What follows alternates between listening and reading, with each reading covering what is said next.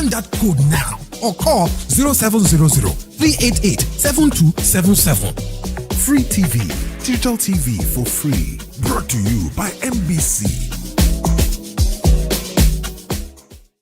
Every second, every minute, every day, news is breaking. Events occur and there are new developments. At Signature TV, we follow these stories objectively, bringing all sides without bias, explaining the complex issues, breaking down the numbers, and investigating the issues behind the news. Anywhere and everywhere, near or far, wherever the news is, we will be there. Signature TV. News in your pocket. Health is more than a diagnosis. It's your lifestyle, your choices, and your future. Join us on Inside Health, your weekly deep dive into the stories, science, and solutions shaping your well-being. From expert interviews to real-life journeys of healing and hope, we cover it all. One of the complications of cancer management or treatment is they have some of them at one point in time, you see them having anemia. Okay, so you see them at times being transfused. But at the same time, you come in with a diet.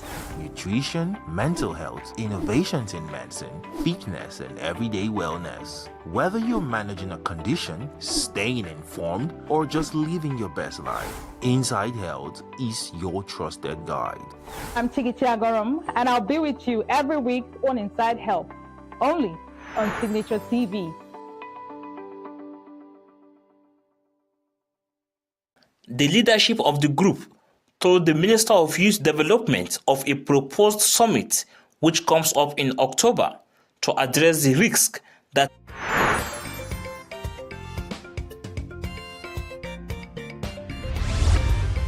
Signature TV. News in your pocket.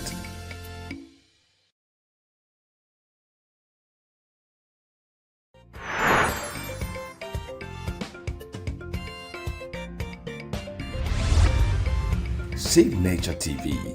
News in your pocket.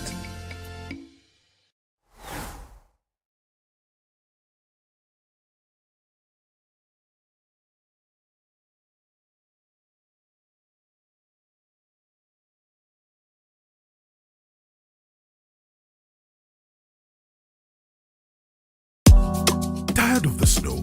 Tired of the bad TV signals? Nigeria has gone digital.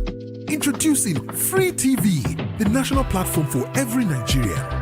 Get 100 plus channels immediately. Sports, news, and entertainment in your native language with clear picture quality. Whether you're in the city or the village, our satellite signal reaches every corner of 36 states from day one.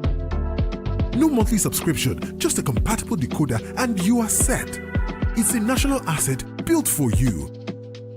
Take the show on the road, download the Free TV app and stream your favorite channels anywhere. Starting this May, scan to download the app or call 0700 388 7277. Free TV, digital TV for free. Brought to you by NBC.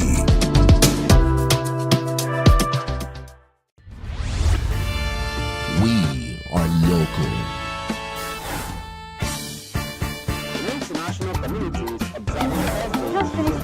Why the main market is in chaos. People We are national. Those in support of this motion as amended say aye. Aye. We have taken the vote by default. We are international. Israeli airstrikes. Donald Trump left us the worst unemployment.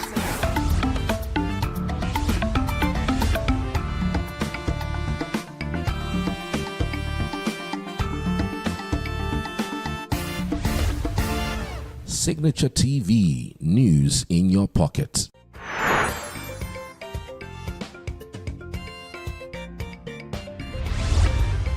Signature TV.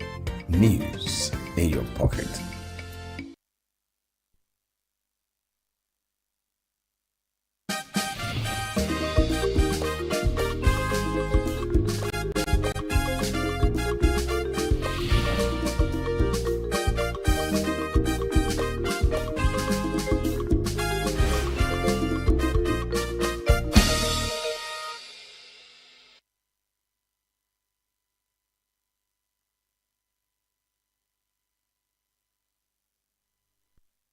Welcome to Global News on Signature TV.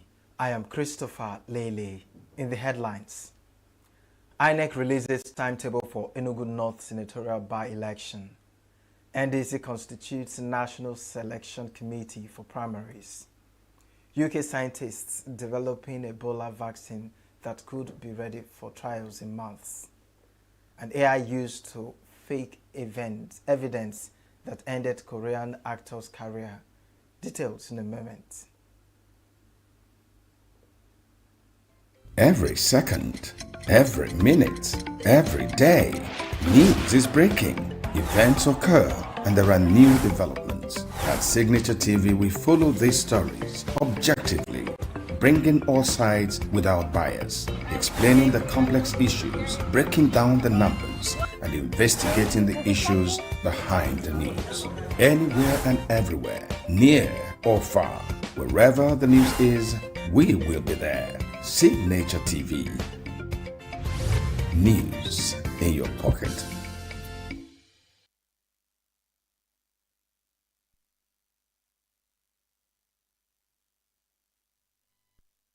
A carnival-like atmosphere swept across ENUGU State as members of the All Progressives Congress, APC, turned out massively in the party's governorship primary election to affirm Governor Peter Mbah as the party's candidate ahead of the 2027 general election.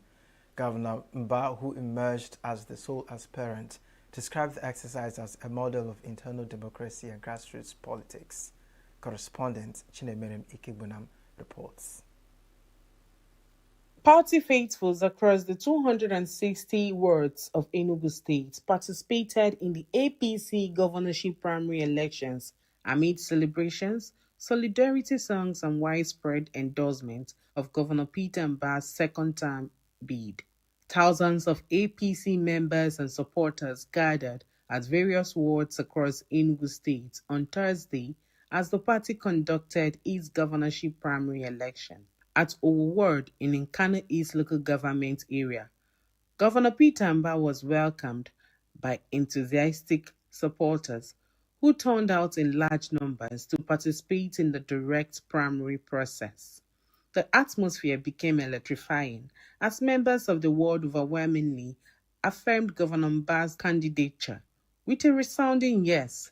During the affirmation exercise conducted by the electoral panel led by Prince Arinze Arum alongside Ngozi Eni and Osinachi Nnajieze.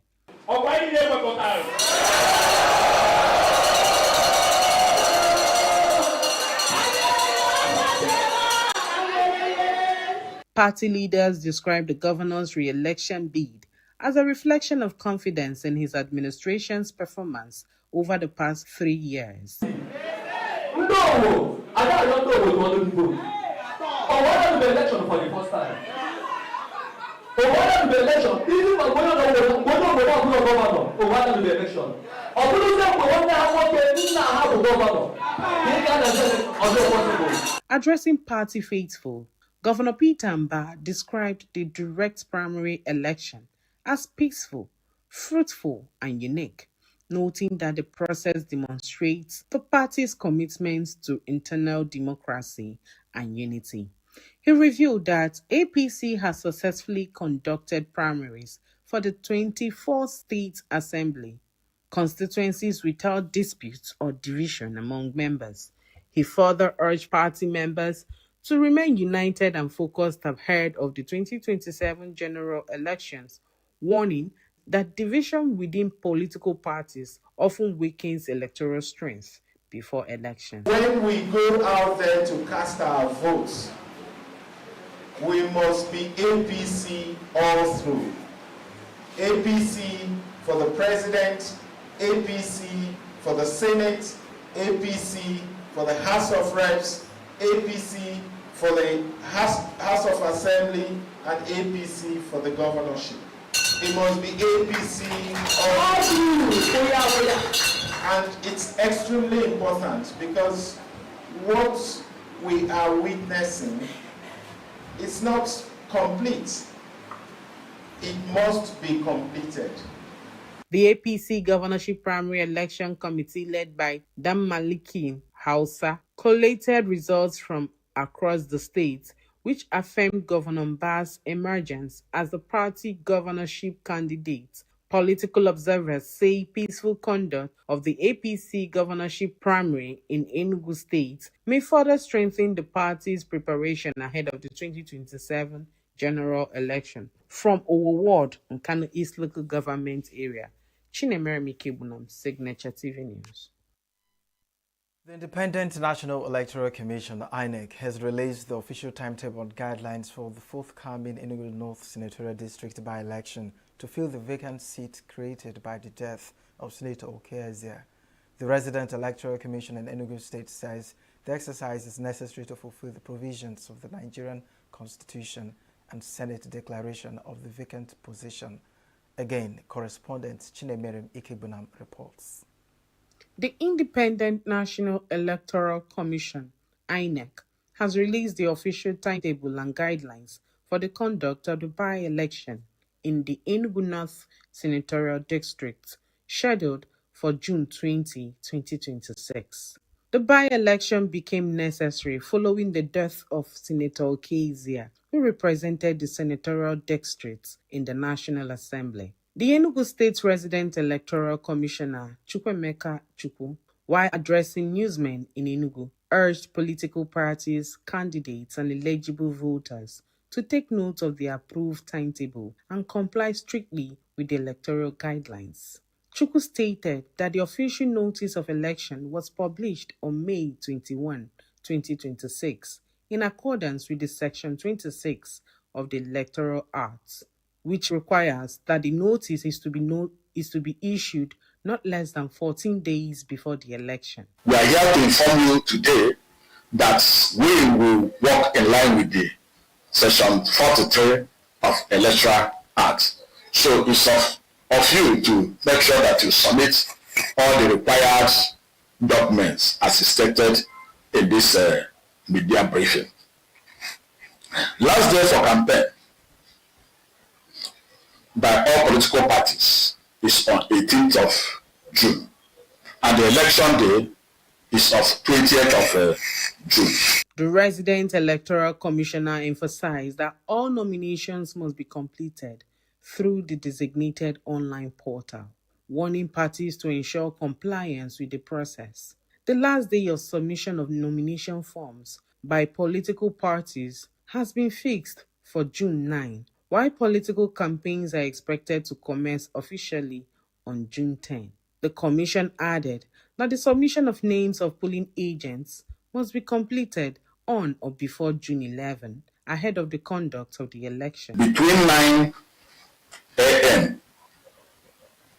on 29 May to 11:59 p.m. on 2nd June, that we expected that every particulars required for every candidate who are to participate in the election should put all the requirements in our portal and submit them in our national head office. Chukwu noted that the election would be conducted across 1,488 polling units and 102 wards spread within the 6 council areas of the senatorial districts, with campaigns ending on June 18, 2026. Conducting off-cycle election, we are conducting this election about the 6 states in this country, where we also conducting a Ekiti State governorship election. Rivers State inclusive, Kano and all the rest of other states are conducting by election. And this as a result of that. We prepare. That's why we come up and give the details, analysis of when, how you are going to obtain the form with the date and time. The Commission reassured residents of its commitment to conducting a free, fair, and credible by-election, while urging voters to participate peacefully in the democratic process. With the release of the timetable and election guidelines, political activities are expected to intensify across Enugu North senatorial districts as parties prepare for the crucial June 20 by-election. In Enugu, Chinemere Mikebunam, Signature TV News. Democratic Congress (NDC) has constituted a national selection committee to oversee the screening and selection of aspirants ahead of its governorship and National Assembly primaries. In a statement issued by the party's national secretary, ENUGU, the party said the decision was approved by the national leadership of the party on recommendation of the National Working Committee as part of preparations for the forthcoming primaries. The committee, according to the statement, will review and scrutinize reports and recommendations submitted by the National Screening Committee and take decisions on the screening outcomes of aspirants. The 20-member committee, to be handled by the national chairman of the party, Cleopas Zuwoge, with ENUGU as secretary, has other members as Babatunde Ali, Chief Barnabas Ejese, Yanusa Tanko, Dr. Moses Paul, Buba Galadima, Professor Udenta, Dr. Grace N. Onyekusuebi, and Alhaji Shitu Mohammed, among others. The party appealed to aspirants, stakeholders, and members to cooperate with the committee, citing the limited time available to complete the exercise, saying the process is aimed at promoting consensus building and ensuring the emergence of widely acceptable candidates through a free, fair, and credible mechanism. The statement explains that only aspirants screened and cleared by both the National Screening Committee and the National Selection Committee would be eligible to purchase nomination forms, and that where consensus fails among aspirants, direct primaries would be conducted between May 28 and 30, 2026, in line with party guidelines. The National Commission for Colleges of Education says the new dual mandate policy, which empowers colleges of education to award degrees, will help reduce pressure on university admissions across Nigeria. The Executive Secretary of the Commission, Angela Ajala, made this known on Friday during a media party at the Commission's headquarters in Abuja. Ajala said the reform is designed to expand access to higher education, reduce overcrowding in universities, and strengthen teacher training in the country. She disclosed that the Commission is already working with the National Universities Commission on modalities to seamless take-off as directed by the federal government. According to her, a draft curriculum that allows NCE to devote into the degree programs has been drafted by the Commission and forwarded to NUC for more inputs to ensure that the quality of the degrees to be awarded by the colleges of education is at par with that of the universities. The NCCE boss said the Commission was already engaging relevant agencies and stakeholders on a more flexible admission framework for teacher education.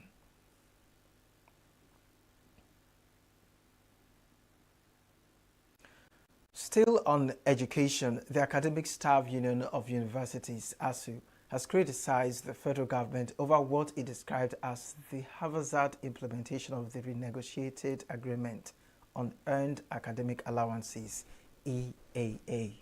President of Association, Professor Chris Piwona, who spoke in a media chat, said the unpaid Earned Academic Allowance has now stretched to 18 months, with reported delays in the payment of lecturer salaries across federal universities since the beginning of February. The ASU president said lecturers are fed up with what he described as the sloppiness of the Federal Ministry of Education in fully implementing key aspects of the signed agreement, particularly the EAA. This has triggered widespread agitations across ASU state chapters in recent days, with branches warning the government of imminent industrial action if the renegotiated agreements signed with the union are not fully implemented. The federal government signed a renegotiated agreement with ASU on January 14th to address the incessant strikes in Nigeria's public tertiary institutions, following intensive renegotiations between both parties, which was concluded in December 2025. Countries across West and Central Africa have resolved to modernize their ports to ensure that they remain competitive in global trade and be able to accommodate larger vessels. The president of the Port Management Association of West and Central Africa, Dr. Abubakar Danshoho, who disclosed this in Lagos, stated that Africa cannot achieve meaningful economic growth without outdated port infrastructure. insisting that there must be aggressive investment in modern ports, technology, and deep-sea facilities. Dansoho, who is also the managing director of the Nigerian Ports Authority, commended President Bola Tinubu and the Minister of Marine and Blue Economy for providing policy direction that is repositioning Nigeria's maritime sector. According to him, port infrastructure remains the backbone of economic growth, noting that no country can expand its GDP without expanding and modernizing its ports, which he said requires huge investment in infrastructure. He said countries within the sub-region, including Nigeria, Ghana, Senegal, Cote d'Ivoire, and Benin Republic, are currently repositioning their port systems through upgrades and modernization projects. The NPA boss also highlighted the growing role of technology, automation, artificial intelligence, robotics, and data in port operations, noting that Nigeria has achieved nearly 90% automation at its ports. The Nigerian Police Force says it has commenced disciplinary action against Newton Isokwehe, an officer who threatened to kill anyone who fed him while on duty. In a viral video, Isokwehe also threatened to shoot dead every passenger on the bus should someone in the vehicle film him while he is on duty. The police officer, who claimed that he spent 26 years in service, lamented the poor working conditions in the force, warning that the boss who gave the order that police officers should be filmed will bury those who attempt to film him. Any day when I did work, duty, as an officer, I did with my rifle, I did work, make somebody video me.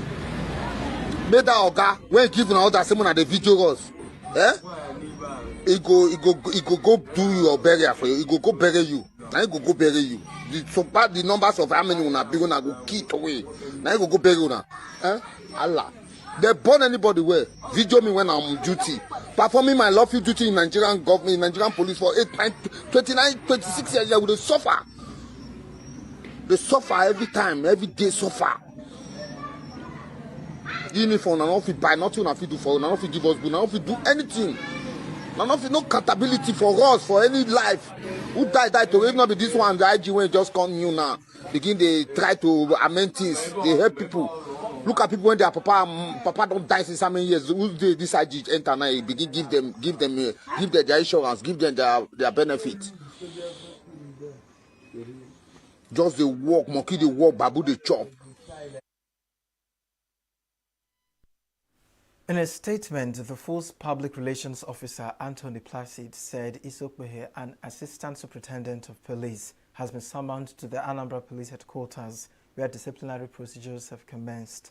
The force spokesperson said that recording the activities of police officers discharging their duties is a legitimate tool for public accountability and transparency, which should not attract harassment.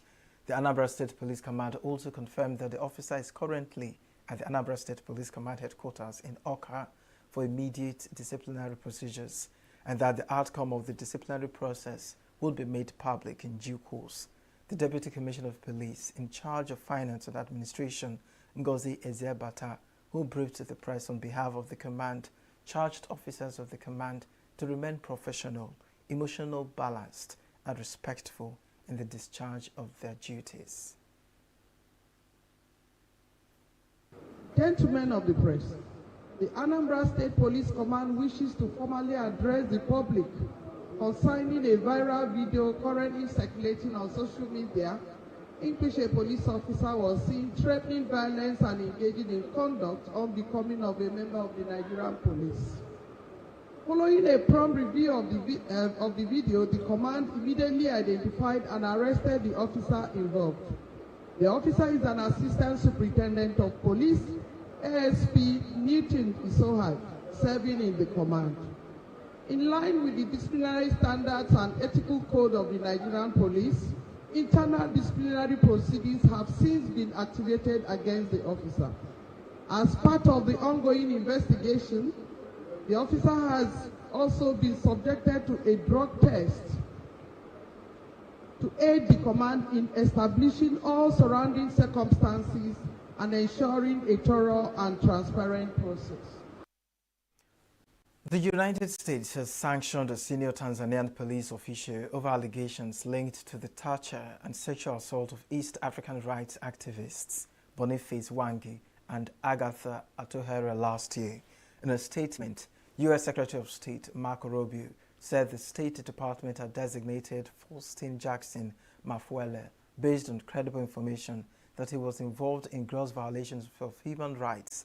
Tanzania's Foreign Affairs Minister Mahmoud Thabit Kombo told the press that the government was yet to receive the formal designation, which bars Mafuele from entering the U.S.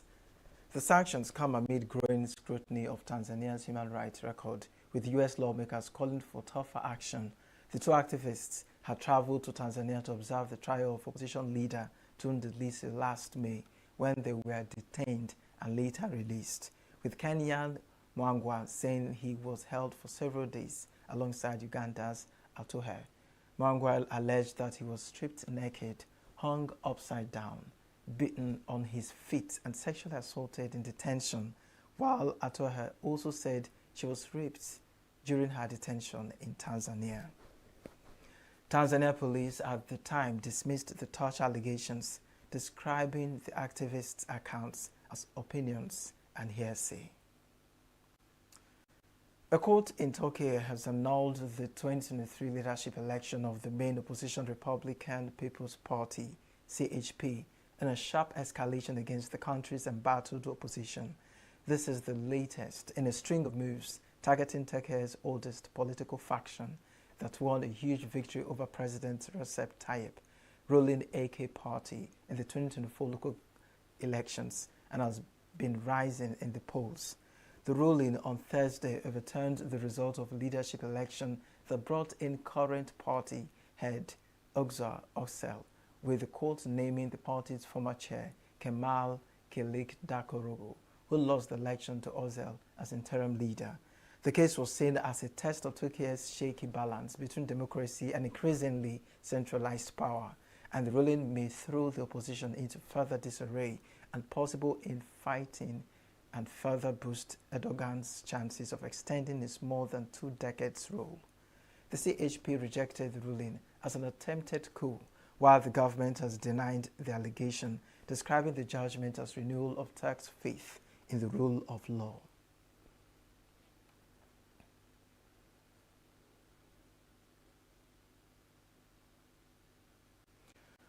Scientists at Oxford University are developing a new vaccine that could be ready for clinical trials within 2 to 3 months to help tackle the Ebola emergency. The rare species of Ebola known as Bundibugyo, for which there is no proven vaccine, kills around a third of those infected. There are no guarantees the vaccine will prove effective, and it will take animal research and trials on people to know if it will be. But scientists say they are working urgently in case the outbreak spirals and the experimental vaccine is needed. The risk from the current Ebola outbreak has now been upgraded from high to very high in the Democratic Republic of Congo by the World Health Organization, WHO. In the wider region, the risk is also now considered to be high, but it remains low internationally, it added. This comes after the WHO declared a public health emergency of international concern on Sunday, when it stressed that the outbreak was not a pandemic. Another separate experimental Bundibugyo vaccine is also in development, but it is expected to take 6 to 9 months for any dose of that to be ready for testing. The vaccine being developed by UK scientists uses the same technology the team developed during the COVID pandemic and is a highly adjustable technology that can be quickly weakened and tweaked to work against different infections. The WHO said earlier this week that there was no animal data yet to support the effectiveness of this particular vaccine. South Korean police are seeking an arrest warrant for a YouTuber who allegedly faked evidence that defamed actor Kim Soo-hyun and fueled a scandal which ended his career. Authorities said YouTuber had manipulated screenshots of text messages and shared an audio file made with AI to give the impression that the actor had dated actress Kim Soo-hyun when she was still a minor. The allegations surfaced last year shortly after Kim Saron killed herself at the age of 24. The scandal shook the country and ended the career of Kim Soo-hyun, who is a household name in South Korea and who has consistently denied the allegations. The YouTuber Kim Soo has since posted a video claiming the authorities' allegations were subterfuge meant to disrupt his investigation. Months after Kim Seo-ron's death, the YouTuber had posted online a voice recording in which the actress could be heard saying she had been dating Kim Soo-hyun since she was in middle school. The YouTuber Kim Soo-hyun, who has nearly 1 million followers on his channel, had also presented screenshots of text messages purportedly sent between the actor and the actress. Authorities now say that the voice recording was generated by AI and that the YouTuber had manipulated screenshots of text messages sent from the actress's phone to make it look like she had been texting Kim Soo-hyun. Police also say Kim Soo-hyun is still receiving psychiatric treatment. Let's now turn our attention to sports.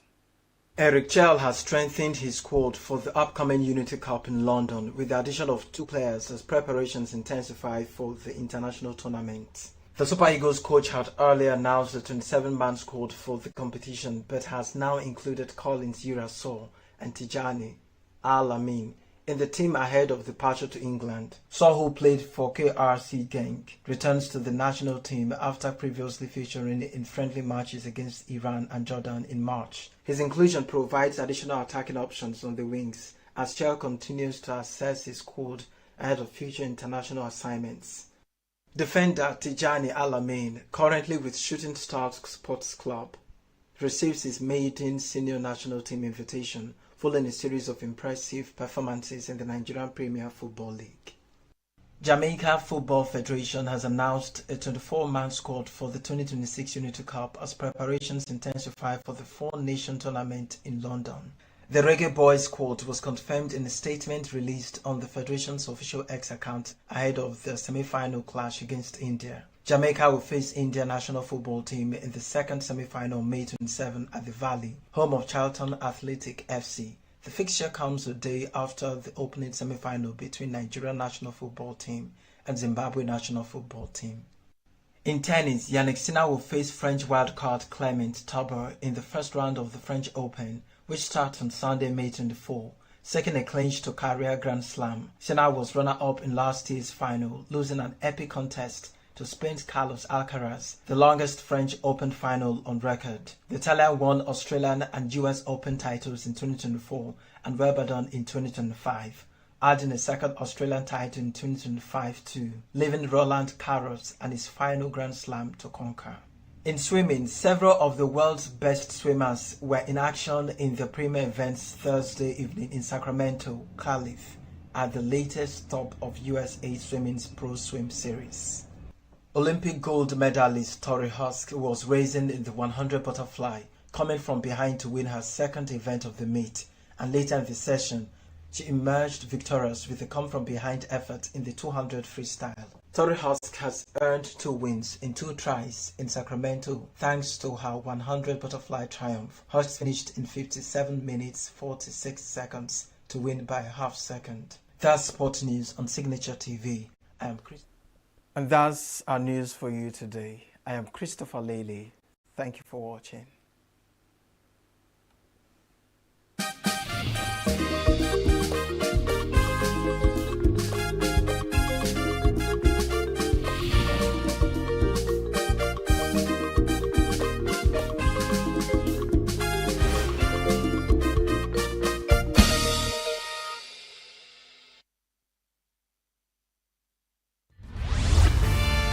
We are local. The international community is observing every Where the main market is in chaos. People are... We are national. Those in support of this motion as amended say aye.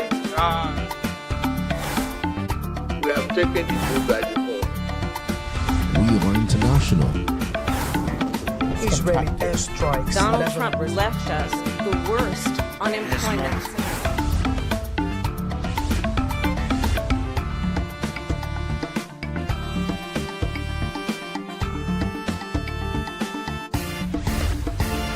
Signature TV, news in your pocket.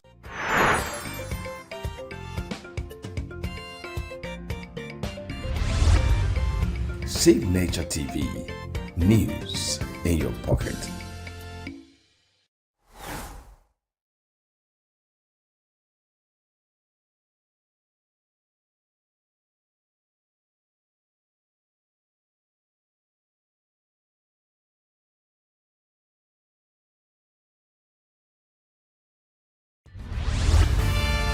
We are local.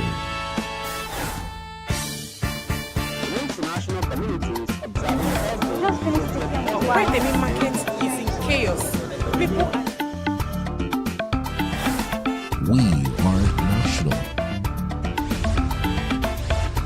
Those in support of this motion as amended, say aye. Aye. We have taken the vote by default. We are international. Israeli airstrikes. Donald Trump left us the worst unemployment.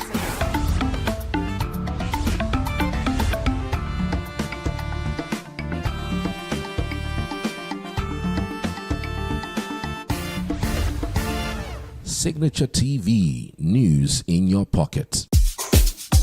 You don't tire for this picture? Oh yeah, make you follow Unorodo. Nigeria don't go digital with free TV. Over 100 channels they with you. Sport, news, and better entertainment for your own language. No matter where you dey, whether for city or whether for village, the satellite signal can reach every corner of Nigeria from day one. No monthly payment again. Once you get Ogbonge free to air decoder, you don't win. This one, not our own national asset. Even from your phone, you feel watch out. Just download the free TV app and carry your TV go anywhere you dey go. Scan that code now or call 0700-388-7277. Free TV, digital TV for free. Brought to you by MBC.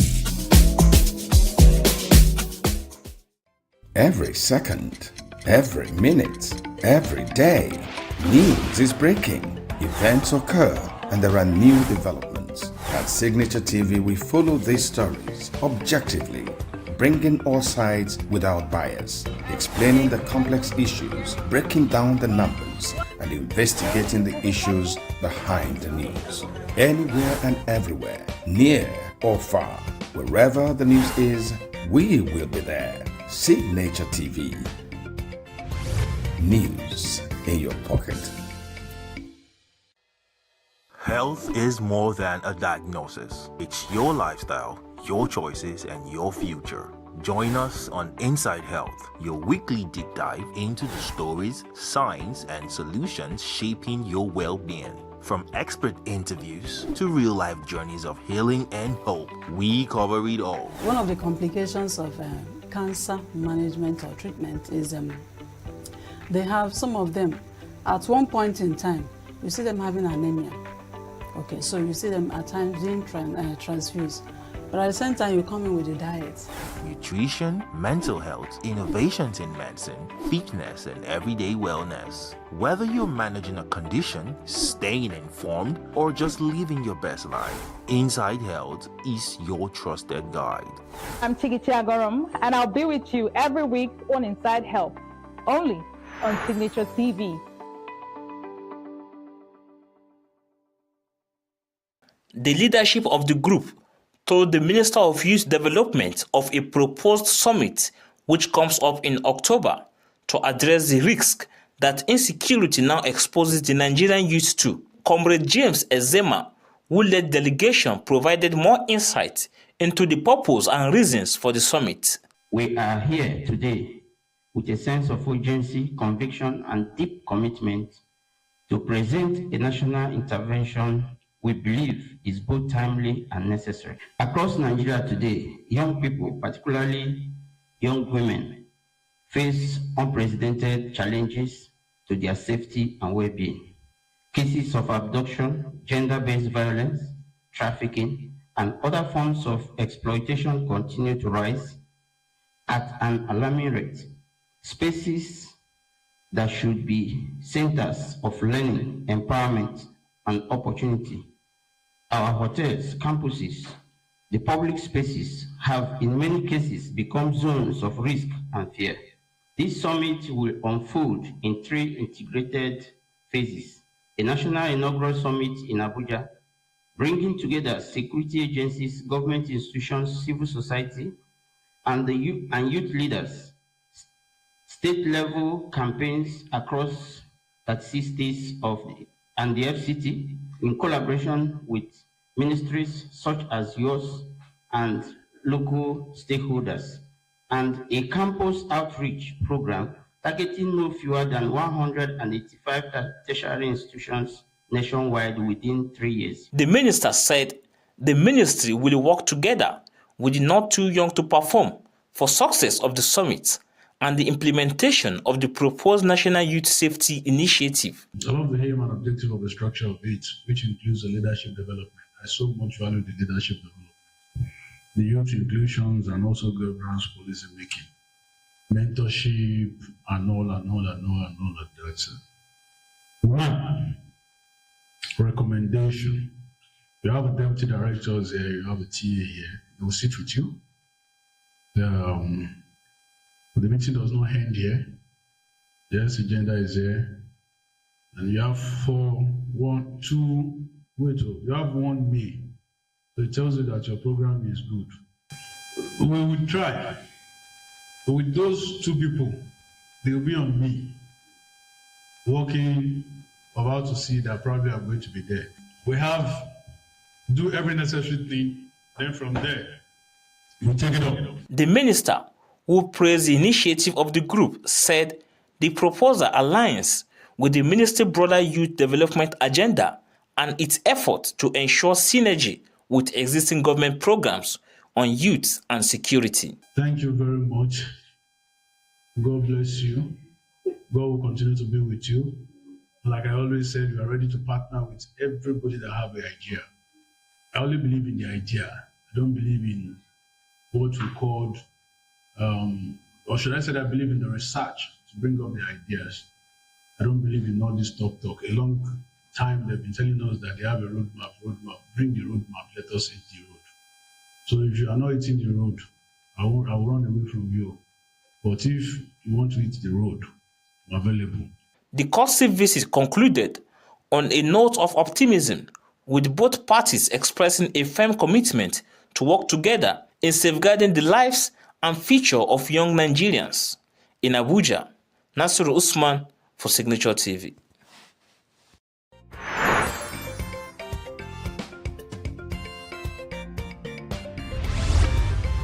Signature TV, news in your pocket.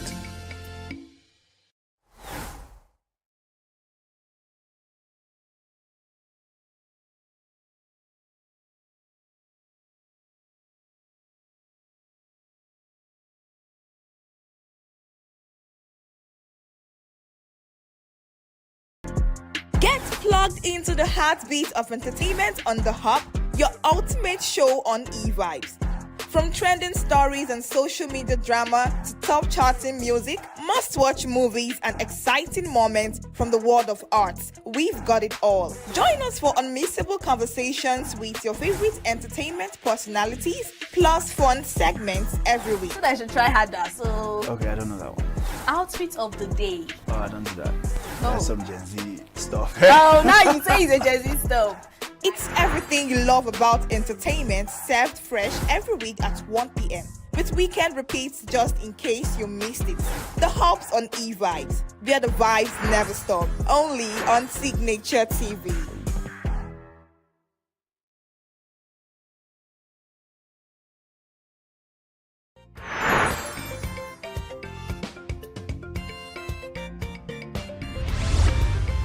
Signature TV, news in your pocket.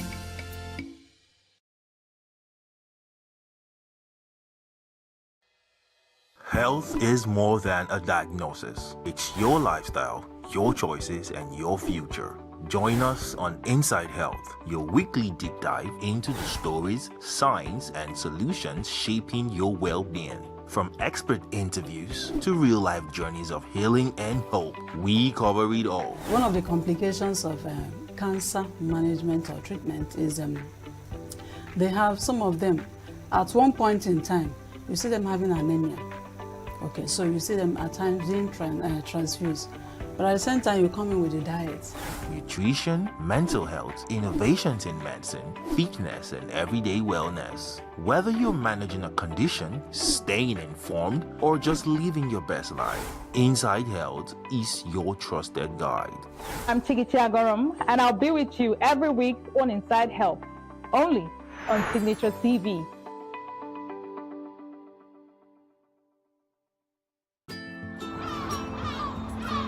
Bright and early as the day breaks, as the newspaper headlines trail the stories that shape the day. We at Signature TV trail the headlines that trail the day. We interrogate the headlines. We analyze the stories that make the headlines. WAEC is overrated, and they even overrated themselves and went into CBT.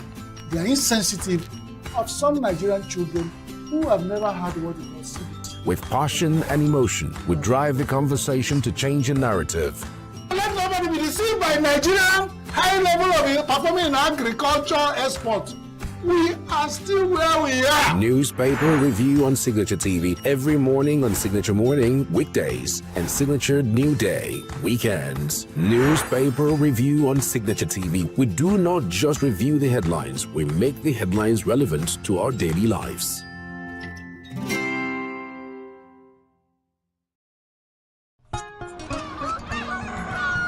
New every morning on Signature TV, we open the day for you with needed energy, information, and required vibes to shape your day. From sizzling snippets of stories in various areas of life to intriguing conversations with net worth guests. When you have people who have no track record becoming your leaders, you have a problem. There's no outstanding gratuity when Obi took over from me. I left in all the accounts of Anambra State 13.8 billion for him. Your day cannot be complete without Signature Morning on weekdays and Signature New Day on weekends. There is no better way to start your day except Signature Morning and Signature New Day every day on Signature TV.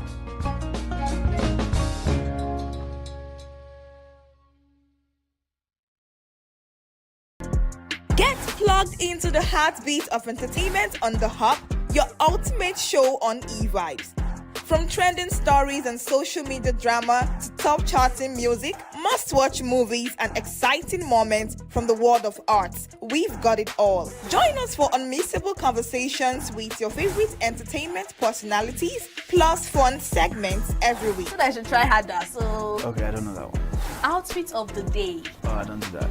That's some Gen Z stuff. Oh, now you say it's a Gen Z stuff. It's everything you love about entertainment, served fresh every week at 1 p.m. with weekend repeats just in case you missed it. The Hub's on e-vibes, where the vibes never stop. Only on Signature TV.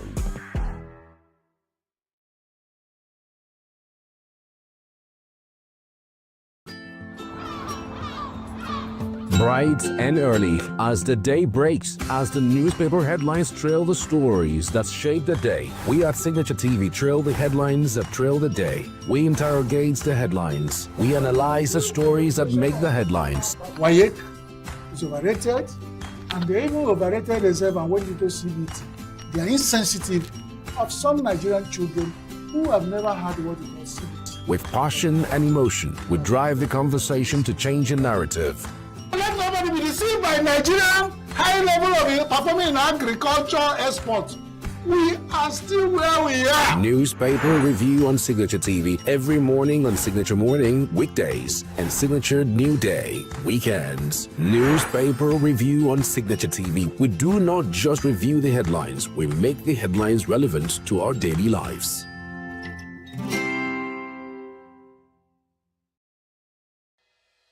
Health is more than a diagnosis. It's your lifestyle, your choices, and your future. Join us on Inside Health, your weekly deep dive into the stories, science, and solutions shaping your well-being. From expert interviews to real-life journeys of healing and hope, we cover it all. One of the complications of cancer management or treatment is they have some of them, at one point in time, you see them having anemia. Okay, so you see them at times being transfused. But at the same time, you come in with the diet. Nutrition, mental health, innovations in medicine, fitness, and everyday wellness. Whether you're managing a condition, staying informed, or just living your best life, Inside Health is your trusted guide. I'm Chigichi Agorom, and I'll be with you every week on Inside Health, only on Signature TV.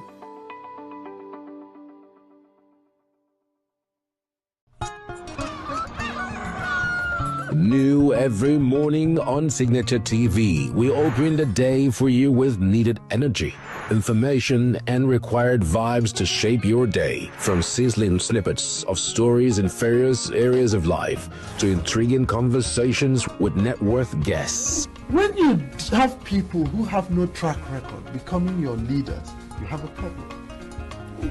There's no outstanding gratuity when Obi took over from me. I left, in all the accounts of Anambra State, 13.8 billion for him. Your day cannot be complete without Signature Morning on weekdays and Signature New Day on weekends. There is no better way to start your day except Signature Morning and Signature New Day every day on Signature TV.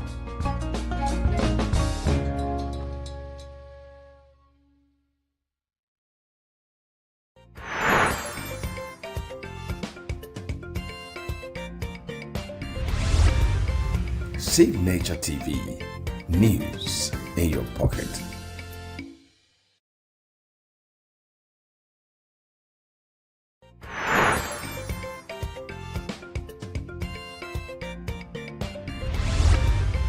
Signature TV, news in your pocket.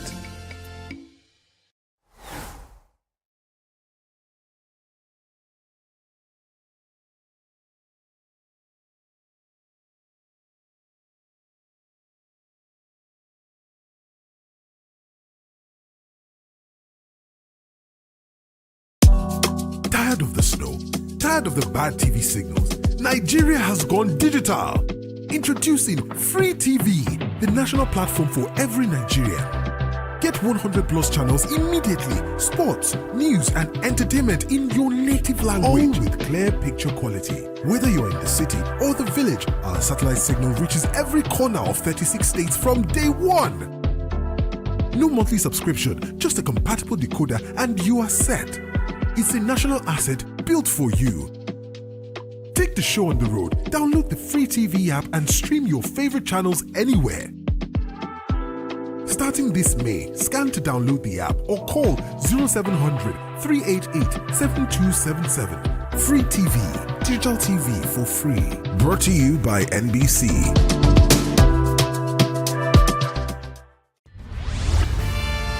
We are local.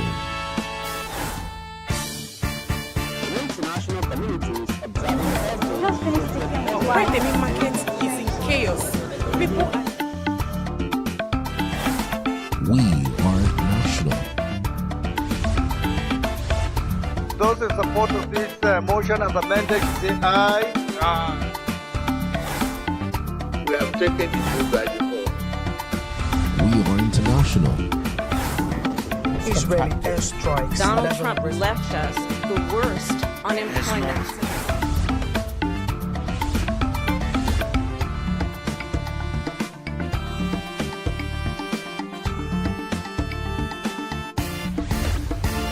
Signature TV, news in your pocket.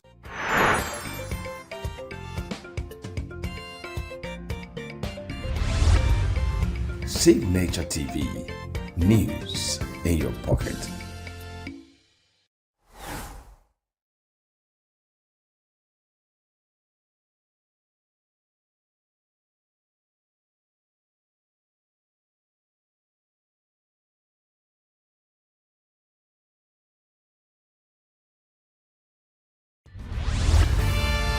We are local.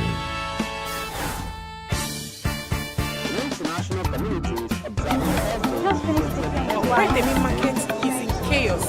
People We are national.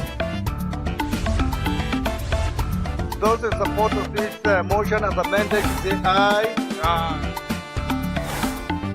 we have taken the news by the fall. We are international. Israeli airstrikes. Donald Trump left us the worst unemployment.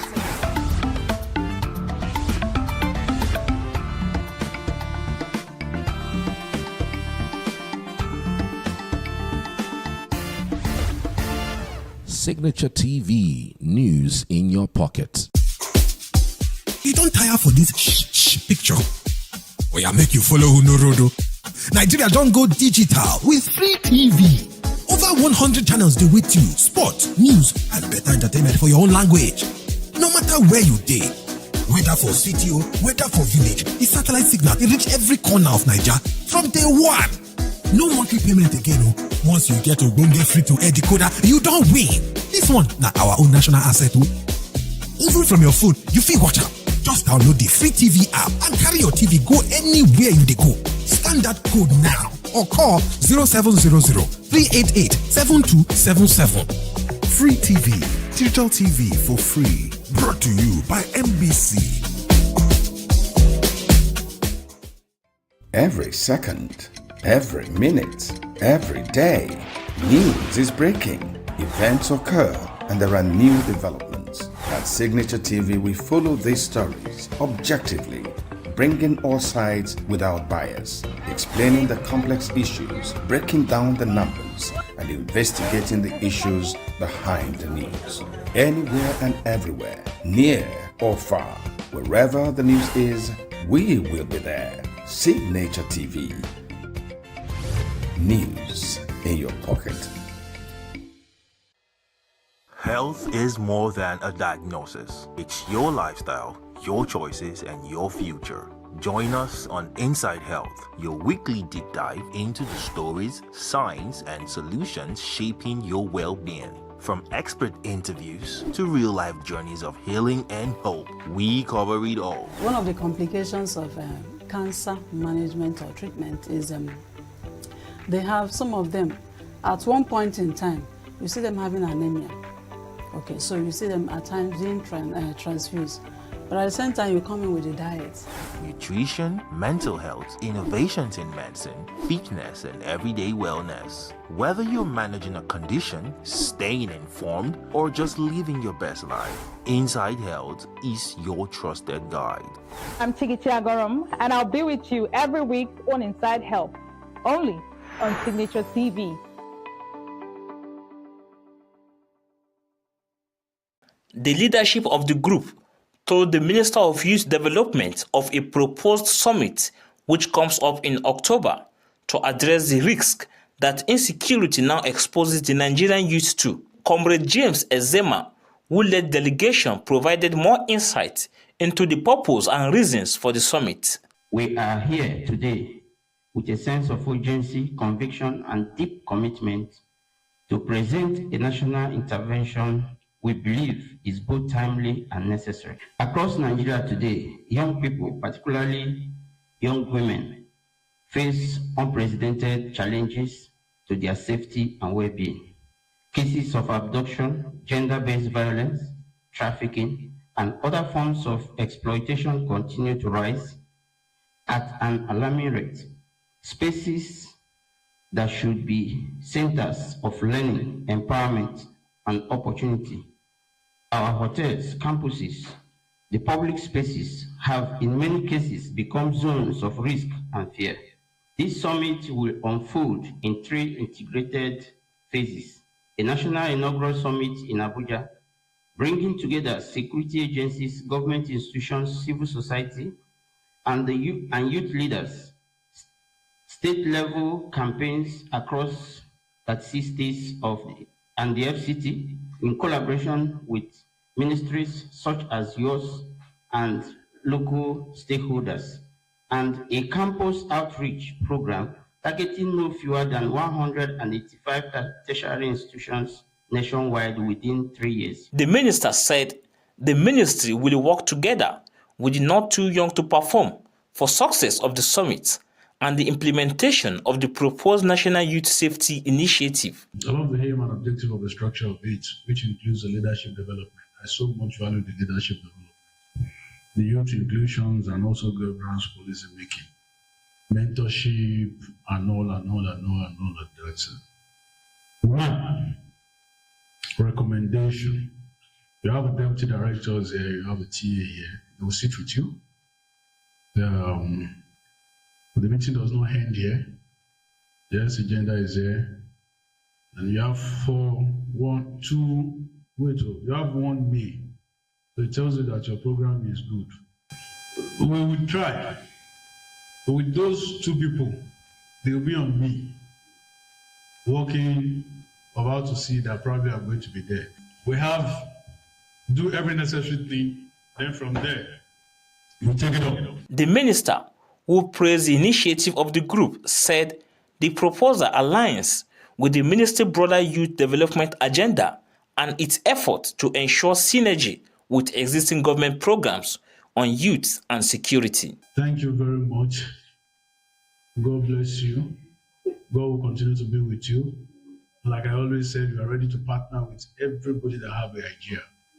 I only believe in the idea. I don't believe in what we called, or should I say that I believe in the research to bring up the ideas. I don't believe in all this talk. A long time they've been telling us that they have a roadmap, bring the roadmap, let us hit the road. So if you are not hitting the road, I will run away from you. But if you want to hit the road, I'm available. The courtship visit concluded on a note of optimism, with both parties expressing a firm commitment to work together in safeguarding the lives and future of young Nigerians. In Abuja, Nasiru Usman for Signature TV.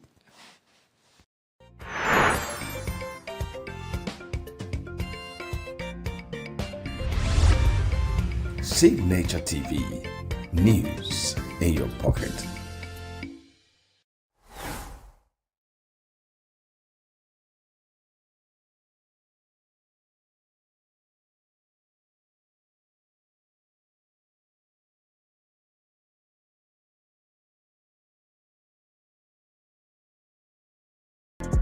Get plugged into the heartbeat of entertainment on the Hub, your ultimate show on e-vibes. From trending stories and social media drama to top charting music, must-watch movies and exciting moments from the world of arts, we've got it all. Join us for unmissable conversations with your favorite entertainment personalities, plus fun segments every week. I should try harder, so... Okay, I don't know that one. Outfit of the day. Oh, I don't do that. That's some Gen Z stuff. Oh, now you say it's a Gen Z stuff. It's everything you love about entertainment, served fresh every week at 1 p.m. with weekend repeats just in case you missed it. The Hub's on e-vibes, where the vibes never stop. Only on Signature TV.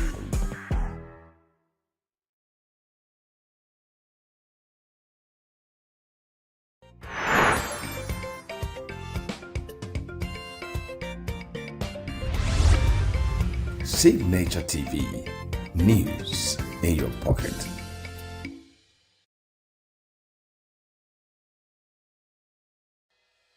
Health is more than a diagnosis. It's your lifestyle, your choices, and your future. Join us on Inside Health, your weekly deep dive into the stories, science, and solutions shaping your well-being. From expert interviews to real-life journeys of healing and hope, we cover it all. One of the complications of cancer management or treatment is they have some of them, at one point in time, you see them having anemia.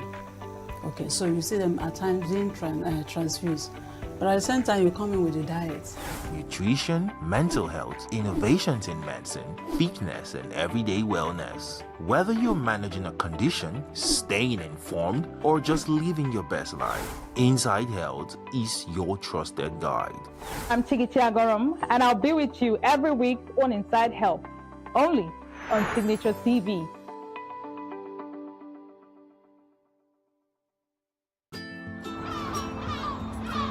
Bright and early as the day breaks, as the newspaper headlines trail the stories that shape the day, we at Signature TV trail the headlines that trail the day. We interrogate the headlines. We analyze the stories that make the headlines.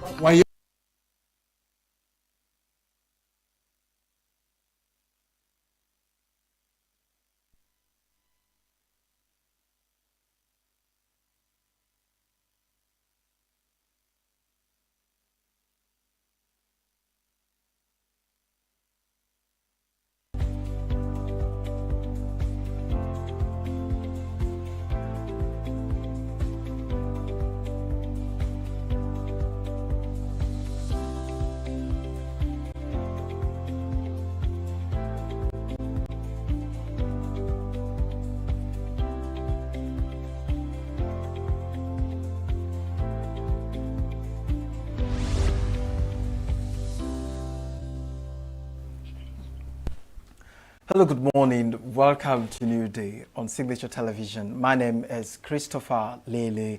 It's another amazing, beautiful weekend Saturday weekend right, where we take a look at some of the stories making the headlines on the national dailies on our newspaper review. And that is exactly what will be coming up shortly. Please stay with us. Every second, every minute, every day, news is breaking. Events occur and there are new developments that signal.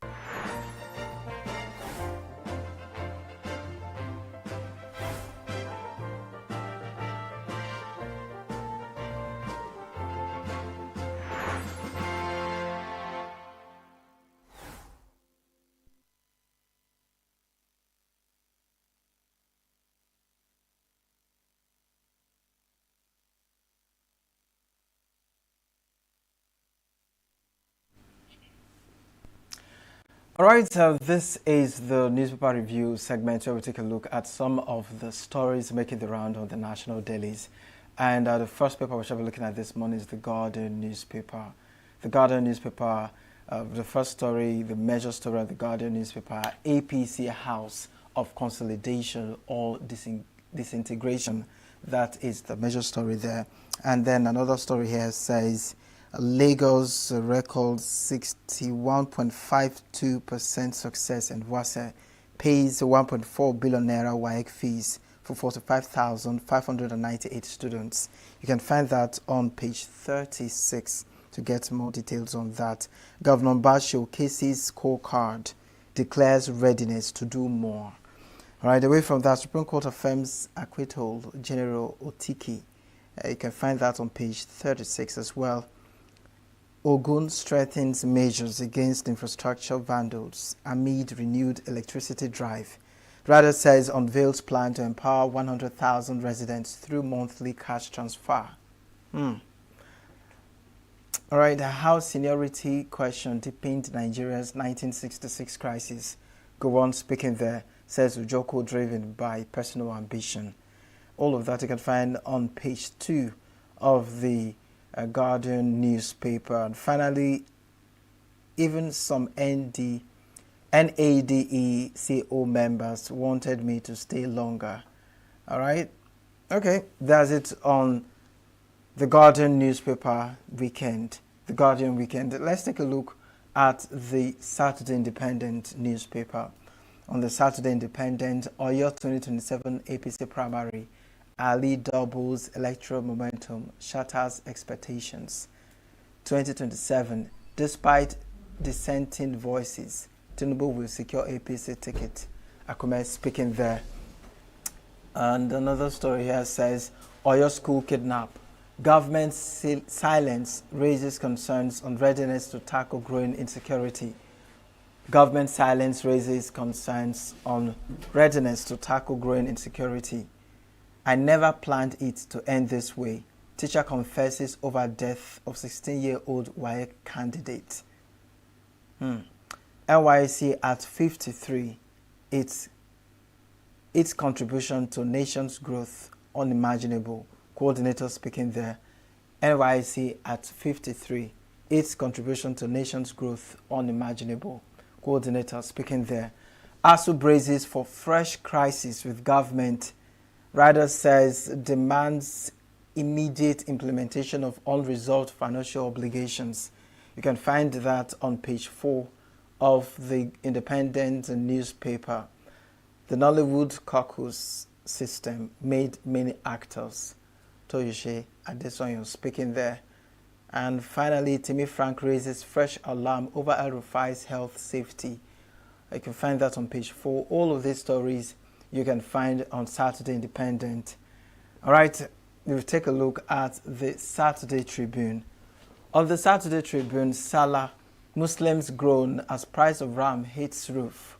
Medium, 400,000 naira. Big, 2.5 million naira. You can find that on page 6 of the Saturday Tribune newspaper. Nigeria is suffering epidemic of insecurity, epidemic of death. Professor Tony Falono speaking there. How our Fulani God organized a kidnap and shot one of us in the neck. Victim tells Oyo Court.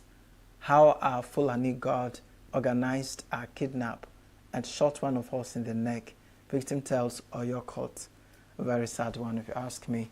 Ekiti, Osun governorship polls will test INEC's readiness for 2027 elections. Amopeton speaking there. Appeal Court holds a court.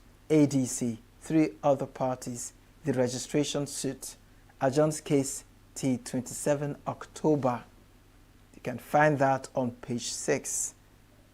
My husband abandoned me on our wedding night to attend political meeting. I want our marriage dissolved. Okay. Insecurity.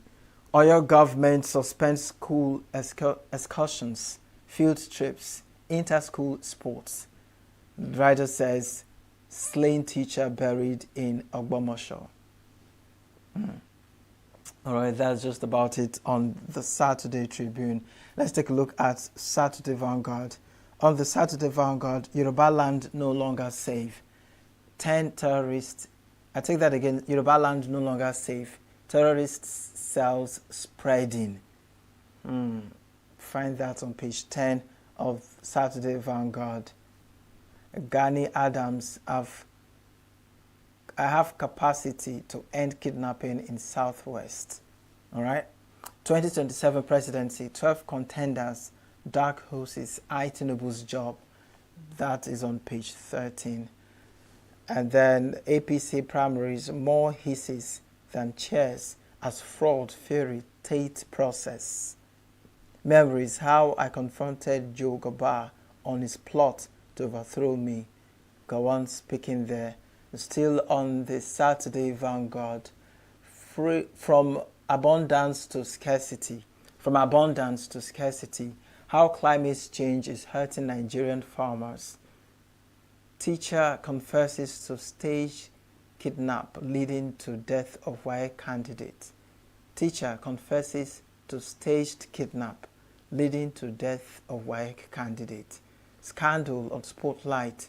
What's next for Chike's career? All right, for those who are into social media to check what's happening in the world of entertainment, that's just about it for Chike. All right, and then that's just about it here on Saturday Vanguard. Let's take a look at Saturday Sun. On Saturday Sun, Ebola spreads panic in Nigeria. Rider says doctors on red alert as NCDC states heightened surveillance at borders.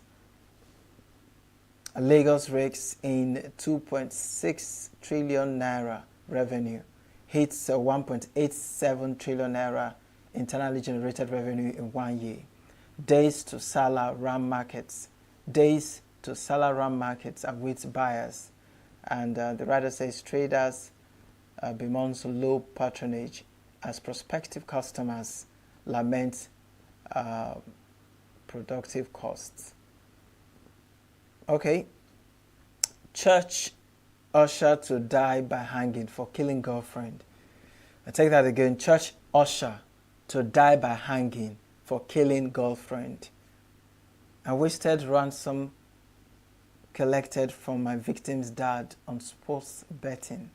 I wasted ransom collected from my victim's dad on sports betting. Ogun teacher nabbed for abducting, killing former student confesses. Still on the Saturday Sun, courts voiding of INEC's timetable. Opposition parties, lawyers hail judiciary, knock INEC. Legal experts say INEC overstepped constitutional boundaries. Electoral body heads to appeal courts.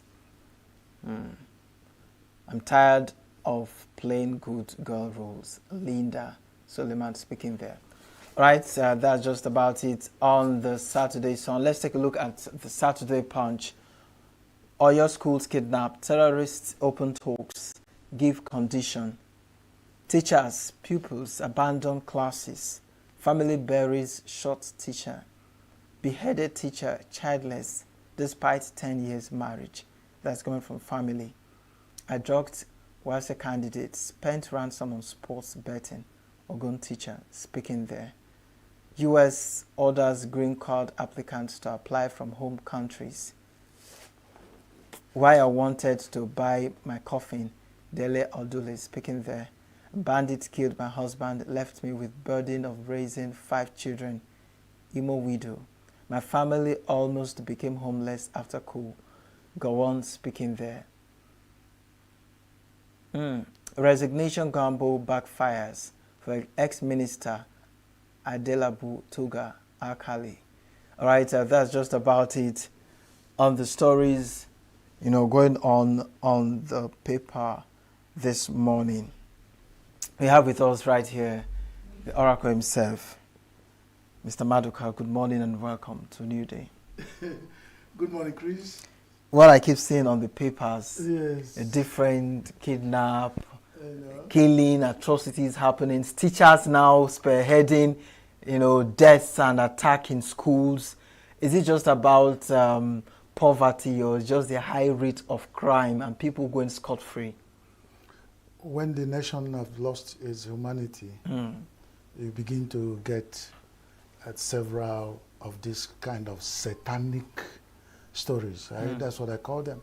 Remember, there was one time in Nigeria, in the world, one radical Muslim wrote one radical writer wrote a book called Satanic Verses, and the whole world asked for his head, especially the Islamic community, because he attacked, and we never knew. Several issues will crop up later. Now, what's happening in Nigeria is what you call satanic activities, that even a school teacher will plan the kidnap of a student who is about to sit for WAEC. And then, that devil is a very wicked person. To put him in a more mess, the young man died in a staged kidnap attempt. He died in custody.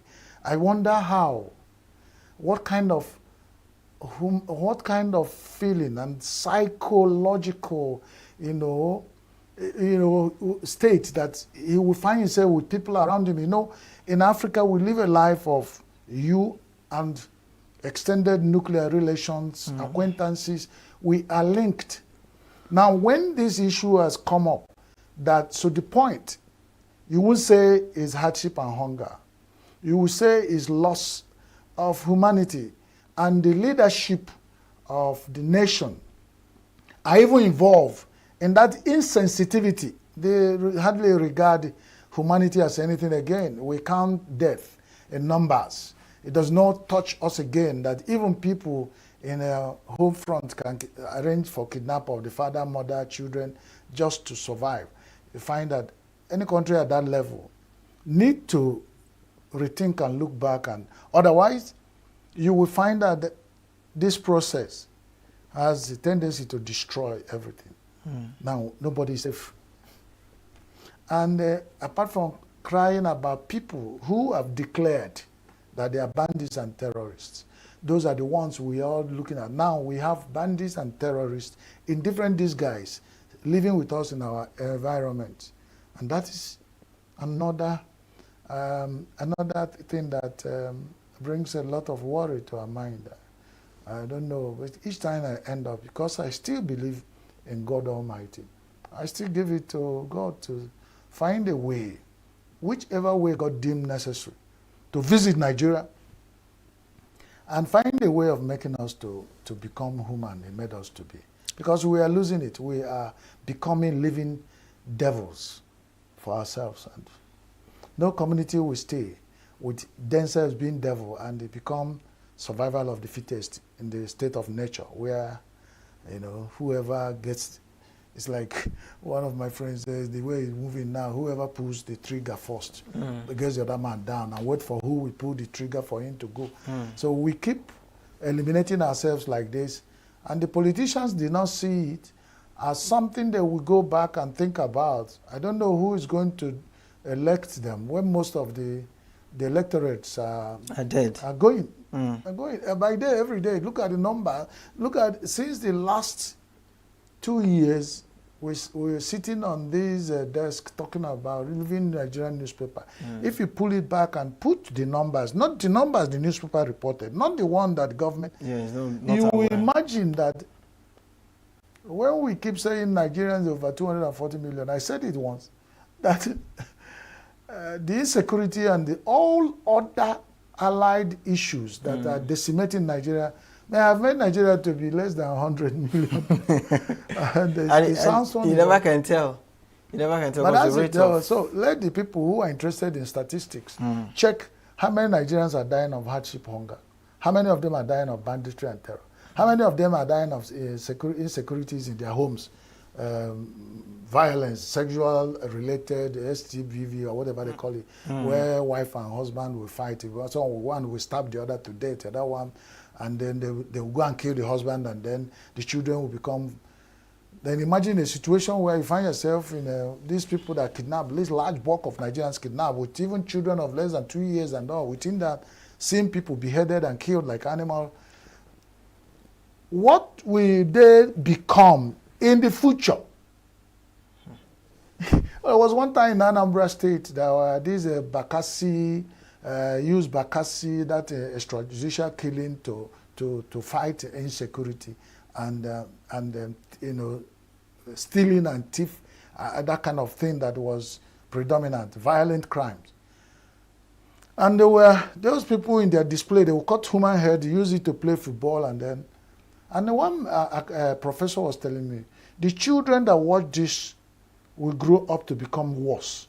Probably that's what we are seeing now, where people kill people without remorse, without blinking. So when this thing is happening, we are perpetuating culture of violence that is going to keep consuming Nigerians the way we go. And it's not a good thing to talk about. Talking about violence or your school kidnap, the government silence raises concerns. This is on Saturday Independent regarding the readiness to tackle growing insecurity. It looks like, these things keep happening over and over again, like there are no measures to really manage these things. They just happen whenever they want to. It looks like these bandits, terrorists, whoever they are, they have access to do anything they want to do at any time. And one of the stories also said that Yoruba land is no longer safe, as these whole insurgents, they are gradually creeping in. Once Yoruba land no longer safe, terrorist cells spreading. There are so many of it. It's not only Yoruba land that's not safe in Nigeria. It's only when you, like my people say, when you wake up, it becomes your morning. When we're talking about north, south, northeast, northwest, north central, middle belt, crisis. And some people and some states who are not getting that level of violence, killing and insecurity, they will keep immune and going about their business. When it hits them, they will think they are worse. If you think Yoruba land is not safe, don't let the person tell us which place is safe in Nigeria now as we talk about. So it's a general issue. There's no need to profile it and aggregate it to a particular region in Nigeria. Every region in Nigeria is under attack. We are unsafe, insecure, and everybody is waking up every morning with that burden, with that living in a pensive mood and trauma of thinking, how would today go? It's not more a day in Nigeria you wake up here, you say, I'm going out to struggle to see what I can get from me and my family to eat. You are not sure what you're going to face. So many things. And the worst of it is insecurity. If people die of accidents, if people die of protracted sickness, illness, and then their families try to get them to hospital to be cured and they die, they have this relief that we have tried our best to save. Or what happens when children go to school? You go, imagine, pull a scenario, a father or a mother takes a child to school and then go to struggle to see what he would get for the child when he comes back to school to eat. And the news will hit you that the school where you drop your child has been attacked. Teachers, children have been abducted, and you rush to the scene looking for your child, and you are told when they profile and put out the list that your child is among those taken away. How would that parent manage it? And so we are talking about so many things that are making Nigerians drop and die. The trauma of parents losing children or people losing their relations. Look at the beheaded teacher. What is the offense? Went to school to teach children mathematics. And then that incident happened and it was taken away. And still talking about what government will do. Government said that security is closing in to the camp of terrorists. And then the next thing is viral video of where the man has been beheaded. You saw the head and blood and everywhere, and then they're sharing it around. And Nigerians now don't blink to share such devilish, videos. And then people are watching it. Some children will even get the access to the phone of their parents and see it. In fact, children these days, their own phones. And these things are posted everywhere. A viral video go around the whole world in 5 seconds. And this is what the world is seeing about Nigeria. Yeah. And now nobody's talking about who is being killed now, whether they are Muslims or Christians or atheists or a traditional African religion. It's becoming obvious who are being killed now in recent times, where the attack is being concentrated. Nigerians are dying. That's what I want to hold on to. Because when the bandits and terrorists move to enclave that we have more Christians will be attacked. When you move to enclave where we have more Muslims will go in for it, and that is what's happening. So, and ordinarily, if there has been trust built between government and the people, anything they say, people will take it to the bank. So now the people are getting worried when the government has gone mute. They are not saying anything about whether they are still closing in on the camp of the terrorists that are holding the Oyo teachers and children kidnapped. And the people get worried. We are not hearing from government again. So you notice that ordinarily in security situation, the government is not supposed to be revealing their moves. Yeah. It's supposed to be a secret thing so that they will know what to do and not play into the hands of the enemies. But these days, nothing happens. People open their mouth, we talk and talk and talk. At the end of it all, nothing may come out of it. So the people are getting worried that they're not hearing from government again. The government is supposed to be assuring us every second what they're doing and then how they're doing it. But they can keep the very hardcore security line of it on what actions they're taking to themselves, because you do not carry water on your mouth to blow fire. So those things have be hidden and be kept. But the idea of not even talking anything again gives the people concern, showing that whatever head or tail, the people still trust that the government should talk to them. Whether they're telling the truth or not, they still need to hear from them. You can tell them anything you want to tell them. You keep them busy to keep dissecting what you have said, keep analyzing it until something happens. But it becomes worse when everything goes silent. Nobody is talking, government is not talking, security people are not talking, and nobody is not going to see whether after negotiation something will happen again. If there's delay, the terrorists may kill another person to prove a point, drive their point home, so that, and what has happened is the fear of bandits and terror that has put in the mind of Nigerians, that even people in authority who we have committed our lives to manage and govern us are even also afraid. So when they're not talking again, it's like you talk more about it, you become the target. So everybody is running, and it's like everybody is on their own.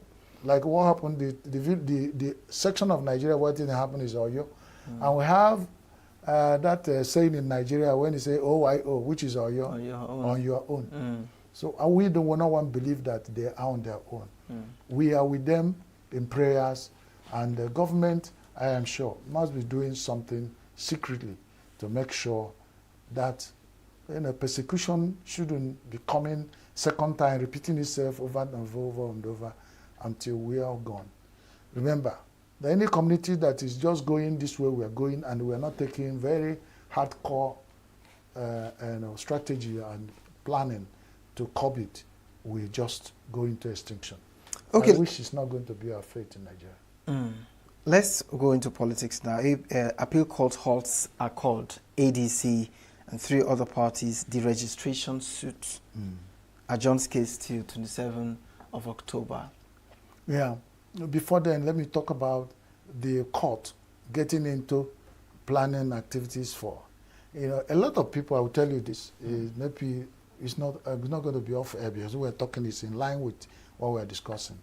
That what we do not want people to think about, that the people feel that there are particular political parties being targeted, or particular human politician being targeted. They want to make sure they stop the ambition not to be in the ballot box. It's like it's becoming obvious. It's becoming obvious because, for instance, if Obi get to Labour gets party, and when Obi quits Labour, court cases and everything, the court will decide that Labour now give them, and the Obi goes to ADC. ADC gets into a lot of serious court and INEC guidelines, and now when they quit they threaten them, they're going to court of the registration. Now Obi's out of there. The registration has been quashed and all that. Now they went into another court and now said few hours to the expiration of deadline for registration. The INEC said no, and they went to court, and the court said no, you can continue on your registration, registration that you can continue on the timetable of primaries and all. And some people say, if ever they play into their hands and then said we are following a court decision to extend, that another person might go to court and said and appeal to that court thing, and then it will put other opposition parties in mess. So they are saying we are following the old, whether a court extends, that we are following the old arrangement and they'll meet up all INEC. So even when the hill becomes so steep that it makes an old woman to climb it with waist pain, the old woman will learn how to climb and hold her back. In Igbo, it says, Ugu mutam imbajuku. That is it, that as the politicians and the political build-up, horse trading, maneuvers, and the rat race, dog-eat-dog political style of Nigeria continues, that the politicians themselves are learning the ropes, knowing how to dodge boob traps set by, directly or indirectly set for them not to fulfill their dreams. Because the worst you can do to a politician is say, I want to be this, I want to be that. He said, don't even bother, don't go there. The person will be more satisfied if he gets there and fail. He will say, okay, I tried. He was on record. Maybe I'll try again. But when the person is not even given chance at all, he's building up what he call tension. It's going to build up pent-up anger. It's going to build up disunity and more crisis and the political tension in the society. And that is what some of us that are objective and independent are saying. The government and all the establishment of government should look at it and make sure they allow people that right to go and exercise the right to be anything in Nigeria, when the Constitution said anybody can aspire to any position in Nigeria. That is a democratic society. Right. Let's live democracy in our attitude and activities. It's not just by mouth, word of mouth, which makes it political lies. And turn to, when he talk to people, he says it's all political talks, I don't believe that everything about politics is about lies. But Nigerian politicians and people involved in it are trying to make politics look like, if you are not a liar, you are not a cheat, you are not violent, you are not that wicked, you are not a Satan descendant, you cannot go into Nigerian politics. And it's also politics is played in other countries of the world. Nigerian own is, we're not inventing politics. So why is our own always different? We have to ask ourselves, in Igbo balance, once my own is different, it's a bad name. Why should your own be? Why should Nigeria and how many countries are in the world? And it's only in Nigeria we see a lot of things that does not join whenever we're talking about elections. So it's something that we look at. Nken Diche is Ajuafa, Nkai Diche is Ajuafa. Nigerian different political scenes is a bad name for Nigeria. All right, that's where we'll wrap it up. But before we leave, let's get to party shots. Normally, I will forget that. Say God bless people who have joined us this morning. This Saturday is very cool in ENUGU here, where we are getting to you. And Chris, you look cool and handsome. I didn't know that this hardship in Nigeria is not getting to you. I don't know whether you are dramatizing the laughter, but I know that we are resilient country, citizens of Nigeria. We believe in Nigeria. All we are doing, talking about, analyzing our headlines, is for us to think about how we can change. No matter how gradual, we hope we'll get there. God bless you for being with us. God bless Signature TV. God bless me too. God bless all of us. But remember that God blessings are meant for those who deserve to be blessed. Indeed. All right, that's it for this segment of the show. Stay with us as we'll be coming up shortly for an interview regarding something that happened in Rivers State. The governor of Rivers State, Fugbara. Please don't go nowhere. We'll take a quick break. We'll be right back.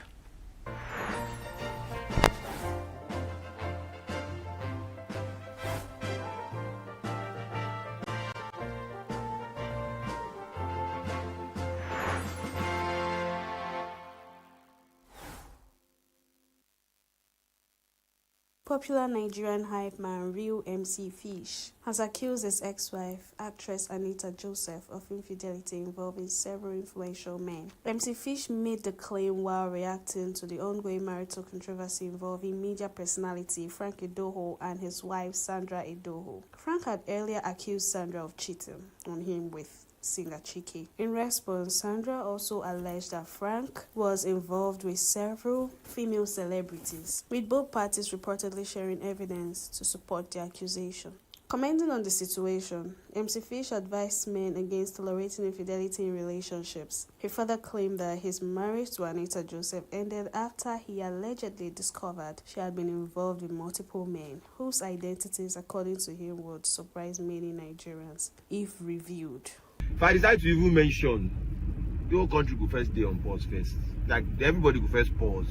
Everybody will first pause. If I decide to mention names, her colleagues that were involved, her friends that come online. Oh, you are a queen, you are this one, you are this, that, you are a role model. We know what you. Nigerian actress and filmmaker Toyin Abraham has expressed sadness over the recent killings and abduction involving teachers and children in Oyo State. In a statement shared on her Instagram page, the actress described the situation as heartbreaking, noting that the violence in Oyo State and other parts of Nigeria had left many families grieving and communities traumatized. Toyin Abraham stated that the tragedy felt personal to her because of her strong connection to Oyo State through family, culture, and her love for the people. She also sympathized with the family of the victims, especially the parents of abducted children, and those affected by the recent attack in Orire local government area and other parts of the state. While commending security agencies and the Oyo State government for their efforts, she called for many urgent and decisive measures to secure the release of those still in captivity and improve the protection of lives and communities. Toyin Abraham further urged the government to take stronger steps to prevent future attacks, adding that Nigerians must remain united, support one another, and continue advocating for peace across the country. The development comes after reports that a male teacher abducted in Oyo State was allegedly beheaded by his captors, while at least 10 persons were reportedly killed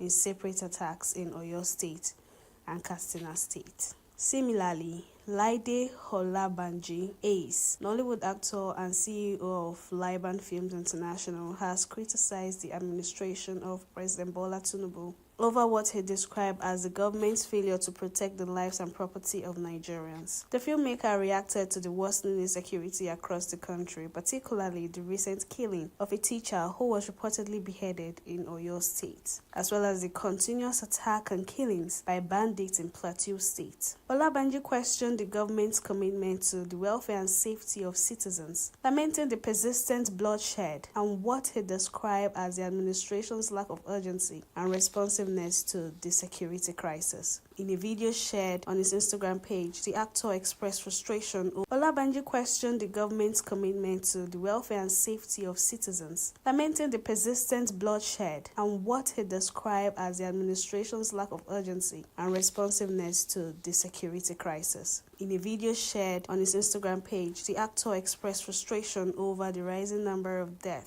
across the country, accusing the government of failing to address. All right, welcome back. The first interview for this morning, and it promises to be an exciting and interesting conversation that we shall be having this morning, because we have our guest already on standby. That's Barrister Asim Adams, that shall be helping us to discuss, the conversation regarding the state of affairs going on in Rivers State right now. Stay with us. We'll be back after this short break.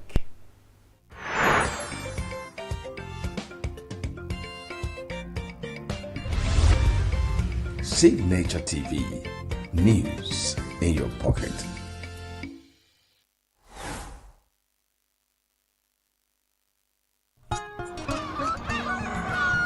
New every morning on Signature TV, we open the day for you with needed energy, information, and required vibes to shape your day. From sizzling snippets of stories in various areas of life to intriguing conversations with net worth guests. When you have people who have no track record becoming your leaders, you have a problem. There's no outstanding gratuity when Obi took over from me. I left in all the accounts of Anambra State 13.8 billion for him. Your day cannot be complete without Signature Morning on weekdays and Signature New Day on weekends. There is no better way to start your day except Signature Morning and Signature New Day every day on Signature TV. Eric Chell has strengthened his squad for the upcoming Unity Cup in London with the addition of 2 players as preparations intensify for the international tournament. The Super Eagles coach had earlier announced the 27-man squad for the competition but has now included Collins Iraso and Tijani Al-Amin in the team ahead of departure to England. Saul, who played for KRC Genk, returns to the national team after previously featuring in friendly matches against Iran and Jordan in March. His inclusion provides additional attacking options on the wings as Chell continues to assess his squad ahead of future international assignments. Defender Tijani Al-Amin, currently with Shooting Stars Sports Club, receives his maiden senior national team invitation following a series of impressive performances in the Nigerian Premier Football League. Jamaica Football Federation has announced a 24-man squad for the 2026 Unity Cup as preparations intensify for the 4-nation tournament in London.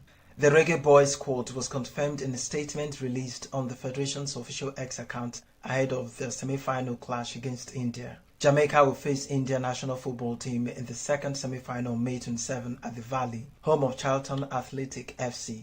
The fixture comes a day after the opening semi-final between Nigeria national football team and Zimbabwe national football team. In tennis, Yannick Sinner will face French wildcard Clement Tabor in the first round of the French Open, which starts on Sunday, May 24, seeking a clinch to career Grand Slam. Sinner was runner-up in last year's final, losing an epic contest to Spain's Carlos Alcaraz, the longest French Open final on record. The Italian won Australian and US Open titles in 2024 and Wimbledon in 2025, adding a second Australian title in 2025 too, leaving Roland Garros and his final Grand Slam to conquer. In swimming, several of the world's best swimmers were in action in the premier events Thursday evening in Sacramento, Calif, at the latest stop of USA Swimming's Pro Swim Series. Olympic gold medalist Tori Husk was racing in the 100 butterfly, coming from behind to win her second event of the meet, and later in the session, she emerged victorious with a come-from-behind effort in the 200 freestyle.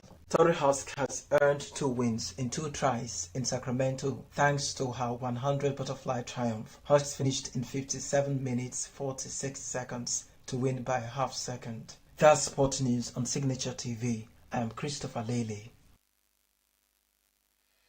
Health is more than a diagnosis. It's your lifestyle, your choices, and your future. Join us on Inside Health, your weekly deep dive into the stories, science, and solutions shaping your well-being. From expert interviews to real-life journeys of healing and hope, we cover it all. One of the complications of cancer management or treatment is they have some of them, at one point in time, you see them having anemia. Okay, so you see them at times being transfused. But at the same time, you come in with a diet. Nutrition, mental health, innovations in medicine, fitness, and everyday wellness. Whether you're managing a condition, staying informed, or just living your best life, Inside Health is your trusted guide. I'm Tigiti Agorum, and I'll be with you every week on Inside Health, only on Signature TV.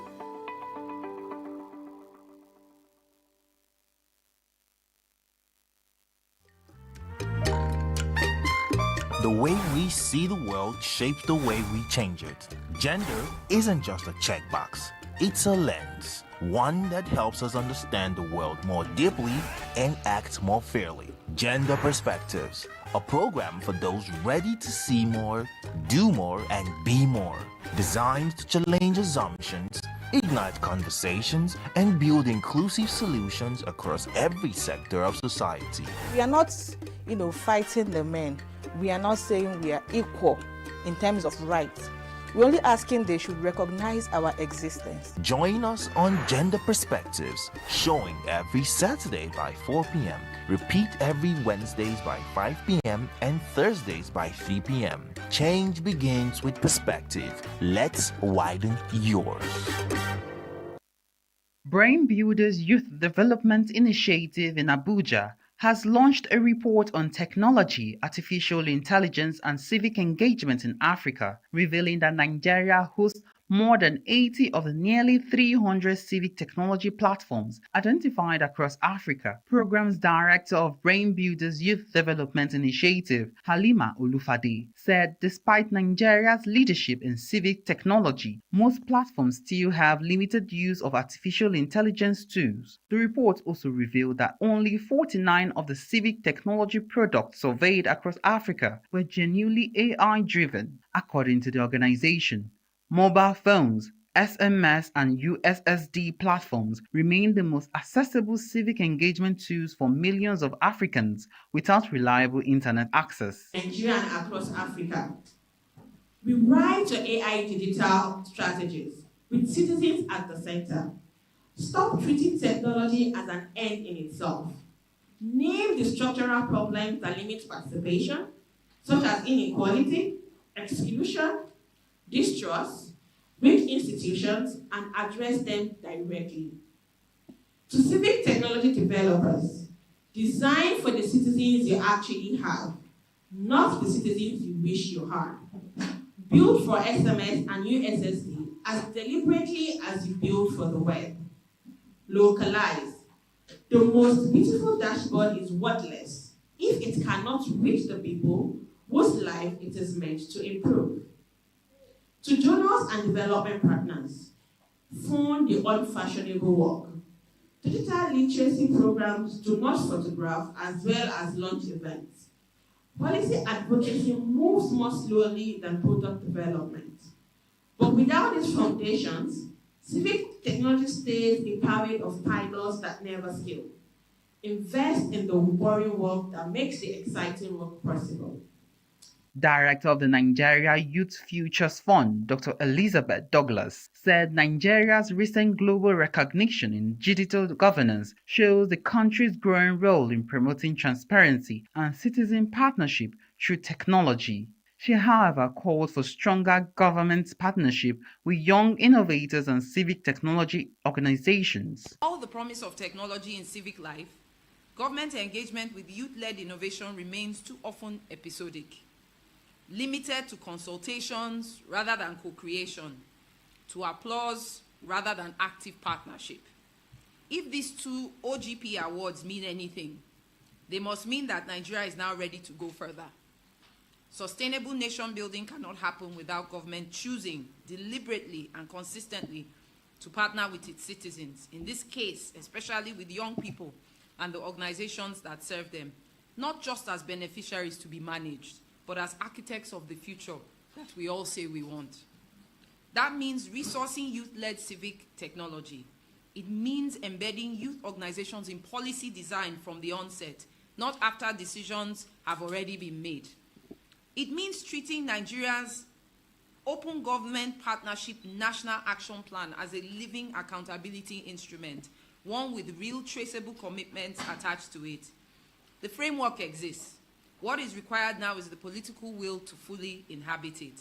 Representing the Director General of National Information Technology Development Agency, Abdullahi Abubakar, said artificial intelligence presents both opportunities and risks for governance and public engagement. He noted that Nigeria is developing ethical guidelines for the use of AI focused on accountability, transparency, and inclusion. I strongly believe that Africa must not merely consume emerging technologies,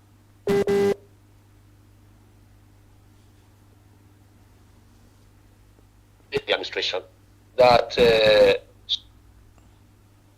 that same Fubara do not have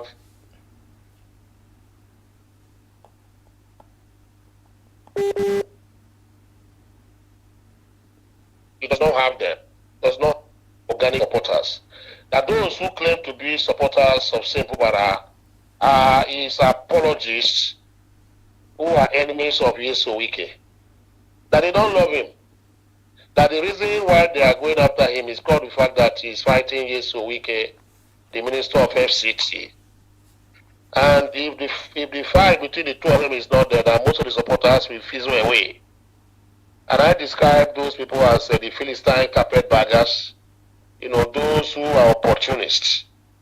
So if you look at what has been going on, most of his supporters are not even, they are disillusioned. Not because of the love for him, but because of what they feel they could get from his administration. Some of his major supporters are not even talking about the state development. They said, for him to have withdrawn means that those who labored for him labored in vain.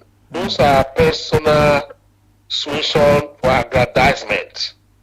They are not talking about how backward river states had become, but they are talking about their personal gains if St. Fubara had continued.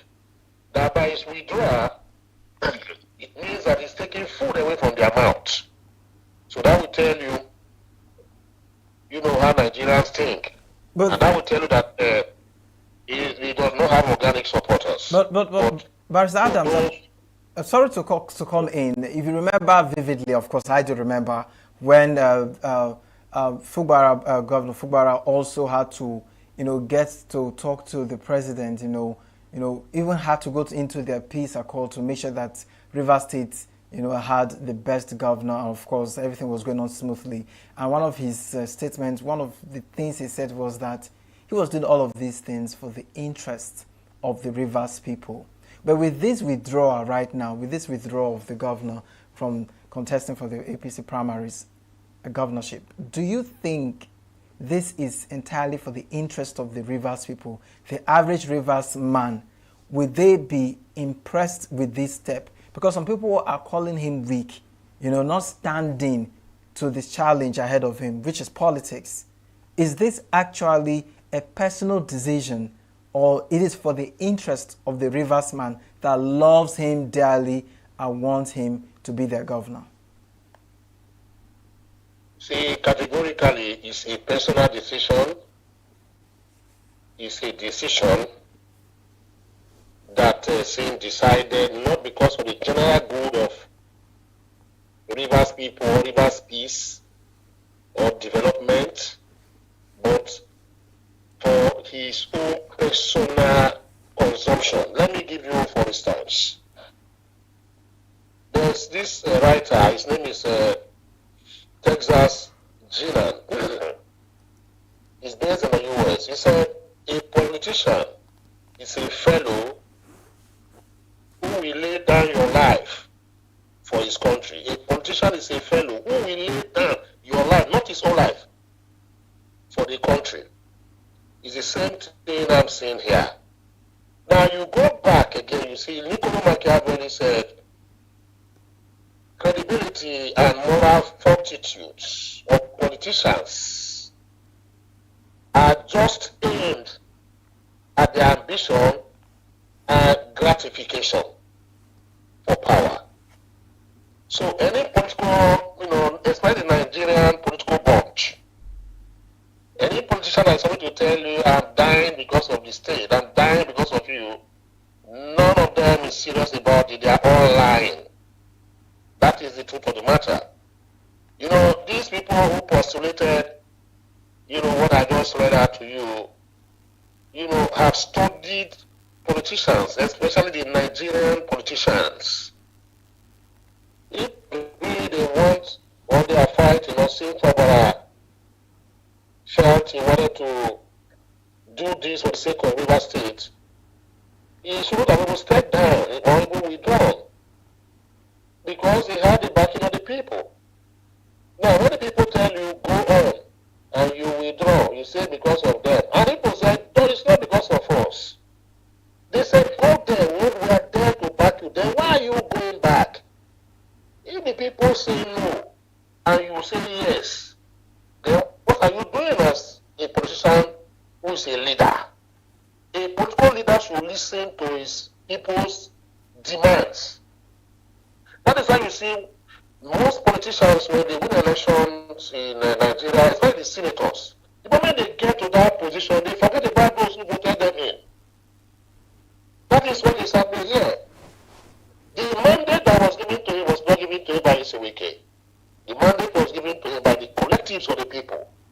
And the people are looking at his aspiration to lead them again because for 3 years he did nothing. And he felt that he had a good mind or whatever, and people believed that with him there will be development in Rivers State. But he said no. So if the collectives, the mass smuggling of his supporters are saying, or the Rivers people are saying, come back, and he says no, it means it's a personal decision and not a general decision. Because if it is the communal decision, he would have stood his ground. But he pulled out against the wish and will of the people. It means that it is a personal, decision by him. That is just the situation we find ourselves. You see, the point is, I have come to realize that the Nigerian political leader is the most selfish of every animal created by God. The reason is not far-fetched. When he favors them or they have a particular thing they want to achieve, they will die for it. But when people ask them to do a particular thing for them and they see that you favor the people, they will run away from it. That is the reason why you see, yes, we can, sinful, but they have been fighting, not because of the fact that they are fighting to develop River State, but personal egos and personal, issues, political issues. That is why you find that they are doing all these things to themselves. Is Yesuke fighting with Fubara to make River State a better place? No. Is Fubara fighting Yesuke to make River State a better place? No. For 3 years, the state has been stunted. The growth of the state has been stunted and stagnated. River State is just like one of the most underdeveloped states in Nigeria right now, to the extent that Kebbi, Zamfara, Sokoto, those impoverished states, had growth, political, social, economic growth than River State, as the case may be. Because of personal ego and egotistic politicians who do not want the good of the people, but they want to reap and feather their own already filled nest. This is the problem we have in Nigeria. Don't let anybody deceive you. It is because the people withdrew. Who told you that you withdrew because the people for peace to reign? So if you want to govern appropriately, does that mean violence is going to be what's going to be the outcome? I don't understand. I really cannot understand. What is peace?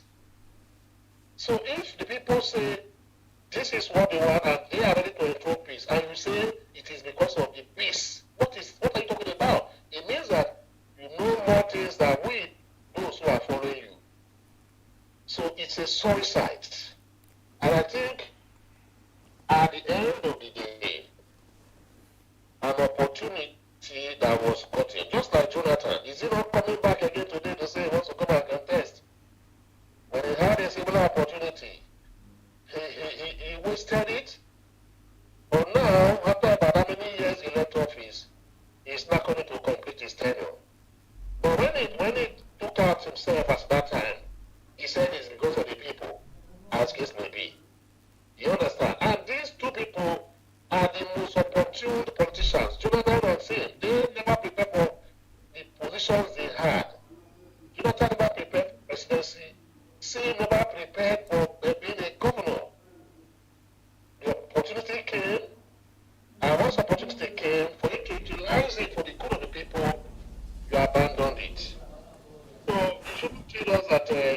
supporters are very angry.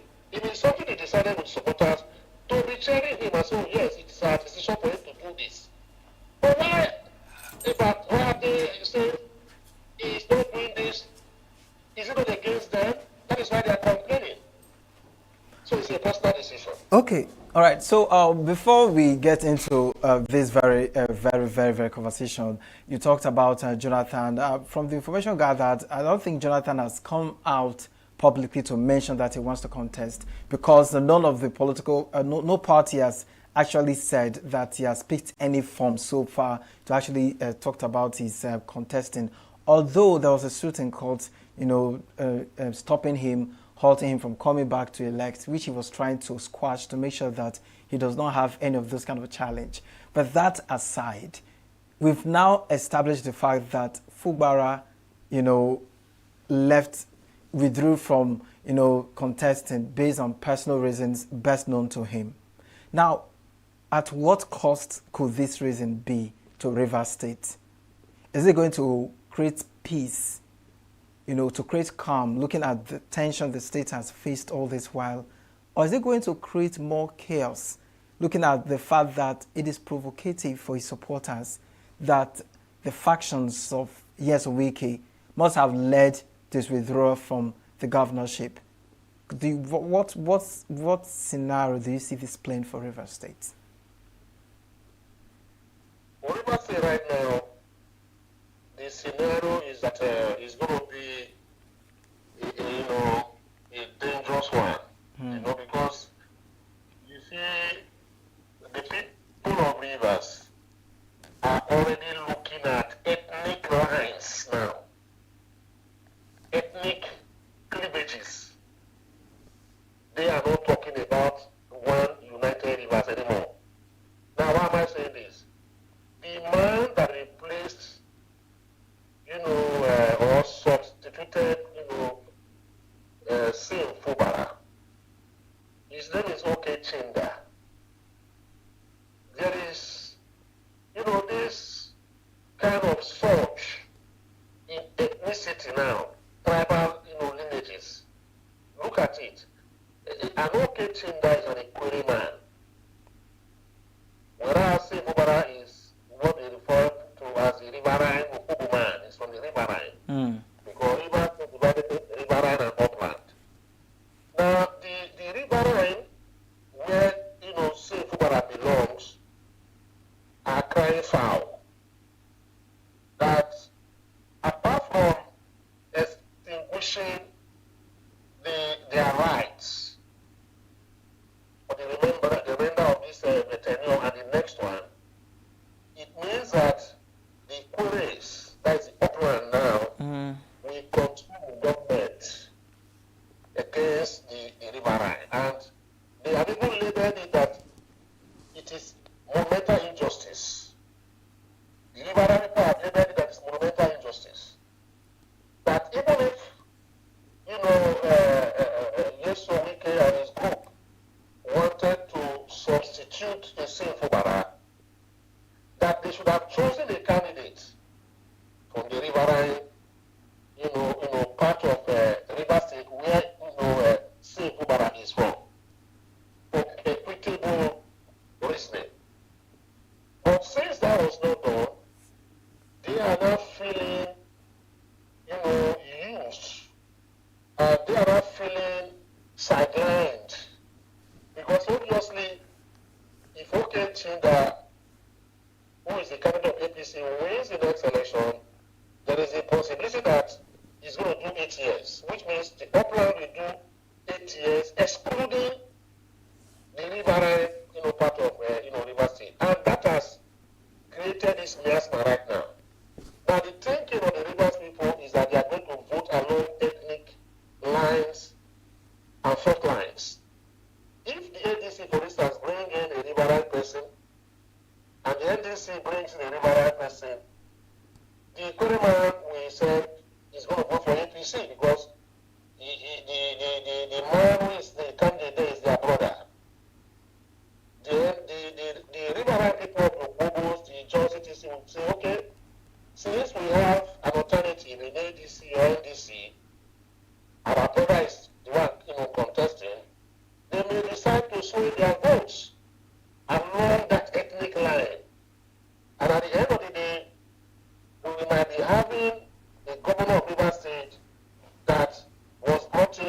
city. And the other people, assuming Okechida wins and become, governor of River State, the Riverine people in the ADC and NDC will never work with him. Because they say that they were substituted, and their chance or whatever was usurped by the queries. So that is going to be a conundrum that may last from now to the next 8-9 years from today, depending on who wins. Now, if the Riverine man wins on the other side, the Equatorial man who has been supporting Okechi now will say, oh, because it was our person, they had to go and, vote along the line and put him in government. They will never be in support of his government, as the case may be. So, one united River State is becoming a mirage. At least under St. Fubara, there was one united River support. But the next person that is going to take over right now, whether in ADC, NDC, APCTC, River State can never be united in terms of opinion, in terms of support. So this particular problem has created a testy miasma conundrum that the state will battle with for the next, let me say 5 years, 6 years from now, depending on what happens. So it has polarized Rivers people. On the street, what people are saying is, nobody even wants to look at it again, even though that, Plateau, once said, okay, that might be a very good decision. He might be a very wonderful man. People have said he's a very wonderful man. Nobody has said any bad thing about him. But people now do not want him to come because they believe that he was a usurper of the powers of the Riverine. And that will not negate what Plato in his Republic, once postulated. Plato in the book he wrote, The Republic, said a good decision is based on knowledge and not numbers. But in the way the matter is going right now, a good decision is based on numbers, not knowledge, which is conversely put, trying to put what Plato said in his Republic. Now, people don't care whether Okechinda was or is a good decision. What they are after is that, they have usurped our powers. So it is a bad decision to them. So they don't care whether he has knowledge to govern them. They don't care whether he is going to bring a better River State tomorrow. They don't want to know. But because of the fact that they feel that they have been shortchanged and injustice was meted on them by altering the succession, lineage of River State, Upland, Riverine, they can never be happy with whoever that becomes the governor. So this is what this issue is going to throw up in River State as it may be. All right, that's... So it's going to be a very important testy time. At the same time, fingers crossed, I foresee a universe of confusion. Absolutely. Yes. Well, absolutely. That's quite a perspective, a viewpoint regarding all of this. But then let's look at it from this angle. Could Governor Fubara's withdrawal, lead to new political alliance or realignment in River State? Well, it may, yes, it could lead to, but time will tell. Because what I have seen right now is that Fubara has told his supporters that he did this because of peace, and that he wants River State to be at peace, and that all his supporters should support him in the renewed hope agenda of the Mr. President, and that he still remains a member of the APC, and that if you love him, then you have to work with the political party that he is right now, which is the APC. And based on that, some of his executives, members, that is those who were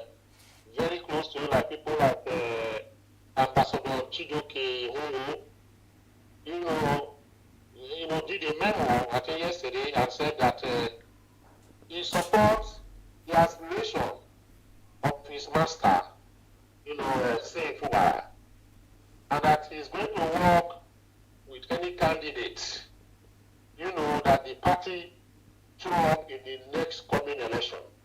Mind you, Chijoke Ihu was disqualified, during the screening exercise because he wanted to go to the House of Assembly of Rivers State. You remember he was disqualified. And we thought that by that disqualification, he may be going to, or maybe leaving the APC for another political party for his aspiration. But with the statement he made, and even said that okay, Chida is okay, though I already to be for being an equity man and an upland man, acted on, the administration for his brother. He cannot go against his brother, as the case may be. So these are the things. Then the other area is that we have not really seen the real shift. Toeko also said he's going to work with the APC and any candidate that comes up. The same thing with, George Dax, the three of them, Dax, George, and Kelly. He also pledged to work, even though they lost to Okechinda in the governorship, whatever, that they are ready to work with the APC and work with Jesowike to enthrone Okechinda as governor and return President ENUGU, as the case may be, even though it's not doing well. So there may be political alignments, but that is yet to be seen. Maybe later we are going to see that happen, especially now that the Federal High Court gave a decision that is very, very fundamental in terms of membership of political party and the ability not to use the timeline and timetable of INEC to now determine extending the period to September of this year. So let's see how it goes, but I believe certainly, a lot of things are going to happen because in politics, tables always turn. In politics. So you can see your enemy in your political divide that way coming to dine and wine with you during campaign and election period, like it's happening in ADC now. Mortal enemies are now together, working for the good of themselves, not for the nation. Okay. So these are the things. So, Barrister Adams, for the sake of time, okay, just in about 1 minute, I want you to quickly respond to this. I'm asking you two questions in one. First question is it now safe to say that Wike has won in Rivers State? And number two, how do you see the vote, shall I say, voter apathy look like? Do you think there will be voter apathy come the next election? What the turnout would look like, since many of the residents, are not happy with the decision of the governor?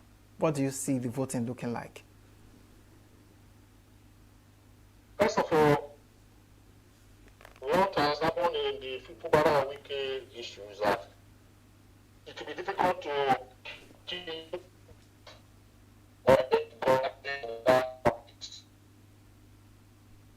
it is obvious victory for the Godfather, Jesowike, in the imbroglio between himself and Sim Fubara. He is the winner.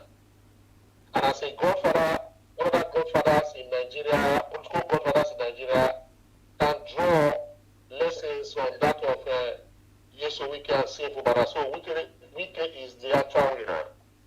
The other one is about voter apathy. Talking about voter apathy, Nigerians all over are pathetic when it comes to voting. And this particular election will not be different.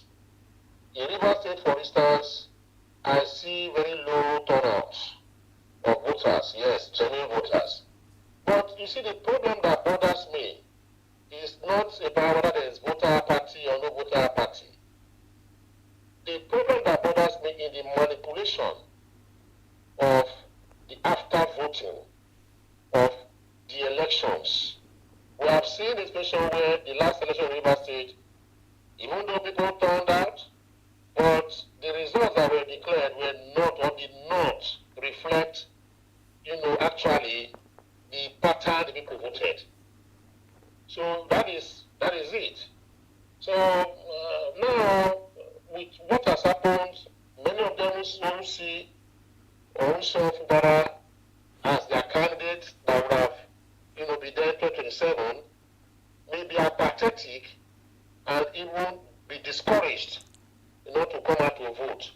But that does not mean that the results will not be manipulated by those who knows how to manipulate results. So it's like that. The Rivers people are the ones who will do, but I will encourage them to come out and vote, protect their votes. Because if you don't do that, you keep on having bad government and bad governance. And you allow the godfathers to do whatever their biddings and act at their whims and caprices. Like it's happened between Yesewike and Sin Fubara. It's not something that the godfather should dictate, how my state is governed. If the governor was voted in by the people will protect him.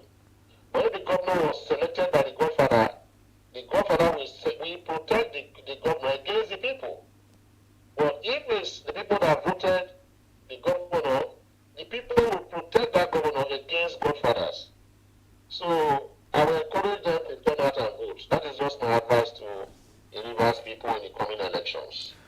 All right, thank you so much, Barrister Asim Adams. Thank you for joining us this morning to share your thoughts regarding the situation going on right now in the political landscape in Rivers State. Thank you for being part of the program this morning. Thanks for calling, and thank you for inviting me. You're welcome. Thank you. All right. Okay, Nigeria, stay with us. We'll be jumping off for a short break to come back for another segment of the morning program. Please don't go nowhere. Every second, every minute, every day, news is breaking. Events occur and there are new developments. At Signature TV, we follow these stories objectively, bringing all sides without bias, explaining the complex issues, breaking down the numbers, and investigating the issues behind the news. Anywhere and everywhere, near or far, wherever the news is, we will be there. Signature TV. News in your pocket.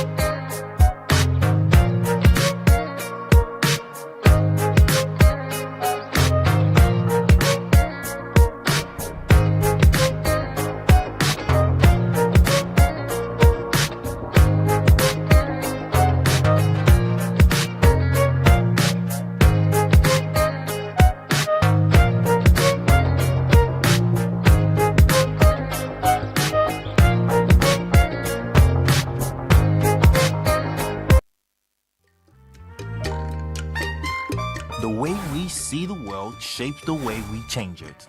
Gender isn't just a checkbox, it's a lens, one that helps us understand the world more deeply and act more fairly. Gender Perspectives, a program for those ready to see more, do more, and be more. Designed to challenge assumptions, ignite conversations, and build inclusive solutions across every sector of society. We are not, fighting the men. We are not saying we are equal in terms of rights. We're only asking they should recognize our existence. Join us on Gender Perspectives, showing every Saturday by 4 p.m. Repeat every Wednesdays by 5 p.m. and Thursdays by 3 p.m. Change begins with perspective. Let's widen yours.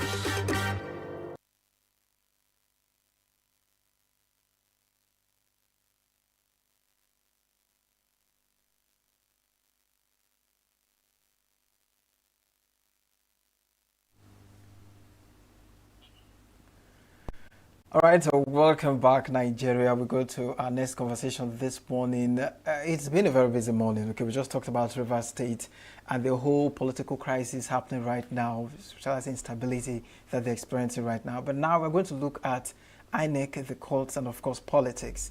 And our topic for today, we're looking at build-ups, the 2027 build-ups, INEC, courts, and political platforms, push and pull. Okay, that's what we shall be looking at. And we've got our guests to help us do justice to that. We're talking about Caleb Okeke Unyobi. He's a broadcaster and also a public analyst. I wanted to say a politician as well. But the whole thought of being a politician in Nigeria now, it just has this dent. There's just this thing about being a politician. Many people feel like they are dirty, they are not honest. Are people still proud to be politicians, looking at the challenges Nigerians are facing now? Well, yeah, it's just like when I wear a lot of hats. Good morning, Christopher. The point there is not just politicians. So many professions have their names modeled up in Nigeria. Even teacher, when you say this is teacher, people want to pity you and say, hey, yeah. You know, when you say politician, people want to say, God forbid. You know, it depends on most professions in Nigeria. If you say a doctor, people are pitying you, as to the workload you've got. So not just politicians, that's what I'm trying to say. Most professions in Nigeria are not how they ought to be. And that's what the problem is. It's not just about politicians, but for politicians, it is about making things better. So if you're saying you want to make things better, that means you're a politician. If you are actively participating in the process, whether at the community level, whether at the family level, because most people are politicians without knowing it, even in the family level. Once you want to make things better, it's the process of making things better in society. And so it's not a title to be shying away from, but of course, the Nigerian stuff I've mentioned right now is that almost all professions, whether it is politics or teaching, or they have one stain or the other that people don't want to be called aloud as you know, the name of the profession. But for what is worth it, we are here today, of course. Good morning, Nigerians, to discuss Nigeria. Nigeria is standing at the precipice, and our democracy is being threatened by unexpected quarters. Nobody would think that the courts will be the one to threaten our democracy. I mean, I don't know, in the widest of our imagination, and to say factors that will mitigate against democracy, nobody will list the courts. I think it will be listed as factors that will preserve democracy. But what we are seeing today in Nigeria is that the court has emerged as one of the factors that will mitigate against our nascent democracy. And that is what we are here to discuss this morning. And just talking about the court, you know, just recently we had the likes of the FCT minister, you know, getting lodges for the judges and then sorting them out one way or the other. Where we still have, just on the news this morning, ASU is still threatening to go on another fresh strike if they're unresolved, you know, financial stuff is not being sorted out. You know, and we also have the doctors complaining about one ill, you know, way they've been care of, you know, these sectors, you know, but the judges seem to be smiling home and they're all right. Do you see the, you know, judiciary system, you know, judiciary sector independent, or do you see them solely, which word am I going to use? I'm being careful, but at the same time, I just want to also set, you know, a statement. Do you see the judiciary system being, which word to use now? I'm blank, actually. Are they being controlled? Yeah, they're being remote, teleguided. I think the word is teleguided because somebody is behind. When we were growing up in this country, I think I was fortunate to be born in the mid-90s when things were not yet as bad as they were, even under the military. To see a judge at the time, somebody is a judge of a court, high court, they don't come to functions. They live a solitary life. You hardly see them, you know, in societal events. They live almost like monks. I mean, what I'm saying is open to fact check. People who grew up in the 90s, people who knew how judges used to behave before now, the attitudinal change where judges are now coming out in political events, are now frolicking with politicians, frolicking with, you know, people who they are meant to be holding to account as the last hope of common resort of a common man. I think it started with when judges began to mingle freely with politicians. So much so that judges are receiving awards by politicians. Judges are now getting, like you mentioned, the FCT minister is buying houses. Most of these things are the judges are now being tied to their apron springs. You may say the FCT minister is doing this in his capacity as an FCT minister. But these things that should have been handled by institutions, not personalities. There should have been the judicial commission that takes care of the judges. It shouldn't be an appointee of the president doing that, because otherwise the judges will be beholden to him and to his party. It is a very common balance. We say that he who pays the piper dictates the tune. So if I'm a judge and you give me a house, you give me that, and I'm not receiving this as something from the Judicial Council or Judicial Commission, but the FCT minister is handing it personally to them. That personal touch is where the problems that we are having today is coming from. And that's why we're not surprised the kind of judgments that are coming out of the courts today. It goes back to the way and the conduct of judges in the time past. If you match it with what is happening right now, judges are no longer carrying themselves with that dignity of person that is expected of their lofty offices. They are not ordinary humans. Permit me to say that they're not ordinary human beings. These are people who pass judgment on life and death. They are not to be seen, in the kind of manner that we see them today. But it is a symptom of the fast decaying fabrics of a society, and in all sectors really, because not just the judiciary too. If you see, even in the education sector where I practice, the way teachers were used to conduct themselves is no longer how teachers conduct themselves today. Today we see teachers, in situations that would look very compromising, and these are people who are meant to be role models. So in the same manner, the judiciary has also, they've also the level of acceptable character that a judge should have has depreciated. The benchmark is now very low, and so the politicians are exploiting it. They know that the judges, for the most part, are not well remunerated. They know that the judges, for the most part, are no longer selected based on merit and ability. They are now selected as political favors. People now are taxed. It is even heard that people are taxed. Maybe people who support the elections are now told to bring a list for those who will be made judges. So it's no longer a thing of. So merit has taken the back seat, and that is why we are seeing the kind of conundrum that is evolving in our very faces. When the last hope, arbiter of last resort, which is meant to be the court, is now actively participating in the decay and the disintegration of our democracy. What is happening right now?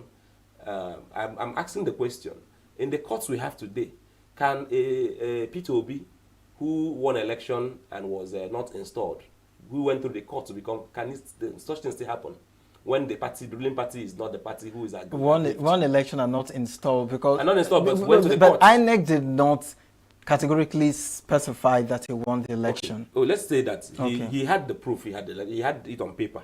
The scores that the agents of his party had at the time showed that he won the election. He was not announced. Now he went to the court to recover that mandate, to ask the court to declare him as the winner of the election. Such feats can no longer be achieved today. That's the point I'm trying to drive in. Okay. Is that if it were today, if today were 1990, today were 2003. In the 1990s. No, 2003 was when this happened. When Peter Obi had that election. 2003. 2003, not the... Okay, not the recent presidential... Okay. State when he was to be Anambra State governor. Okay. It has happened in other states too, where people whose party were not at the center were robbed of their victory, and they went to the court. Today's court, can we say that today's court can still uphold such justice? That's the question that Nigerians need to ask. Okay, talking about that question, just like you said too, the same question that was very popular during the 2023 after the elections, where you say, you have any challenge, go to court. That was a very popular question. With the way the court is now, is it disturbing? Should we be concerned that the courts are now popular, the courts are now influential, determining the outcomes of elections rather than the ballots? The thing is, politicians now invoke the name of the courts as a way of adding sanctity to their frauds and to their the things that they do, to their practices. So when a politician says go to court, is he saying it in good faith? I know that those who can't study the accountancy, and some of us who study the education too, say actions have to be born of good faith. So when somebody is saying go to court, is he saying it in good faith? Of course. But is telling you go to court. He's telling you go to court because he knows he owns the court. Otherwise, they wouldn't have the courts. If the courts were still the woman who is blindfolded and with the scale, if the court was not seeing the person, the politician, seeing that his party was in the center. He wouldn't make that if he knows that the court is a place where the facts will be laid bare. There's no way he will make such comment. So that comment is sponsored by impunity. That comment is sponsored by the fact that politicians now know that they can do anything with our electoral process and get away with it. So let's be clear on that. They're not saying go to court because they want for there to be a peaceful resolution to your grievances. So that it is being said as a kind of mockery too to those who they deem as having lost the election due to their own antics. Now, as to why if the court has become an arbiter of sorts for our elections, no longer the ballots, it appears that a lot of examples will support that claim. In Imo State, the current governor, Hope Uzodimma, was never declared the winner of the election. He came in through the court, and he was fourth according to the ranking of the scores of the candidates who contested the election. You go to which other states? I think is it your state or something? There's a state in the southwest too. There's been too many installations by the courts. And I think that it is gotten to a point where Nigerians may not even bother to go to the ballot anymore. Maybe the learned justices should now, have to submit the candidates to them and then let them judge whatever they want to do and then tell Nigerians who they proclaim. Because this is it is tugging at the very nerve of our democracy. When people would find time, go under the sun, under the rain, cast their votes, and then the politician who feels his party is in power sits back and does everything. We saw in 2023, where you mentioned, in Port Harcourt, in Rivers State, we saw mutilated results, result from EC8As. We saw them mutilated. We saw, it's not like it was hidden, it was done in the open, and then somebody says, go to court at the end of the day. So, politicians in Nigeria must now tell us what's way forward for democracy. It is now time for the aggregate of the political class to say if they still enjoy to be elected through this process, because it appears that people are becoming powerless by the day. And the people should watch it too. When the politicians are now able to use the courts to install themselves, to sanction their impunities, and then ask their colleagues to go to court, whatever side of the divide you fall in, whether you are in the side that is deemed as victorious, or the side that is deemed as having lost the election, it doesn't augur well for any one of us in this democracy. Because what favors you today, what you think is okay today because your party is in power, tomorrow will come back to bite. You may win a popular vote and get a mandate, and it will be subverted, and somebody will say, go to court. So that is the reason that Nigerians from every walk of life should speak against it. The courts should not be determinant. The courts again have now started. It has really it used to be post-election tribunals. Today, the courts are now involved in the very internal democratic processes of parties, which they shouldn't even interfere in. So the examples, the instances are so much, and we are here where we are because the people have not. People should protest such decisions by the courts. That's what I think.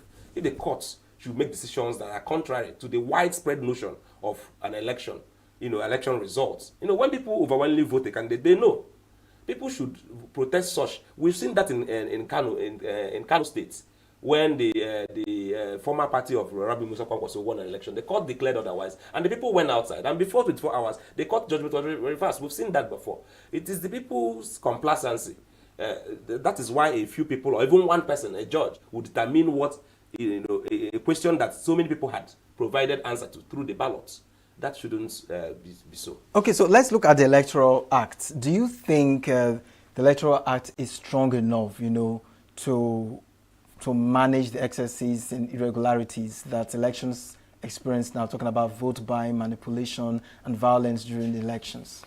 Nigeria is not suffering from a lack of legislation or laws. The laws are there. Even the current Electoral Act amendments seems to have taken us. It's like we are taking one step forward and 3 steps backward with the Electoral Act. Because some of the provisions of the Electoral Act that were before now solved, through the updates, last update we had in 2011 and then in 2019, have been the gains have been reversed, because right now the INEC, the current electoral law we have now, have introduced some more disputatious clauses where before now people who are presiding officers were meant to come to court to testify. If they did any wrong election practice, they are meant to come in person. So they take their job seriously because these are ad hoc staff of the INEC. But today in the Electoral Act, they have been able to put it there. The INEC will represent all of his agents in tribunals. So these are things that were before now had been handled in the former Electoral Act. So this speaks to the fact that, that's why I said we're going one step forward and two steps backwards. One is that there's not, it's not the question of lack of laws. Two is that the laws that we are making, instead of improving them, most times the Electoral Act is being reversed. Where the gains of the Electoral Act is being reversed. The 2022 Electoral Act, I tell you, is better than what we have today.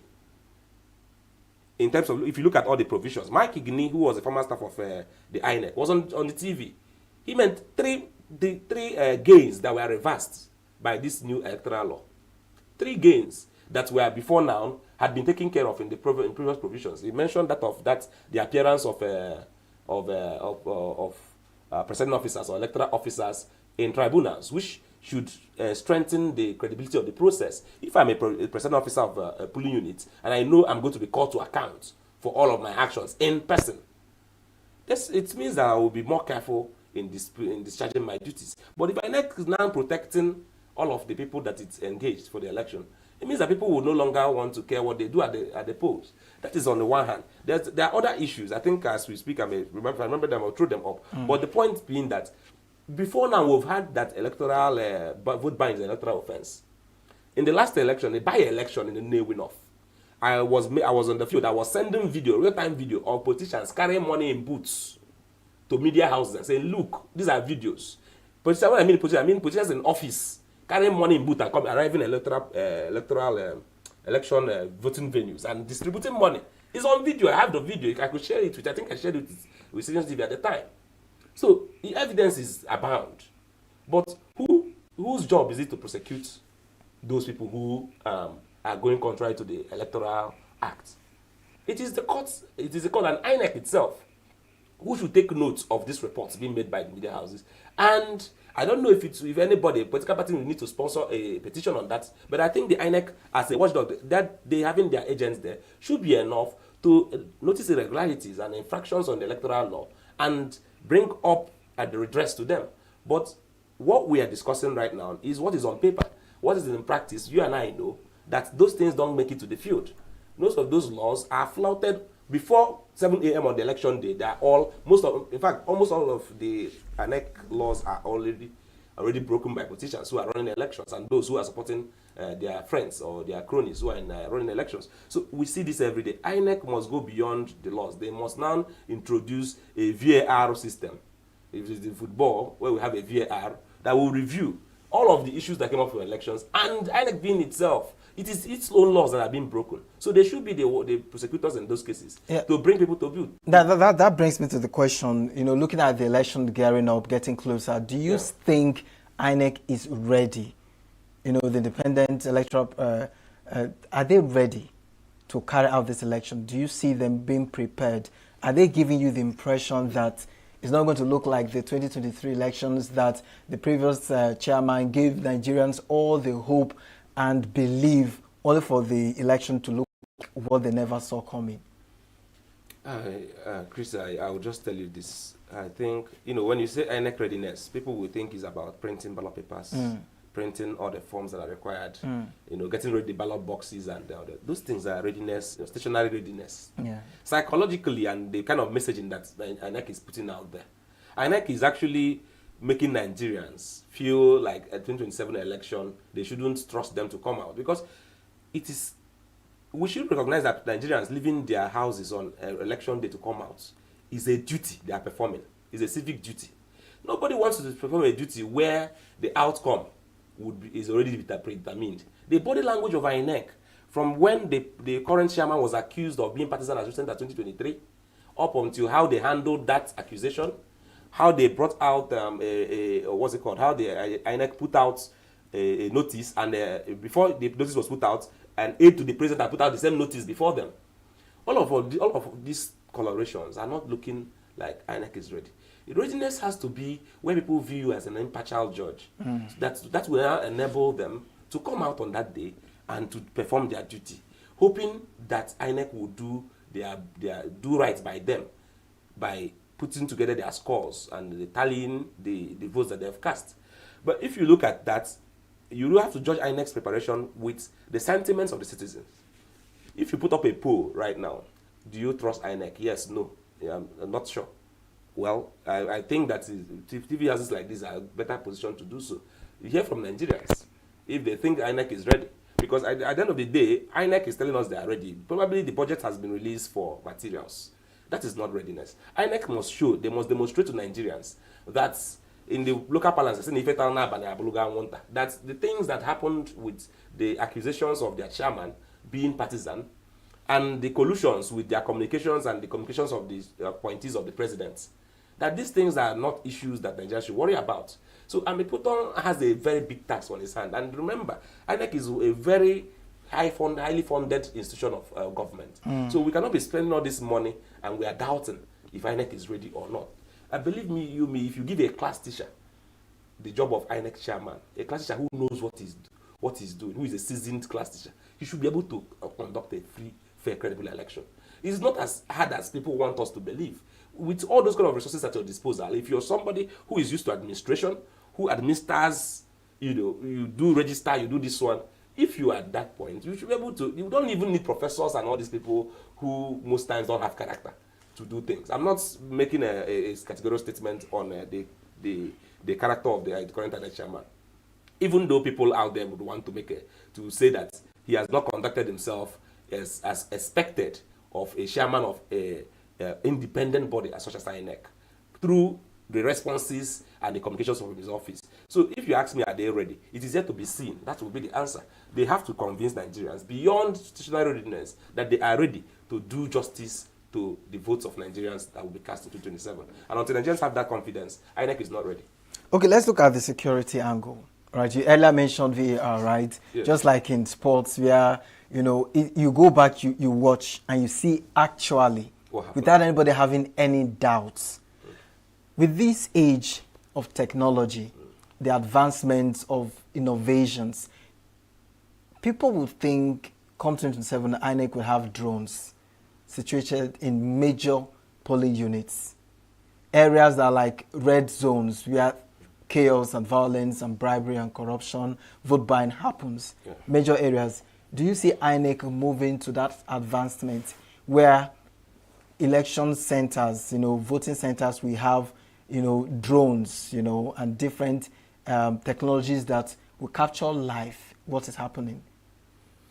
Drones that, camera that will capture both the NYC ad hoc staff, that will be carrying out different jobs. So everything will be clear, free, fair, credible. Should any center complain, they can go back and watch the activities that happened. This what you said is what INEC should be doing to help the judiciary, because most of the cases, the elections are ending up in court these days. So it's part of INEC's duty to be able to provide the materials with the judges, the judges should be able to make decisions, better informed decisions. Getting drones and all that may be is technology, but I think AI and technology has even helped us today.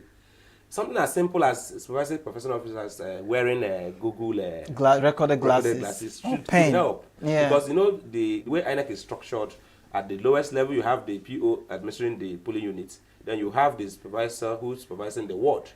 I think that it may be difficult to get cameras at every polling unit because we have a lot of polling units in this country. And it will also create more awareness and people will be more careful. Yeah, if they are not aware that people are viewing. If we have that, because if you say you want to install it, maybe vandalization you have issue of vandalization, issue of this one and that one, security for those gadgets. But I think that INEC should have, by this time, have wearable gadgets for their own personnel. There are so many issues it's going to solve. Body cams and what have you. Yeah, just camera. They have these ones that come as body cams. There are ones that come as glasses. There are various forms of pen. You just place it here. Various forms of wearable cameras or recording devices these days. So INEC should be able to introduce that. One, for the safety of their officers. In places where there are violence, people should be able to see who did what and when. Then secondly, integrity of the election. The processes up from the time when the voter education is done up to voting and all that can also be recorded, so that we can have more evidential proof when we go to tribunals, instead of just whatever the party agents are able to put together. Because that is something that we should look at. The level of the budget of INEC, the kind of money INEC uses to conduct elections every year, we should be able to invest in technology. If we are very frank to ourselves, if we are pretending to want our democracy to be improved, just like we are doing with the laws, we should also be doing that with investing in technology, because it will help to safeguard our democracy. At the end of the day, like I said, if our voting processes is very poor, people may think it benefits the government in power, but nobody is guaranteed to be there forever. So that's why it's always better to have a fair play, so that everybody can always get what's due to him. So yes, INEC can explore wearable electronic devices to ensure that they get real-time footages of incidents during the election, during voting. So let's look at voter apathy. You know, from the 2023 general elections, how many people were disappointed, looking at how they thought different centers came out successfully for a particular candidate, and what they saw was not reflecting what they felt and saw at the polling units. Do you see Nigerians really coming out this time around to vote? Or are they already distracted that whether they vote or not, the court will still have its way? Well, Nigerians we are an insufferable people. We are very tenacious. You know, in terms of, I give it to Nigerians. By now, Nigerians should be tired of the process. If you look at what has happened, you know, to Nigerians, in terms of how their hopes are being dashed, you know, at the end of the day. You look at, record the reassurances of Yakubu Mahmoud, the reassurances of, the immediate past INEC chairman, you know, that everything will work, only for him to announce that they had a glitch. Even when Amazon came to give in their own testimony that they have never had a crash in the longest time. You know, the award against the person against the contractor who provided the technology services to them. So Nigerians have been disappointed. That much needs to be said. But why are Nigerians even still caring much about what is happening? Because the alternative is to become a slave in your own country. You know, people think slavery is only when we recall when people were taken out of their world. When you are forced to live below what your God-given resources that you should be able to deploy to your own welfare, you're not deploying them in excess for products that otherwise should have been cheaper. Let me look at petrol, for example. You look at the amount of people announcing on petrol. It enslaves them to not to be able to provide for other aspects of their life. Yeah. Because if you are spending a certain amount of money before, you have more than 10 times double that amount. That takes away money from other aspects of your life, like you know, your health, your education, and so many other things. If you have kids, these things all impact us. And so it's economic slavery to some extent. And so Nigerians are only coming out because I don't think Nigerians have accepted to be economic slaves in their own country. Because if you look at what INEC has been done so far, nobody would have any trust. And with the body language of this new INEC. But Nigerians are not giving up. We see Nigerians still engaging.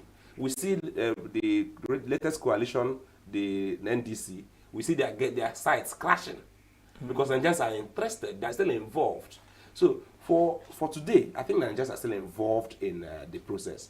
But what I cannot say is INEC being able to sustain that interest of Nigerians. Because they may think that they hold the heads and tails of this thing. But if Nigerians don't come out to vote, if Nigerians get to push the wall and they say, oh, we're not going to come out again, it makes rubbish of whatever process that INEC thinks is preparing. So that's why the readiness for the election has to be, like I mentioned earlier, has to be people confirming that they have trust in them to be able to perform their civic duties. But on the other hand, INEC, on their own part, is not responsible entirely for Nigerians, for the voter party we are seeing. The politicians too and the voters themselves too are also culprits.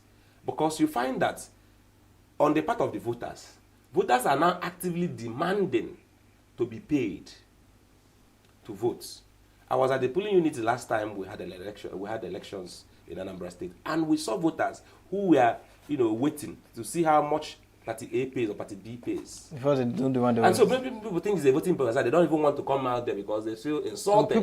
So if I understand what you're saying, now many voters are coming to make money to enrich themselves. For elections. But if I'm also to add to that, do you see the state of the country now, looking at the economy, the insecurity? Do you see this as how would I put it, an eye opener, for most of the citizens to vote their conscience? Yeah, of course. Or do you see it as, imagine what you just said now, people are hungry. They wouldn't mind as long as they see what to eat. So whoever pays better, their vote goes to the highest bidder. No, I think that people are begin to know that there's election has consequences. You know, we've been saying the election have consequences. This is the biggest, I think, of every other consequences that Nigeria have had since 1999, return of this democracy. The president's recession is the biggest time Nigerians have seen consequences of election. And I believe that Nigerians going into 2027 have learned their lesson. The lessons are very simple, namely, number one, that we are first Nigerians before we are Igbos, Hausas, or Yorubas. And that whatever affects anybody in Nigeria affects everybody, right? Irrespective of your tribe and religion, because those are the issues that Nigerians are taking for granted before. People think that because their tribesman is there, that they will buy bread cheaper or buy coke cheaper. Nigerians have learned that the Nigerians have known that we are yoked together in this country. And our decisions must reflect that we are putting our best foot forward in terms of who we entrust our collective destiny and our collective welfare to. So that has been given, because you look at how things have trended and how Nigerians are now involved. It appears to tell me that, and also with the level of support that the opposition parties are gaining, traction that they're gaining, it shows that Nigerians the hunger has woken something in them up, which is the commonality of our destiny. Talking about the assurances that the support from Nigerians, they are giving, the opposition parties. Looking at how strong the current administration is, the party itself, do you see it even possible for any other opposition party to unseat it? Now, let me give you some of the instances why I'm asking this question. Let's say they have strong seats in each of the states, right? Their governors are all mostly APCs. And you know what that means? That it won't be just easy for any other opposition party to just come and unseat there, even if it's possible, but it's not that easy. And then looking at each of the political candidates, just when Obi was in ADC and most Nigerians felt, okay, we are here, there is a strong indication that something different may happen in 2027. Now, somehow he's in NDC. Yes. Now, some of the votes he would have had if he was in ADC have been shifted because Atiku and his likes will take some of those votes. And then we also have NDC, and then we have PDP, and then we have APC. I've not mentioned AMP. These, different factions of votes, do you think they can surmount to the proportion that will bring about the takeover of the opposition party come 2027, regardless the support that these parties are having? I think that if we had time, I would have dissected this question very well, because what qualifies somebody to win an election in Nigeria is popular votes. You must have scored the majority of the votes. The spread, too. And then you should also, the spread and the popular vote, these are the two major things that qualifies you. So if you look at that, already, you find that you look at which states are sympathetic to which political parties. With the way it is now, it's yet to be seen. When Nigerians go to the poll, when you talk about political parties not being able to pull it, what happened in 2023? Here in ENUGU, where we are having this interview, the sitting governor lost his election. So governors and all that they're not the ones. They only have one vote and then command some influences within their states. If the people come out and they vote and they protect their votes, that you have 100 governors do not matter at that point, because 100 governors, how much people can they, that is governors, if that is possible, how many people can they really confuse? How much influence do they wield over their citizens? Because it's about influence peddling at this point. That's what elections are about. So I believe that Nigerians, having learned their lessons, would be able to stand up, because their interest of the governor may not be interest of his own electorate in that state. So the Nigerians must speak about their own interests in this election, which is the interest of taking themselves out of economic slavery and becoming, what God has destined them to be, instead of becoming a shadow of themselves, because the totality of the economic policies that the government is making Nigerians the majority of Nigerians not to realize their potentials. And that much needs to be said, and that much should be the mirror Nigerians should hold before them while they go to 2027. Not any governor, and not any president, and not any senator. Because the senator is talking about his own interest. Nigerians must now begin to talk about their own interest, the interest of their future generation and children unborn, and the kind of country that they want their children to live in. All right, thank you so much, Caleb, it's been a nice time. This Thank was, you, Chris. it was Thank you a so cool much. conversation, a cool time with you. Thank you so much for having me. Thank you, Nigerians, for listening. And let's see what 2027 brings. Yeah. Look forward to having you some other time. Thank you so much. My pleasure. All right, Nigeria, stay with us. We'll be jumping off for a short break. Coming back is Retrospect. Please stay with us. Don't go nowhere. Tired of the snow? Tired of the bad TV signals? Nigeria has gone digital. Introducing Free TV, the national platform for every Nigerian. Get 100 plus channels immediately. Sports, news, and entertainment in your native language. All with clear picture quality. Whether you're in the city or the village, our satellite signal reaches every corner of 36 states from day one. No monthly subscription, just a compatible decoder and you are set. It's a national asset built for you. Take the show on the road, download the Free TV app and stream your favorite channels anywhere. Starting this May, scan to download the app or call 0700 388 7277. Free TV, digital TV for free. Brought to you by NBC.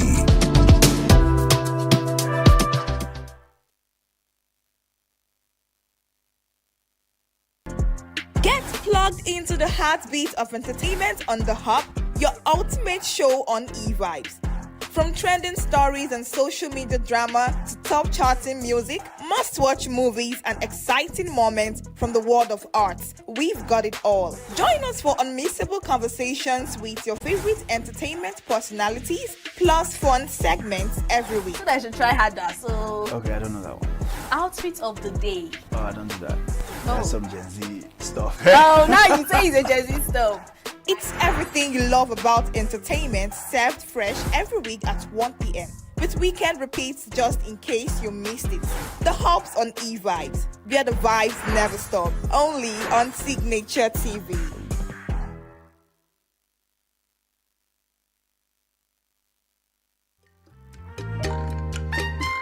The way we see the world shapes the way we change it. Gender isn't just a checkbox, it's a lens. One that helps us understand the world more deeply and act more fairly. Gender Perspectives, a program for those ready to see more, do more, and be more. Designed to challenge assumptions, ignite conversations, and build inclusive solutions across every sector of society. We are not, fighting the men. We are not saying we are equal in terms of rights.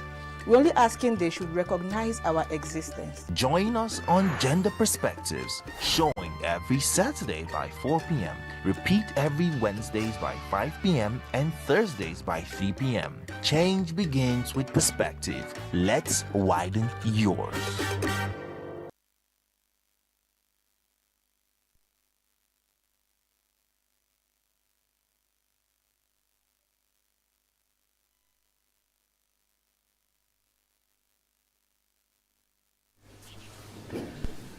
Welcome to another beautiful and exciting segment of New Day. This is Retrospective. We take a look at what happened over the week. It's different conversations that we had, exciting one that you might have missed out, and looking at how your schedule might have been over the week. On Monday, we took a look at Fugbara and Wiki and the struggle for power control of Rivers State. This has been a major conversation so far this week when Nigerians woke up to the information that Fugbara had withdrew his governorship candidacy in APC, and this has not really been so exciting for so many Nigerians. We also looked at the 2027 build-ups, the APC, other political parties, and Nigeria's political equation. All of these things we looked at on Monday on Signature Morning. Please take a watch.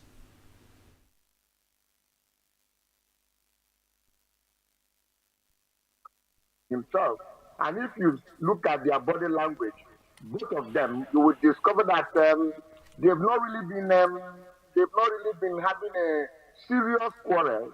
It's actually their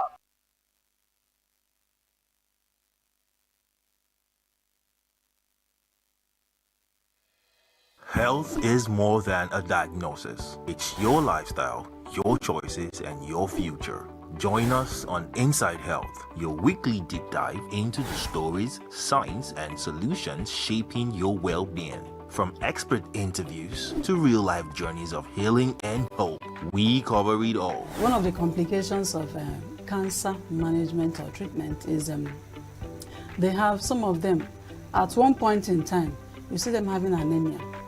Okay, so you see them at times being transfused. But at the same time, you come in with the diet. Nutrition, mental health, innovations in medicine, fitness, and everyday wellness. Whether you're managing a condition, staying informed, or just living your best life, Inside Health is your trusted guide. I'm Tigiti Agorum, and I'll be with you every week on Inside Health, only on Signature TV. See their boys, their lieutenants, their supporters that have always taking the battle personally. Two of them, they've not really taken it personally.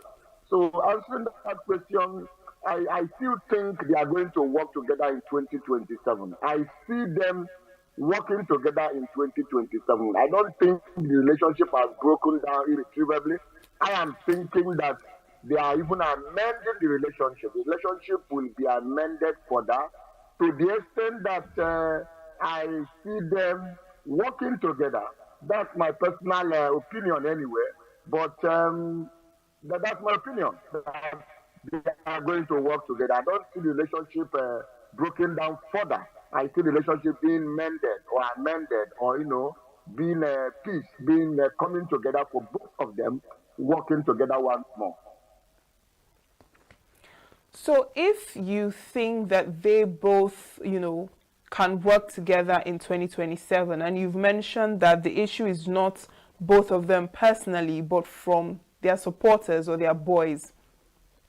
That brings me to ask, if the major actors in this are fine with each other and they do not have any personal issues, why then are their boys taking it personally and causing problems that would make people think that both Wike and Fubara are at loggerheads?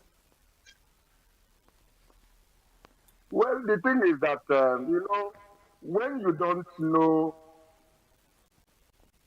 when you are not there when somebody is buried, is, assume the dead body. You will start from the feet or you start from the head because you were not there. But if you were there when it was buried, you will know where to start from to dig the cup up again.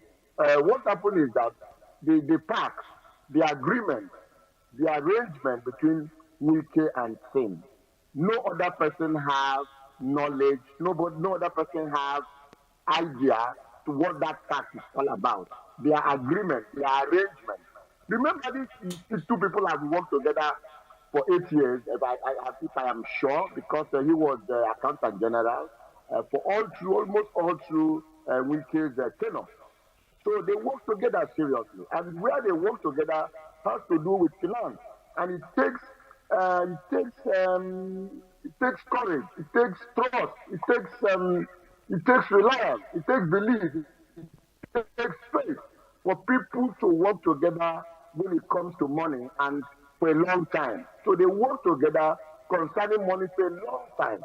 As is the chief of accountant general, he oversees almost all government expenditure, together with in collaboration with the Commissioner for Finance. I'm just saying that for them to be able to work together, they did not disagree. Wike did not sack him at a point. Wike did not see any reason to quarrel with him at a point for that 8 years. That means he was trusted. That's what I'm trying to say. He was trusted financially by Wike. So there's no other thing that Wike cannot trust him with.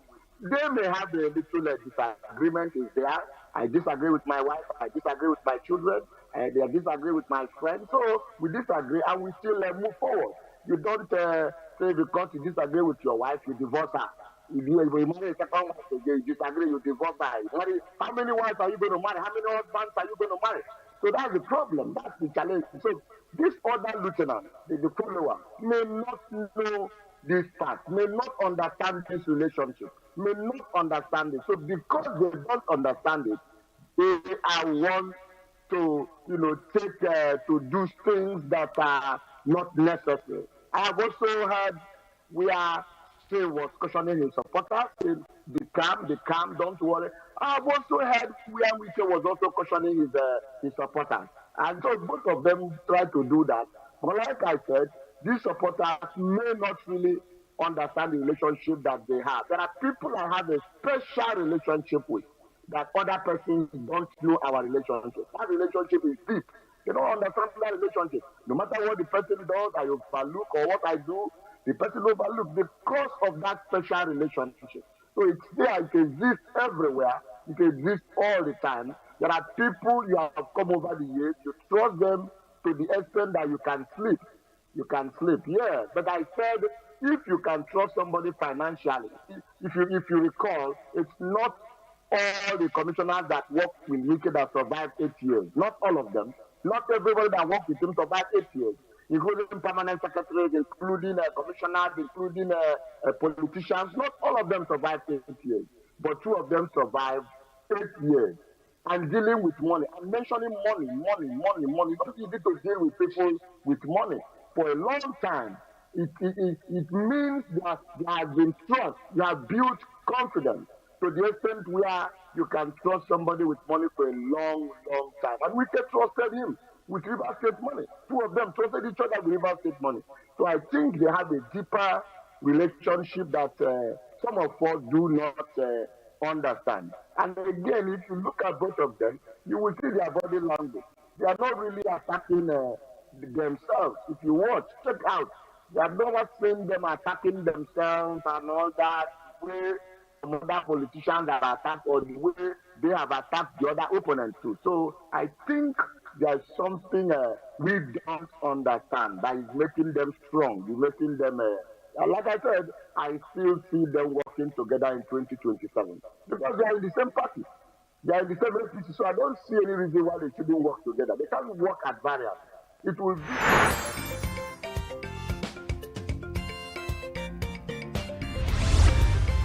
Signature TV, news in your pocket. They have what they call more of imposition disguised as consensus and primaries. We have imposition because the president, who is the leader of the APC, has already empowered the governors to take charge, and the governors are using the opportunity to favor their lackeys. People he wants to, they prefer over others. Although some governors were also very careful to not to over-patronize people who have been in the National Assembly more than once or twice because of zoning in their constituencies. So I think the governor of Imo State, Hope Uzodimma, has done very well in that regard. I don't know about other states. People who have been in the National Assembly for 2-3 terms, they tried to stop them. In fact, effectively stopped them, and got some other people to take a shot at it. But for me, generally, I see what is happening as imposition cloaked as consensus. Yeah. But the danger in having so-called consensus is that you end up getting people, you say you are doing consensus, whereas you are pressing your own agenda and the agenda of your party. People you are sure will be loyal, people who will not go there and disappoint. And then you have, if the party happens to have an outright majority, commanding majority in the National Assembly, they may even railroad us into a one-party state because it will be whatever the party wants that they will do. But when you leave it, people compete freely, then you have diversity of opinion, you have robust debate. But when you have debate being designed or authored by the ruling party, these guys cannot dissent with their parties because they already been given a template and the party chose them. The party chose them. They did not get it by their own competitive strength. So that is the danger of doing that. And that further shrinks our democracy. Democracy should be regulated only by the rules set by the Electoral Act and by the Constitution, and not the whims and caprices of the players themselves, especially the major players. Then if you go to the other parties are quite advanced in selecting candidates at this stage, like the APC. But when you look at the processes, they released the cost for the expression of interest and the nomination forms. None of them is as job-breaking as the APC. It's a lot of money in the APC, but others, you see that it's cheaper. So, but whether it's cheap or costly will not stop anyone from winning the election. Because the advantage of being the ruling party and not being the ruling party can only be determined by the people who vote. Unfortunately, people rush to the ruling party because they believe they will have the potencies of rigging. They can rig election for you and you get into the position you want to get. You feel the other parties may not have the strength to muzzle you into the position you want. So that is also dangerous for our democracy. So we really need to have a democracy where the ground is level, so people compete on their own strength and they're able to win. That's the only way our democracy can thrive. Thank you. Now, I'd like you to speak a bit more on what you said about, imposition cloaked as consensus. One would wonder if these parties are not within their rights to decide who they would want to field as their candidate, with or without the competition. One would also wonder, what if they all do not have any other person that they would rather push out to the public apart from the one person that they selected. So I want you to, just expand more on where you're coming from in that aspect. You see, when you look at the parties, no one man owns a party. A party is owned by a group of people who come together because of political interests. They have their philosophies and what they want to push forward. So in any office that is to be competed for, it is likely you may not have just one candidate. You are going to have more than one candidate. So, and already you have sold forms to these people. These people have been allowed to move around, meeting party leaders. A lot of money have been spent by these guys, going around. Then suddenly, the governor came and he asked his lieutenants to get them round for a meeting. They will be meeting. Then you find they will come out and read a communique that they have agreed to support one person, and somebody says it's consensus. But there are some behind the scene actions that happen. There may be threats, there may be promises. Please step down for this person. So the person who is asking you to step down for this person, what yardstick did he use to determine that this guy is better and you should step down for him? I have listened to a lot of defenses of this opinion, this action, people saying they are trying to balance equity in some of the states. But balancing equities, who met to agree that this is how we are going to go about it? So we are ended up with a system where we are growing the big man syndrome. The big man.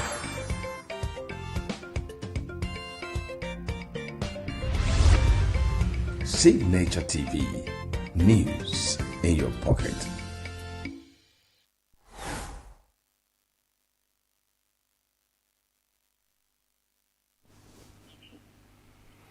All right, and that was that for Monday. On Tuesday on the Signature Morning Show, we talked about new burial laws for Anambra State.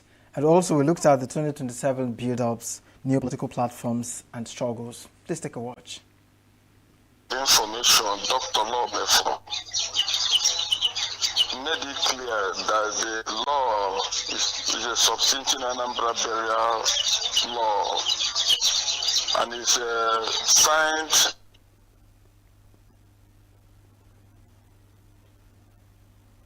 Governor of Anambra State. And the thing has been there, but I don't think it has never been executed or implemented. Present governor want to implement the law that has been signed long time ago. That's what we are feeling, because the Commissioner of Information has been refuting it and been disclaiming that the law has not been propounded or signed to law by Professor Soludo. That the law has been there for all this while. All right, Mr. Ejudu, I also asked you to tell us exactly what the law is about and what the restrictions are. The restriction is basically to reduce the cost of burial in Anambra State. Sincerely, it is outrageous burying loved ones in Anambra State. You see people carrying cows and goats, families and others taxing the bereaved so much that sometimes it becomes very, very painful. So these are the things maybe probably the governor wants to curtail. I think I'm agreeing with him. I've done some burials in my area, and I know how I felt. It is not too good to spend so much millions of naira burying loved ones, and when the person was alive, probably he could not enjoy such benefits. If you see a show of wealth in this area, you will definitely want to have a regulation. All right, but so how are the people taking this enforcement of the burial laws? What are the reactions from Anambra people? The reaction is mixed. Some people who experience such things, some of them are against it, some of them are for it. And people are complaining that they use such things to support the family that is burying their loved ones. But if you want to help somebody, must you make sure of it? Why don't you give them some funds so that it will assist them to bury their loved ones? Must you be carrying cows and goats and so much merriment? Other cultures in Africa, do they do such things too? Don't you see how Muslims bury their loved ones? Don't you see how even Yoruba people bury them? We spend all we end for a disease. It's not sound, it's not good. My own feeling, so but there are mixed reactions. A lot of people are so much against it that some of them say that it's a means of the government to raise revenue. After all, anybody that is preparing for burial can as well pay 100,000 and continue what he's doing. But there must be regulation. That's government. Government is for the people, and they always try to protect the life and property of people. That's the sense of governance. I personally am against such spending of money for somebody that is due for burial. Did he enjoy such things when he was alive? He did not. So why are you throwing parties and ceremonies, so much outrageous ceremonies for a person that won't be there to benefit from it? I'm in support of government if they are serious to implement such policies anyway. I'm in support. All right, now from what you've said, it brings about a lot of questions. First of all, you mentioned how other people do their burials. You mentioned the Muslims and other African countries, but I also understand that each area has their own culture and how they handle some of these cultural events or significant events. So do you think that this restriction, there are some people that can't afford, there are some people that can comfortably afford to throw lavish burial ceremonies for their loved ones. do you think that it is appropriate to also restrict people like that from burying their dead how they deem fit to bury their dead, particularly when they can afford it? What are your thoughts on that? It is not a matter of affording it to. Everybody wants to show off that is up to a thing. Some borrow, some sell their properties. Nobody wants to be relegated to the background that he could not give his loved one a befitting burial.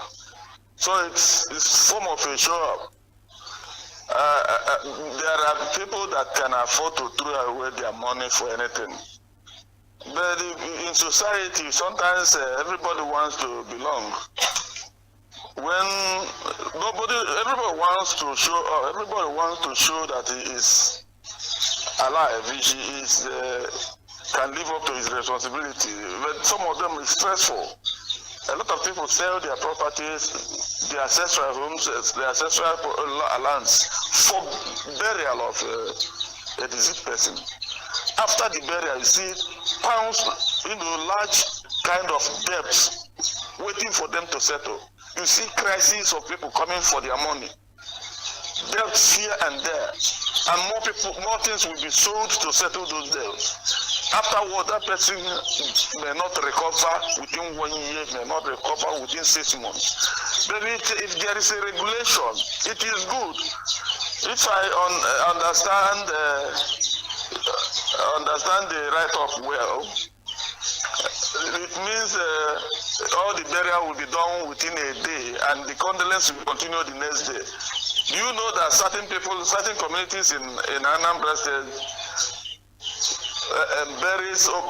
gives up to 1 week to bury their loved one, abandon their businesses and their various trades for just burial of one person?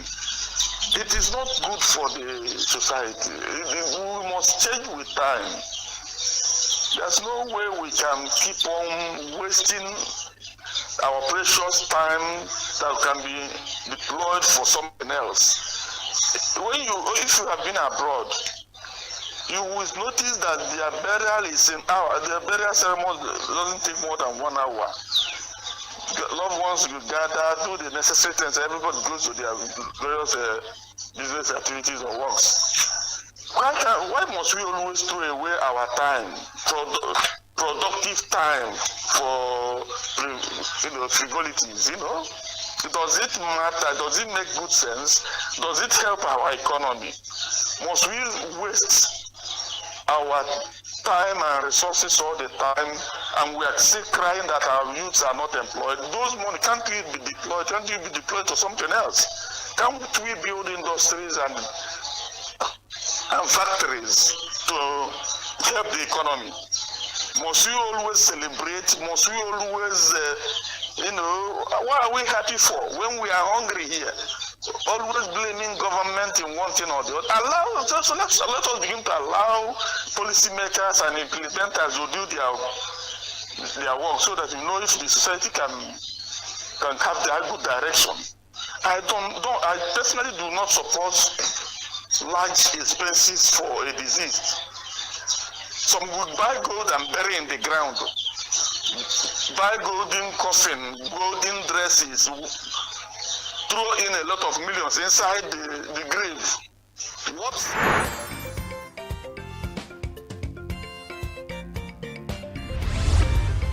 Signature TV, news in your pocket. I think the Labour Party is doing some mobilization. The PDP is said to have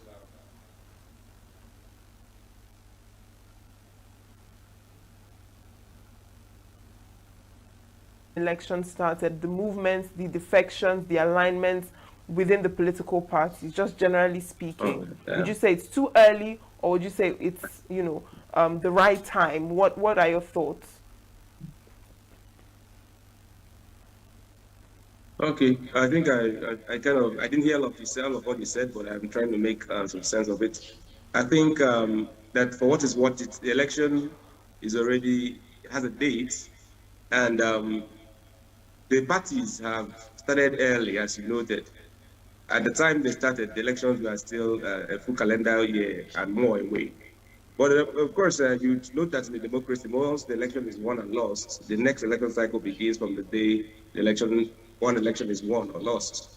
And so, but speaking of intense party activities and processes commencing in most parties, I think that even as early as we started, most parties are still trying to meet up with deadline. Recall that INEC put out a timetable for parties to follow. I think that by 30th of this month, May, most parties would have concluded their primaries according to INEC timelines. So it just goes to tell you that there's no time that could be said to be much time in politics, because a lot of things have to be done, a lot of high-level meetings that needs to be had repeatedly and all that. So it is just a pity on one hand that the governing party, the APC, have been able to be so much distracted from governance that they have had so much attention being paid to politics. I think that's on their own part. That's the only part I think one could complain on. But I think for whatever is what it's for other parties, I think that their main duty is to run against the ruling party. And if that is their duty, it means that they will have to politicking for a long time and they will have to do it well. But for the ruling party, the politics that have occupied what they were doing, the governance, taking over governance for a long while, and that is not something that is encouraging, and we've seen the results in terms of what has happened to the nation's economy and all that. But of course, other parties are not ones who are saddled with the responsibility of handling Nigeria's economic recovery and all that. So, but of course, to just put it well, all parties have been involved quite very early into this election cycle.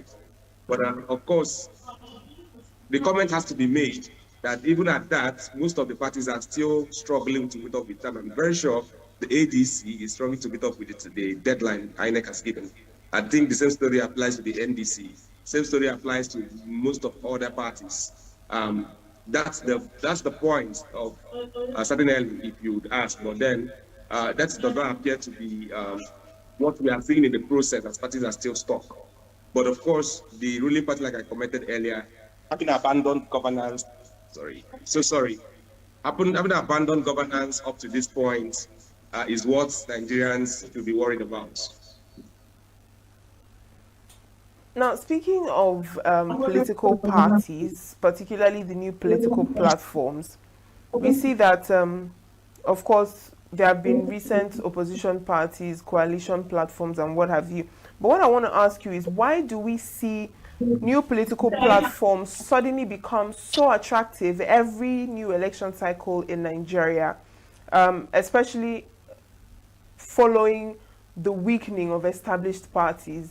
Election cycles come about and there is this craze, or there is this interest in moving towards, these new parties and leaving the old ones that start to crumble. Why do you think that we have such a dynamic in our system? You're correct. I think what you've explained has become symptomatic of Nigerians' nascent democracy, where every election cycle, old parties seem to be abandoned for the new ones. But a fair commentary on that would be to say that as much as the politicians are moving, most of the movement, it's based on their interests, probably to be on the ballots. Most politicians are trying to see how they find themselves on the ballot, because if you don't find yourself on the ballot, there's no way you can be in for the win. So I think that is what is reflecting the lack of stability in our institutions, especially in this case, INEC, who is the regulatory agency for these political parties, is somewhat responsible for it. Then on the side of the behavior of the politicians, of course, some of them sometimes do not show enough dexterity, in solving the problems that are extant in their parties, before moving.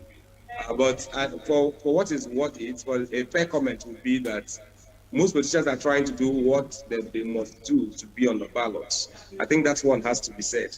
Then the next thing that has to be said about what is happening with the changing of justice, as we call it, towards every election cycle, is that the INEC is not appearing to be an unbiased umpire. We've seen how they handled issues when it concerns the ruling party. We've seen how they have handled issues when it concerns opposition political parties. And you must have to cut the opposition political parties some slack, because if they are being persecuted, if they are being hounded, if they are chasing down timeline deadlines and all that, I think that could also be part of what makes for the instability of politicians, or their lack of, or the high turnover we see in political parties with regards to how politicians change from one party to the other. That doesn't tell well of Nigerian democracy. That doesn't tell well about politics. But I think that for what is worth it, it is also a lack of ideology on the part of politicians. So many of the political parties on paper have described some ideologies they want to adhere to. But at the end of the day, that's not what we see in real time. We see that most politicians will just do whatever they can, whatever principles that they can apply to get themselves ahead. And so that removes the place of ideology in our politics. And of course, that's why we have that kind of fluid motion from one party to the other. Now, you mentioned something. You mentioned about ideology, and I'd like you to speak on that a bit more, because there is also this idea that, just like you mentioned, the movement is more of survival and access to power. So why do you think that is so? Why do you think that is also something that is rampant in our political system, where most of the movements to political parties are not based on their ideology in real time, but rather other reasons like survival and access to power? Why is that?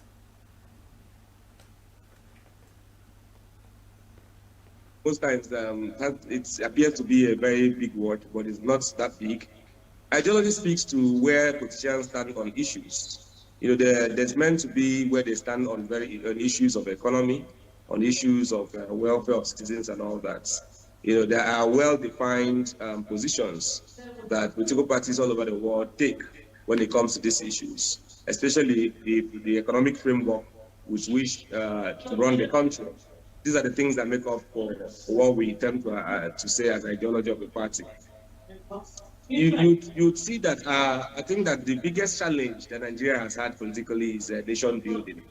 That's the biggest challenge. We've not been able to build national cohesion. We've not been able to build a nation out of the various nations in this country. And that is what is responsible for the mutual suspicion, for the mutual sabotage, and for most of the underhand and overhand depth things that we see politicians do in our polity. It's because of this lack of, Nigerians still have that identity of they are Yoruba first before they are Nigerian, Igbo first before they are Nigerian, or Hausa or Fulani first before they are Nigerian. And when you begin to build a nation from that block, then you find that it becomes what will be the recipe for mutual distrust among politicians. For politicians to be able to stay put in a political party and have the political party to continue to protect their interests, Nigeria must have to move from the sort of identity politics that we play to building a nation where everybody can be a Nigerian first. And when that happens, and when we see ourselves, whether from the east, from the west, from the north, or the south, as Nigerians, then politicians can be better able to protect their interests within the political party.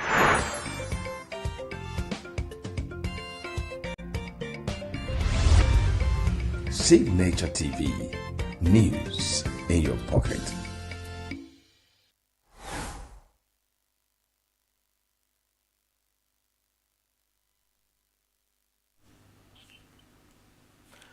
All right, okay, and then that was for Wednesday, the different conversations we had on Signature Morning Show on Wednesday. Now we'll take a look at what we had on Thursday, the 21st of May. We talked about the man behind the masquerade, the book on Chief Zebrodaya Wobo, Alias 430. It was an interesting watch. You don't want to miss it. Daniel Amanchukwu Akpala from Nobi. And Nobi is in the Demili South local government area of Anambra State. I was brought up by them and sent me to school. And I went to school. My father insisted I must go and do banking. That the one that's a businessman is a trader, for short. He must have somebody that will help him calculate his money and also make him project for investment of what he has made as a trader. And so, while I was insisting I would go to a secondary grammar school, my father insisted I should go to a secondary commercial school. I said, why not a secondary technical school? Why must he said no. Your senior brother is already in Okrika Grammar School, which is grammar. Your younger brother is in technical school in Port Harcourt. You have to see about my business. And so you have to do something commercial. Commercial is business. It's not grammar. Neither is it cut and nail technical. So you have to go and do commercial to help me in my business.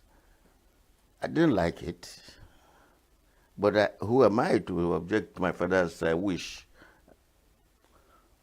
And before I knew it, he had going to bring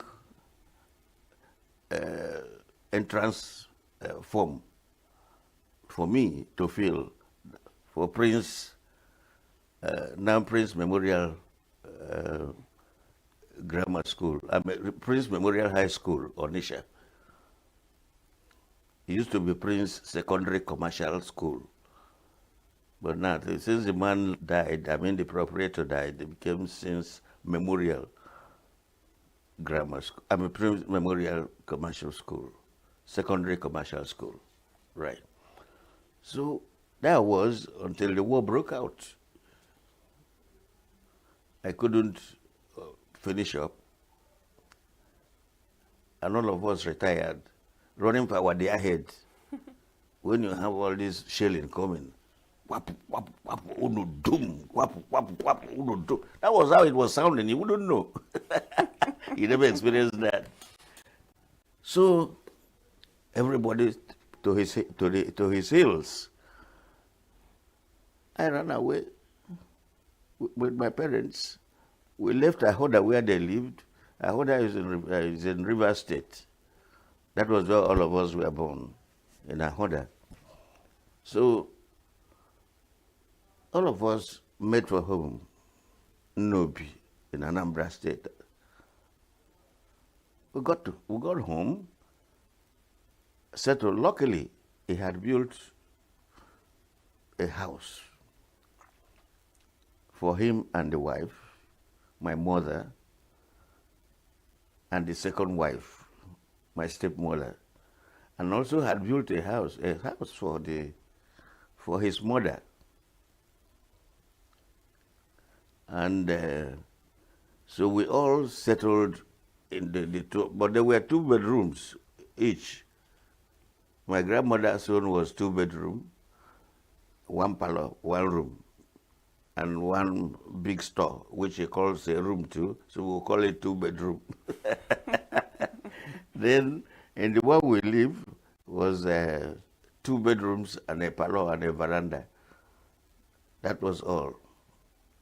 We had to accommodate ourselves in that one.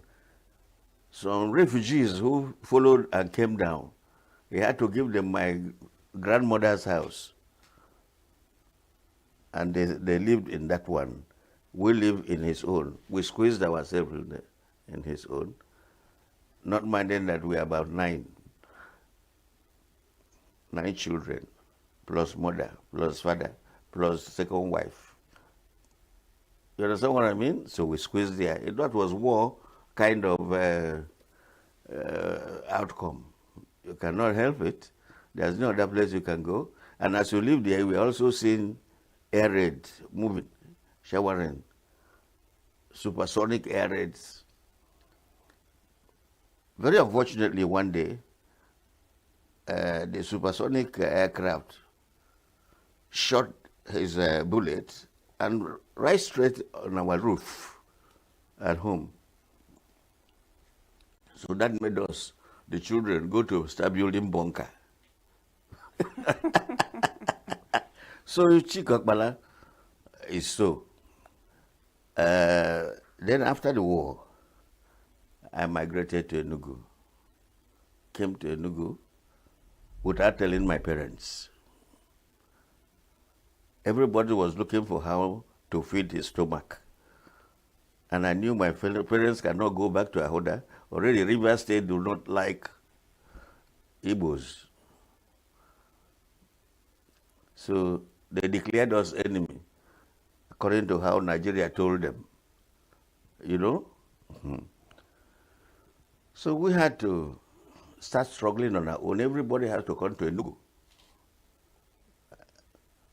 Well, I found myself in ENUGU. Luckily, during the war, I participated in the Red Cross assignments. I was trained as a Red Cross worker. And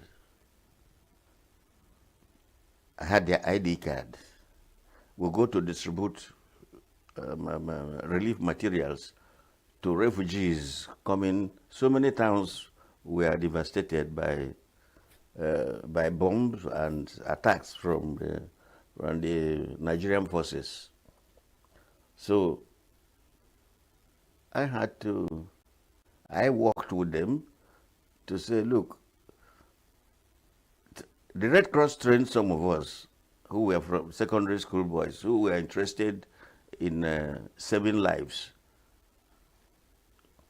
They trained some of us on how to dodge the aircrafts and all this and all that, dodge bullets from the aircrafts. Once you hear the sound of the supersonic jet, we have to hide. They call them fighters and bombers. We had to go and hide. And some of us were asked to please dig something like a trench, a bunker, and cover it somewhere so that they won't see anybody walking along the street. If they see you walking along the street, that's why they release their bullets. But if you hide under that bunker, even though it is not cemented, so it cannot prevent bullets from coming in, they will not shoot. They don't want to waste their bullets. So that was what I did with my siblings. We had to build something like bunker. Once we hear that, everybody, with my parents, that's how we were saved from the war. So when I came into ENUGU, I saw Red Cross Society along Okpara Avenue. That was their headquarters in ENUGU. I said, but I worked for Red Cross. When I left Nobi, coming into ENUGU, I had never come to ENUGU before. My parents never lived this side of the Niger. They lived in Port Harcourt side. So I didn't think of where to sleep, where to stay. Just go to ENUGU, like everybody is going to ENUGU, as they tout in the motor park, and then was saying, ENUGU, ENUGU, that's where it's happening.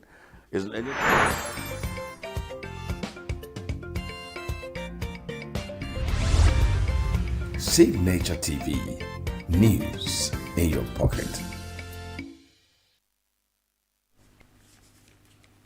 And for Friday, we talked about Anambra State new burial law, true or false. That was a very important conversation with Namdi Abana. Please take a watch. The government has said. Okay, the news broke, I think, last week about the introduction of a new burial law in the state, which was lauded by many. Of course, we all know that in Anambra State, burials are very expensive.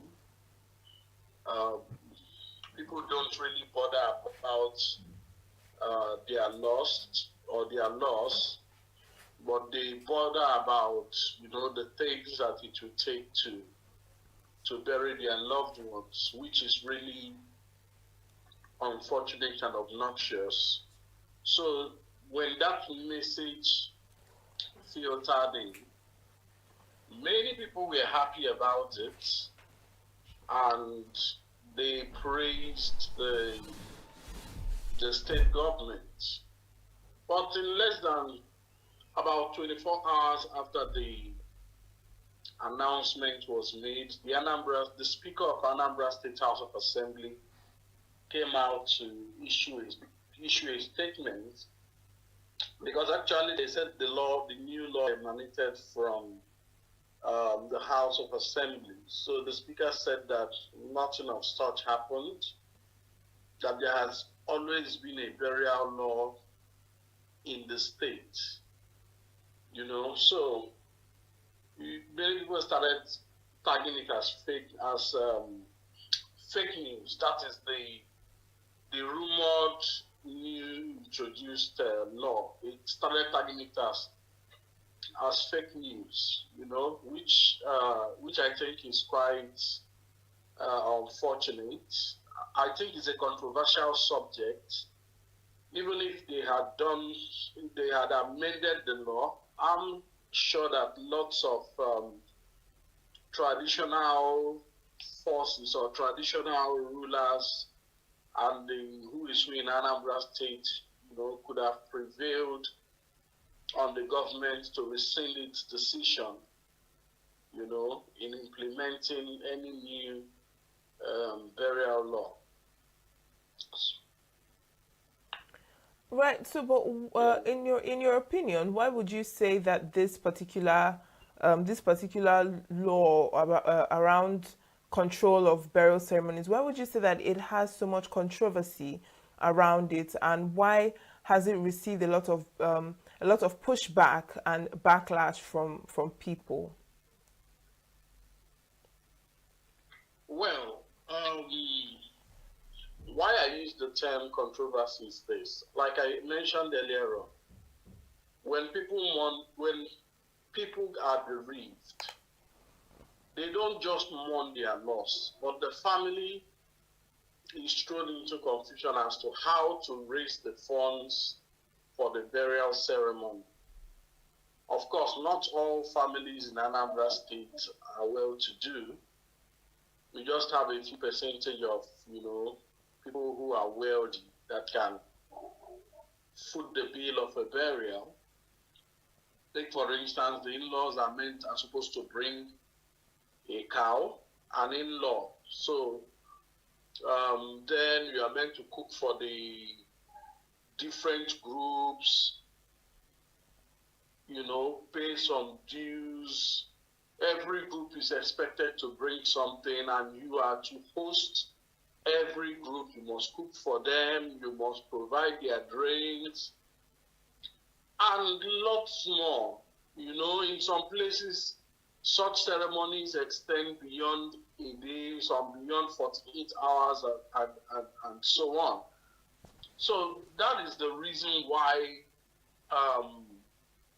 people embraced the new law immediately. The purported new law immediately entered the airwaves. They heaved a sigh of relief, But now that the state government has come out to say we did not make such laws, I think that the onus lies on the people to go through the House of Assembly to see to it that such a law is introduced in the state. Because lots of people, in fact, some people, what they do is once they lose someone, they'll either abandon the person in the mortuary, or they'll just bury the person, and they call it in Igbo parlance, free journey, something like that. They will say, let's bury the person. When we are ready for the ceremony, we'll come back to you. In most cases, they never return to carry out the burial rites. So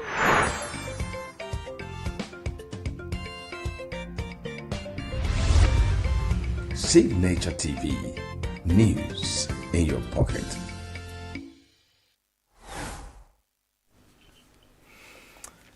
And that's just about it for what has happened so far this week on Retrospect. It's been an amazing and beautiful time with you this week, this day, okay? Of course, tomorrow's another time for you to join and be part of New Day from 8 a.m.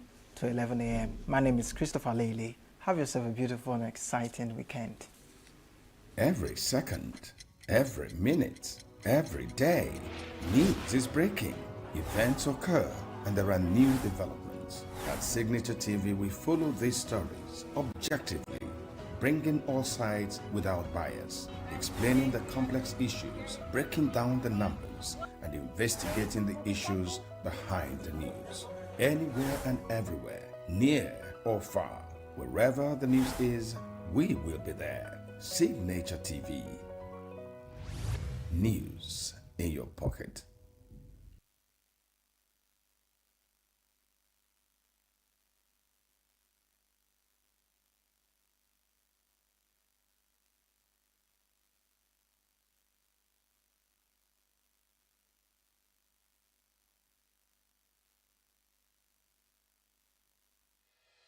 Health is more than a diagnosis. It's your lifestyle, your choices, and your future.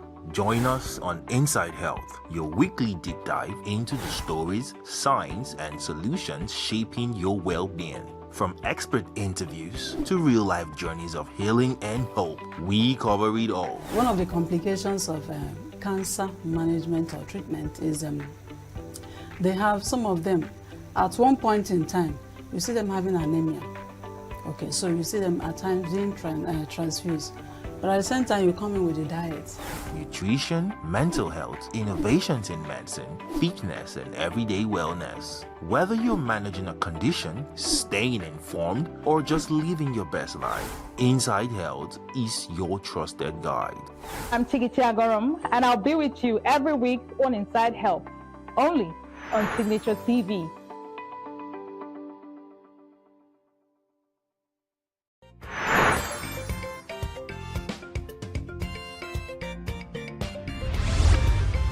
Signature TV, news in your pocket.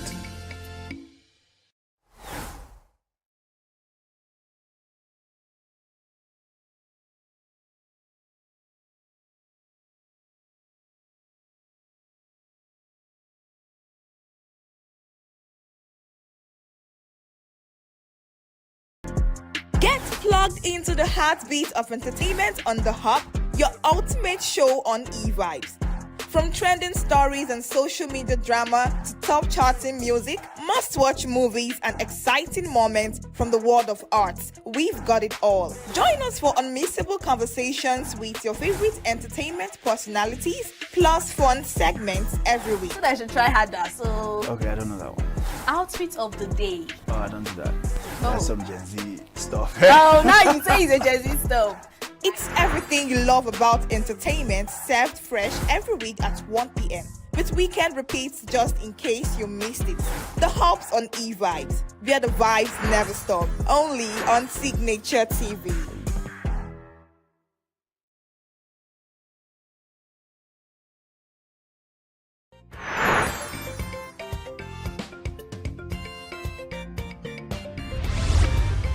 Signature TV, news in your pocket.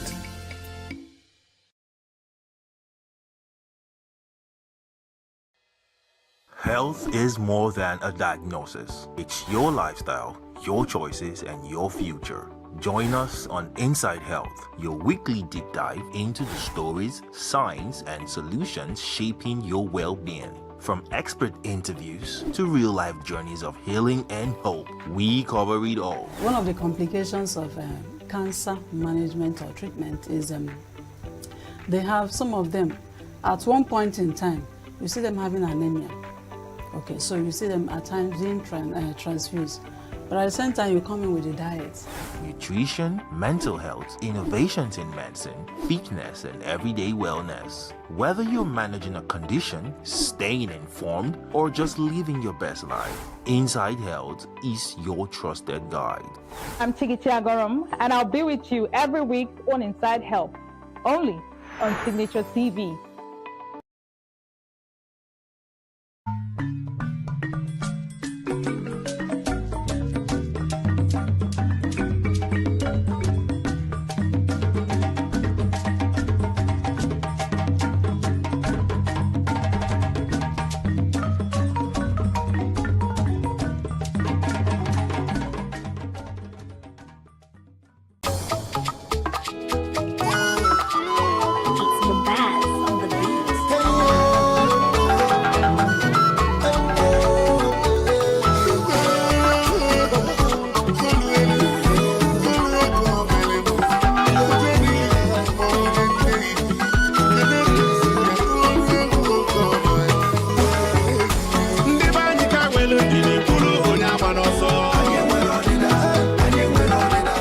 Thank you.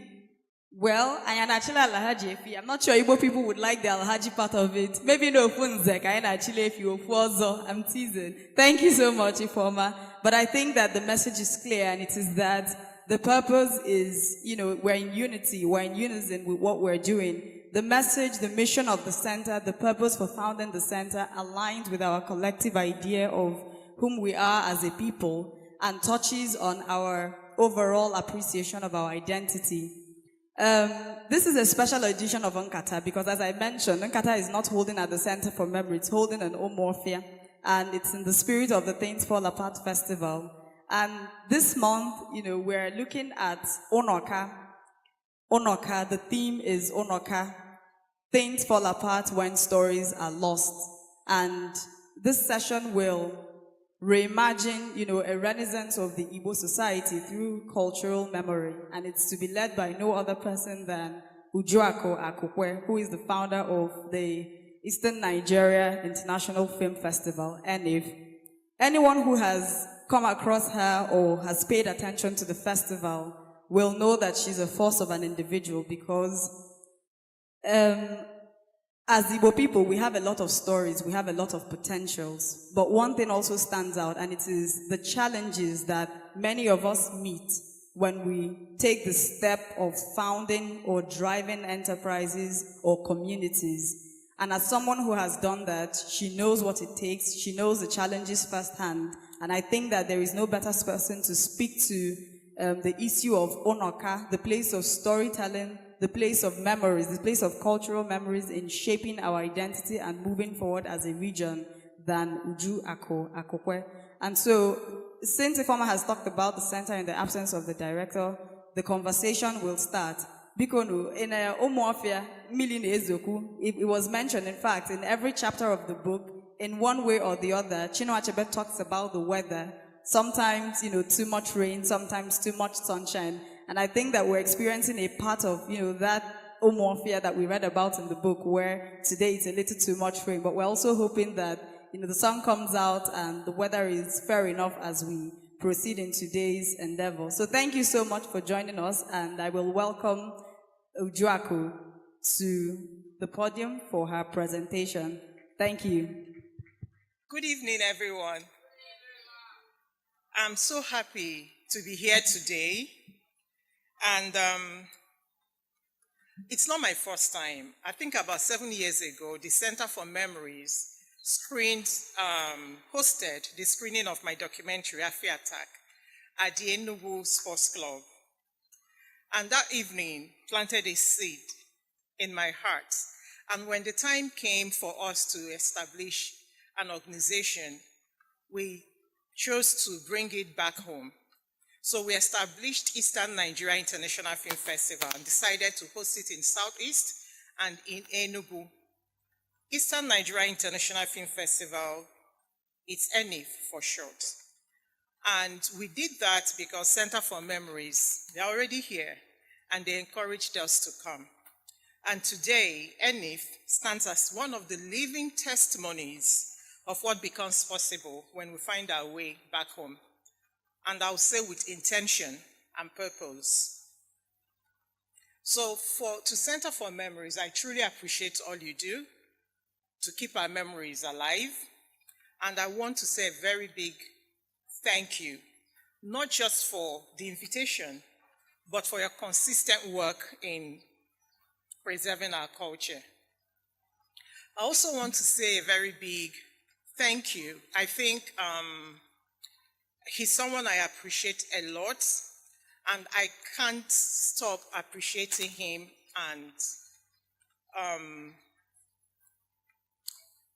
telling him how important he is to the Igbo nation and to me in particular, because he's someone that has supported my work since I met him. He's my mentor, my big brother in every true sense of the word, and my darling friend, and he's no other than Chief Ben Etiaba.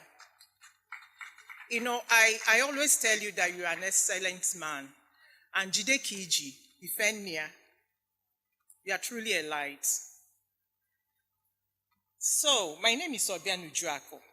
It means I came in abundance of wealth. I will also add that I came in abundance of stories, culture, and purpose to create impact, empower voices, and preserve heritage. I was born curious, not the kind of curiosity that drives children to scatter the house. No, not that type.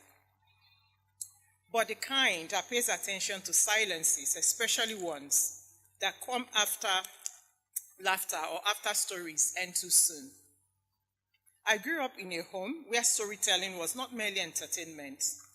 It was the structure behind how my siblings and I learned.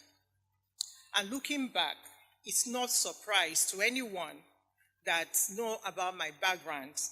It's not surprise that I became a storyteller. So today, I'll be telling you a beautiful story. Are you interested? My late grandmother, Ogbenyanu, a woman of sharp wit, caustic tongue, and few direct answers, believed that truth lived in metaphor. She told stories layered with proverbs and riddles, and she expected me to sit with them until understanding came. And I remember one day we were watching a Nollywood movie titled Died Wretched, Buried in 3.2 million naira casket. I don't know how many of you that will remember that movie. The film told the story of a man who lived in poverty but was buried in extravagant luxury. And I said, Mama Nobi, like we used to call her, why do people spend so much money on people when they are no longer here and can no longer see us? And she looked up from the television, looked at me, and said, and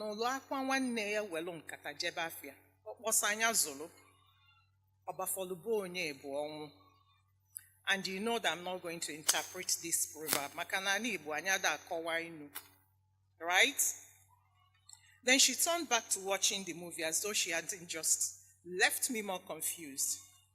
That was the world I knew, where lessons were hidden in proverbs and wisdom was rarely handed plainly to you. And I'm sure a lot of us came from that kind of world as well. It was also the world my father tried to preserve with his memo. My late dad, Akokalia, documented our family history, our culture, and ancestral knowledge. He believed that if we didn't archive our stories, we would be forced to borrow the identities of others. That foresight, I believe, was prophetic. So, when I was invited to speak on this topic, Onoka, things fall apart when stories are lost, reimagining our Naibo through cultural memory. I felt an immediate sense of both honor and urgency, because we often speak about Anibo as a land, a place on the map. But Anaibo is more than geography. It is a worldview, a way of being in which community, spirit, and nature were so deeply connected that today it almost seems mythical. Because when you research thoroughly about pre-colonial Igbo society, you will understand that our forefathers came before their time, and they did a lot to bring us to where we are today. So when you talk about their achievements, people will look at you like, oh, are you sure this is not another Nollywood movie? But I tell you, they did so much, and I will encourage anyone that is a true son and daughter of the soil to research pre-colonial Igbo. So the Igbo believed that life itself was spiritual. That was and still is our philosophy, a sense of purpose, wholeness, of Ubuntu, if you will. And when we speak of cultural memory, it is not nostalgia, it is survival. To reimagine an Igbo through cultural memory is to walk back through the smog of colonial disruption, spiritual erasure, and economic devaluation, and retrieve what was almost lost, our dignity, our designs, our spirituality, to which our moral compass is tied. Because it's important that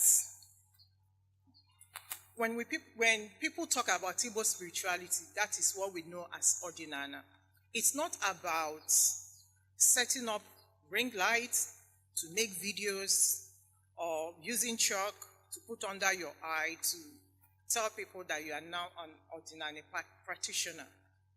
It's tied to hard work, decency, and it's tied to our moral code. So it's important that we know that Ordinana is not just about performing spirituality. And I'll say that this work of remembering where we come from cannot be passive. It must be done with imagination, with nuance, and above all, with the humility to admit that we have in many ways become strangers to ourselves. And this brings me to the man in the title, whom I love so much, Unoka. In Things Fall Apart, Unoka was the father whose life was never meant to be emulated. He was a flutist, Ogboja, a debtor, Onyogwo, a man who avoided war. He loved his music and moonlight. He enjoyed the present moment. His son, Okonkwo, hated him for his effeminate nature. But I want us to pause and reconsider. And what if Achebe wasn't merely contrasting father and son, but seeding a question in our minds? What if Unoka wasn't a failure, but a symbol of an alternative Igbo masculinity that was once allowed to exist and flourish before it was shamed out of memory? Before colonialism interrupted and recorded our value systems, our culture had created space for all kinds of people. There was room for the musician, the storyteller, the dibia, the hunter, the farmer, Diji, the palm wine tapper, Diochi, Dimba, the wrestler, Dinka, the creative person, and so many of them. Back then, strength was not only measured by aggression, power, authority. It was also measured by wisdom, empathy, and restraint. But times changed. What changed? Colonial rule, missionary teachings, and later on, our own internal anxieties and insecurities. They turned us towards a narrower version of manhood, one that glorified dominance, immoral wealth, and excessive materialism. And in that shift, Unoka the flutist, the gentle father, the man who preferred music to war, became everything we were told to reject. But I want us to also pause even further and think. Unoka was not just a passive figure. He was a creative, a dinka, a master of music. And in a society where professions like Diji and Diochi were honored for sustaining the community, the dinka held a vital role too. He was the conscience of the community, the one who gave expression to joy, grief, conflict, and hope. His flute was not mere entertainment. It was a vessel of memory, emotion, communication, and collective reflection. And like all true artists, like myself and many others, they carried what others felt but could not say or express. Music in traditional Igbo life was not entertainment alone. It was communication, it was ritual, it was resistance and rest. The flutist was not idle, it was integral. And Unoka's role as a flutist, when understood in this light, was not one of failure but of function. His art served a purpose that our modern metrics no longer know how to measure. And Achebe, Chino Achebe, masterful as always, gives us a glimpse of this in the wrestling scene. And that is my best scene in the book. When Okonkwo prepares to wrestle Amalinze the cat, the sound of the flute floats in the background, a sound that reminded him about his father that he so despised. So even in Okonkwo's greatest moments, where he is at his most physically powerful, Achebe brings back the presence of Onoka through music. There's a lot packed in this scene: family history, identity, remembrance. And I do not think that it is accidental. That is memory. Achebe perhaps was reminding us that tenderness and strength are not opposites, that one does not cancel the other. They coexist. As our people say, when one thing stands, another must stand beside it. We make a mistake when we evaluate a flutist with the metrics of a wrestler. Every calling has its own measure. And I wonder, in today's world, would Unoka still be considered a failure? I don't think so. In today's world of creators, wellness advocates, and storytellers, where vulnerability is no longer shameful and emotional expression is seen as strength, Unoka might not be mocked at all. And I think he may be an influencer and have a large following on Instagram. His flute might even be his brand, because my brother here, Gerald, his flute, his oja, is his brand. And also there is this Reverend Father that uses oja during Mass, and I think a lot of people love him. So I think Unoka would have been a great celebrity today. Unoka might be the one reminding us to slow down, to breathe, to live fully in the moment, to live life because of tomorrow, the very things so many of us are now trying to relearn. And there's something deeply ironic in all of this, that the very traits colonialism taught us to dismiss, tenderness, creativity, and emotional openness, are not celebrated around the world. And the traits we were made to embrace, stoicism and relentless striving, are the very things unraveling many of us from the inside. Because before all of that, our culture had created space for everyone. We lost that not by tradition, but by disruption, and we are only beginning to remember. And maybe Achebe was not only showing us Okonkwo's tragedy, but offering us a quiet alternative. And maybe he was whispering that our future as a people does not depend on Okonkwo's fire alone, but also on Unoka's way of being, that both are needed and that neither should be forgotten. And maybe our loss of cultural memory is not simply about forgetting facts, but about forgetting our options, forgetting that there were once many ways that made us Igbo. Because when stories are lost, it is not just memory that disappears, it is identity, unity, spirituality, and even vision. We begin to lose our sense of honor, of home, not just as a place we return to at Christmas to show off our beautiful cars and mansion, or a place to perform culture by wearing red cap and displaying our isiago, but honor as a symbol. We forget that in Igbo cosmology, life is not linear, it is cyclical. And that to forget is to fall out of rhythm with who we are. And Igbo, in my opinion, didn't fall because the white man came. part of it. But I think it fell and continued to fall because the stories stopped being told and documented.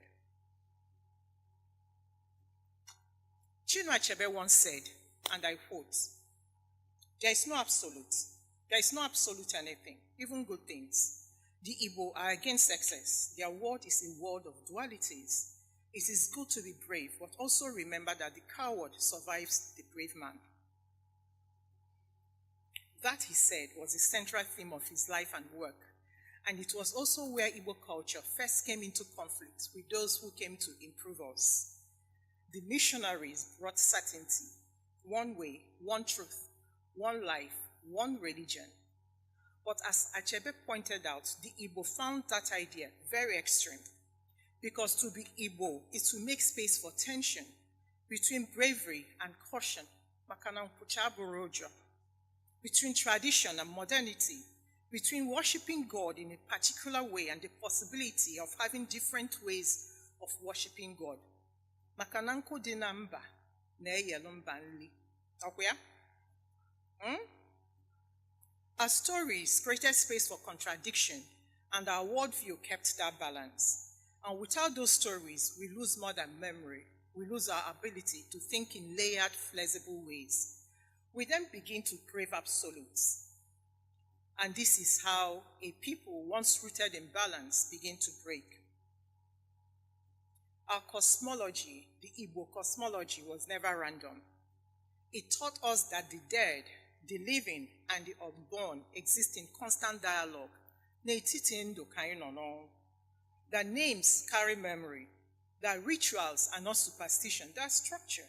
They map our time, our values, and our place in the world. But when memory fades, language begins to sleep, and with it, we lose the frame through which we once understood everything. Because to name is to remember, and if we can no longer call on the names of our deities, like Akwali Omumu, Ogugu, Udo, or speak of Ofo Nogu or Ikenga without discomfort or apology, then we are not merely forgetting, we are unlearning who we are. So what do we do now? We reimagine. And reimagining is hard work. It is invention rooted in remembrance. It means returning to the sources of memory that still linger among us and shaping them to meet this moment. We do not have to look very far to begin. The fragments are still here with us, some whole, others cracked, but still alive with meaning. And perhaps the first of these is our language. Let us begin the reimagination with our language. Our proverbs are short, but they carry weight. In just a few words, they pass down lessons, values, and warnings. The Igbo do not shout to teach. We whisper wisdom in lines like Ewe Belu Ugo Belu and trust the hearer to understand. These are not just sayings, they are political blueprints. They teach justice, equity, and diplomacy. Then we turn to storytelling. I remember the moonlight evenings filled with riddles and tales of the tortoise, not just to entertain children, but to teach society. These stories carried lessons on greed, humility, cleverness, and survival. And what we called folklore was moral framework. And today, we must return to them, not by retreating, but by retelling through podcast, animation, and cinema. Let them live again, not only on the lips of our grandmothers, but in pixels and sound waves. And we must not forget our elders. There are books that were never printed. Their memories carry the architecture of pre-colonial life, justice systems, land agreements sealed with just words, that's integrity, marriage customs that valued family ties over flashy celebrations. We should be archiving them, not as relics, but as teachers. Because when an elder dies, it should not mean that a library has gone. And yet, too often, it does mean that. Even time for us had its own rhythm. Our market days, Eke, Ore, Avo, Nankwo, they weren't just names on a calendar. They shaped how we lived. when we gathered, traded, rested, celebrated, and even buried our dead. Today we live by time that never stops ticking. Calendar alerts, deadlines, wake up time, countdowns. But perhaps our healing lies in remembering our own time, aligning with them, our own rhythms, and deeper meanings we once attached to them. Our spiritual frameworks deserve remembering.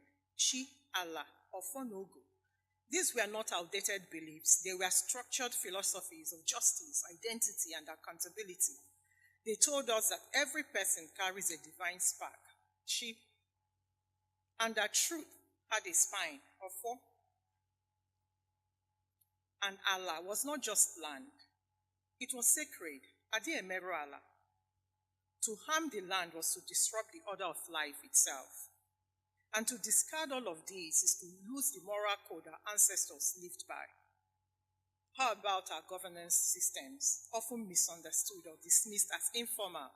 They were in fact detailed models of participation and accountability. The Igbo famously say Igbo Enweze. We've heard it many times. The Igbo have no kings, but that does not mean we had no order. What we had was a decentralized, consensus-based system rooted in collective responsibility. Power was not concentrated, it was distributed.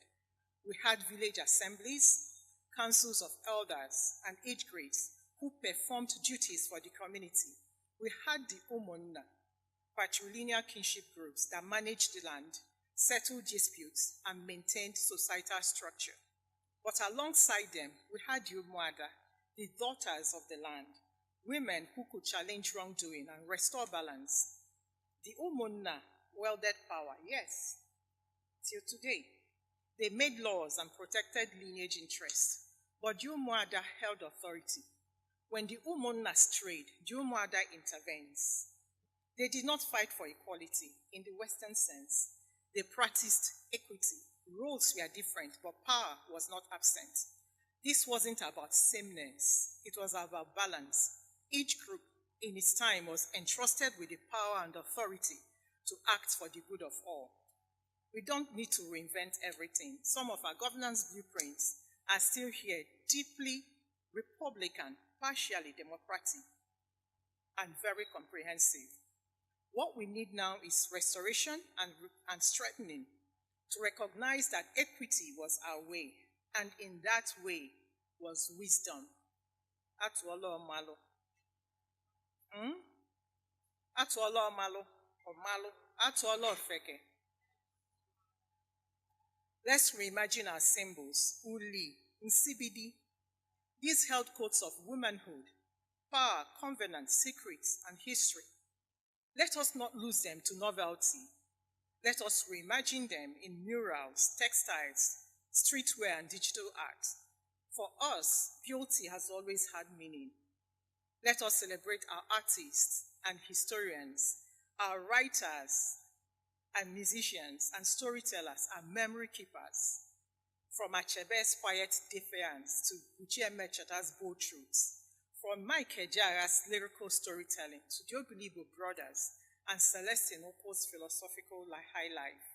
They remind us that memory is not a dead thing, that every generation must write its own or risk losing the plot entirely. And in this digital age, memory must live where people live. And today, people live online. We all live online, Instagram, TikTok, Facebook, and all of them. All of the above. Our ancestors inscribed wisdom on walls and skin, on cloth and drum. We too must inscribe, but now on servers, in apps, in films, and in code. Imagine a virtual reality museum where a young person in London or Brazil can explore the sacred spaces of our land, places they may never visit in person but can still connect with. Or a mobile game, not about fighting or winning, but about learning, about taking a journey through Igbo cosmology guided by proverbs, where each level teaches what our ancestors once passed down by moonlight. And what of our language again? Thoughts may not always begin in language, but language is how we refine it, how we carry it, how we pass it on. Every word we lose is a thought that may never find its way to the world. Reimagining an Igbo means speaking Igbo again, not just in prayers or in political slogans, but in WhatsApp love notes like Nkem, Obim, Afolonginanya, Umuaku Neligokwa Nni, and memes. We need to start creating those. We can bring it to life in animation, in storybooks, in voice-activated apps that teach our toddlers to say Biko before they learn please. We must also draw from our indigenous knowledge, not just to archive them, but to translate them into tools.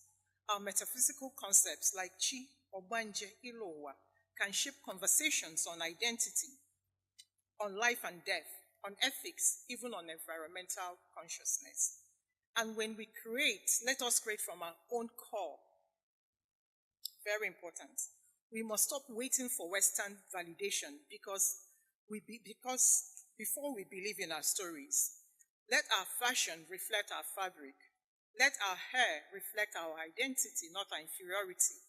Let our tech be guided by our reality, community logic, akonuche, wisdom, not just Silicon Valley blueprints. Because the real work is not to choose between memory and modernity, but to have a conversation with them, to blend them together. Let artificial intelligence learn our stories, not to replace us, but to reflect us. Because if memory dies, so does imagination. And if imagination dies, so does the future. We are not too late. Anaibo is waiting. Our ancestors have not left us. They are still speaking. Perhaps we are the ones not listening. We must learn to listen again. Because if things fall apart was a warning, then this may be the reply, the call to rebuild, not by copying the past, but by conversing with it. Achebe gave us the falling. Maybe it's our turn to write what must come together. He wrote things fall apart. Maybe it's the time to someone to write things come together. And to do that, we must first appreciate what makes us Igbo. A worldview that honors every person's contributions. One that sees the hunter and the palm wine tapper, the engineer and the software developer, all contributing in different ways, each one valued, none ranked above the other. In our culture, no profession is beneath dignity because dignity lies in the doing, in the purpose, and in the role each person plays in holding the community together. Makananyu koma emilionu ogba ofofo and ekele olu eke onye malu nkie onodu na nkie na alu. We must preserve this wisdom and pass it to the next generation, not just in books, but in practice, in policy, and in pride. Because every time we forget who we are, we become easier to reshape by others. My father used to say, when we are growing up, and if I ask a little naughty, my dad would say, "Nonya amaronyo obo, uwa boyonya," and he would go and say, "Onye kebo." I'll say, "My name is Obianujuak. What from Obianujuak?" I said, "Obianujuak, onye kebo." I'll say, "Abom onye ichiwak alo ada akokalia." They say, "Remember that." So onye amaronyo obo ndi made emegini aboyonya. So let us be intentional in anchoring our investments here in people and in purpose. The Center for Memories is here. Afia TV is here. ENIF is here. And who is next? Onyaga na Nwanneya. Let no one be left behind. Not the widow in our family, not the cousin struggling in silence, not our neighbors whose name we never ask, not even the sibling we have grown apart from. Maka no one knows na wozu arụ. Ka anyị chịkọta ọnụ maka na anyị dị iche. Anyị bụ ife dị iche. That's my mother's name. My father gave her that name, Ife dị iche. And the Ndi Igbo bụ Ife dị iche. Ana anyị amaka, we have land, gold in our land. And anyị bụ ndị gboo, the Asians. Ask questions about that. It's time to retrace our steps. It is time to remember. It is time to reimagine. And it is time to rebuild our Igbo. Daalụnụ.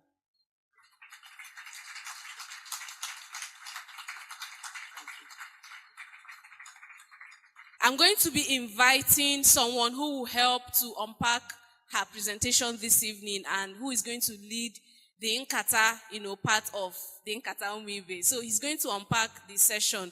And he's no other than Gerald Chukwebuka Ibe. So Gerald is a storyteller himself. He's a writer. He's a folklorist. And he's going to help us to, unpack the conversation. So there are going to be questions with the speaker, and then they'll open it up to the audience at some point. So let's please stick together. Thank you very much. Ujuaku, thank you very much for this lovely time you have shared with us. It is impossible to disagree with everything you've said. I think you've laid out your argument in a very thoughtful, a very thorough, and a very sophisticated way.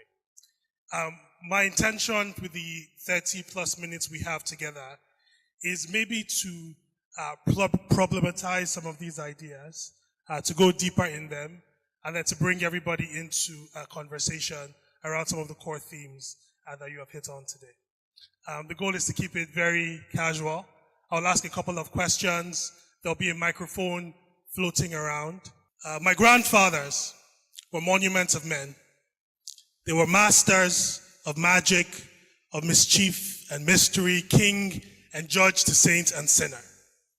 The first lesson I learned in their shadow was to polish silence until it shines.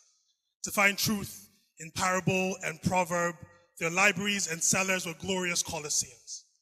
Magnificent monuments, pages stretched to the heavens, cellars dug to the earth's core. But see, when you are a child, everything seems bigger than it actually is. My grandmother said men can get drunk off books and become literate in liquor. There is nothing noble here. I asked my grandmother, how do you honor a man who forgets his name? I asked my grandmother, how do you honor a man who rejects the world? She says, you remember his name after he has died.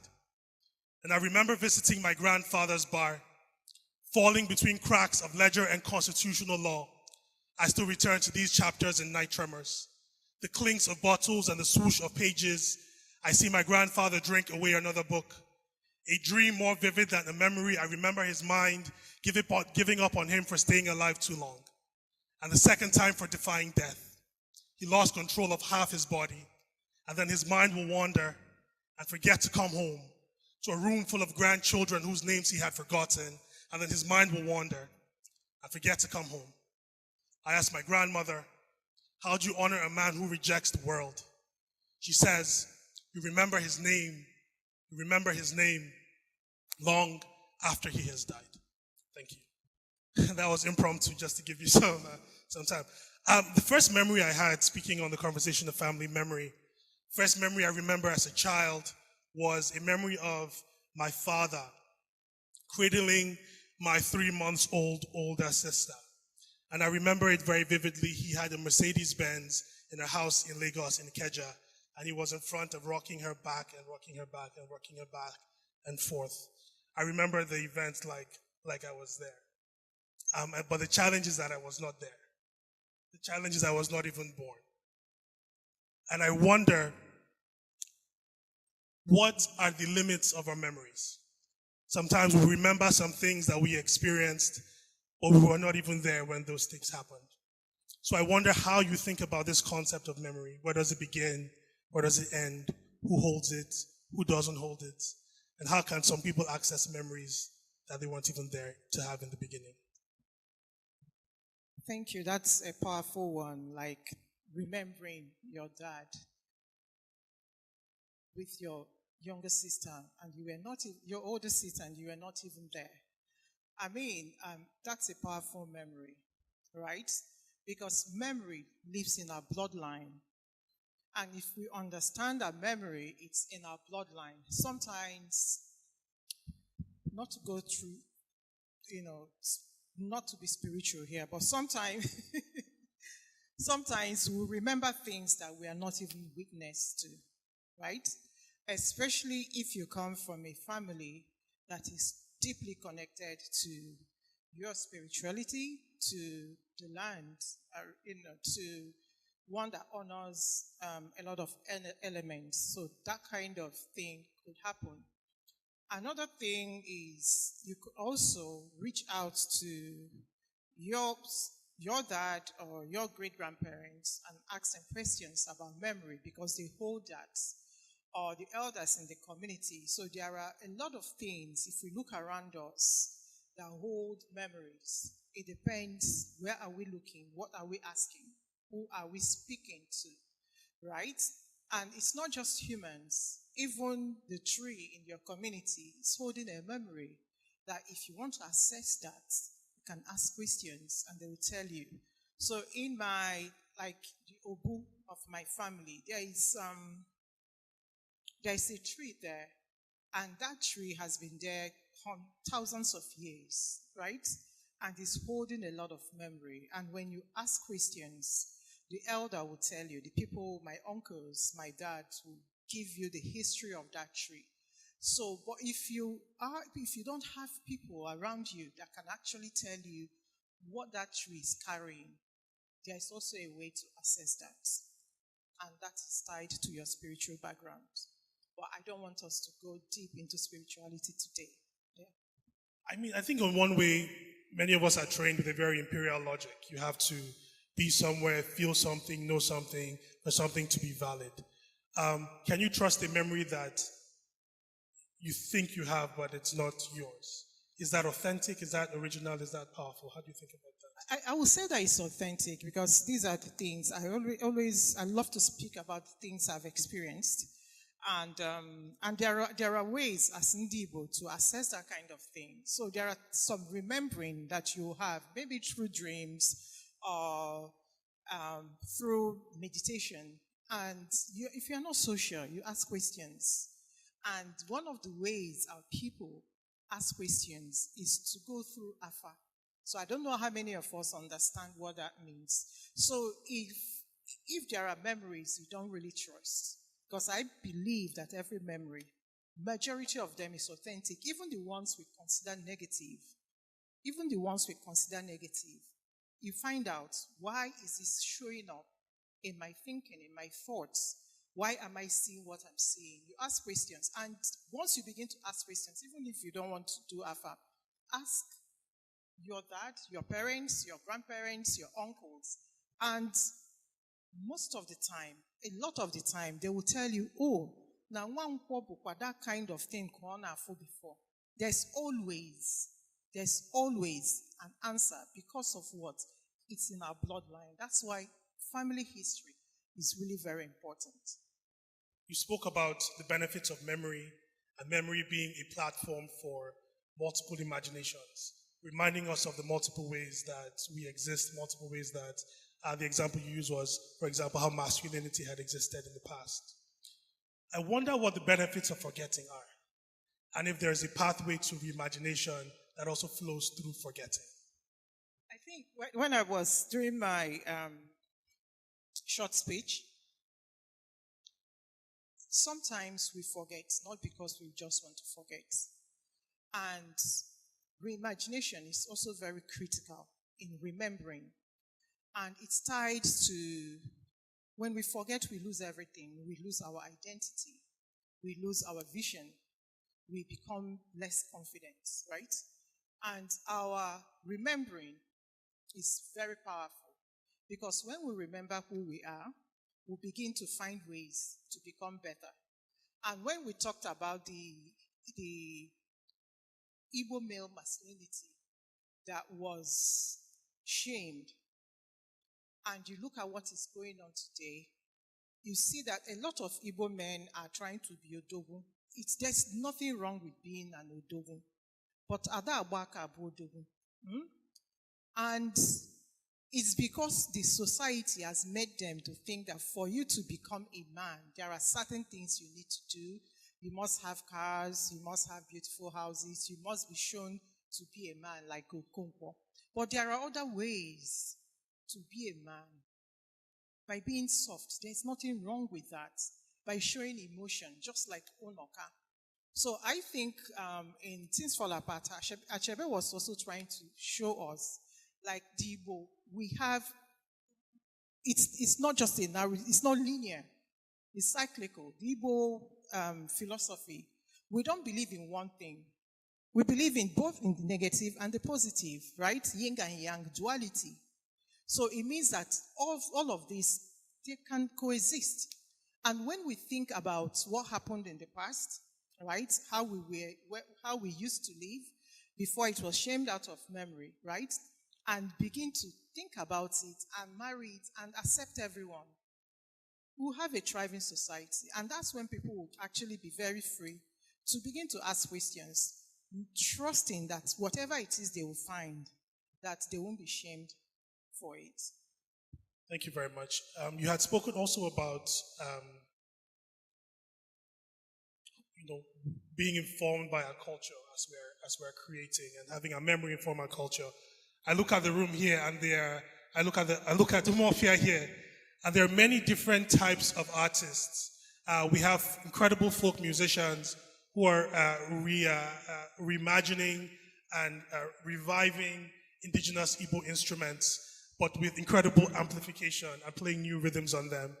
We go into the center over there, and we have individuals who are reinterpreting in CBD and Igbo motifs and ideas in acrylic and paint and oils and new types of artistic practices that might not have been indigenous to our people. I wonder how you think about this relationship of indigeneity and of kind of cultural continuity and the relationship and the marriage between both. And I'll throw this question right back to the audience, but I also wonder if you could talk to us specifically about your own artistic practice and how you've been able to marry and maybe any tensions that exist between these traditions, if you even see them as tensions at all. I think it's very important that we understand that the world has evolved, right?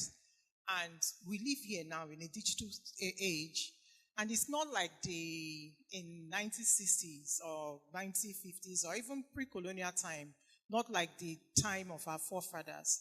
So what comes with this kind of age is reimagination. We evolve with time. So I struggle when people think that we have to continue to do things our forefathers did. They performed wonderfully well, and I love them for it. But it's time to reimagine new things. So the way they, for instance, prayed to their gods may not be the way we do that. And the way they communicate with nature may be different from us. And when it comes to storytelling, they believed in oral storytelling. They just pass down knowledge. But we are in this age, the digital age, when we have everything around us to help us document those stories they have told us. Majority of them did not document our stories, but some of us still know the stories, either through research or through what they have told us. So it's going to be very disingenuous if we don't document these stories for our children, because they will come tomorrow and ask us, you were at the time of ChatGPT, AI, tech, and all of that. Ma, where is our story, right? So I believe in reimagination. I believe in, a lot of people are doing it anyway, but I believe it's about time to tell our stories truthfully, in authentic ways. Of course, we are not going to water it down, but tell it to meet today and also meet the future and leave something for our children that are coming up. Fantastic, thank you. I'm going to throw that question to the audience. This isn't Kata, so we're here to have a conversation. I know there are many visual artists in the room. There are many folklorists in the room, ethnomusicologists, novelists, whatever your background is. How do you balance the past and the present in creating your art? So let's start the conversation there and let's move it around. The question is, what is the relationship and how do you balance incorporating your indigenous tradition with the modernity in creating your art, writing your novels, creating your literature? All right. Thank you very much. My name is Chima Korea. I teach history. I specialize on Igbo history. I teach at Marquette University in the United States. So, I'm very excited to be here, and thank you for an exciting, wonderful lecture. So this is really something that should be archived, for people to. So I'm not going to respond to that. I'm going to ask a question, please, if you don't mind. A couple of years back, I think in the 1940s and 50s, Simon Ottenberg wrote a book, I think it's titled Igbo Receptivity to Change. And the idea was, compared with every other ethnic group, the Igbo is the ethnic group that is sort of adapting Western ways of life and values that to an extent, compared with contemporary discourses, that Igbo culture, including language, is endangered. So, how do we sort of address this issue, considering the importance of the history, culture, and memory, and fitting into sort of the global context in which we are all struggling to be part of? Thank you for that question. And I love the fact that you mentioned language. And yes, the Igbo language is indeed in danger. And I think that what happened to us was because in every culture, you find the positive and the negative, right? And because the Igbo cosmology believes in biri kambiri, so we let things, so if we see a culture that we think that we like, we adopt it. But what happens is that with time, it begins to erode your own culture if you are not grounded in that particular culture. So when it comes to language, I think a lot of our parents sort of raised children to despise the Igbo language because they felt like I want my kids to be Igbo children, right? So it affected that a lot. But I also see a lot of people, I have friends that have written, authored books, a dictionary. There's this Igbo dictionary. I've seen a lot of creatives actually setting up YouTube channels. And what are they doing? They're teaching people that cannot even speak Igbo how to speak Igbo. So it's really very important because any person, and I say this respectfully, it's really a bit tough for one to actually imbibe culture and the identity when you don't understand the language. And the beautiful thing is that those of us that are still struggling to understand the Igbo language or understand the culture, a lot of them are making efforts. And because they are making efforts, I know that we are going to get better. And I also would like to encourage artists of Igbo descendants to sort of imbibe our culture, our identity, even our language in the stories or in their creation. It's very important because a lot of people, I may not go and sit down to go either study a dictionary or but I can go and watch a film and see the subtitle and I understand what they're saying. And from that, I can ask questions, right? So it's important that we meet everyone where they are. But I want to end by saying your language is tied to your identity. And it's important that we understand that and make efforts to revive the Igbo language. Yeah, thank you. I hope you can hear me. My name is Richard Adu. I want to help us by situating this properly. It is not that our people don't like to speak Igbo. It is also not that it is not possible to speak Igbo. What do I mean? Like you rightly said, information storage and retrieval, as it were, has greater benefit now that we have technology. Before this, all our people did was orature. We passed it down until the white man came to give us access to writing our language. Remember that the first Igbo primer was actually written by a Yoruba man, Bishop Ajayi Crowder in Onisha. By the time the Igbo Bible was written, because I must go back to history now because of what you said. We must situate this properly.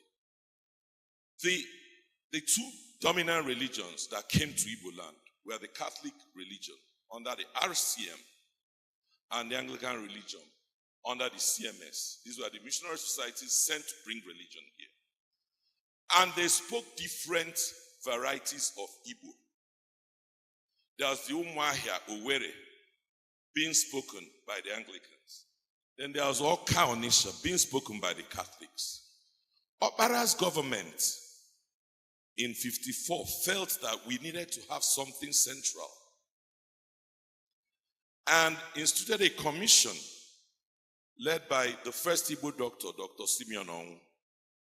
And by 1958-59, they produced something called Onwu Orthography, which is Central Igbo, for which they believed everybody would adhere to, which happens in Yoruba land and in the north in Hausa land, because their own orthography had been standardized long time ago. But you'll find out that our old sage himself quarreled with this at his speech in Owerri and said it was wrong. That was Achebe himself, where he delivered the Ahajioku lecture. He did it in Igbo and he spoke Ogidi dialect. So going back to that same problem we have, why do I say this? Ohaneze and Igbo is the biggest thing we have as Igbos. The meetings of Ohaneze, like what we're having this evening, is done in English. Why? Because the first Ohaneze meeting, somebody raised him, how can we be doing Igbo meeting in English? Sisiono stood up and spoke total Nguo. Akanwibiam stood up and spoke total Afibo. Nobody heard the other. So that is our reality. So we cannot, it's not about civilization of people who are Igbo. No, that's a fundamental problem. There's a fundamental problem. We must begin to address it from there. Thank you very much. Thank you. I really love your submission, because I also think, and it's very important that we understand, when we talk about Igbo, there is this saying that Igbo na sunonu no and Igbo, right? And I love what Achebe said, and I believe in that school of thought. I'm from Oka. I speak Oka, and I also speak the central, like the Onitsha dialect. So it depends on where I find myself. If I find myself in Oka, I speak my dialect. If I come to Enugu, I speak the general language. But what I'm saying is that should not stop us from imbibing the Igbo language. So whether you're from Ngwo, whether you're from Onitsha, Ojoto, Ogidi, Umuahia, speak your dialect. And it's really a very beautiful thing. That's diversity. So when I don't understand, I will ask you and you interpret for me. And from there, I am learning your language, right? So I think I was on TV at Afia TV yesterday, and the presenter asked, what are we going to do about students failing the Igbo language course because they speak Igbo, right? But they don't know how to speak the Igbo Udaum. I've forgotten all of those. But I think that's a problem, like that students will fail, teachers will fail students for not speaking a particular kind of Igbo. It's not right. Because it's about our culture, it's about identity, it's about who we are as a person. Igbo nasu no. Once we understand that, I think it solves all the problem. And accept people as they come. I cannot believe can believe. And that is our philosophy. And I think we should live by it. Thank you very much. The microphone is still in the audience. The palm wine is flowing, so let the questions be flowing and the conversations be flowing as well. I just want to encourage some of the young people in the room. I want to see your hands up. I want to see you asking some questions. So before we go there, who has the microphone? I do. Okay, I see two young people here in the front left. So let's make sure they get to ask some questions. I do. Where are you? I do. I'm at the back. Okay, let's get you to the front. Miri Doredo. Okay, thank you so much. For the wonderful. Thank you for affirming my name. I love it. Miri Doredo Dalo. Dalurine for that wonderful presentation. I am throwing it back to the beginning of your presentation where you spoke so much about Unoka. I'm also very, very, very, very attracted, for lack of better words, to that character. And I want to ask, Unoka as an alternative to masculinity, Umada for equity, not equality. And then colonialism happened. Absolutes replaced alternatives. And now, I'm manalo baaho, oburu menana. So ihenda haketa abugoro menana. And that comes to my question.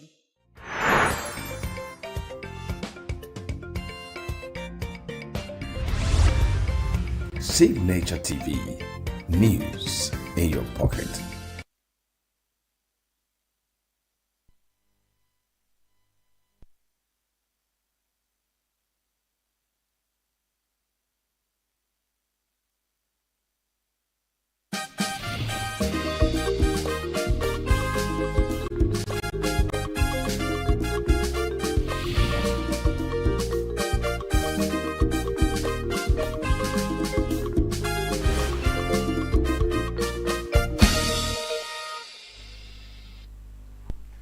Welcome to Global News on Signature TV. I am Barry Kumo Ado. In the headlines, INEC releases timetable for ENUGU North senatorial by-election. NDC constitutes National Selection Committee for primaries. ASU threatens fresh showdown over unpaid allowances. And UK scientists developing Ebola vaccine that could be ready for trials in months. Details in a moment. Every second, every minute, every day, news is breaking. Events occur and there are new developments. At Signature TV, we follow these stories objectively, bringing all sides without bias, explaining the complex issues, breaking down the numbers, and investigating the issues behind the news. Anywhere and everywhere, near or far, wherever the news is, we will be there. Signature TV. News in your pocket.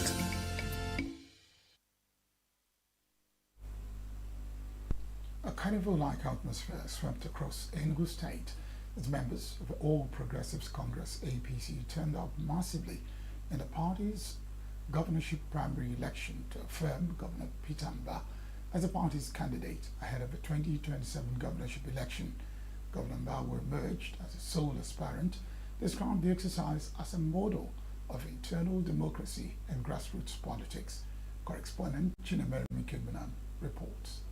Party faithfuls across the 260 wards of Enugu State participated in the APC governorship primary elections amid celebrations, solidarity songs, and widespread endorsement of Governor Peter Mba's second-term bid.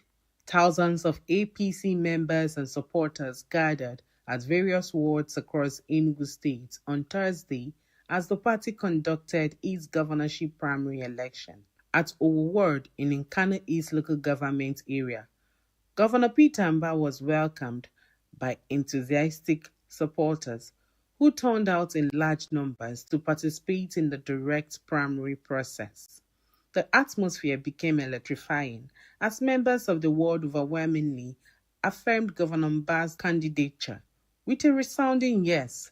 During the affirmation exercise conducted by the electoral panel led by Prince Arinze Arum alongside Ngozi Eni and Osinachi Nnajieze.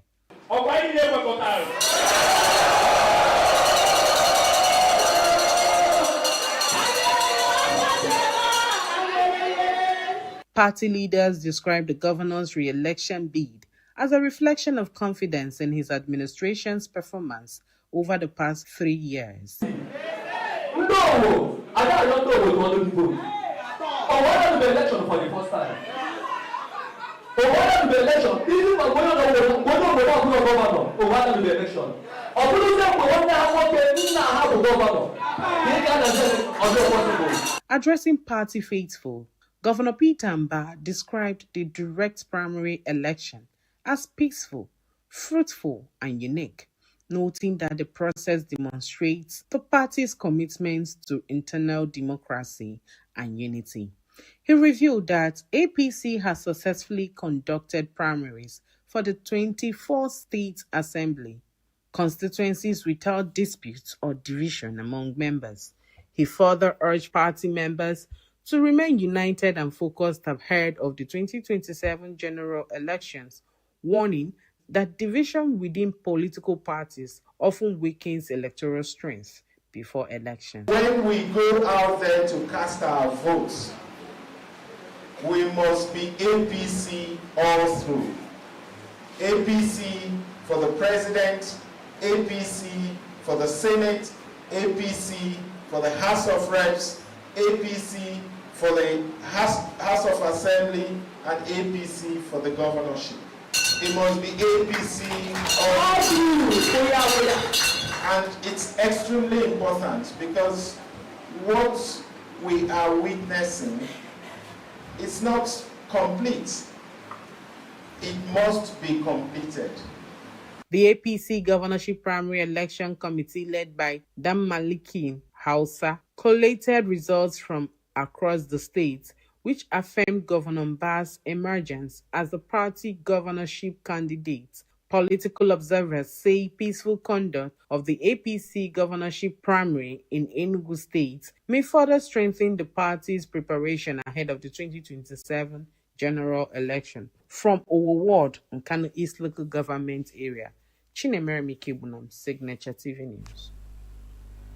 The Independent National Electoral Commission, INEC, has released the official timetable and guidelines for the forthcoming Enugu North Senatorial District by-election to fill the vacant seat created by the death of Senator Oke Ezia.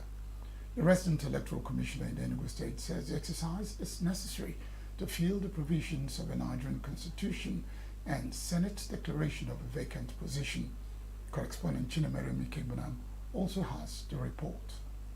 The Independent National Electoral Commission, INEC, has released the official timetable and guidelines for the conduct of the by-election in the Enugu North Senatorial District, scheduled for June 20, 2026.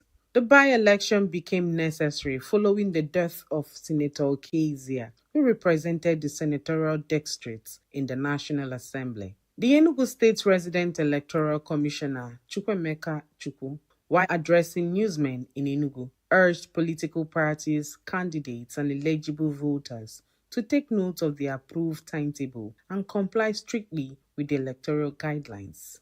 Chukwu stated that the official notice of election was published on May 21, 2026, in accordance with the Section 26 of the Electoral Act, which requires that the notice is to be issued not less than 14 days before the election. We are here to inform you today that we will work in line with the Section 43 of Electoral Act. So it's of you to make sure that you submit all the required documents as stated in this media briefing. Last day for campaign by all political parties is on 18th of June, and the election day is of 20th of June. The Resident Electoral Commissioner emphasized that all nominations must be completed through the designated online portal, warning parties to ensure compliance with the process. The last day of submission of nomination forms by political parties has been fixed for June 9, while political campaigns are expected to commence officially on June 10. The Commission added that the submission of names of polling agents must be completed on or before June 11, ahead of the conduct of the election. Between 9 a.m. on 29 May to 11:59 p.m. on 2nd June, that we expected that every particulars required for every candidate who are to participate in the election should put all the requirements in our portal and submit them in our national head office. Chukwu noted that the election would be conducted across 1,488 polling units and 102 wards spread within the 6 council areas of the senatorial districts, with campaigns ending on June 18, 2026. Conducting off-cycle election, we are conducting this election about 6 states in this country, where we also conducting a Ekiti state governorship election. Rivers State inclusive, Kano and all the rest of other states are conducting by election. And this as a result of that. We prepare. That's why we come up and give the details, analysis of when, how you are going to obtain the form with the date and time. The Commission reassured residents of its commitment to conducting a free, fair, and credible by-election, while urging voters to participate peacefully in the democratic process. With the release of the timetable and election guidelines, political activities are expected to intensify across ENUGU North senatorial districts as parties prepare for the crucial June 20 by-election. In ENUGU, Chinemere Mikebunam, Signature TV News. Nigerian Democratic Congress has constituted a national selection committee to oversee the screening and selection of aspirants ahead of its governorship and National Assembly primaries. In a statement issued by the party's National Secretary Ikenna Inekwezu, the party said the decision was approved by the national leadership of the party on the recommendation of a national working committee as part of preparations for the forthcoming primaries. The committee, according to the statement, will review and scrutinize reports and recommendations submitted by the National Screening Committee and take decisions on the screening outcomes of aspirants. The 20-member committee, to be headed by the national chairman of the party, Cleopas Zwoye, with Ikenna Inekwezu as secretary, as other members as Babatunde Ali, Barnabas Ejise, Yenusa Tanko, Moses Paul, Buba Galadima, Professor Denta Odenta, Grace and Onyeku Siobi, and Shitu Mohammed, among others. The party appealed to aspirants, stakeholders, and members to cooperate with the committee, citing the limited time available to complete the exercise, saying the process is aimed at promoting consensus building and ensuring the emergence of widely acceptable candidates through a free, fair, and credible mechanism. The statement explains that only aspirants screened and cleared by both the National Screening Committee and the National Selection Committee were eligible to purchase nomination forms, and that where consensus fails among aspirants, direct primaries will be conducted between May 28 and 30, 2026, in line with party guidelines. Human rights activist and former presidential candidate of the African Action Congress, Omoyele Sowore, has declared his intention to contest the 2027 presidential election. Sowore will disclose this in a media chart, said that preparations for the primary election of the party are ongoing, stated that the AAC is yet to complete its submission process for the digital registration requirements for political parties as demanded by the Independent National Electoral Commission. Sowore said that the submission is driven by a desire to win the presidency and offer what he described as a fresh direction for the country, insisting that the political class had failed Nigerians over the years. The activist has previously contested the presidency under the AAC platform in the 2019 and 2023 general elections and has consistently positioned himself as an alternative to Nigeria's mainstream political establishment. The 2027 general election is tentatively scheduled with the Presidential and National Assembly votes set for January 16, 2027, followed by governorship and State House of Assembly elections on February 6, 2027. The ENUGU State Waste Management Authority has announced that this month's cleanup exercise would hold on Saturday, May 30, 2026 from 7 to 10 o'clock in the morning. During the period, there will be strict restriction of movement for both people and vehicles, except for those on essential duties, must present valid means of identification or official S1 pass. A statement by the Managing Director of S1, Richard Onaga, warned that the environmental court will be on duty and that the faulters will be arrested and prosecuted promptly. Onaga warned that all early morning sporting activities, loading and offloading of passengers in motor parks and other commercial activities across the state are to be suspended during the period of the exercise. The statement reminds the public that the payment of sanitation rates for 2026 for both commercial and private residents is ongoing, so that all payments should be made in any commercial bank or at SOMA office at number 7 Ridgeway Road, GRA, ENUGU. The National Commission for Colleges of Education says a new dual mandate policy which empowers colleges of education to award degrees would help reduce pressure on university admissions across Nigeria. The Executive Secretary of the Commission, Angela Jala, made this known on Friday during a media party at the Commission's headquarters in Abuja. Ajala said the reform is designed to expand access to higher education, reduce overcrowding in universities, and strengthen teacher training in the country. She disclosed that the Commission is already working with the National Universities Commission on modalities to seamless takeoff as directed by the federal government. According to a draft curriculum that allows NCE to dovetail into the degree programs, have been drafted by the Commission and forwarded to the NUC for more input to ensure that the quality of the degrees to be awarded by the colleges of education is at par with that of universities. The NCCE boss said the Commission was already engaging relevant agencies and stakeholders on a more flexible admission framework for teacher education.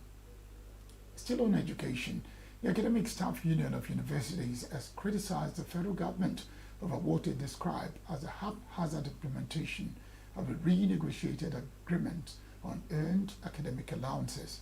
President of the association, Professor Chris Piwuna, who spoke in a media chat, said the unpaid earned academic allowance has now stretched to 18 months, with reported delays in the payment of lecturers' salaries across federal universities since the beginning of February. The ASU president said lecturers are fed up with what he described as the sloppiness of the Federal Ministry of Education in fully implementing key aspects of the signed agreement, particularly the EAA. This has triggered widespread agitations across ASU state chapters in recent days, with branches warning the government of imminent industrial action if the renegotiated agreements signed with the union are not fully implemented. The federal government signed a renegotiated agreement with ASU on January 14 to address the incessant strikes in Nigeria's public tertiary institutions for the intensive renegotiations between both parties, which was concluded in December 2025. U.S. sanctions Tanzanian police official over torture of rights activists. AI used to fake evidence that ended Korean actor's career, say police. Details shortly. We are local. The international community is observing Why the main market is in chaos. People are... We are national. Those in support of this motion as amended, say aye. Aye. We have taken the vote by default. We are international.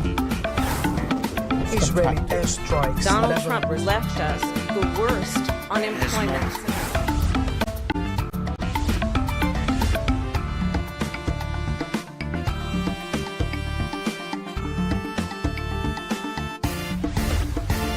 Signature TV, news in your pocket.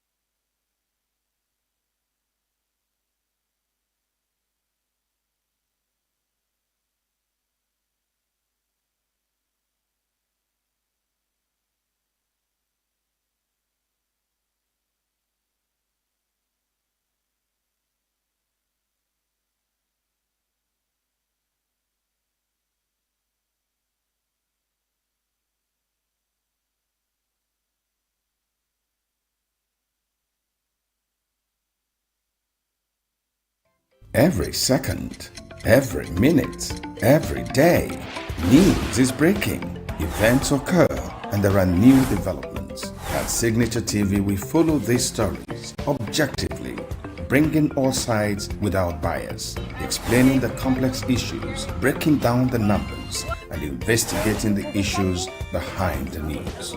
Anywhere and everywhere, near or far, wherever the news is, we will be there. Signature TV. News in your pocket.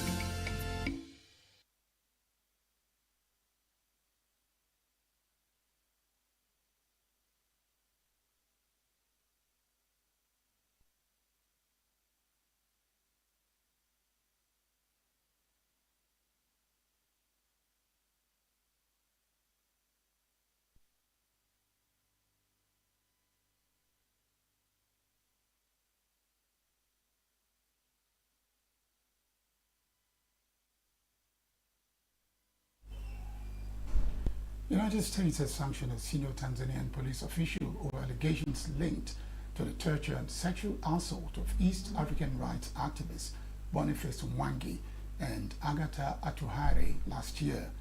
In a statement, U.S. Secretary of State Marco Rubio said the State Department had designated Faustin Jackson Mafuele based on credible information that he was involved in gross violations of human rights. Tanzania's Foreign Affairs Minister Mahmoud Tabit Kombo told the press that the government was yet to receive a formal designation which bars Mafuele from entering the U.S. The sanctions come amid growing scrutiny of Tanzania's human rights record, with U.S. lawmakers calling for tougher action. The two activists had traveled to Tanzania to observe the trial of opposition leader Tundu Lissu last May, when they were detained and later released, with Kenyan Mwangi saying he was held for several days alongside Uganda's Atuhaire. Mwangi alleged that he was stripped naked, hung upside down, beaten on his feet, and sexually assaulted in detention, while Atuhaire also said she was raped during her detention in Tanzania. Tanzanian police at the time dismissed the torture allegations, describing the activist accounts as opinions and hearsay. Scientists at Oxford University are developing a new vaccine that could be ready for clinical trials within 2 to 3 months to help tackle the Ebola emergency. The rare species of Ebola known as Budimbugyo, for which there is no proven vaccine, kills around a third of those infected. There are no guarantees the vaccine will prove effective, and it will take animal research and trials in people to know if it will be. But scientists say they are working urgently in the case of the outbreak's perils, and the experimental vaccine is needed. The risk from the current Ebola outbreak has now been upgraded from high to very high in the Democratic Republic of Congo by the World Health Organization. In the wider region, the risk is also now considered to be high, but it remains low internationally, it added. This comes after the WHO declared a public health emergency of international concern on Sunday, when it stressed that the outbreak was not a pandemic. Another separate experimental Budimbugyo vaccine is also in development, but it is expected to take 6 to 9 months for any dose of that to be ready for testing. The vaccine being developed by UK scientists uses the same technology the team developed during the COVID pandemic, and is highly adjustable technology that can be quickly tweaked to work against different infections. WHO said earlier this week that there was no animal data yet to support the effectiveness of a particular vaccine.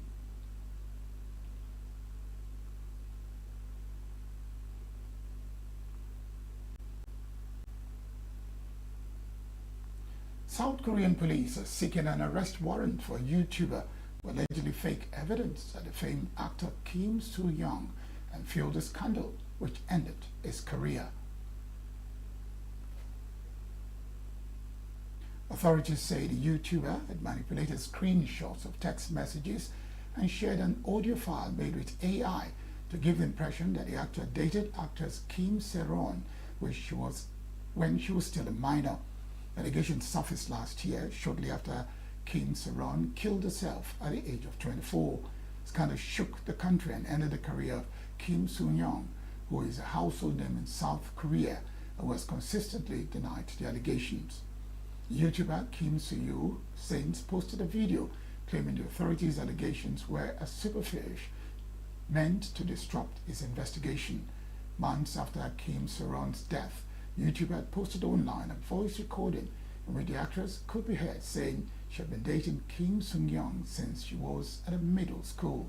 YouTuber Kim Soo-yoo, who has nearly 1 million followers on his channel, had also presented screenshots of text messages purportedly sent between the actor and the actress. Authorities now say that the voice recording was generated by AI and that the YouTuber had manipulated screenshots of text messages sent from the actress' phone to make it look like she had been texting Kim Soo-young. Police also say Kim Soo-young is still receiving psychiatric treatment. Let's now turn our attention to sports with Christopher Lele as our guide. Eric Chell has strengthened his squad for the upcoming Unity Cup in London with the addition of 2 players as preparations intensify for the international tournament. The Super Eagles coach had earlier announced a 27-man squad for the competition but has now included Collins Yiraso and Tijani Al-Amin in the team ahead of departure to England. Saw, who played for KRC Genk, returns to the national team after previously featuring in friendly matches against Iran and Jordan in March. His inclusion provides additional attacking options on the wings as Chell continues to assess his squad ahead of future international assignments. Defender Tijani Al-Amin, currently with Shooting Stars Sports Club, receives his maiden senior national team invitation following a series of impressive performances in the Nigerian Premier Football League. Jamaica Football Federation has announced a 24-man squad for the 2026 Unity Cup as preparations intensify for the 4-nation tournament in London. The Reggae Boys squad was confirmed in a statement released on the Federation's official X account ahead of the semi-final clash against India. Jamaica will face India national football team, and the fixture comes a day after the opening semi-final between Nigeria national football team and Zimbabwe national football team. In tennis, Yannick Sinner will face French wildcard Clement Tabor in the first round of the French Open, which starts on Sunday, May 24. Second a clinch to career Grand Slam. Sinner was runner-up in last year's final, losing an epic contest to Spain's Carlos Alcaraz, the longest French Open final on record. The Italian won Australian and US Open titles in 2024 and Wimbledon in 2025, adding a second Australian title in 2025 too, leaving Roland Garros and his final Grand Slam to conquer. In swimming, several of the world's best swimmers were in action in the premier events Thursday evening in Sacramento, California, at the latest stop of USA Swimming's Pro Swim Series. Olympic gold medalist Tori Husk was racing in the 100 butterfly, coming from behind to win her second event of the meet, and later in the session, she emerged victorious with a come-from-behind effort in the 200 freestyle. Tori Husk has earned 2 wins in 2 tries in Sacramento thanks to her 100 butterfly triumph. Husk finished in 57 minutes 46 seconds to win by a half second. That's Sport News on Signature TV. I am Christopher Lele. And that's the news. I am Bamari Kumo Ado. Thank you very much for joining us.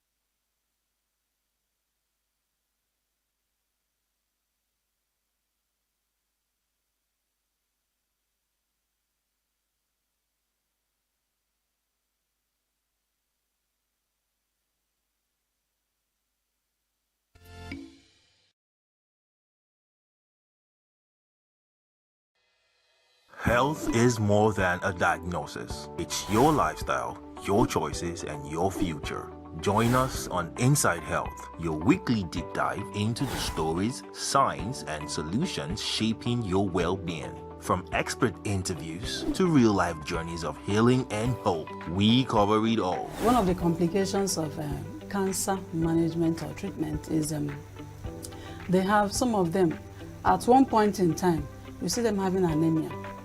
Okay, so you see them at times being transfused. But at the same time, you come in with the diet.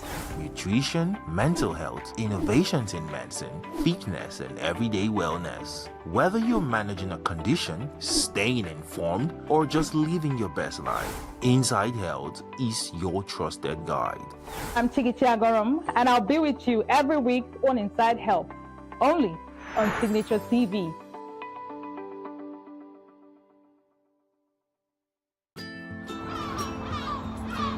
Bright and early as the day breaks, as the newspaper headlines trail the stories that shape the day. We at Signature TV trail the headlines that trail the day. We interrogate the headlines. We analyze the stories that make the headlines. Wyatt is overrated, and they even overrated themselves and went into CBT. They are insensitive of some Nigerian children who have never heard what it was CBT. With passion and emotion, we drive the conversation to change a narrative. Let nobody be deceived by Nigerian high level of performing in agriculture export. We are still where we are. Newspaper review on Signature TV every morning on Signature Morning, weekdays, and Signature New Day, weekends. Newspaper review on Signature TV. We do not just review the headlines, we make the headlines relevant to our daily lives.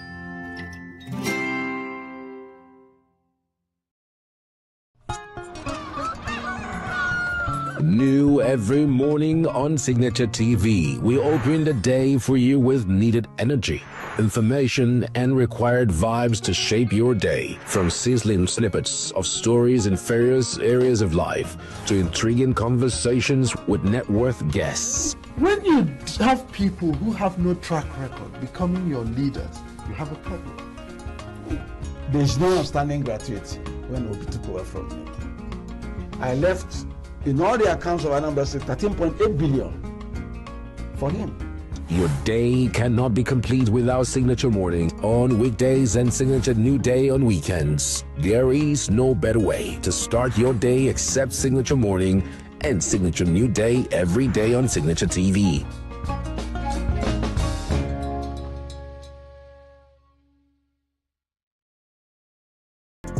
Get plugged into the heartbeat of entertainment on The Hub, your ultimate show on eVibes. From trending stories and social media drama to top charting music, must-watch movies and exciting moments from the world of arts, we've got it all. Join us for unmissable conversations with your favorite entertainment personalities, plus fun segments every week. So I should try harder, so... Okay, I don't know that one. Outfit of the day. Oh, I don't do that. Oh. That's some Gen Z stuff. Oh, now you say it's a Gen Z stuff. It's everything you love about entertainment, served fresh every week at 1 p.m. with weekend repeats just in case you missed it. The Hub's on eVibes, where the vibes never stop. Only on Signature TV.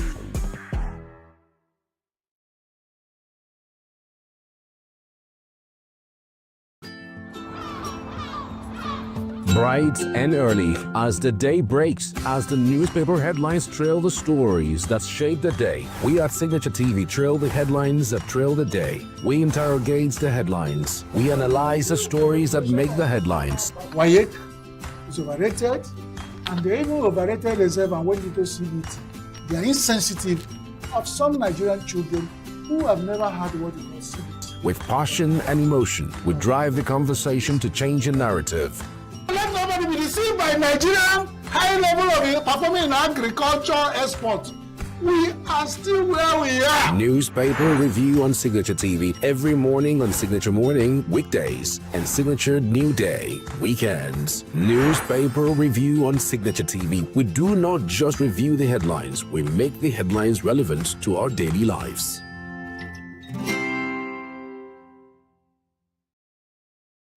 The Minister of the Federal Capital Territory has continued to receive knocks from fellow government officials and stakeholders following his recent face-off with a naval officer over an alleged land dispute in Abuja.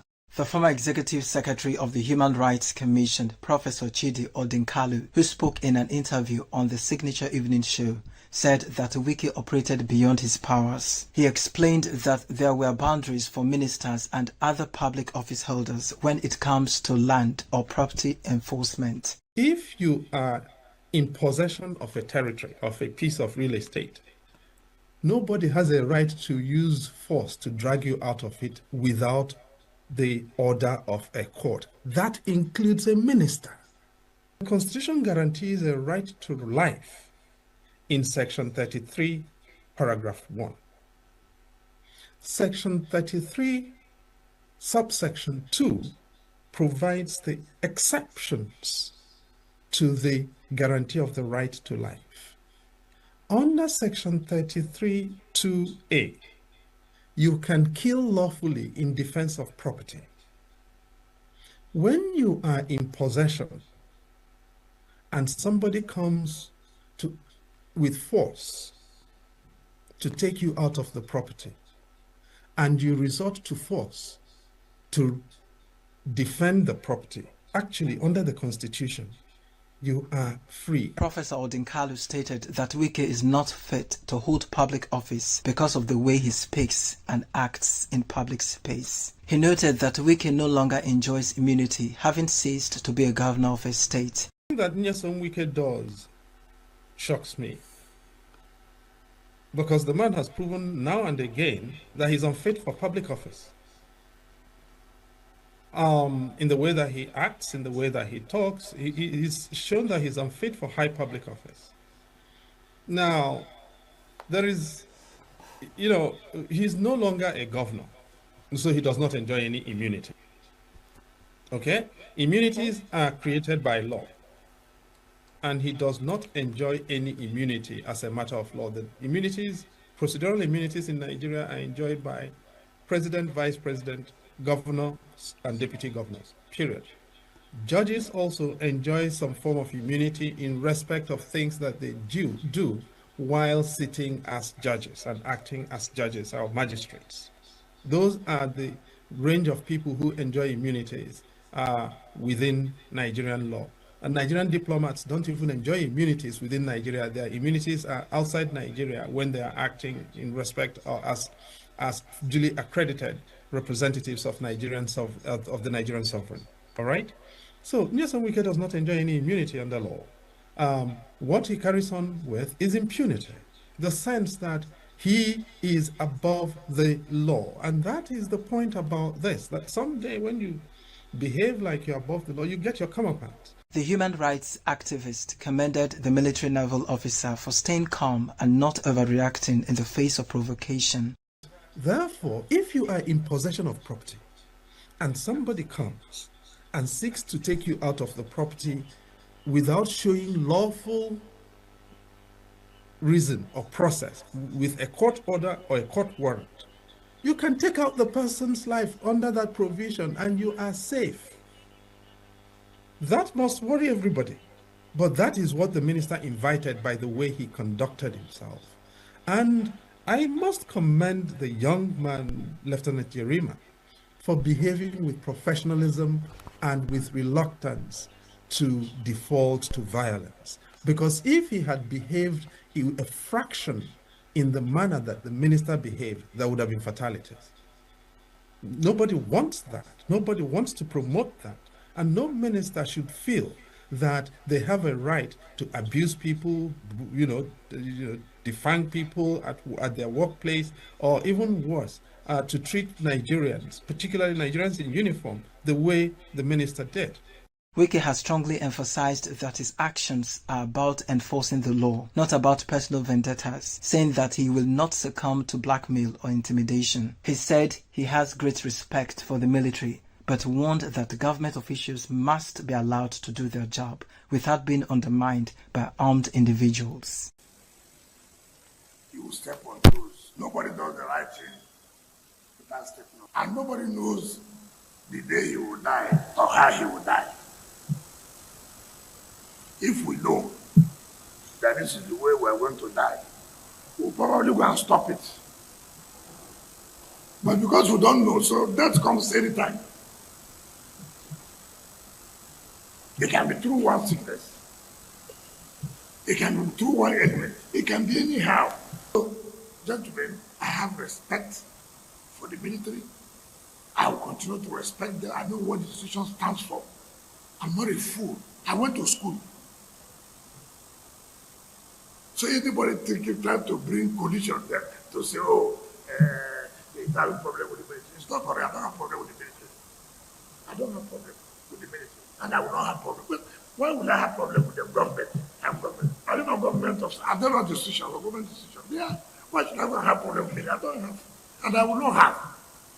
The viral confrontation has reignited conversations about accountability in leadership, as well as the expectations citizens have of those who hold public office. As investigations continue, Nigerians are calling for transparency and restraint to avoid similar incidents in the future. In ENUGU, Christopher Lele, Signature TV News.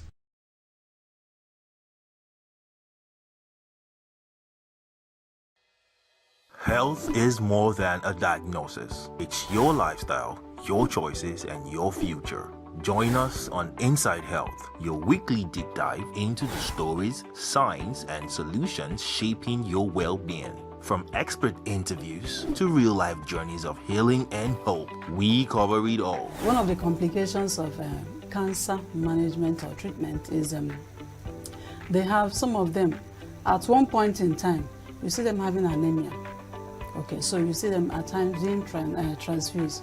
But at the same time, you come in with the diet. Nutrition, mental health, innovations in medicine, fitness, and everyday wellness. Whether you're managing a condition, staying informed, or just living your best life, Inside Health is your trusted guide. I'm Chigichi Agorom, and I'll be with you every week on Inside Health, only on Signature TV.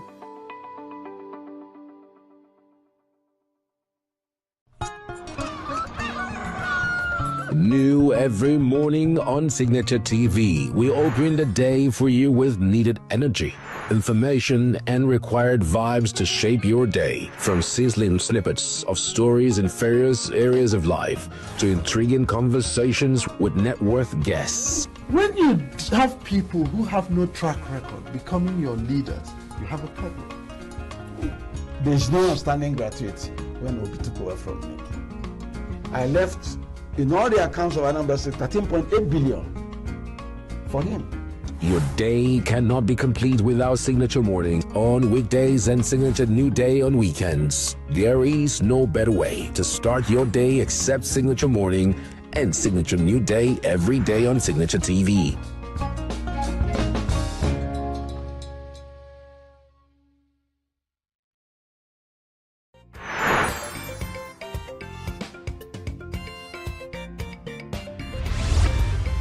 Signature TV, news in your pocket.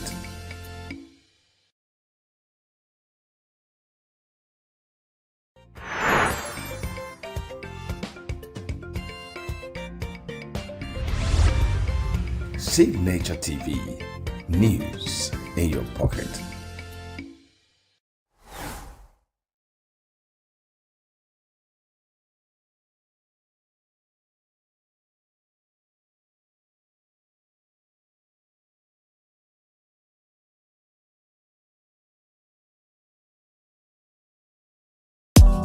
Tired of the snow?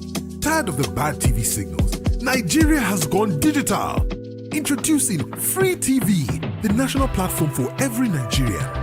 Get 100 plus channels immediately. Sports, news, and entertainment in your native language. All with clear picture quality. Whether you're in the city or the village, our satellite signal reaches every corner of 36 states from day one. No monthly subscription, just a compatible decoder and you are set. It's a national asset built for you. Take the show on the road, download the Free TV app and stream your favorite channels anywhere. Starting this May, scan to download the app or call 0700 388 7277. Free TV, digital TV for free. Brought to you by NBC.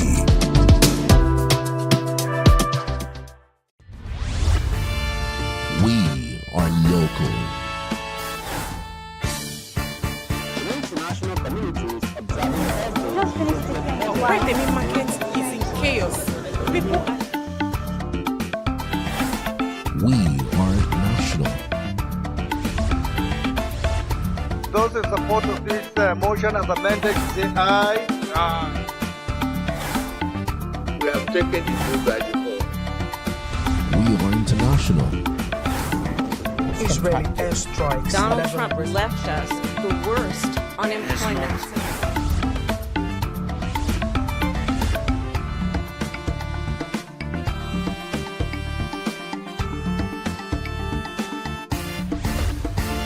Signature TV, news in your pocket.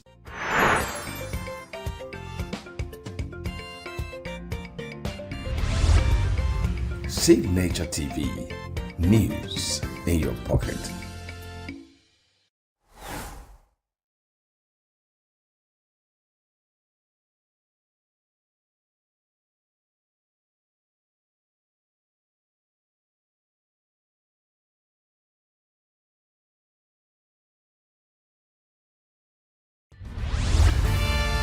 We are local. International communities observing every Right, the main market is in chaos. People are We are national. Those in support of this motion as amended, say aye. Aye. We have taken it by default. We are international. Israeli airstrikes. Donald Trump left us the worst unemployment.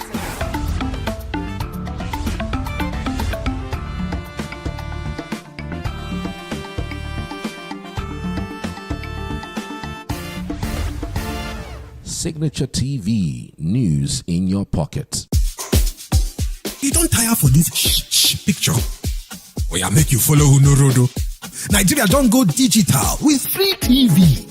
Over 100 channels they with you. Sport, news, and better entertainment for your own language. No matter where you dey, whether for city or whether for village, the satellite signal they reach every corner of Nigeria from day one. No monthly payment again. Once you get Ogbonge free to air decoder, you don't win. This one now our own national asset. Even from your phone, you feel watch out. Just download the free TV app and carry your TV go anywhere you dey go. Scan that code now or call 0700-388-7277. Free TV, digital TV for free. Brought to you by MBC.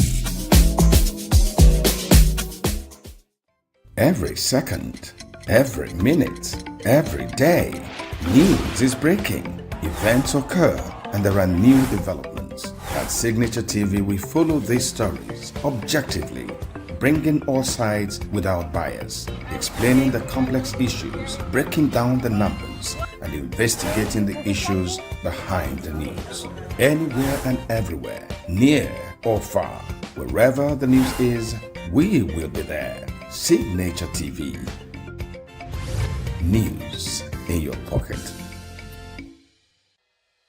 Health is more than a diagnosis. It's your lifestyle, your choices, and your future. Join us on Inside Health, your weekly deep dive into the stories, signs, and solutions shaping your well-being. From expert interviews to real-life journeys of healing and hope, we cover it all. One of the complications of cancer management or treatment is they have some of them at one point in time, you see them having anemia. Okay, so you see them at times being transfused. But at the same time, you come in with a diet. Nutrition, mental health, innovations in medicine, fitness, and everyday wellness. Whether you're managing a condition, staying informed, or just living your best life, Inside Health is your trusted guide. I'm Tigiti Agorum, and I'll be with you every week on Inside Health, only on Signature TV. The leadership of the group told the Minister of Youth Development of a proposed summit which comes up in October to address the risk that insecurity now exposes the Nigerian youth to. Comrade James Ezema, who led delegation, provided more insight into the purpose and reasons for the summit. We are here today with a sense of urgency, conviction, and deep commitment to present a national intervention we believe is both timely and necessary. Across Nigeria today, young people, particularly young women, face unprecedented challenges to their safety and well-being. Cases of abduction, gender-based violence, trafficking, and other forms of exploitation continue to rise at an alarming rate. Spaces that should be centers of learning, empowerment, and opportunity. Our hotels, campuses, the public spaces have in many cases become zones of risk and fear. This summit will unfold in 3 integrated phases. A national inaugural summit in Abuja, bringing together security agencies, government institutions, civil society, and youth leaders. State-level campaigns across 36 states and the FCT in collaboration with ministries such as yours and local stakeholders, and a campus outreach program targeting no fewer than 185 tertiary institutions nationwide within 3 years. The minister said the ministry will work together with the Not Too Young to Perform for success of the summit and the implementation of the proposed National Youth Safety Initiative. I love the aim and objective of the structure of it, which includes the leadership development. I so much value the leadership development, the youth inclusions, and also governance policy making, mentorship, and all of that. One recommendation: you have the deputy directors here, you have a TA here, they will sit with you. The meeting does not end here. Yes, agenda is here. And you have you have 1 May. So it tells you that your program is good. We will try. But with those 2 people, they will be on me, working, about to see that probably I'm going to be there. We have do every necessary thing, then from there, we take it up. The minister, who praised the initiative of the group, said the proposal aligns with the ministry's broader youth development agenda and its effort to ensure synergy with existing government programs on youth and security. Thank you very much. God bless you. God will continue to be with you. Like I always said, we are ready to partner with everybody that have the idea. I only believe in the idea. I don't believe in what we called or should I say that I believe in the research to bring up the ideas. I don't believe in all this talk. A long time they've been telling us that they have a roadmap. Bring the roadmap, let us hit the road. So if you are not hitting the road, I will run away from you. But if you want to hit the road, I'm available. The courtship visit concluded on a note of optimism, with both parties expressing a firm commitment to work together in safeguarding the lives and future of young Nigerians. In Abuja, Nasiru Usman for Signature TV.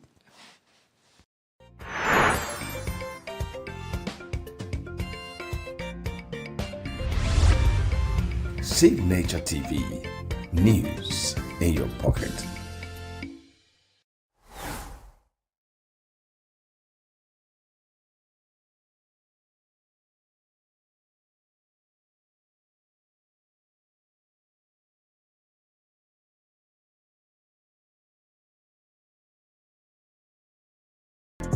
Get plugged into the heartbeat of entertainment on The Hub, your ultimate show on eVibes. From trending stories and social media drama to top charting music, must-watch movies and exciting moments from the world of arts, we've got it all. Join us for unmissable conversations with your favorite entertainment personalities, plus fun segments every week. So I should try harder, so... Okay, I don't know that one. Outfit of the day. Oh, I don't do that. No. That's some Gen Z stuff. Oh, now you say it's a Gen Z stuff. It's everything you love about entertainment, served fresh every week at 1 p.m. with weekend repeats just in case you missed it. The Hub's on eVibes, where the vibes never stop. Only on Signature TV.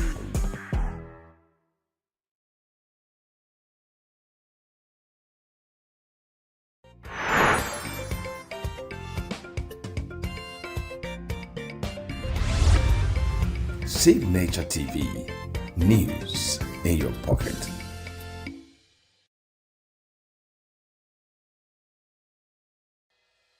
Health is more than a diagnosis. It's your lifestyle, your choices, and your future. Join us on Inside Health, your weekly deep dive into the stories, science, and solutions shaping your well-being. From expert interviews to real-life journeys of healing and hope, we cover it all. One of the complications of cancer management or treatment is they have some of them at one point in time, you see them having anemia. Okay, so you see them at times being transfused. But at the same time, you come in with the diet. Nutrition, mental health, innovations in medicine, fitness, and everyday wellness. Whether you're managing a condition, staying informed, or just living your best life, Inside Health is your trusted guide. I'm Tigiti Agorum, and I'll be with you every week on Inside Health, only on Signature TV.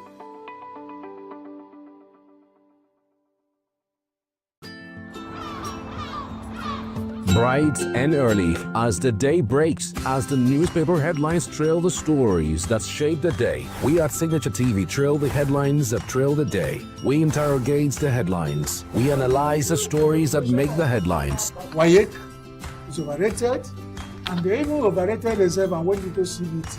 They are insensitive of some Nigerian children who have never had what they call CBT. With passion and emotion, we drive the conversation to change the narrative. Let nobody be deceived by Nigerian high level of performing in agriculture export. We are still where we are. Newspaper review on Signature TV every morning on Signature Morning, weekdays, and Signature New Day, weekends. Newspaper review on Signature TV. We do not just review the headlines, we make the headlines relevant to our daily lives.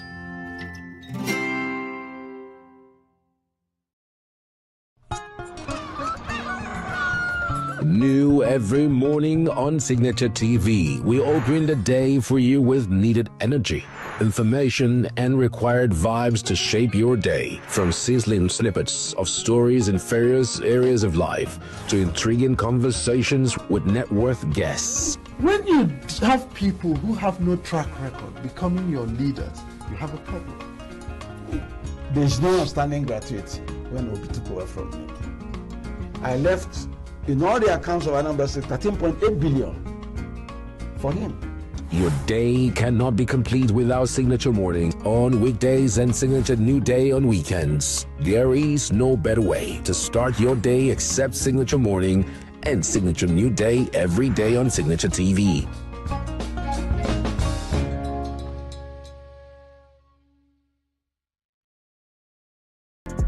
Get plugged into the heartbeat of entertainment on The Hub, your ultimate show on e-vibes. From trending stories and social media drama to top charting music, must-watch movies and exciting moments from the world of arts, we've got it all. Join us for unmissable conversations with your favorite entertainment personalities, plus fun segments every week. So I should try harder. So Okay, I don't know that one. outfit of the day. Oh, I don't do that. Oh. That's some Gen Z stuff. Oh, now you say it's a Gen Z stuff. It's everything you love about entertainment, served fresh every week at 1 p.m. with weekend repeats just in case you missed it. The Hubs on e-vibes, where the vibes never stop. Only on Signature TV.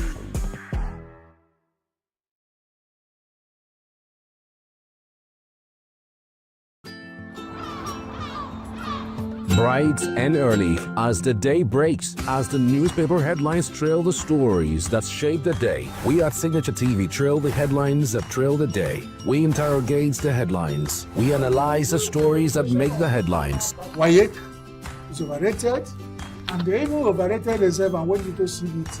They are insensitive of some Nigerian children who have never had what they call CBT. With passion and emotion, we drive the conversation to change the narrative. Let nobody be deceived by Nigerian high level of performing in agriculture export. We are still where we are. Newspaper review on Signature TV every morning on Signature Morning, weekdays, and Signature New Day, weekends. Newspaper review on Signature TV. We do not just review the headlines, we make the headlines relevant to our daily lives.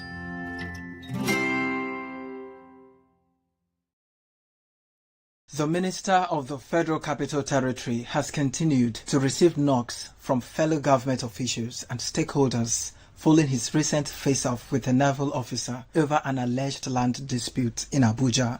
The former executive secretary of the Human Rights Commission, Professor Chidi Odinkalu, who spoke in an interview on the Signature Evening Show, said that Wike operated beyond his powers. He explained that there were boundaries for ministers and other public office holders when it comes to land or property enforcement. If you are in possession of a territory, of a piece of real estate, nobody has a right to use force to drag you out of it without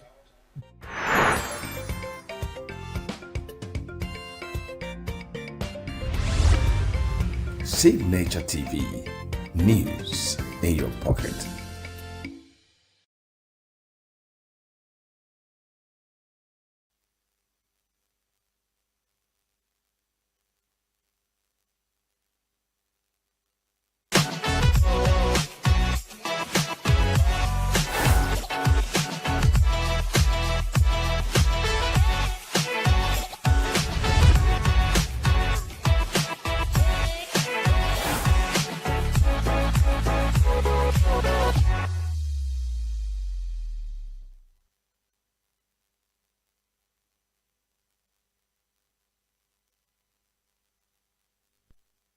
Good day, Nigeria. Welcome to E-Vibes, the entertainment show on Signature TV. I'm your baby girl, Queen Mokunta. I'll be walking you through. We have lots of stories today, and today's playlist, pal. So first of all, let's talk what's trending. Nigerian Afro house singer Niniola has announced the death of her husband Michael Ndika. The Grammy-nominated artist shared the heartbreaking news through a series of emotional posts on her Instagram story in the early hours of Wednesday.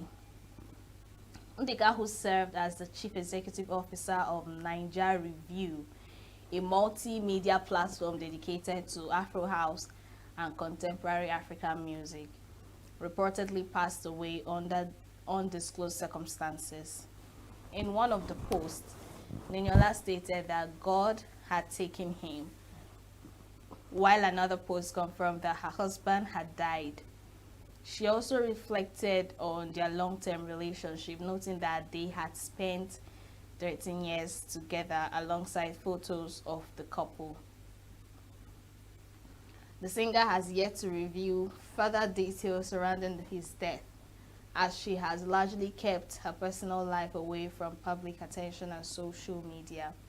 Niniola, 39, rose to fame after emerging as one of the standout contestants on Project Fame West Africa in 2013, a breakthrough that launched her music career.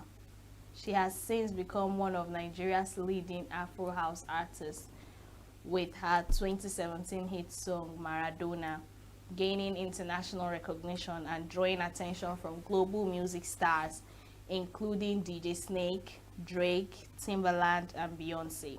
So this news came earlier this morning, and everyone was shocked because, Niniola has been someone who has taken her private life out of social media. She has not been posting things that you would say, okay, this is her family, this is her children, this is, So she coming up to post on social media and posting sad news and statements and pictures and reflecting how they've been together and all that came as a shockwave to every single person. The only problem now is that she hasn't disclosed what exactly is the cause of his death, what could be the circumstance behind it, because she never came up on social media to disclose that, okay, her husband has been sick for a while now and this is the cause of the sickness. So people are sending condolences around the entertainment world, and of course we know that Niniola is not just a small person in the music industry.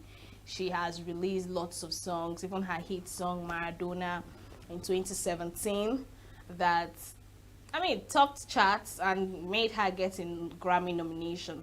So she's not actually a small person. People have been sending condolences, comments on her post, and also we're waiting to know what exactly could be the cause of the death of her husband. This one is actually a sad one. I wonder how she's gonna get through this, because it's sad losing a loved one and it's sad losing your better half. Anyway, Nigerian Afrobeat stars Wizkid, Burna Boy, Ashake, and Tems have secured nominations for the 2026 BET Awards. The award ceremony is scheduled to take place in Los Angeles on June 28, 2026, and will be hosted by comedian Drewski. The event is also expected to air live on BET. Organizers unveiled the nominations on Tuesday, with Nigerian artists earning recognition in several major music categories. Following their collaborative efforts and a string of successful releases, Ashake and Wizkid received a joint nomination in the Best Group category. Tems emerged as one of Africa's most recognized nominees after earning 3 nominations, including Best Female R&B Pop Artist, BET her award for her song First, and the Viewer's Choice Award for Rain Dance, her collaboration with Dave. Now, Burna Boy also earned the nomination in the Best Collaboration category for his feature on Ghana's hit single WGFT. The BET Awards remain one of the most prestigious international platforms celebrating Black entertainment and culture. This is my... I know you people say I have favorite awards.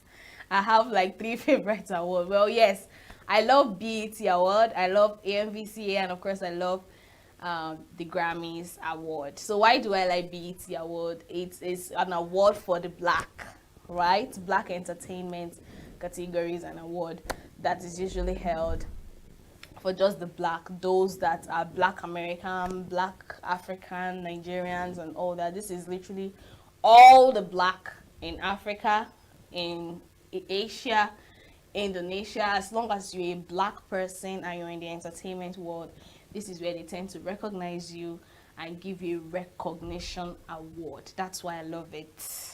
Nothing else. And I just love movies that tend to stream on BET. They are explicit, interesting. The storylines are actually resonating. And yeah, they tell Black stories. That's the fun fact. They tell Black stories. There's no sentiment. They tell our real life story, how we behave, how we speak, how we eat, how we act, businesses and all that. So that's why I love the BET Award. I love the fact that they can recognize themselves and they can come together, not just by having a channel, but they can come together to have this award ceremony for nominations and give honor to whom honor is due. All right, so that's why I love the BET Award. Nothing special. Anyways, Wizkid has become the first African artist to surpass 11 billion total streams on Spotify across all credits. Music chart platform Charts Africa announced the milestone on Tuesday, describing the Afrobeat star as a global music sensation. According to the platform, Wizkid is the first African artist to achieve every major streaming milestone in Spotify history, including the latest feat of crossing 11 billion streams across all credits.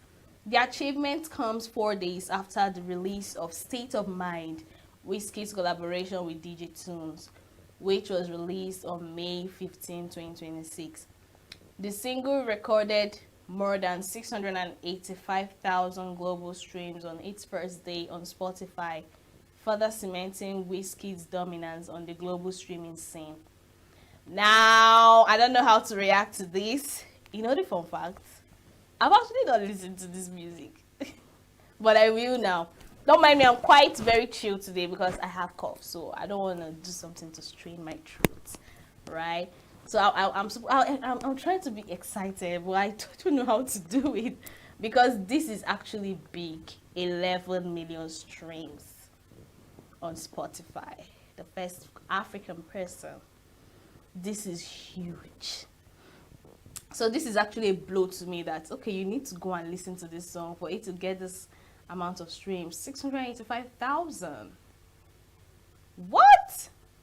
That means that single must be so great.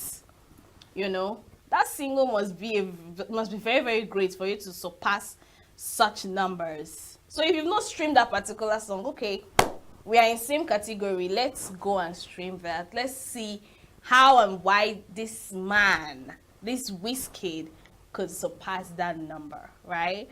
All right, so Nigerian TikToker Olumide Ogun Samuel, popularly known as Sea King, has criticized Ibadan-based Yoruba Nation agitator Sunday Adeyemo, popularly known as Sunday Igboho, over the recent wave of attacks and abductions in Oyo State. Sea King made the remarks in a video shared on his Instagram page on Tuesday while reacting to the mass abduction of teachers and students of Community High School, Ahoro Esinele, in Orire local government area on May 15, 2026. According to reports, bandits on May 17 beheaded one of the abducted teachers, identified as Michael Oyedokun, and released a video showing the school principal appealing to the government to negotiate with the gunmen to ensure the safety of those still in captivity. Now, reacting to the incident, Sea King accused Igboho of remaining silent, despite previously vowing to eliminate banditry and insecurity in Yoruba land. He described the activist silence as political and questioned his failure to respond to the growing insecurity in the region. The TikToker also alleged that Igboho had abandoned his earlier promises to confront criminal elements terrorizing communities in the southwest, despite recently returning to the country. The criticism comes about 3 months after Igboho's name was reportedly removed from the federal government's wanted list by President Bola Tinubu.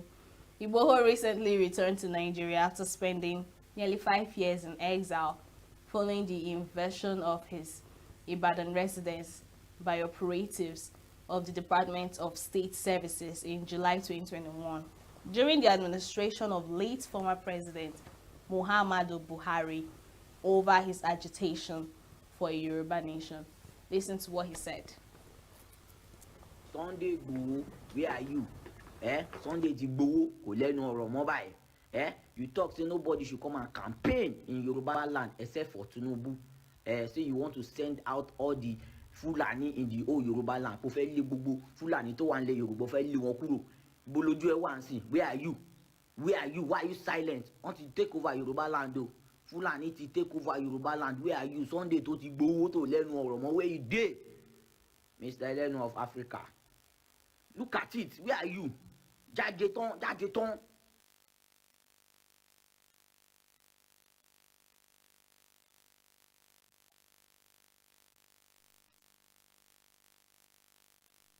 I mean, if you made a statement earlier that, oh, you're going to remove banditry, Fulani headsmen, you're going to secure the security of the Yoruba land, that, oh, no other person should campaign aside from Tinubu, the current president. This is happening in the Yoruba land. So, I mean, everything you said should be put to action. People are being abducted. People are being beheaded. And these are not just people in schools. These are people's family, people's children, people's wife, people's only son or daughters. So if you made a statement earlier, it is time for you to adhere to whatever you said. Yes, I mean, it is time for you to adhere to whatever you said. Because you made the statement publicly and people are like, okay, I think the change can begin with you. So let's go ahead and we'll back you up. I mean, you say you'll be at the forefront to do this. So it is time for you to actually do exactly what you promised. That's why he's calling out on you that you have not said anything. And are you sure this silence is not political? Because you were actually, I mean, spoken to about whatever statement you made, and you've not been in Nigeria for 5 years. So you're back now. So they expect you to do exactly what you have said.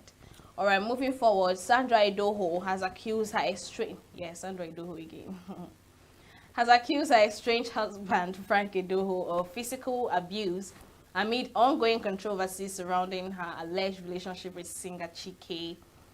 Now, Sandra has faced intense criticism online following reports of an alleged extramarital affair involving the singer.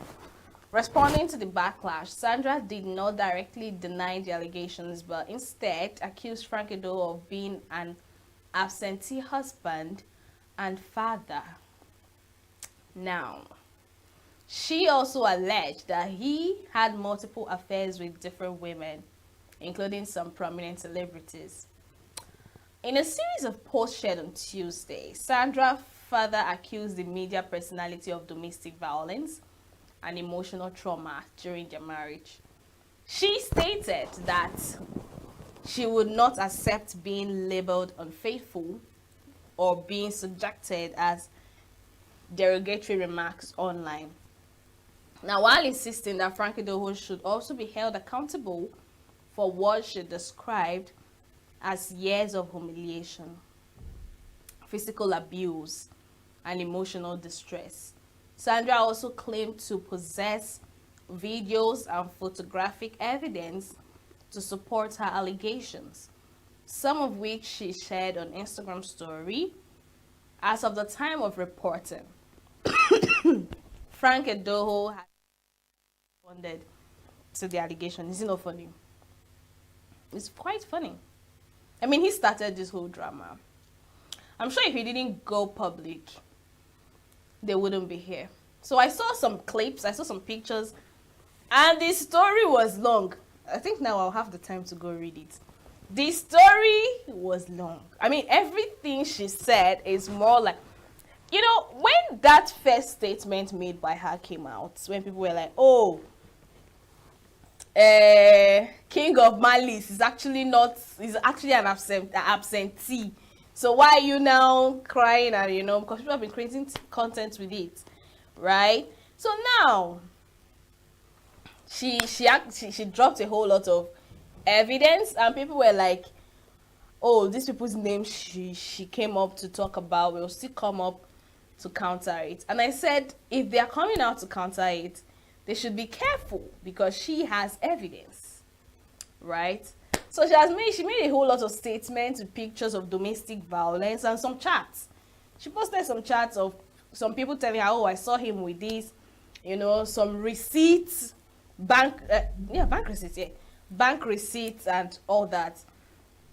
She just went ahead to post it, even to people he sent the money to, places he paid things for, you know. That's why I said, you know, someone made a comment. The person said, you're bruising. This is coming from a woman that is ready to destroy this man for whatever reason it may be. Because, yes, she's been tagged an adulterous woman. She's been tagged someone that sleeps with somebody else while in marriage. And mind you, she was not in that marriage. They are divorced. She sent divorce papers since 2022, you know. So now people are more like, what? So it's not just the being absent and, you know, malice. You're actually abusing this lady. There's a video that came up where she was confronting him physically that, oh, who are you talking to? Why are you talking to that person? And I think something happened. I think his phone fell off. And then another video came when she started recording them, videoing them before she went in to confront him physically. This conversation is long overdue. They should go outside and settle their matter. We are tired. Honestly, we've been talking about Frank Edoho and Sarah Edoho for the past 2 weeks. We are tired. They should go and rest. Anyways, that's all I have for you in the news segment. We'll go on a short break, and coming up next is Playlist Pal, so stay with us. Get plugged into the heartbeat of entertainment on The Hub, your ultimate show on eVibes.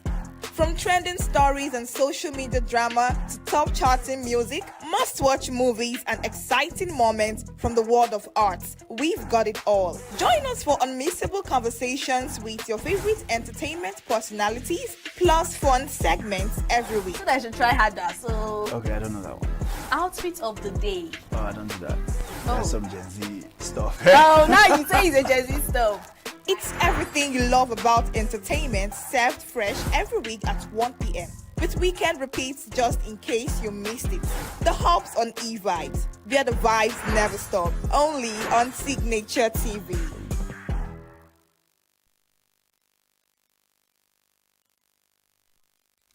Welcome back. You're still watching eVibes, the entertainment show on Signature TV. This is Playlist Pal segment as usual Wednesday.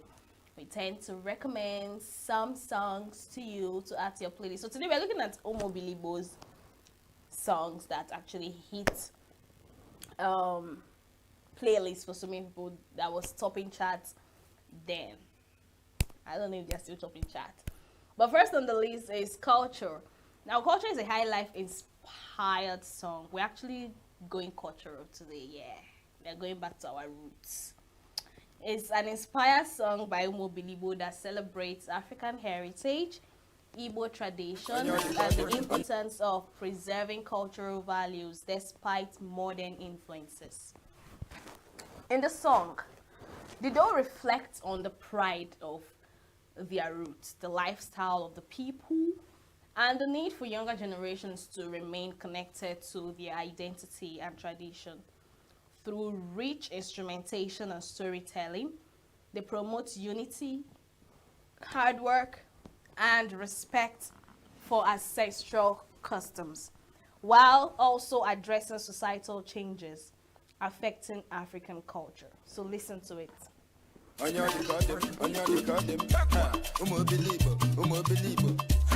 live wonder, if live wonder, if you're gonna go, if you're gonna go. On your mama sani walu munga ni oso, mata ntua go buoso, ani ga walu munga ni oso. Idele wonder, asima ni ga walu munga ni oso, anana walu oso, wana di walu oso, ina no kamule kwe, yo go go go, yo.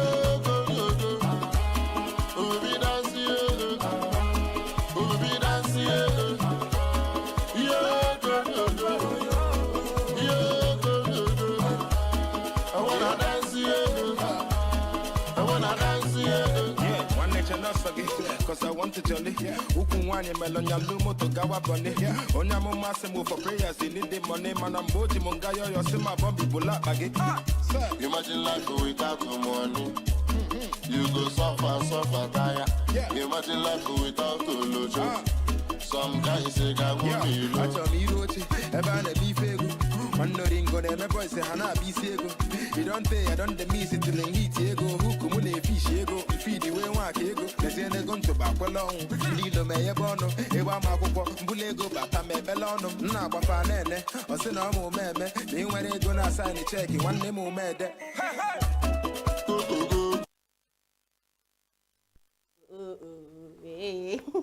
Okay, coming up next is Oga Police by Umo Bilibo. It's a socially conscious high life song that highlights the struggles ordinary Nigerians face in their daily interactions with law enforcement and authority figures. In the track, the duo uses storytelling and relatable street experiences to address issues such as police harassment, intimidation, and corruption, while also appealing for understanding, fairness, and justice. The song reflects the frustration of young people trying to survive and hustle in difficult economic conditions, often finding themselves at odds with security agencies. Listen to it.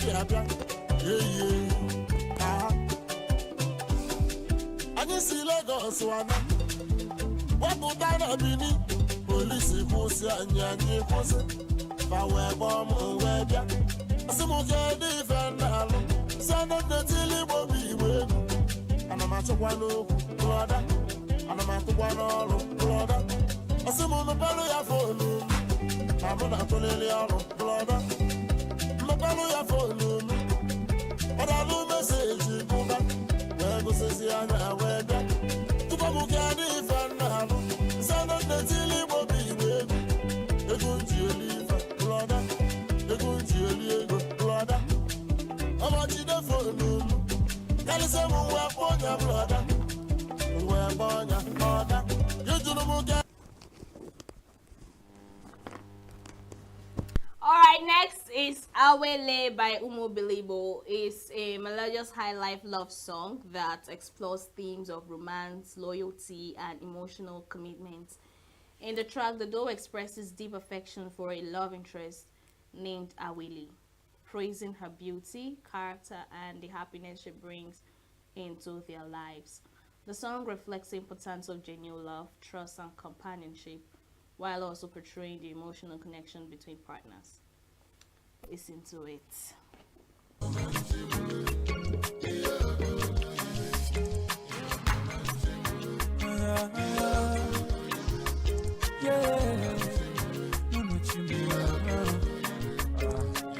Original root boy, Mr. Flavor, funk dance all the time. Akwamuna chimusaga, akwamuna chimusaga nenuwanu. Oninya chukuna lumuka mujaga. Shuamale, akwamuna give for life.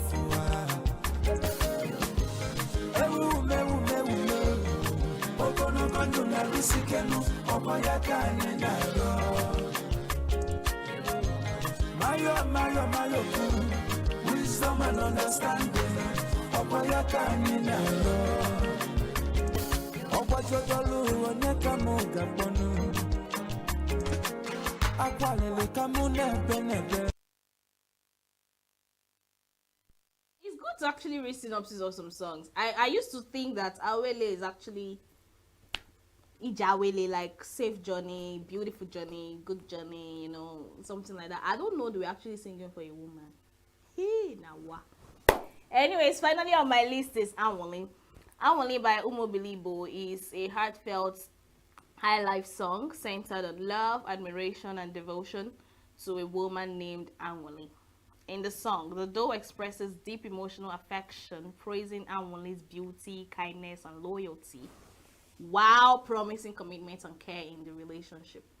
The lyrics conveys themes of true love, emotional connection, and the desire to build a lasting bond with a partner despite life challenges. So this one doesn't have a direct video, so listen to it.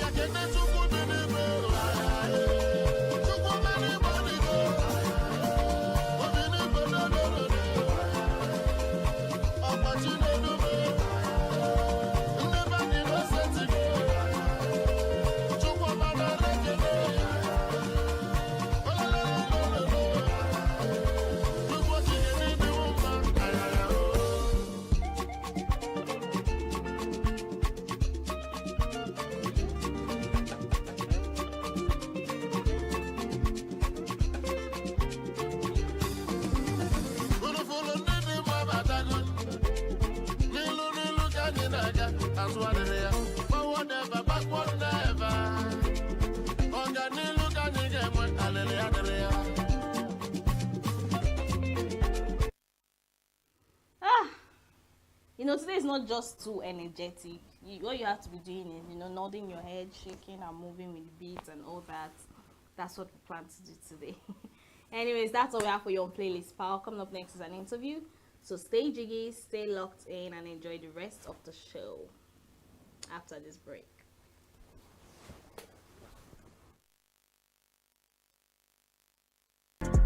Get plugged into the heartbeat of entertainment on the Hub, your ultimate show on e-vibes.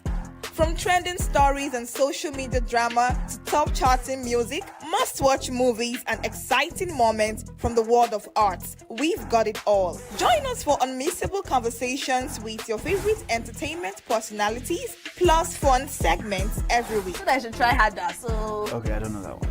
outfit of the day. Oh, I don't do that. That's some Gen Z stuff. Oh, now you say it's a Gen Z stuff. It's everything you love about entertainment, served fresh every week at 1 p.m. with weekend repeats just in case you missed it. The Hubs on e-vibes, where the vibes never stop. Only on Signature TV.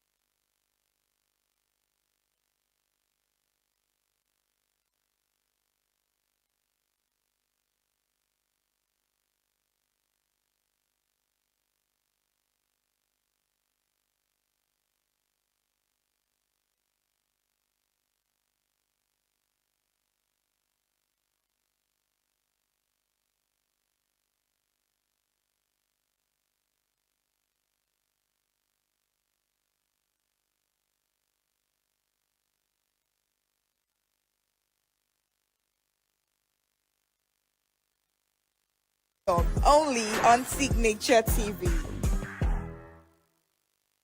That's right. What actually inspired you to start writing poem? Because you are a dental therapist, Auntie. Explain to us why you decided to start writing poem. Okay, poetry to me started as a form of expression, actually. Okay. At some point, it became therapy. Mm. Yeah. So living in a house where you're the last, and everybody are all grown, so you don't get to talk about certain things. I mean, there are things nobody asks about your opinion. Are you serious? Yes. Like, I mean, I thought the last person in the family is always the favorite. Not like that. I mean, they're having like real issues, and nobody knows about it. Yeah, nobody. I mean, what do you know as the Okay, youngest? that's the Yeah. So you want to talk about certain things, and even if you talk about it, nobody will listen. And I'm a very sensitive person. Okay. I'm very curious. I would love to ask questions, But then, these questions are, the one that, you talk about it and people like, how do you even think? I mean, that's weird. I mean, so, I mean, you don't talk about these things, so you just write them down. Okay. Yeah. And when I grew up, as when you grow up, you experience life and you have your own problems speak up a and bit. challenges. So I started writing for ease yourself. those emotions that I really couldn't express. So yes, that was how I started writing. I didn't even know what I was doing. I just knew I wanted to express myself. I wanted to talk about these things. Yeah. That's how I started writing. I didn't even know what it was. I just know I wanted to say my mind. And I was scared too of what people would say when they see this thing. So I really didn't write it in clear terms. I just, just paint it with words. Yeah. Okay, so at what point did you discover that it's a form of entertainment? Because you earlier said it's like a therapy, right? Like you just clearly said now that you don't know how to express yourself, so you prefer to put it down, not in details, but with some certain words. Because poem is more like a proverb or something. Yeah. So at what point did you now discover that it's a form of entertainment? Because now it's a form of entertainment. Yes, so at what point did you discover that apart from being therapeutic, it's a form of entertainment? Okay, just like I said earlier, when I started, I didn't know what I was doing. So when the pandemic happened, everybody was at home doing nothing. So I initially wasn't into social media. Like I wasn't a social media person. Okay. So probably if I was, on Facebook, on IG, I just had WhatsApp. I'm very I don't want the noise. I just want to be left on my own. I mean, I rather deal with real people than get to worry about all the social media trends and all. I mean, I was very, very young. I just left secondary school and all. So I didn't know what it was. So maybe if I was on these platforms, maybe I would, bump into one and know what I was really, really doing. So all I know was my classmates said what I did was cool. Okay. Yeah. So in as much as they don't know what I was doing, they kind of like, got the message and they enjoyed reading what I write. In as much as they don't know the emotion, just read it and like, this is sad. I mean, they're just touched by, they the resonate words. with Yeah, it. it resonates with them and all. So they said it was cool. So during the pandemic, I was thinking of what I could do for myself because we have a business, and it involves everybody, like a family business. So I don't really get to, in as much as my mates were trying to get a skill and all of that, I couldn't really live to get a skill because of this routine. So I thought of what I could do for myself, and not for everybody.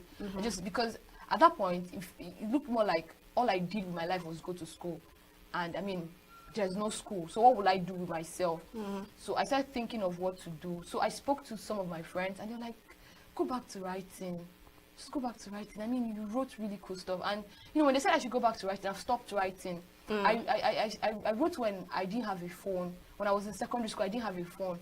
So I mean, there was literally nobody to talk to. I mean, I had to be in school to talk to somebody, and I don't have so many friends, you get. And even the friends I have, I don't want to talk about it. So that's why I wrote these things down. So I have a phone now, and you know, you're bored, you can talk to somebody. I mean, you can view a story on WhatsApp and just laugh, you understand? So I kind of like, I do not connect with myself. I don't stay with myself for a longer period. So I don't have, you know, I don't house this emotion. So it's when these emotions are heavy on me and I want to talk about it, I want to express it. That's when I started writing. So it didn't make sense during that pandemic, and school resumed and life went on.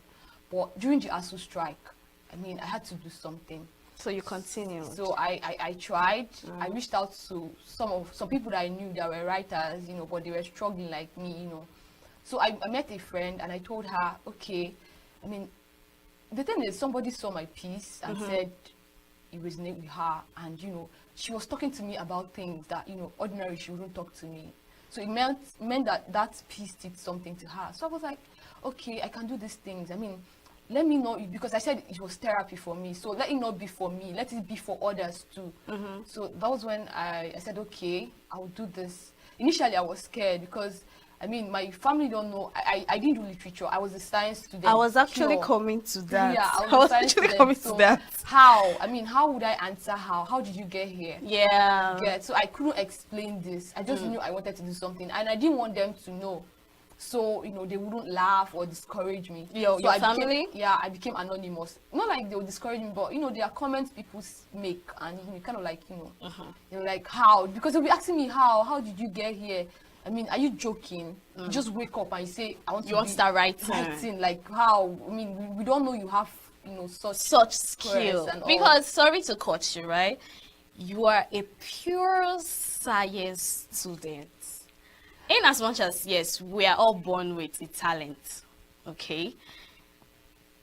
Of course, you're meant to go for classes for this. Do you understand what I'm saying? But the fact that people could actually resonate with your art. Now, I want to ask, did you later further going for classes? Did you go for writing classes or poet classes or something? Did you go for it, or you just kept on writing with whatever that comes through you and you pen it down? Because, anyways, let me not move faster than my shadow. But tell me, did you go for classes after realizing that you were very good at this during the pandemic and during the ASU strike? No, I didn't. It was when I really wanted to do this thing for others and not just for me. I realized that, oh, there was a name to what I was doing. Okay. And it was called spoken word poetry. I realized, oh, what I did had a name. So I found out that, you know, there are people doing this thing, and I loved the way they were doing it, and I could actually improve.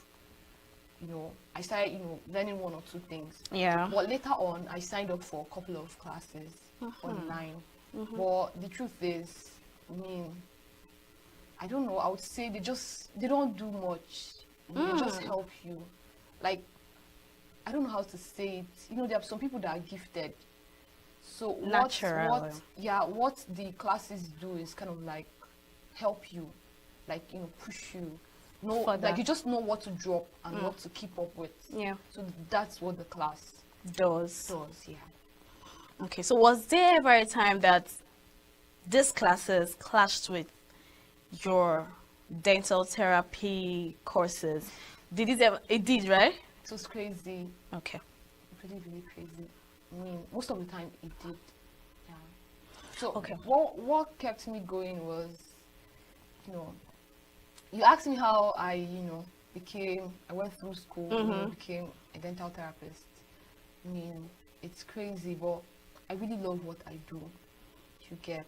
So I always find a way, because honestly, I've actually made more money as, you know, a performance poet. Yeah. I just graduated last year. So, I mean, I could actually, you know, sort myself out, you know, with the money I get from performance poetry. So, and I enjoyed it. The most important thing is I enjoy performing my poems. And also, it's something I really, really enjoy. So even when, you know, I made time, I made sure, you know, when they say, there's this adage that says, every action has A reaction, So yeah. I always wait for the reaction. And I tend to everything duly. So that was how I was. Okay, is there any kind of poet performer that influenced you at a point? Because initially you started as a writer and your friends started reading before you grew to attend some of these events, right? Is there any poet performer that gave you this go-ahead order, this influence that you should go ahead with this? I do, like, you know what, I saw one video, I went for more. There's this lady, something Umana, she's a Christian poet. Okay. So I've actually seen her video before, but I really didn't understand what it was. Okay. So there's this piece she performed about Easter and the story of Christ's death and all of that. So a friend of mine shared it on Easter Sunday. I just saw it and I was like, it's cool. Then I've forgotten her name, one Nigerian poet. So when I found out about this one, I went for another one, I went for another one, I went for another one, I went for another one. So like there was just continuously. So many, I cannot count. Yeah. Count. Yeah. Okay, so people have this short-term memory in them, right?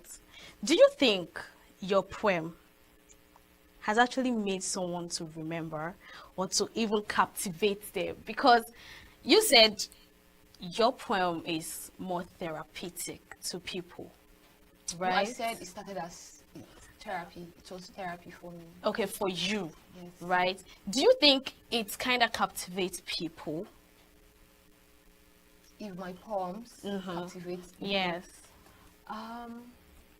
I don't know. I mean, after performing a poem, I have people walk up to me and like, that's cool. Okay, there's this piece I made on, there's this piece I recorded about self-discovery. I had a whole lot of, comments, people in my DM, even people that don't relate to poetry, they come to me and they're like, wow, that's like really, really cool. That spoke to me and, all of that. Yeah. So yes, it reaches out to them. The beautiful thing about poetry is, it speaks to you. I mean, it sits with you and, it resonates with you. It makes you think. Okay. Yeah. So let me ask now, because I know people that write prose is whatsoever they can't say with their mouth sometimes, they pen it down. Do poets face challenges doing this? Yes. What are the challenges? Is it lack of words? No, not really. Okay. Not really. I don't know. Personally, I think poetry gives me audacity. It gives me emphasis on audacity. It gives me a voice that I ordinarily will not have. So I don't think poets are scared. I don't think poets are people that don't have the audacity to talk. I mean, it's just a tool, their own tool of poetry is expression. First is expression. So I mean, I don't know. I always tell some of my friends that I walk onto a stage to talk and everybody listens. You just have to listen, and poetry gives you that privilege, and it's a very beautiful thing. So I don't think, we have our problems, and we experience life. I mean, one thing is you cannot talk about something that you don't know, something that you don't experience. I mean, you don't have to, at least if you don't experience, you have to know about these things to be able to address it or talk about it even through poetry. So yes, poetry is not I mean, poets are not weaklings. Poets are not people that cannot speak, or poetry is a voice. Okay. So yes, I mean, you can do activism with poetry, you can educate with poetry, you can entertain. I mean, there's nothing you cannot evoke with poetry. Yes. You're going to do a freestyle for us. You're going to do a freestyle for us, because I used to think sometimes that the challenges you people face is possibly lack of words, because which other challenge do they face? These people talk from their hearts. from their brain and what they've experienced, right? So, but let me ask now, in what way do you think that poem has actually reflected societal issues? Just like I said before, activism. Okay. Yeah, I know somebody, Alan Islam. She's a very popular Muslim poet. She's an activist. Okay. There's this lady, I've forgotten her name. She is an activist. I can't remember. There's a whole lot. You get the war countries, they use it, to talk about these things. Yeah, that's true. So you can use it as activism. You can use it to educate. Yeah. It's a tool for education. And the beautiful thing about poetry is it's done in a way that it's appealing. So I mean, you can't help but listen. And when you listen, you get the message, you get the information. Okay. So that's the beautiful thing about poetry. It's not boring. Especially spoken word poetry. It's not boring. It's, it uses dictions that are really, really entertaining and engaging. The humor, the wordplay, the puns, and all of that. It does it in a very creative way that, you can't help but, get the message. I mean, you get it. You then decide either to, enforce it or not. But then the truth is, you get the message. Interesting. All right, so do a freestyle for us in just 1 minute. Okay. When your world seems clouded and grey, and your body is just halfway drowning in the pool of your own tears, when your heart is an abyss this close to swallowing you whole, you should remember you can always come home. Like Super Balls, all you've ever questioned about life bounces back without reply. When this place feels like a house erected on life wires, everything you touch twitches you up, and you barely survived the last shock, you should remember you can always come home. Like Super Balls, all you've ever questioned about life bounces back without reply. When this place feels like a house erected on life wires, everything you touch twitches you up, and you barely survived the last shock, you should remember you can always come home. You want to be millionaire, yet all you have left is nothing short of a single lifeline. It's okay to come back home, for in this salvation song, Robert holds no shame. A wandering feet deserve rest, so there's nothing to regret. Come home to the throne of your coronation. I kind of understand, but explain to us what it means. Okay, this poem is titled Homecoming. Okay. So, you go on a journey and it's difficult. You don't know where to go from there. I mean, coming home to replan and restart is not, easy. It's not failure. It's not, giving up. Okay. It's just you re-strategizing. So it's okay to come home. I think someone out there needs it. So come home. If you're getting tired, come back home and rethink, re-strategize, right? I explained it, right? Yes. Thank you. Okay, so we're going to do something with you. We'll do a social trend. Oh. Okay. Well, first, I think I have to play just few games with you.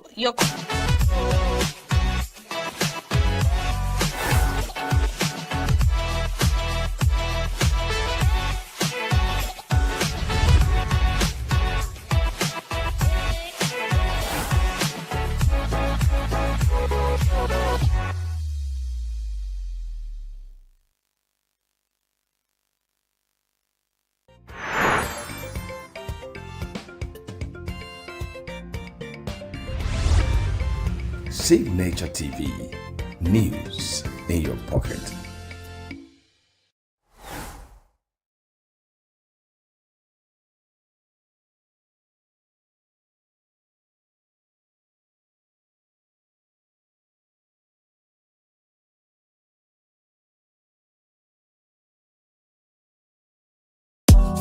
Tired of the snow?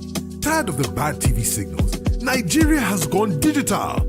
Introducing Free TV, the national platform for every Nigerian. Get 100 plus channels immediately. Sports, news, and entertainment in your native language. All with clear picture quality. Whether you're in the city or the village, our satellite signal reaches every corner of 36 states from day one.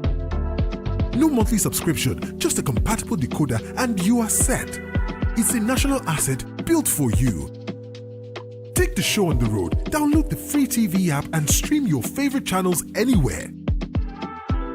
Starting this May, scan to download the app or call 0700 388 7277. Free TV, digital TV for free. Brought to you by NBC.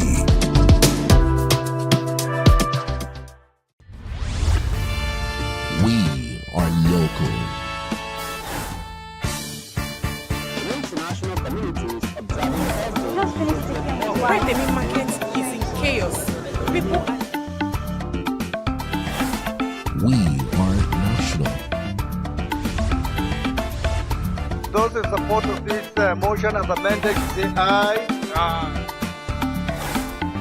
We have taken the vote by default. We are international. Israeli airstrikes. Donald Trump left us the worst unemployment.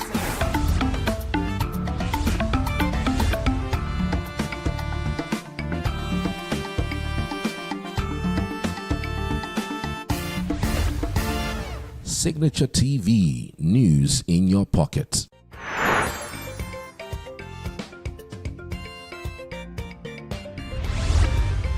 Signature TV, news in your pocket.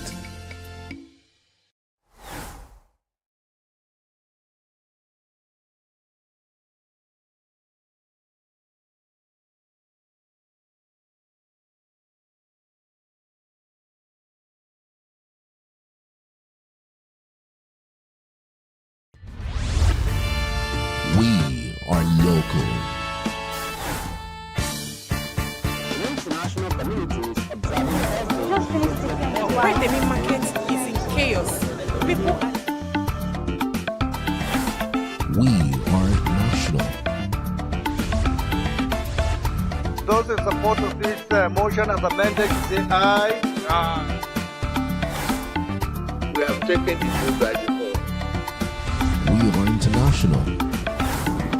Israeli airstrikes. Donald Trump left us the worst unemployment.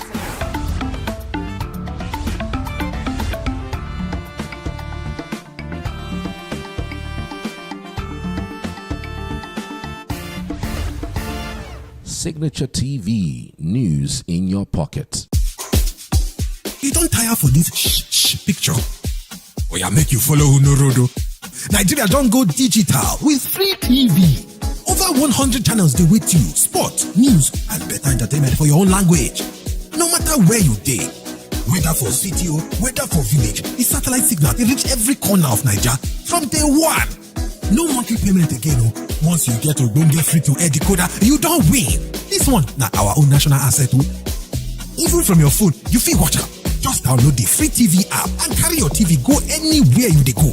Scan that code now or call 0700-388-7277. Free TV, digital TV for free. Brought to you by NBC. Every second, every minute, every day, news is breaking. Events occur and there are new developments. At Signature TV, we follow these stories objectively, bringing all sides without bias, explaining the complex issues, breaking down the numbers, and investigating the issues behind the news.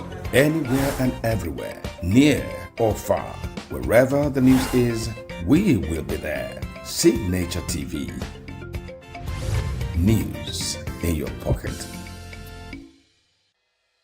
Health is more than a diagnosis. It's your lifestyle, your choices, and your future. Join us on Inside Health, your weekly deep dive into the stories, science, and solutions shaping your well-being. From expert interviews to real-life journeys of healing and hope, we cover it all. One of the complications of cancer management or treatment is they have some of them at one point in time, you see them having anemia. Okay, so you see them at times being transfused. But at the same time, you come in with a diet. Nutrition, mental health, innovations in medicine, fitness, and everyday wellness. Whether you're managing a condition, staying informed, or just living your best life, Inside Health is your trusted guide. I'm Tigiti Agorum, and I'll be with you every week on Inside Health, only on Signature TV.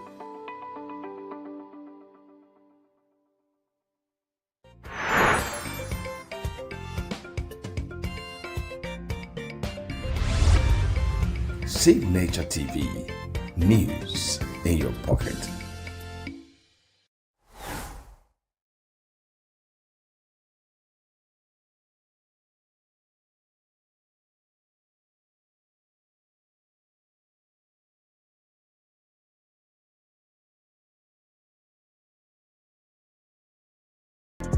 Get plugged into the heartbeat of entertainment on The Hub, your ultimate show on eVibes.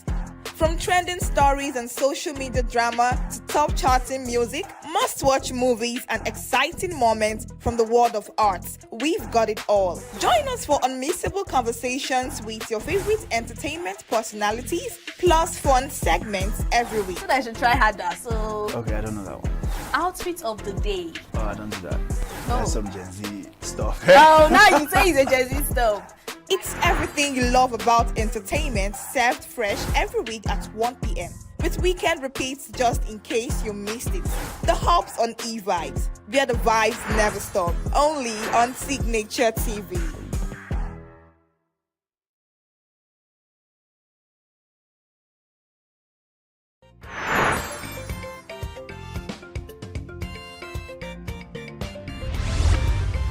Signature TV, news in your pocket.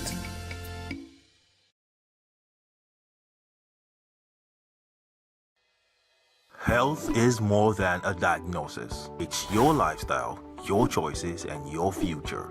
Join us on Inside Health, your weekly deep dive into the stories, science, and solutions shaping your well-being. From expert interviews to real-life journeys of healing and hope, we cover it all. One of the complications of cancer management or treatment is they have some of them at one point in time, you see them having anemia. Okay, so you see them at times being transfused. But at the same time, you come in with a diet. Nutrition, mental health, innovations in medicine, fitness, and everyday wellness. Whether you're managing a condition, staying informed, or just living your best life, Inside Health is your trusted guide. I'm Tigiti Agorum, and I'll be with you every week on Inside Health, only on Signature TV.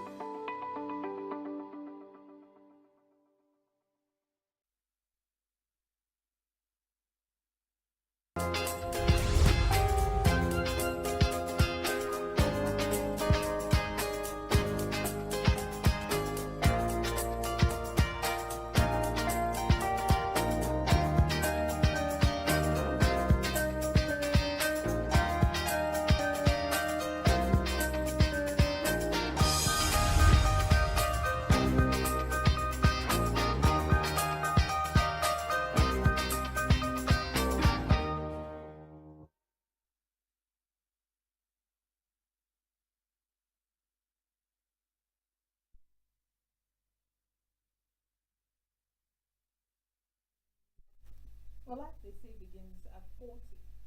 Yet, some ailments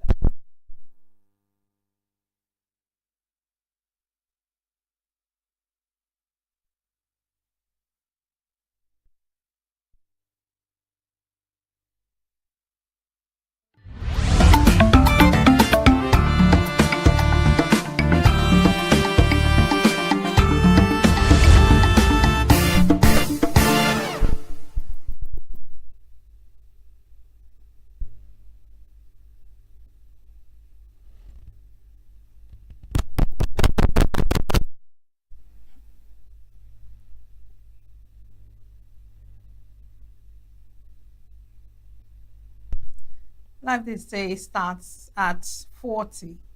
Yet some ailments actually show up at about that time when someone clocks 40. from unexplainable weight gain to increased risk of diabetes, hypertension, and hormonal changes. Seems as though to stay healthy after 40 demands intentional and proactive health and lifestyle changes.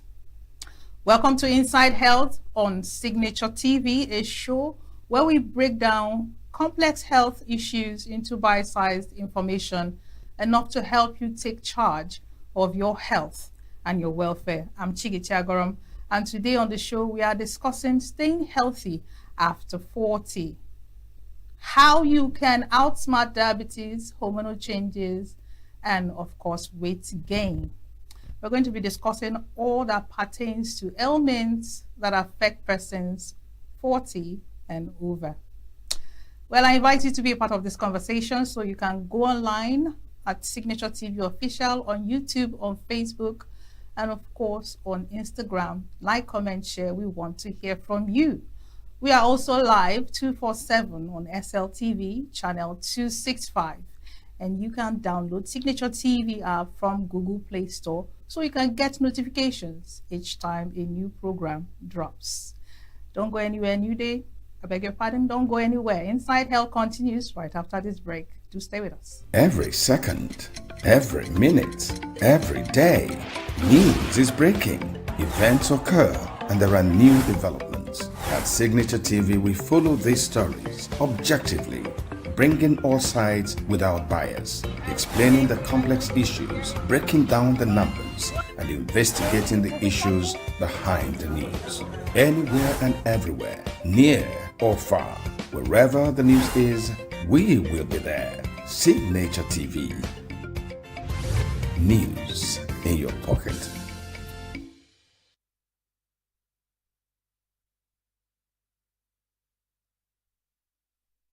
Thanks for joining us. This is Inside Health, a show where we break down complex health issues to bite-sized information. Well, we're still discussing staying healthy at 40, how to outsmart diabetes, weight gain, and hormonal changes. Our guest is Professor Christian Okafor. He's a professor of medicine, a consultant physician, endocrinologist, and diabetic doctor. Diabetologist. I beg your pardon? Diabetologist. Diabetologist. You heard that from him. He's a diabetologist. So he's going to bring his expert insights into the subject matter for today. Thank you so much, Doctor, for joining us on the show. Thank you, Dr. Chigi. You're welcome. For bringing me back here once again. You're welcome. Good afternoon to our viewers, on whichever channel you are watching us or listening to us. I plead with you to stay put and take away one or two things from this discussion. And you'll be glad you did. Thank you very much. All right, so Doctor, you did listen to my introduction. It seems as though, is this fact or fiction, once someone starts, approaching that 40th mark, that's, crossing what as they call it, crossing the fourth ladder. You're being inundated with information as to take care of your health or diabetes or hypertension. Or why is that an issue that once an individual gets to 40, these ailments begin to creep up on this person? Thank you very much. First and foremost, the age of 40 years and above, and particularly up to 60 years, is the age bracket we classify as middle age. Okay. And one thing peculiar about that middle age is that appears to be the age bracket for productivity. People speak productivity. Yes. And so I can understand that it's quite a concern that when you are at the peak of your productive age years, you are now beginning to battle with health challenges. But there is no magic about it. For me, it is simply aging. The moment somebody is born, every passing day you are getting older. True. And as you're getting older, you're already beginning to lose some things. Okay?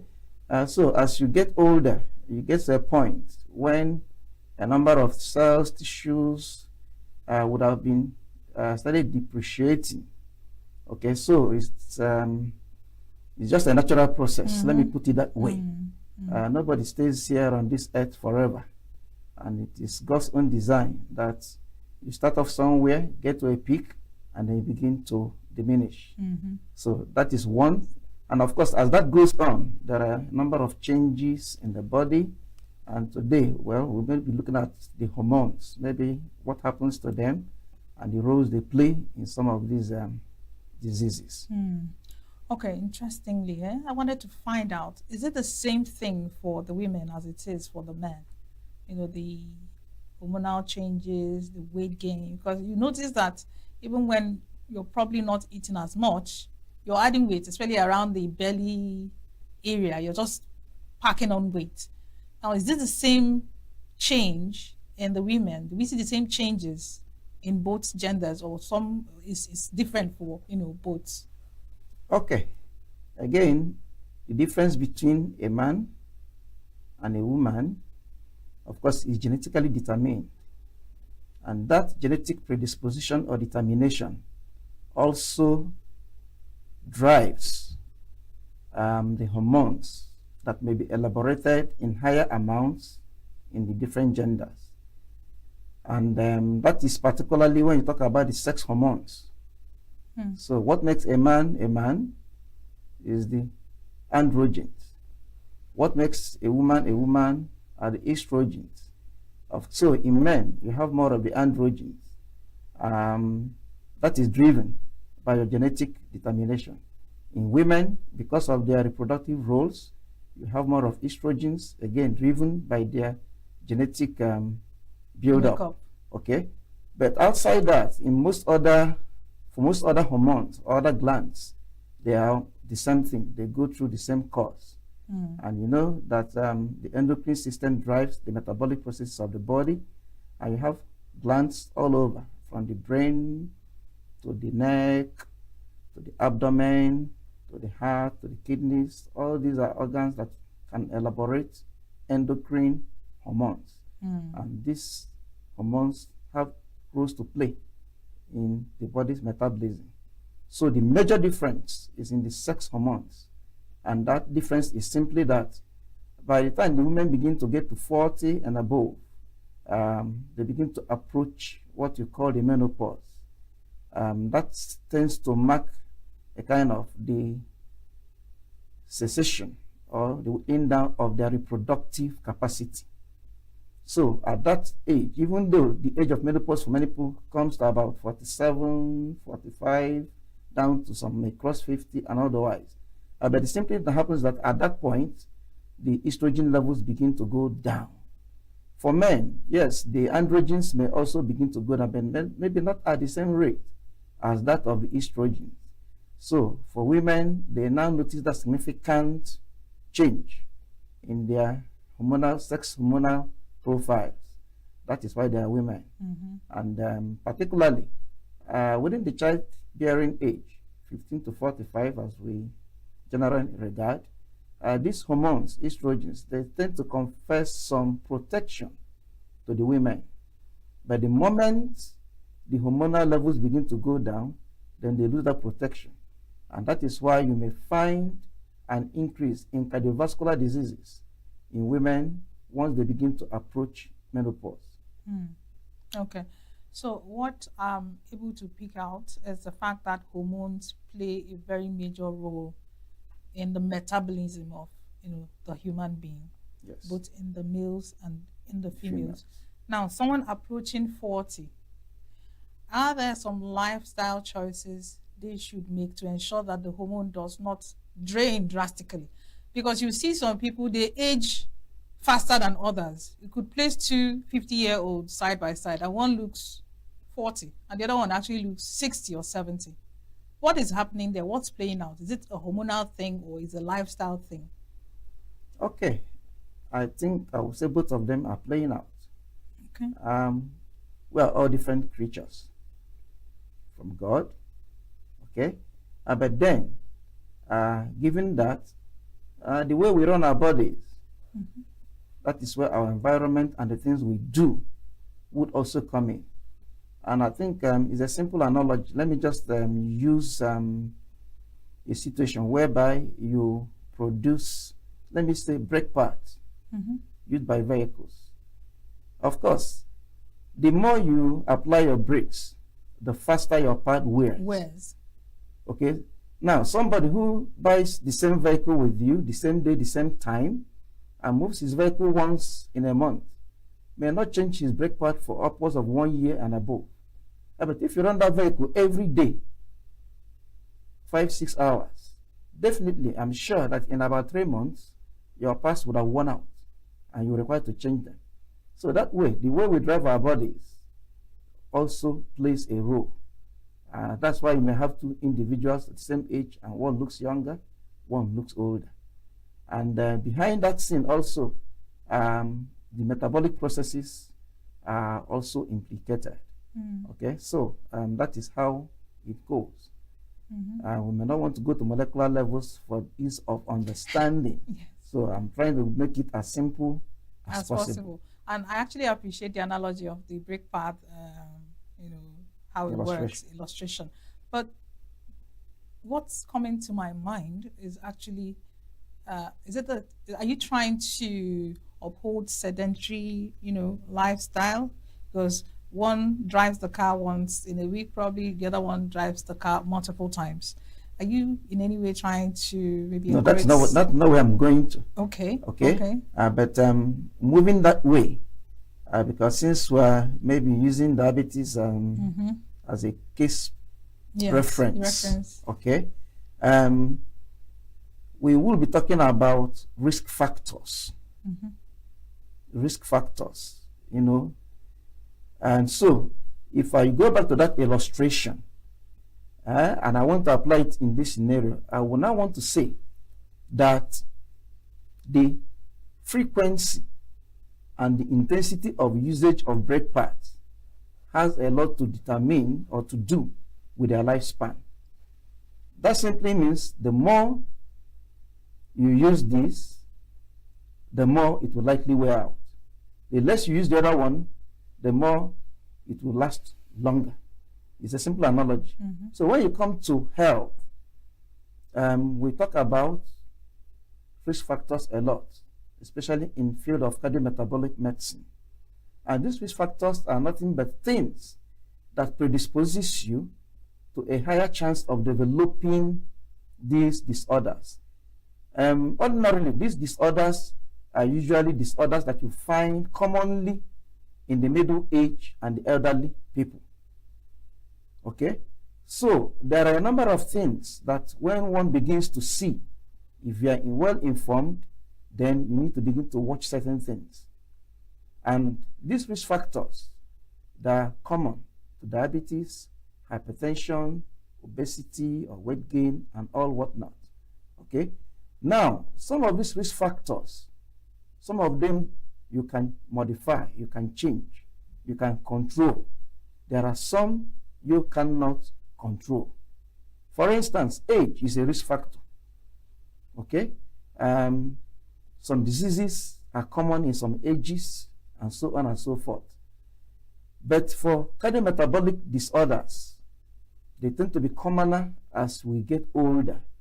There are reasons for that. Could you explain in simple terms cardiometabolic disorders simply means disorders that affect or that emanate from the cardiovascular system, the heart, the blood vessels. That is where hypertension, heart diseases, and many other things fall in. Metabolic disorders will now refer more to those disorders that come from the endocrine system, which is the system that directs the production of hormones. And they tend to work hand in hand. So that is why sometimes we join those words. And when we join them, we are not talking about cardiometabolic disorders. If you want to separate them, you can be talking about cardiovascular disorders or metabolic disorders, but they go hand in hand. So we tend to join them because these three factors, as I said, are common. It's common to both group of disorders. So going back to the risk factors,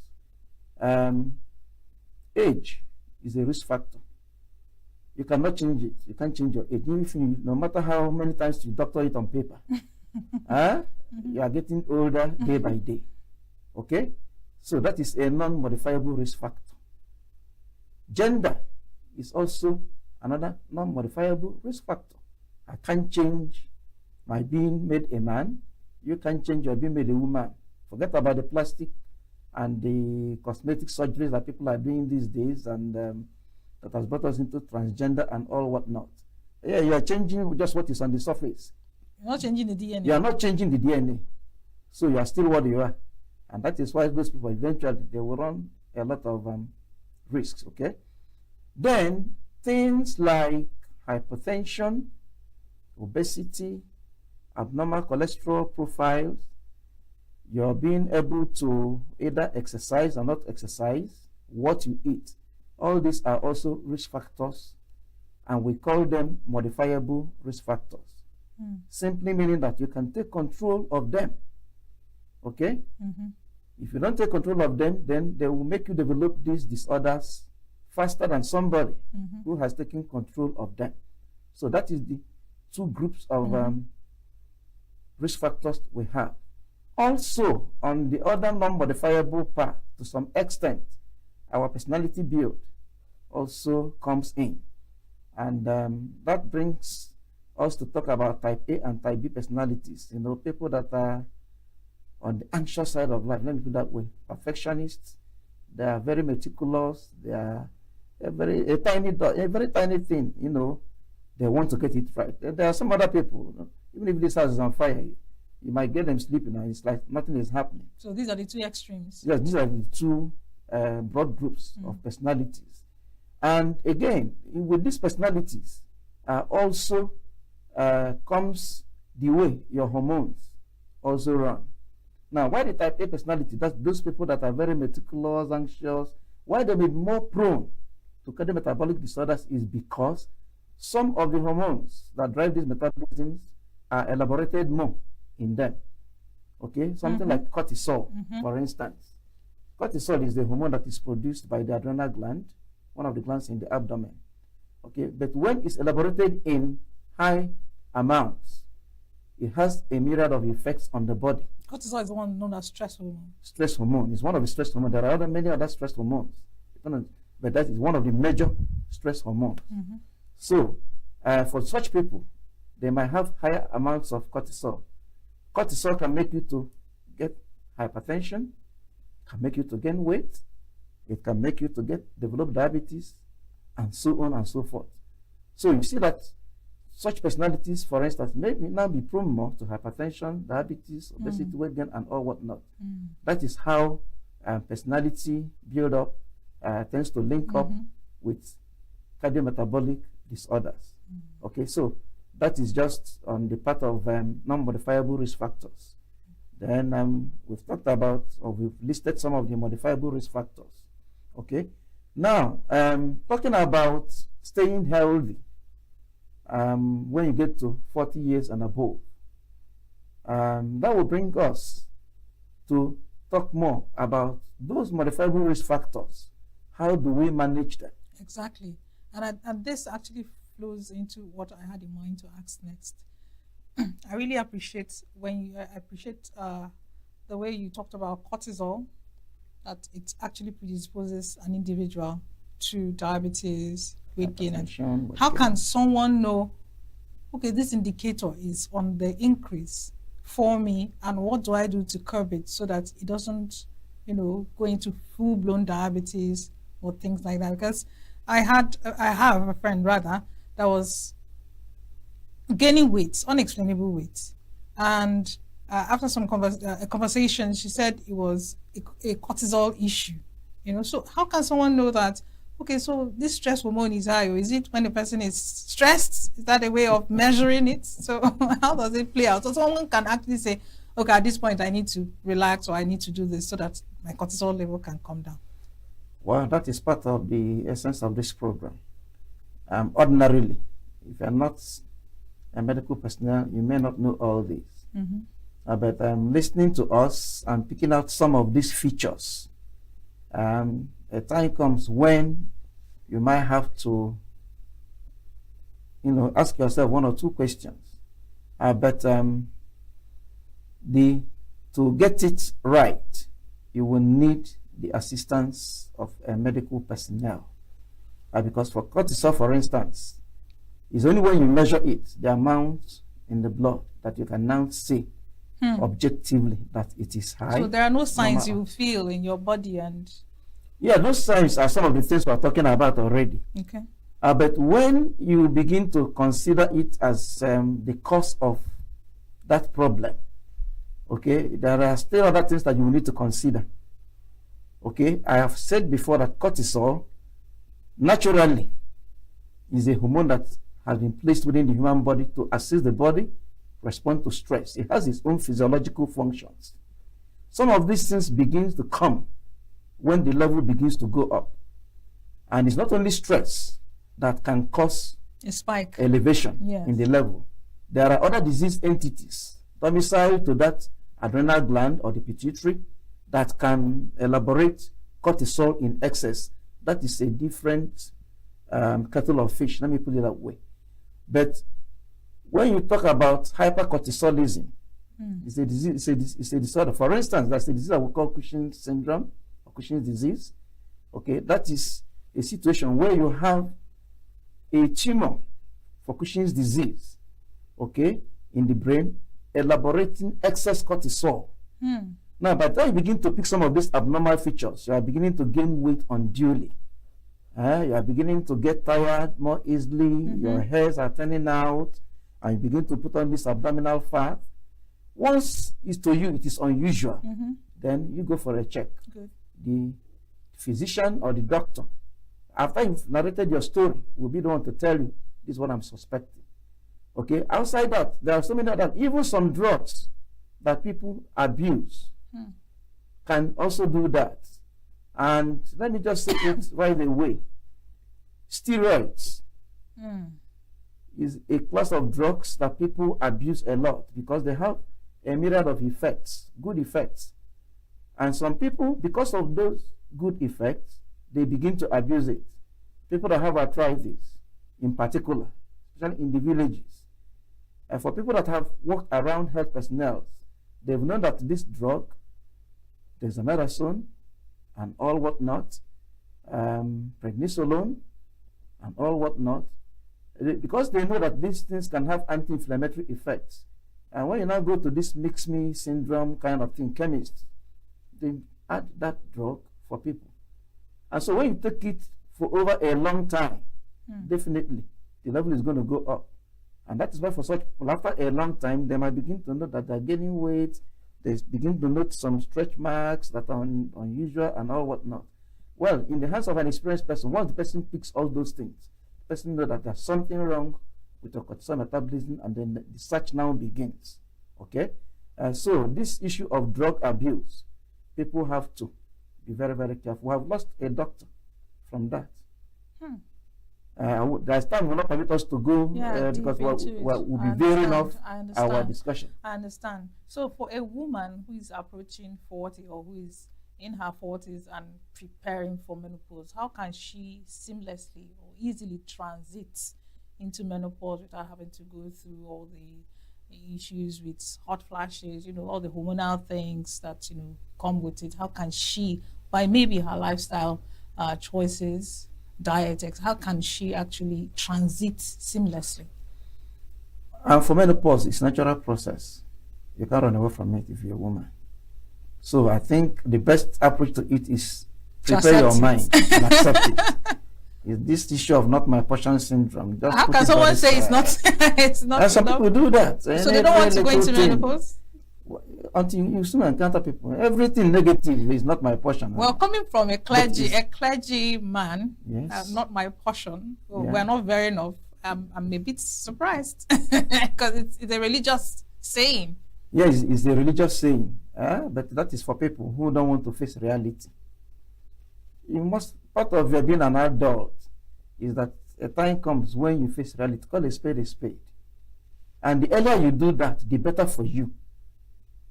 When you deny it, it is there. By the time you come to accept it, the harm or damage may have been done.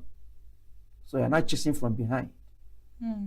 But if you are proactive and you know that, look, this thing is not your making. You're not the only woman. Your mother went through it.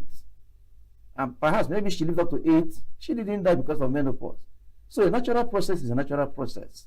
And it is God that designed it that way. You can't change it. And so that is why for some women who don't want to go through some of those symptoms, the hot flushes, it's just it's part of the symptoms of menopause, okay, because of those hormonal changes. Now, when you see people who don't want to experience such, and they now go on part of hormonal replacement therapy, yes, then you will likely create another problem along the line because you are fighting a natural cause.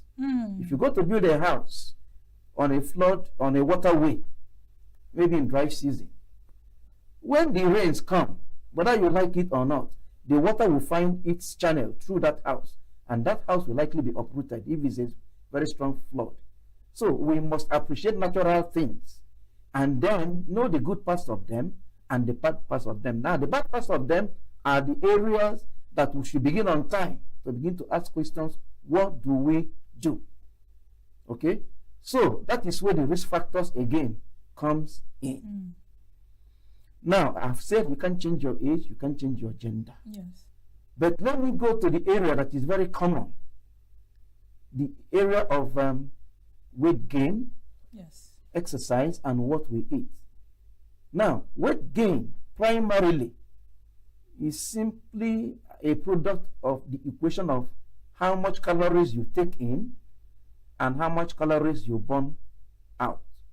On a normal On a normal, just put on a normal equation. Or that every other thing being equal. Everything being equal. Okay? If I consume too much calories and I am not active, because it is being active that helps you to burn the calories. The calories are what gives you energy. Every human being, every process in the body requires energy. Without energy, there is no life. Both the ones you know and the ones you do not know. That your brain is functioning is because it is burning down glucose. That is what it takes as its primary source of fuel. The moment the amount of glucose in the blood goes down, your brain is at risk and it is going to manifest. And it is also put there as a protection by God. So that if you have some of those features, something tells you that, look, the blood glucose might be low. Check it and replace it. Yes. And then you get your glucose from eating starch, carbohydrates in various forms, both the natural ones and the processed ones and all whatnot. Okay? So, when you take too much calories and you're not burning enough, then the excess of that glucose is converted to fat. That is why excessive eating, that's how excessive eating is connected to weight gain. Weight gain. Okay? And then also how, if you are not active, your job is sedentary, always sitting down, then you are not burning much when you're sitting down. So as a doctor, I might sit all through the day in the consulting room. And at the end of the day, I get tired and I say, I have worked very hard for the day. Oh, wow. That working very hard for the day has not impacted my energy profile much. The brain has been using the glucose, but in a small amount. So all the things you're taking as tea, and in between work, whatever, breaks and all whatnot, when it is in excess, the body converts it to fat. And that fat is what you see commonly accumulated in the abdomen. So you now talk about abdominal fat. Okay? Now, if you watch again between men and women, you will discover that men tends to put on weight in the abdomen. When I was small, they used to associate that with affluence and maybe excessive alcohol intake. For those of us who are Igbo, there was this popular thing that say aphobia. Yes. It's because of the calories that when they take this in excess. Okay? So you begin to accumulate the fat. For women, they put on fat more at the peripheries, at the hip. So your figure 8 and all whatnot, but then, when you now get to menopause and you begin to lose the hormonal protection, the amount of fat in the abdomen for a woman begins to rise. And it is that abdominal fat that actually puts you at increased health risk. Okay, hold that thought, doctor, because when we get back, we're going on a short break. You're going to tell us exactly how the belly fat for a woman who is menopausal puts her at risk. I'm sure you've picked one or two interesting information from our conversation so far. Don't go anywhere. We're going on a break. And when we come back, Inside Health continues. Every second, every minute, every day, news is breaking. Events occur and there are new developments. At Signature TV, we follow these stories objectively, bringing all sides without bias, explaining the complex issues, breaking down the numbers, and investigating the issues behind the news. Anywhere and everywhere, near or far, wherever the news is, we will be there. Signature TV. News in your pocket.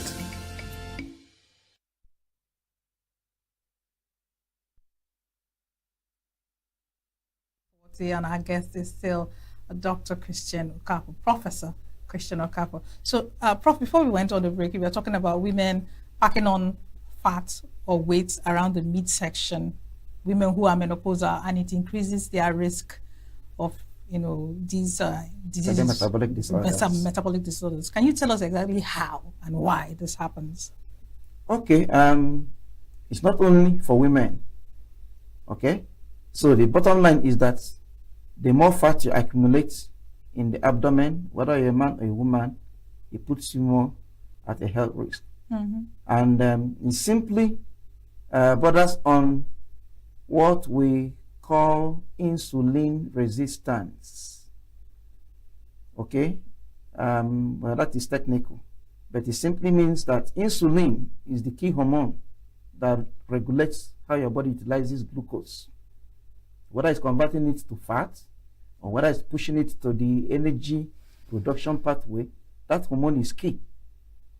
Okay, so when you begin to begin to put on that fat, the fat adds up or contributes to fighting how your body utilizes insulin. How it is, okay, how that is the that? insulin resistance. That means the body is resisting the insulin from doing its work.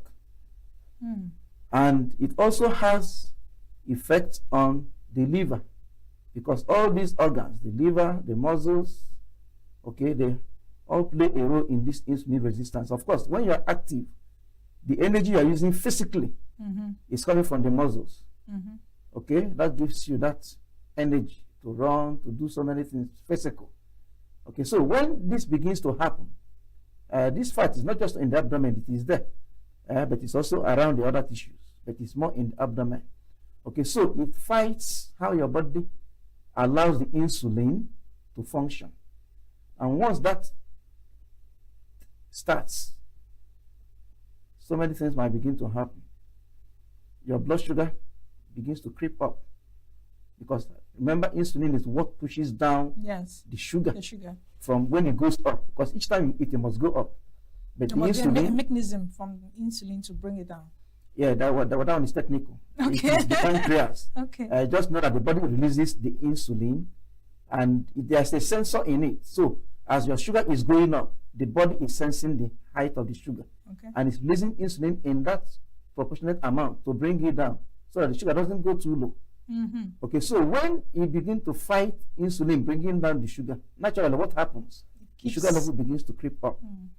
Okay, but it doesn't just get straightforward to diabetes. It crosses some stages that you call pre-diabetes, impaired glucose tolerance, impaired fasting glycemia. All these things are things that you can only determine when you run some tests. Okay, so that insulin resistance also has some link with retention of salt, sodium in particular. And that's why, is that why they are advised not to take too much salt? No, that's for hypertensive. Okay. For people that have hypertension. Okay. Okay, and that is, I'm just trying to connect that to why people who are insulin resistant may also develop hypertension. And then you now discover that people who have either of these disorders will end up having the other. Many a times. I mean, it's not 100% kind of certainty thing. So there is connection between these organs and these mechanisms that drives these disorders. The same thing also happens with it. Your cholesterol profile and handling begins to also get abnormal. And so it's as if everything goes here. Everything, yes, they link up themselves and they now begin to come up with these disorders, okay? Now, more importantly, talking about staying healthy when you get to 40 and above, the focus should be on how to prevent some of these things from coming up. Yes. And that boils down to how we live. How active are we? What kinds of foods are we eating? So, going back to activity, the world has become globalized. A village, urbanization is one of the problems. You know, technology and all whatnot. Where they say something that is good also has a negative side of it. Yes. Okay, so you can do so many things right from your bedroom. Yes. Day in, day out. Just punching buttons and here and there. I can pay you without going to the bank, isn't it? But many years ago, I can't do that. I must have to go to the bank to do that transaction. That somehow makes me to be a bit active. But these days, because of technology, people have become physically inactive, sedentary. That is where sedentary comes in. The type of job you do and all whatnot, technology and all you know, all those things. So because when you sit in one place, even one cup of tea you will take here is going to add so many calories. Yes. Because you're not burning them. So you see yourself adding weight. Right. You might say you're not eating much, but because you're not active. Yeah, you're not active. You are not. All right, burning. Prof. I'm still going to ask you another question on the difference in the metabolic rates of men and women. But before we get to that, I want to bring your attention to some of the tweets and comments online, you know, as regards what we're discussing. Ngozi Obasi from ENUGU says, I'm in my early 40s and I've started to experience more weight gain, especially around my belly. Is this just age or could it be something more serious like diabetes or hormonal changes? How would you respond to this? I know you have spoken to it, but... Yes. Well, that person is already in the middle age bracket we talked about. Yes. Okay, so the hormones may be playing some roles, but what she didn't tell us was her lifestyle. Should she go see a doctor immediately? Yes, if the weight gain is a concern to her, let her see a doctor. And by the way, time has come when we must have to change our health-seeking behaviors. People don't plan for their health. That's what I've discovered. You know, they always wait for it to become an emergency. But somebody can, because you want to attend a wedding next 2 months, you begin to save to buy that ashebi or whatever. But you will not save money to go and run some basic checks that you might need to do once in a year. Okay? But for somebody at 40, that person by now ought to have cultivated a habit of running some basic checks on himself or herself at least once in a year. Again, in the right of a good physician, you'll be appropriately and properly guided. You don't run them every day, every week. True. Okay, so she should go see a doctor. So yes, she needs to see a doctor, and then run some cardiovascular risk checks and all whatnot. Examinations. Chidimoka for Lagos says, please, doctor, can you recommend a good diet plan for women over 40? I need something to help with my hormones and weight gain, but I don't want to starve myself. You know, we are in an era where there are a lot of diet fads. How would you advise Chidima? Okay, so as I'm advising her, I'm advising every person because diet is another arm of what we're discussing today. How we eat, what we eat. Okay, it's not natural for you to starve yourself. If you starve yourself, you will also create health more problems. Challenges. But the natural person, okay, first of all, must have a balanced diet.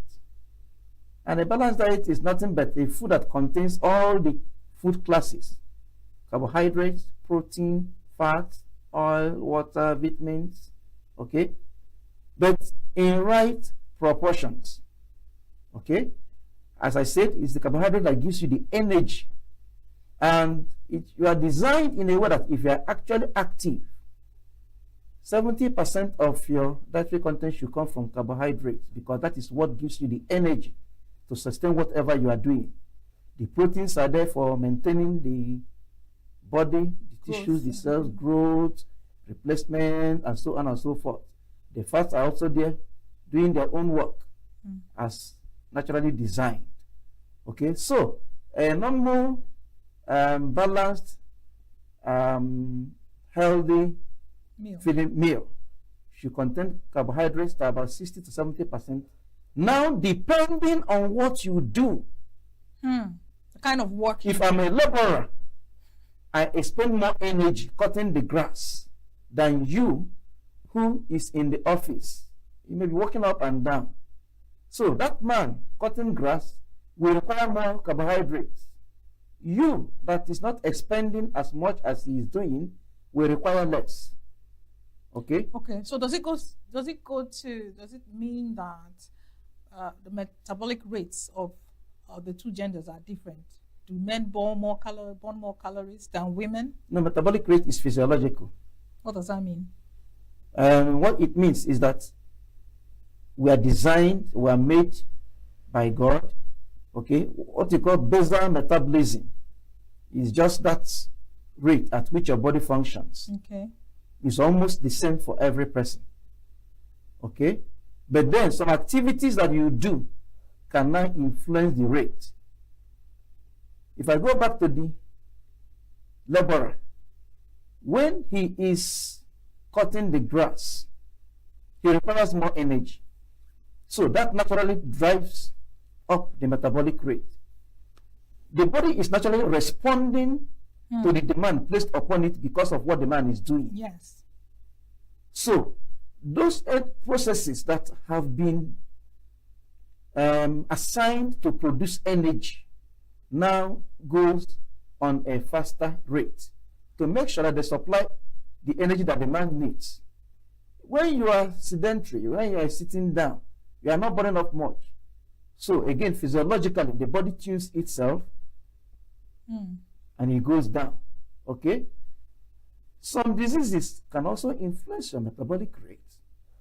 For instance, when you have hyperthyroidism, that is, you have excess thyroid hormone. That will be when. Yes, when your thyroid for gland. women, right? For every person.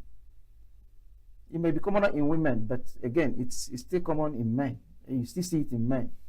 So if you have anything that will cause your body to produce more thyroxine, that's one of the products of the thyroid gland that drives the metabolic rate, then the metabolic rate will go up. If you have anything that is suppressing the production such that the level of that hormone goes below normal, your body metabolic rate goes down. That's why people with hyperthyroidism will lose weight. They're losing weight because they cannot control that process. You're just pushing fuel, let me use that word, into the system. As long as the fuel is there, the fire will continue to do what? Rage. So you see such people, they lose weight significantly. And the rate and the degree makes them to know that something is wrong. Vice versa, when the hormonal level is low, the body slows down. So they begin to gain weight. So that when there is undue weight gain, that is one of the, not talk about hypothyroidism as a possible cause. That's why I said that when you begin to notice this, it is a physician who will listen to you, put some things together, and be able to say, look, we might be dealing with this or that. And then by the time they finish the investigations and the results come out, you'll be told whatever the problem may be. Yes. Okay? Yes. Okay. So, all right. So moving on, Ngozi Adebayo Ibadan says, is it possible to manage diabetes naturally without medication after 40? I've been diagnosed with early stage diabetes and I don't want to go on medication if I can avoid it. yes, it is possible. How so? Now, that is what brings us to what we call lifestyle modifications. I had earlier on said that if you are informed and you know this puts you at a risk or at a higher risk of developing diabetes, then when those things begin to show up in your body, you begin early to do something about it. Okay? Now, if my work is sedentary and I see myself gaining weight, with this knowledge, I should begin early, not when I get to 40. I should begin early to do something about my physical activity. Design a plan that will help you to burn off that calorie you are accumulating. If you're able to do that, by the time you get to 40, you will not be having a challenge with this. However, if you've gotten to 40 and there are early signs, if She's already been diagnosed with diabetes, yes. Fine. If she can modify her lifestyle, that is simply becoming more active, exercising, and then eating properly. She can control. It is possible. Wow. It's possible. But this will now depend on the stage or the degree of the damage that has been done that brought the diabetes, okay? Because apart from the insulin resistance, those cells in the abdomen, the pancreas that secrete insulin, you also need to check out their state of health. As a matter of fact, by the time the diagnosis of diabetes is being made, it is noted that people have already lost about 50% of their pancreatic islet beta cells. Those are the cells that produce insulin. And that is a natural process. You understand? So, if those risk factors begin to show up, and you begin on time to watch it, you may not be able to develop them. But if you develop them, then, and you intensify some of this, you may be able to. That's why some people can control the diabetes with diet and activity. And exercise. Yeah, but if the body has gone down so much, those activities, both diet and may not be enough to control it. And at that point, you might need to be helped with some drugs, actually, to get the sugar under control. So that is about that. All right, Professor, you're going to be busting some myths for us. These are some of the ideas people have of the subject matter. So the first is traditional Nigerian foods are unhealthy for people over 40. That is incorrect. That is false. Okay. Because that is where we lost it. When we talk about urbanization, westernization, we left our God-given advantage as Africans and we began to copy the whites. Processed foods, technology, and so on and so forth. Instant meals and all whatnot. And the problems began to increase. Some of us that were opportune to see our grandparents, they lived well into 90s, 100s, and above. I'm one of them. I knew my great-grandfather, my maternal side. I knew when he was buried. Even as I'm sitting here, I can still picture vividly when he was lying in state. So, traditional foods are the foods that we're advocating people should go back to. Complex starch. Your yam is designed to still give you glucose, but the body breaks it down slowly, gradually, in a way that it won't harm the system. Because what happens is this. For those pancreatic cells, for instance, when you inundate them with heavy loads of glucose, you are overdriving them. They want to respond, so they begin to work faster. And it's natural. When you work severely, even as a human being, you develop what? Burnout. That's what also happens to these tissues. So that information is not correct. The proper thing people should do, even before they get to 40, is go back to those traditional diets. All right, Professor, we have, for want of time, we have just one more myth for you to bust. Weight gain after 40 is a sign of good health in Nigerian culture.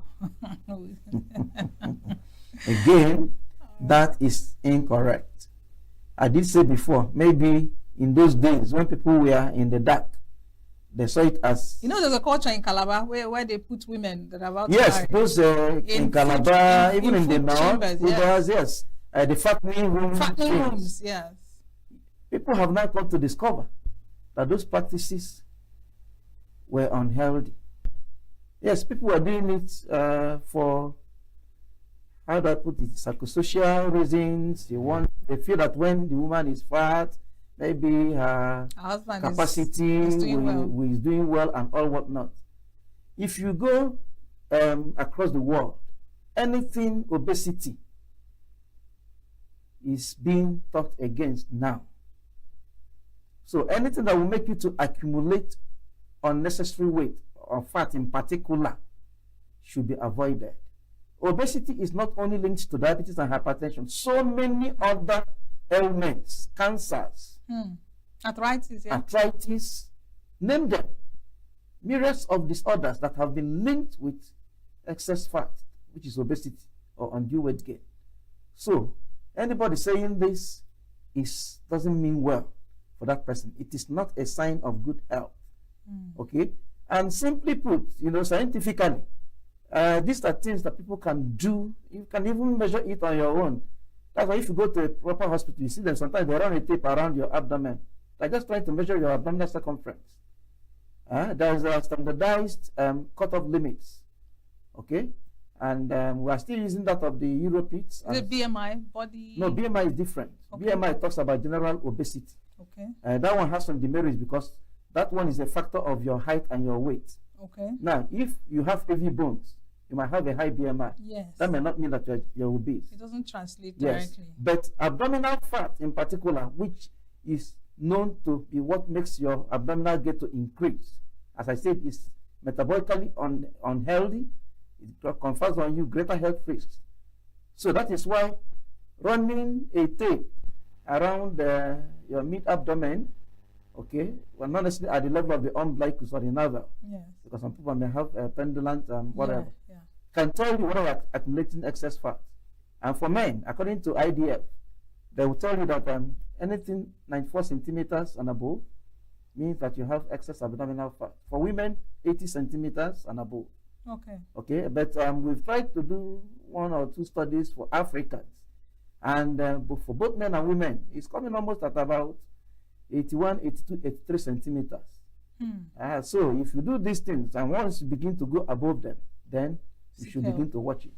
Thank you so much. Thank you.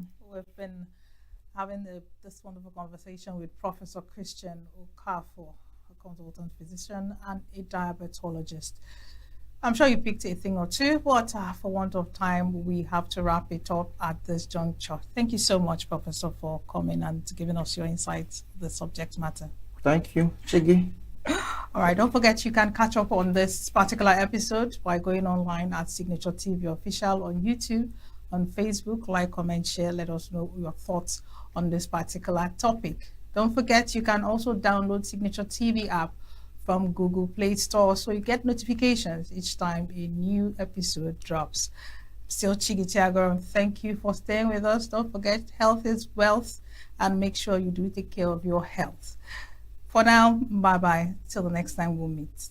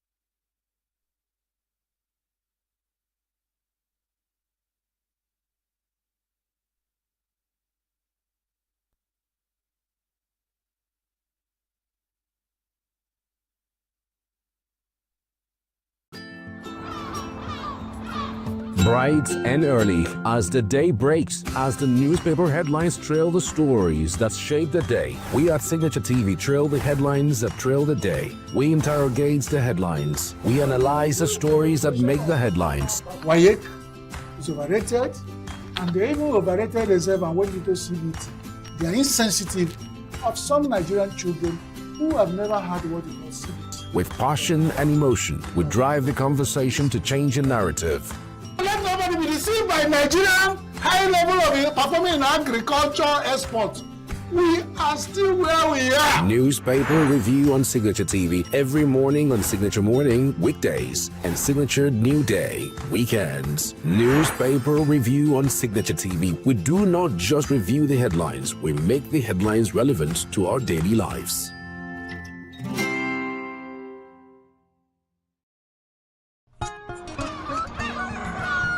New every morning on Signature TV, we open the day for you with needed energy, information, and required vibes to shape your day. From sizzling snippets of stories in various areas of life to intriguing conversations with net worth guests. When you have people who have no track record becoming your leaders, you have a problem. There's no outstanding graduate when Obi took over from me. I left, in all the accounts of Anambra State, 13.8 billion for him. Your day cannot be complete without Signature Morning on weekdays and Signature New Day on weekends. There is no better way to start your day except Signature Morning and Signature New Day every day on Signature TV.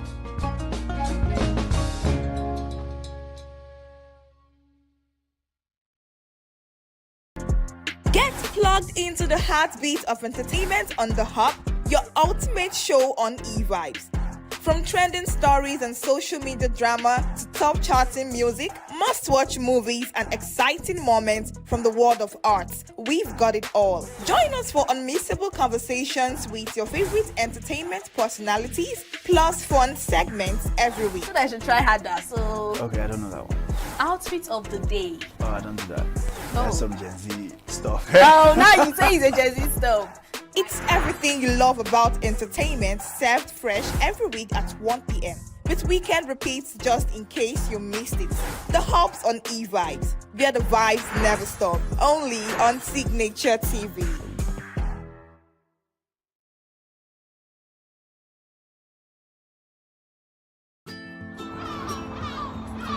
Bright and early as the day breaks, as the newspaper headlines trail the stories that shape the day. We at Signature TV trail the headlines that trail the day. We interrogate the headlines. We analyze the stories that make the headlines. WAEC is overrated, and they even overrated themselves and went into CBT.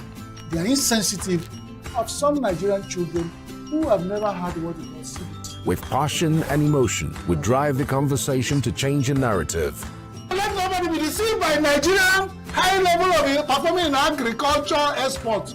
We are still where we are. Newspaper review on Signature TV every morning on Signature Morning, weekdays, and Signature New Day, weekends. Newspaper review on Signature TV. We do not just review the headlines, we make the headlines relevant to our daily lives.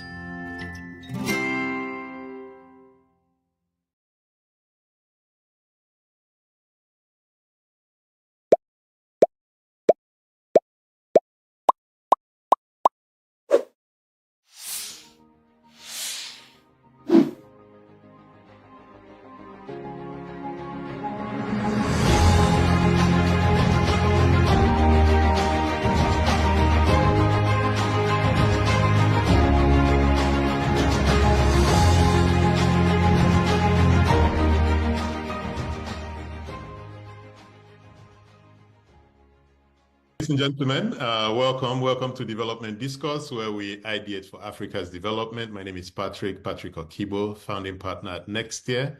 Next Year is a multi-competency advisory firm focused on solving Africa's most complex development challenges. Over the decades, pundits have offered prayers for Africa in terms of Africa Rising, Africa 2.0, Africa's century. Yet the reality has failed to materialize infused with immeasurable natural resources. We've got over 1.5 billion people, mostly young people. The continent is yet to achieve any liftoff, that's relative to the rest of the world. I want to use this discourse today to explore the choices we must make for the continent to win. Amaka Anku is the head of Eurasia Group's Africa practice. She joins me in this discussion. As head of the firm's Africa practice, Amaka helps clients understand the interaction of politics, policy, and markets across the continent. Her research focuses on Nigeria's politics, African regional trends, and comparative global politics. Amaka is a term member of the Council on Foreign Relations and has taught a graduate course on political risk analysis at Georgetown's Walsh School of Foreign Service. She holds a bachelor's degree from the School of Public and International Affairs at Princeton and a Doctor of Law degree from Harvard Law School. Amaka, welcome. Thank you. Thank you for having me. I'm excited for this conversation. Excellent, excellent. So let's go back to my Africa Rising intro. Did we ever rise? Yeesh. Woohoo! That's a big place to start. Okay, well, then let me start there. So I am one of those people who think that Africa, we don't get enough credit for what we're doing, which is we're doing something that no industrialized country did. Okay. You know what that is? Tell me. Trying to industrialize as democracies. Okay. So if you think about the fact that on the west side of the continent, most countries about 60 years old, just about, right? Think about the US at 60. The US at 60 in 1836 was a mess, right? It was a mess. Only a small portion of the population could vote. Black people, people who look like me couldn't vote. Women couldn't vote, less than half, right? And there were extremely violent elections where they prevented those kinds of people from voting, especially Black people, right? So the point I'm making is, and if you go to Europe, when Europe was industrializing, only rich white men could vote, not even poor white men could vote, right? It's much easier to industrialize when you have such a narrow constituency with fairly narrow or uniform or homogeneous interests, and you can kind of muster the elite consensus you require to do the difficult things that you need to do to industrialize. Because industrialization is messy, it's expensive, it's so I say that, to your question, are we right? Yes, it's not just, yes, we have all the potential. Yes, we are a mess. But we're also doing something very hard to do.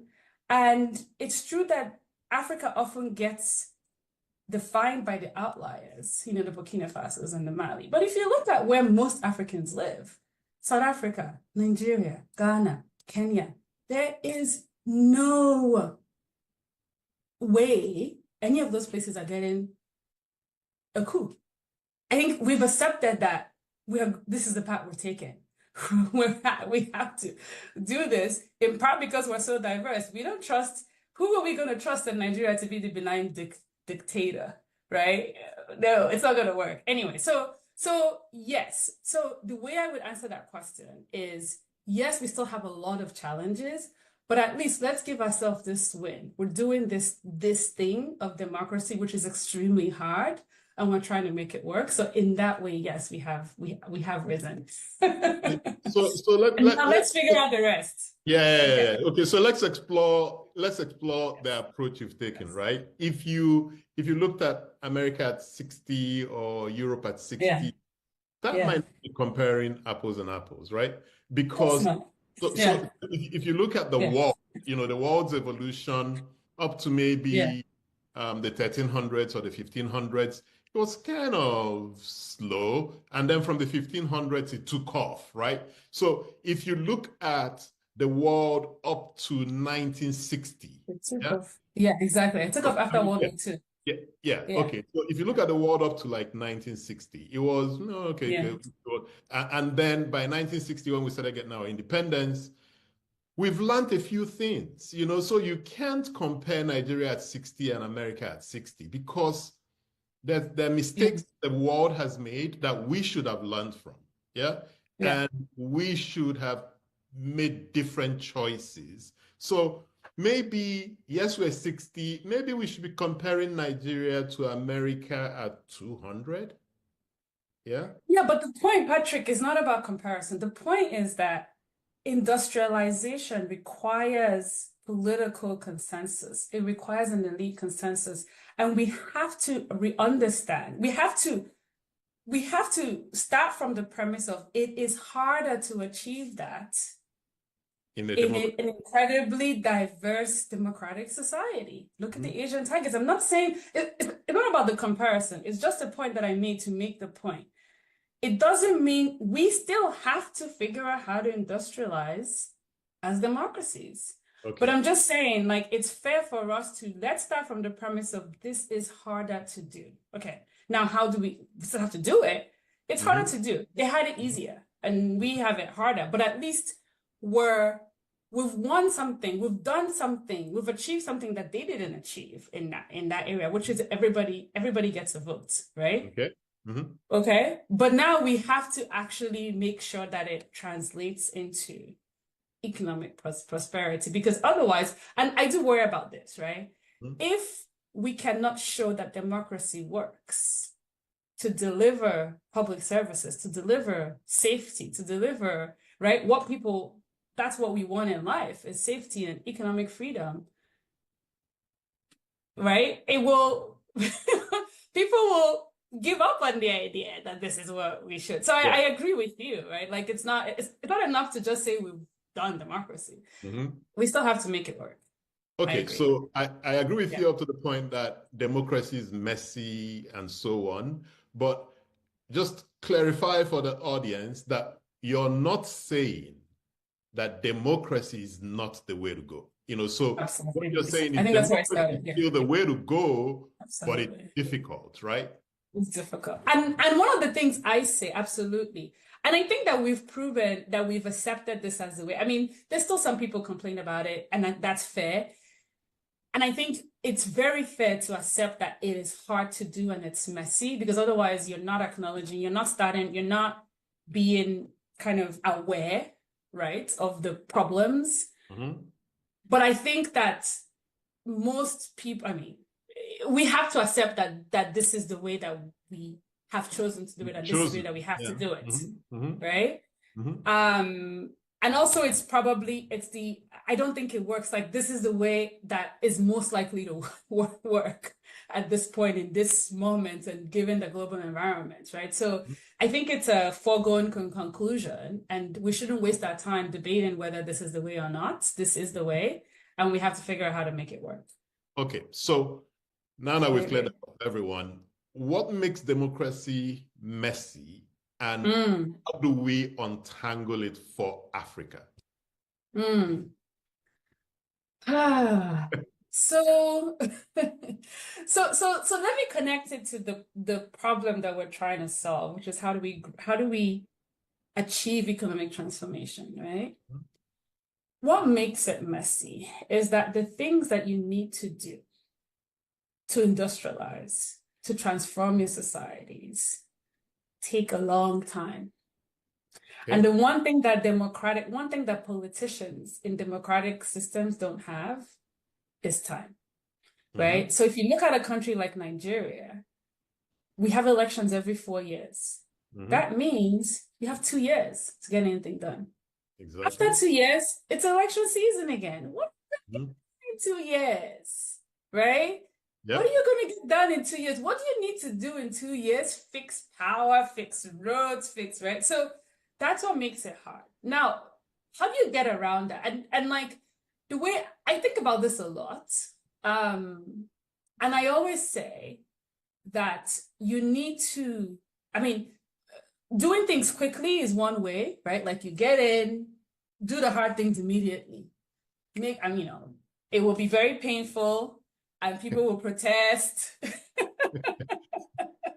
Then you have the next 2 years to buy them off again, as we always do, right? But it's done. You've done the hard things.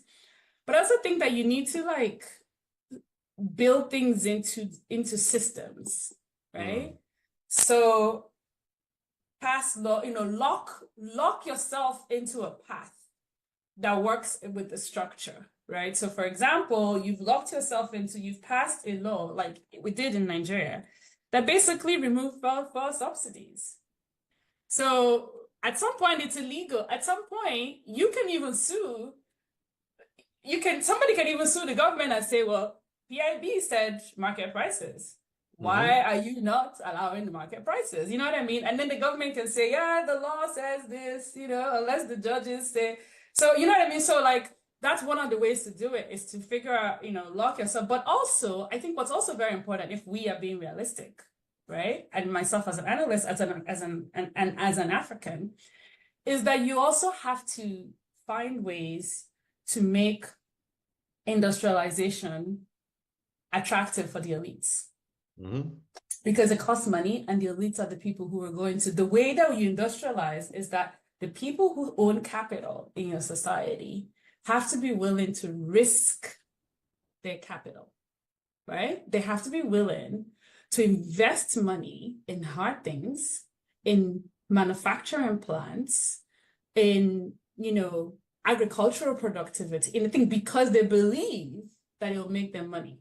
And because they have a stake in that system for whatever reason. So I think you do have to figure out how to make it attractive for the elites. Yeah. So let me stop talking here. So and you're opening up so many vistas that I want to go down, and I'm just scribbling, and we'll figure out how to get to all of them. Yeah, figure out which way. Which way to go. But number one, you talked about the short-term, outlook for a politician, right? Which I'm not drawing parallels here, but it's kind of the same challenge that CEOs of, Wall Street face. They've got share prices to watch and so on. But some serious CEOs have also figured out how to extend their time frame. So yes, they're paying attention to share prices, but they're also looking at the value of the enterprise, and building out the value.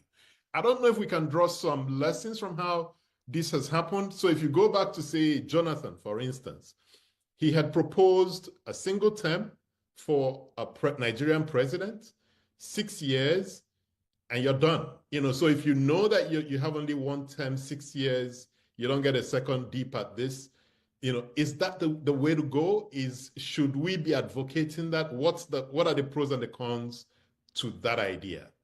Yeah, I don't even know if I want to. Look, I'll be honest with you. I don't like the debates about the structure, because I almost feel like it's never. We're not going to change. Look, we're stuck with four-year terms. Like, this is not like let's just figure out how to make the 4-year terms work, right? Why are you taking that position though? Because it's even the 6 year, like there are other problems and there are other challenges with nothing is going to be perfect, right? In there's we're never going to get a perfect structure that doesn't also have risks to policy implementation, right? What's the big risk? So what I would prefer in a 6-year term. Yeah.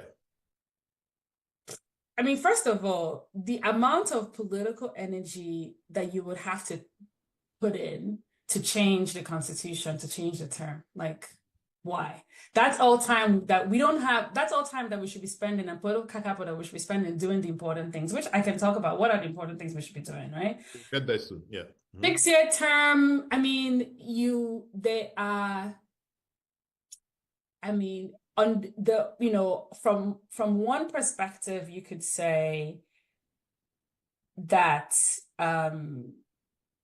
oh yes, you have to start worrying about election after 2 years. But on the other perspective, you want to get reelected. You want to get reelected, right? So that's still an important motivation.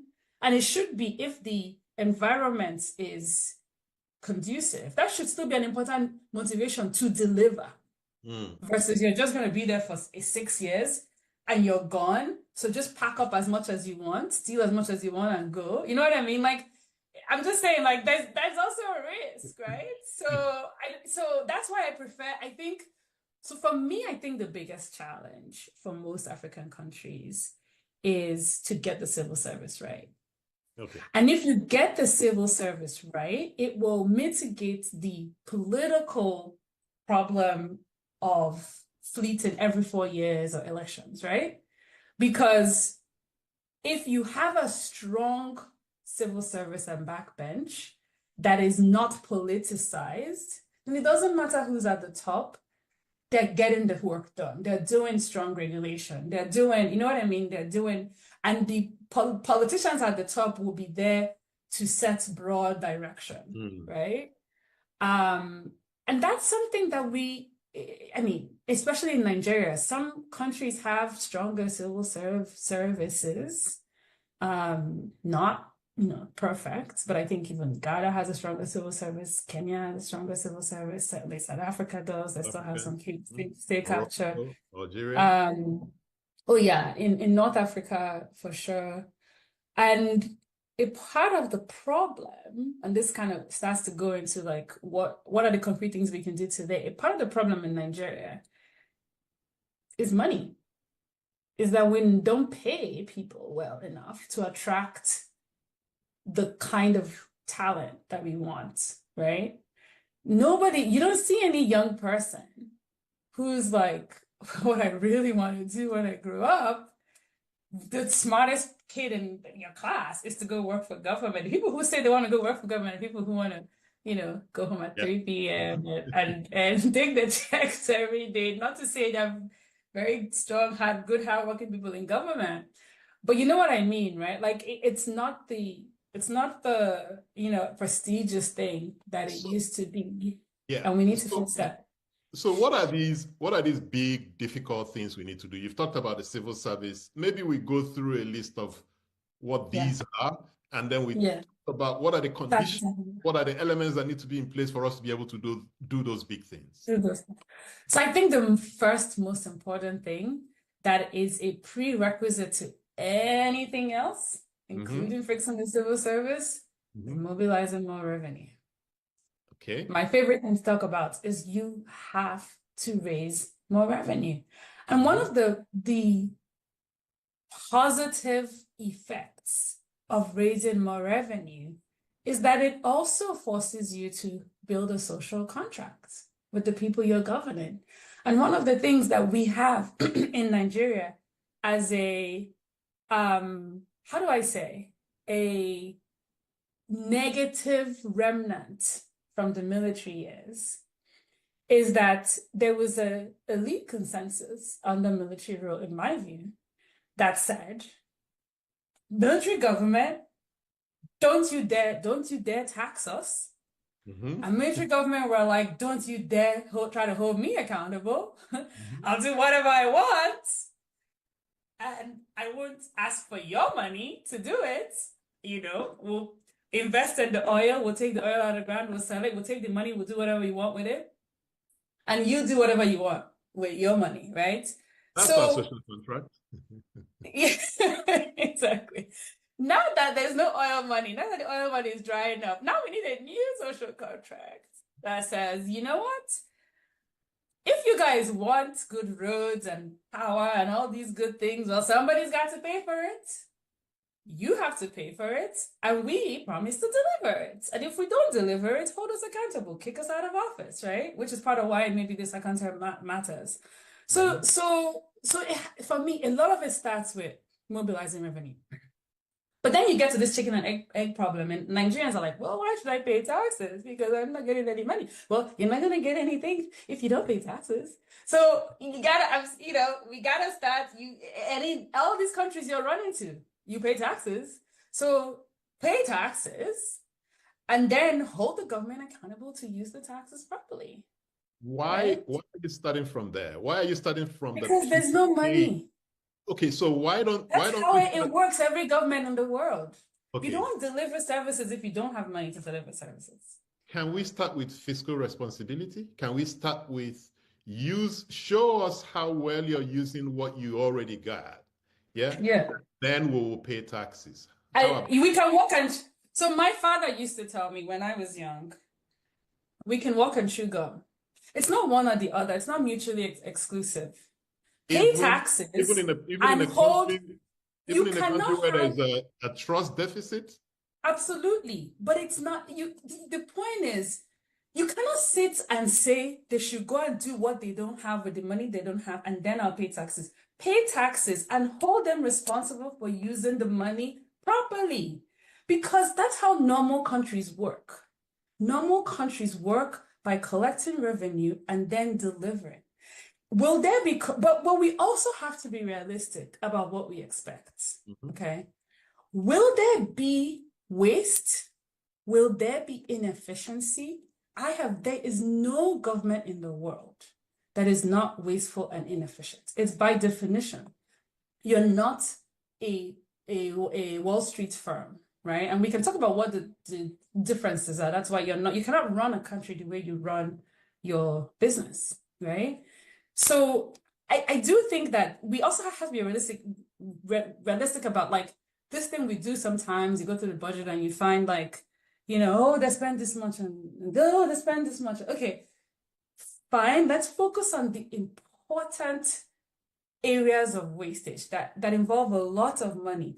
Not like the 100,000, this one is like $10,000. Oh my God, why are they spending $10,000 on this, right? Like, and I'm not saying, look, please don't misunderstand me, because I know that this is like a huge thing, and it's not mutually exclusive. Let's not make it a false dichotomy here. It's not wasteful government or no, I don't know, what's the alternative, or no government, or so it is, the government has to collect revenue and the government has to deliver services. Okay. And you have to pay, and then you have to hold them accountable, but don't expect perfection. Okay. We're not expecting perfection, but we're expecting some minimum level of accountability, right? Absolutely. I'm expecting that if you are saying to me, lose weight, you are also trying to lose weight. Yeah. You're not saying to me, lose weight so that you're going to grab the food I gave up, right? So that's number one. Number two is important. Number two, a common denominator in everything we've said is that the people must be able to hold the government accountable. Yes. How do we do that if we don't have the ability to? The democracy that was supposed to give us the ability to hold government accountable has shown that it's not quite working well for us. Yeah, we go to elections, the people we get at the end of the day are not the people we voted for. So how will the people, the masses, hungry, poor, hungry, how are they going to hold government accountable? So I don't agree with the premise in Nigeria that the people so there are, if you look at every Nigerian election, broadly at the national level, there are huge, let's be clear. So I've been observing Nigerian elections, at least at national level, for the last few elections. They are very significant challenges. There are very significant irregularities, right? And that has resulted in, differences, especially at the state level, right? So like, but especially when it's close, right? Like, in ENUGU State, right? Like, what really happened? But at the national level, it's very clear to me that the outcomes broadly represent how people voted. Now, if you think about, for example, and let's not make this like a whole conversation about elections, but like the person who, 60% of Nigerians voted against the current government. More than 60% of Nigerians voted against the current government. Does that broadly reflect how Nigerians feel? Probably does. unfortunately, those votes were split between two candidates. The candidates, and the 37% candidate won, right? So that's more about political strategy. But I think that we shoot ourselves in the foot if we write off the process and just say, oh, we can't hold them accountable. Yes, we can. And it's only when it's easier, when you write it off, like my father, for example, is like, oh, I'm not going to vote. If you write up and you don't go to vote, you make it easier for people to steal elections, because when people steal elections when the outcomes are really close. All right. Right? In Abia State, they tried, but it was too far. They couldn't patch it up, right? So people don't write it off. Don't write it off and say, oh, we can't hold them. You can hold them accountable. And you can as if you come out, So let's start from, I want us to start from that premise of you can hold people accountable. And so then what does that mean? It means that, we can still and should still expect the government to use our tax money responsibly. Okay. So in some other of your writings, you've made this argument for a strong leader, yeah? A strong state. Can you unpack that for us? Why is that a prerequisite, so to speak, for Africa's development? Yeah, so just to be clear so that people understand me, when I say strong state, I don't mean a strong leader. I do mean a strong state. I mean strong state capacity. And I think this is extremely important because some of the way in which the West has exported democracy to us, it's, in my view, it's focused excessively on process rather than on outcomes and on capacity. It's like elections and, the process. Yes, it gave you the outcome you voted for, but it wasn't a perfect process and it should have been perfect. And, okay, fine. But I think that we need to, and all of those things are important to point out the procedural problems, but I think we need to spend more time talking about state capacity and how important it is for democracy. And by state capacity, I mean what a state needs to deliver and what a democracy needs to deliver is safety, right? Security. You can't have investments and a competitive economy if you can't even go to the farm, right? So when I say strong states, I mean a state that has the capacity to protect its citizens and to invest in the things that make its citizens' lives better. Starting from security, but also just, again, when I talked about civil service, also just in terms of being able to do regulation, right? Because when we talk about markets and we want a market-driven economy, the only way markets work is in the shadow of a strong state. The markets work because if I sell something to you, I want to say, look, Patrick, I'm going to sell you, we agreed to sell this at 5 naira, 10 naira.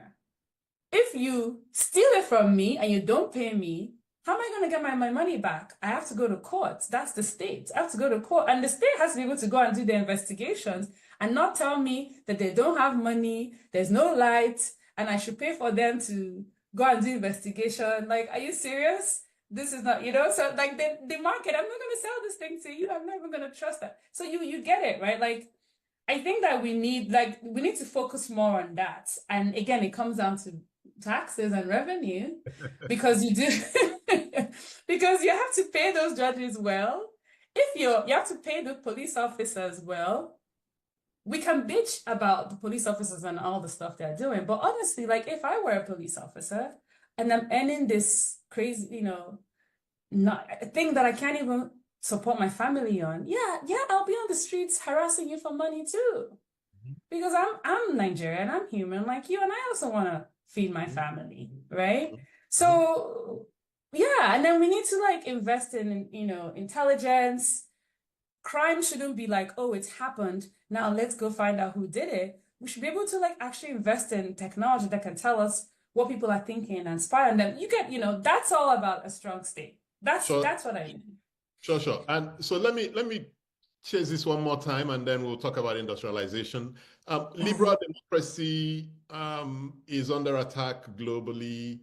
The way it's been pushed in Africa, it's frontlined, human rights and those types of softer issues as prerequisites to democracy, to development, etc.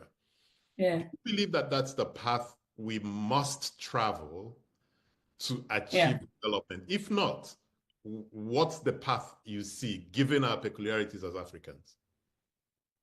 Look, I think we have beat that horse and it's dead. And this is what I mean.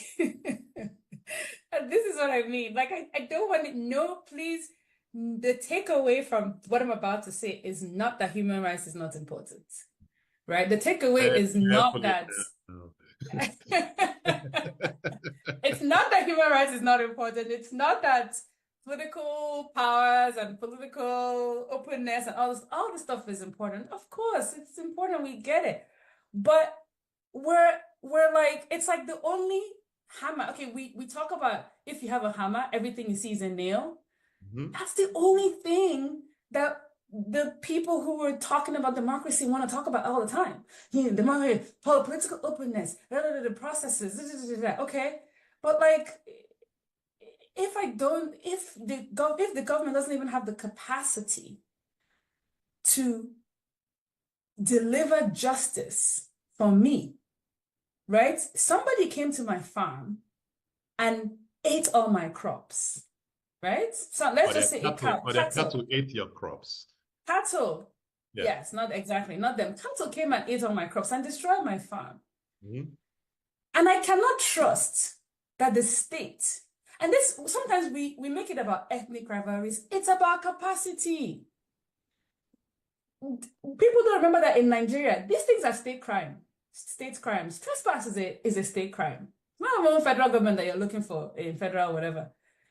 There's no capacity at that state level to even prosecute these crimes. Even if you catch them, maybe they'll catch them, tomorrow they'll disappear, they've gone their way. But like, if I cannot trust that somebody will prosecute these people and deliver justice to me, then at the end of the day, what's the point? Like, there's no benefit to me of all this other human rights and openness and all the stuff that you're saying, right? Because you can't even protect my property. So anyways, the point I'm making is that stuff is important, but we act like it's the only important thing, and it's sucking out all the energy in the room.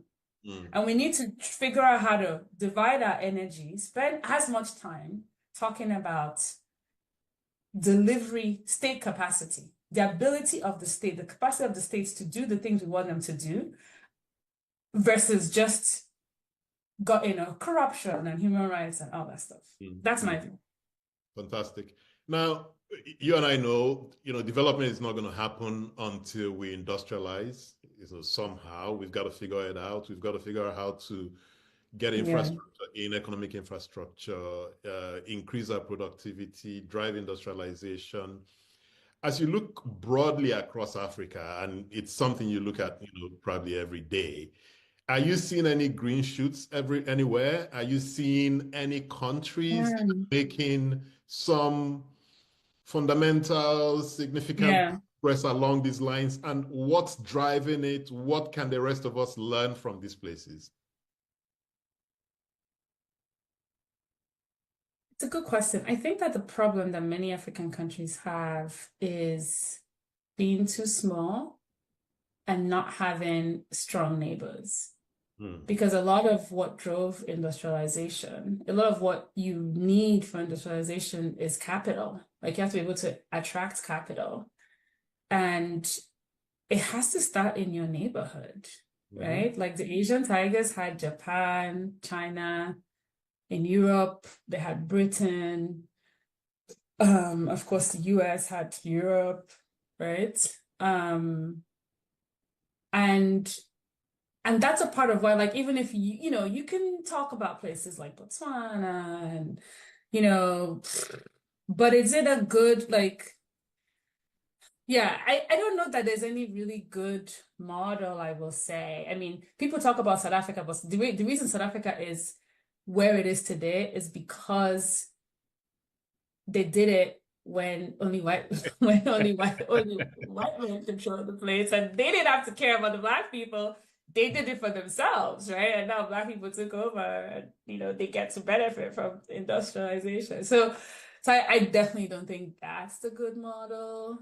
Yeah, so I don't know. I'm gonna punt on this one. I don't see any great models, in part because places that are doing it seem to be, there's no huge take-up story, and the smaller countries are doing better, but it's easier when you're a smaller country, and it's easier in some ways, but it's also no, like, you get to a place and you get stuck, so to speak.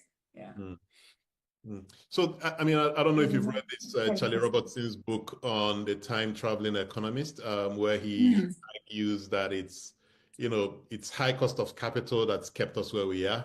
And for us to achieve low cost of capital, we've got to fix our high fertility rates, so that we're saving quite a bit of money, and then we can reinvest that money. I don't know if you've thought about high fertility rate in Africa, 8.1 children, in places like Chad and Nigeria, maybe about 7 point something. Any thoughts on how we address this big issue that also ties back into culture and tradition and religion? Yeah. I don't like those suggestions that the problem is fertility. The idea that we should focus on stopping Africans from having children, it just doesn't sit right with me at all. I just don't think that's the issue. And for other reasons, you can imagine, like, I just don't like, I don't like that idea as the thing that we should focus on. No.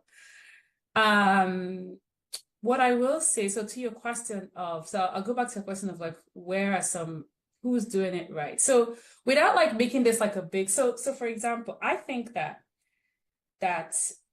the place to start is in the agriculture sector, right? If you look at what most Asian tigers did, it was mostly started with dramatically improving agricultural productivity, right? That's important. And if you look at Africa, most African countries, the majority of the population are somehow tied to agriculture. In Nigeria, it's 25% of economic activity. There's no other sector that is larger by itself, right? Services is like, it's a very different thing. Oil is 6% of our economic activity. Agriculture is 25%, and it touches millions of Nigerians. If you can improve agricultural productivity, you will lift millions of Nigerians out of poverty, who will then have money in their pockets to buy manufactured goods, right? Like, you create demand. And one country that I think has done agricultural productivity better is Kenya. Okay. Right? So Kenya could be one of those examples. They have other problems. Because, and one of the things, when we go back to the political settlement, I think one of the things Kenya does right with its agricultural sector, of course, it didn't have the problem Nigeria had of having oil, which you call a problem, the distraction, right? And so there was nothing else. But one of the things Kenya does right is that Kenya's elite make money from its agricultural sector. Kenya's elite see agriculture as a business, not as an intervention, not as charity.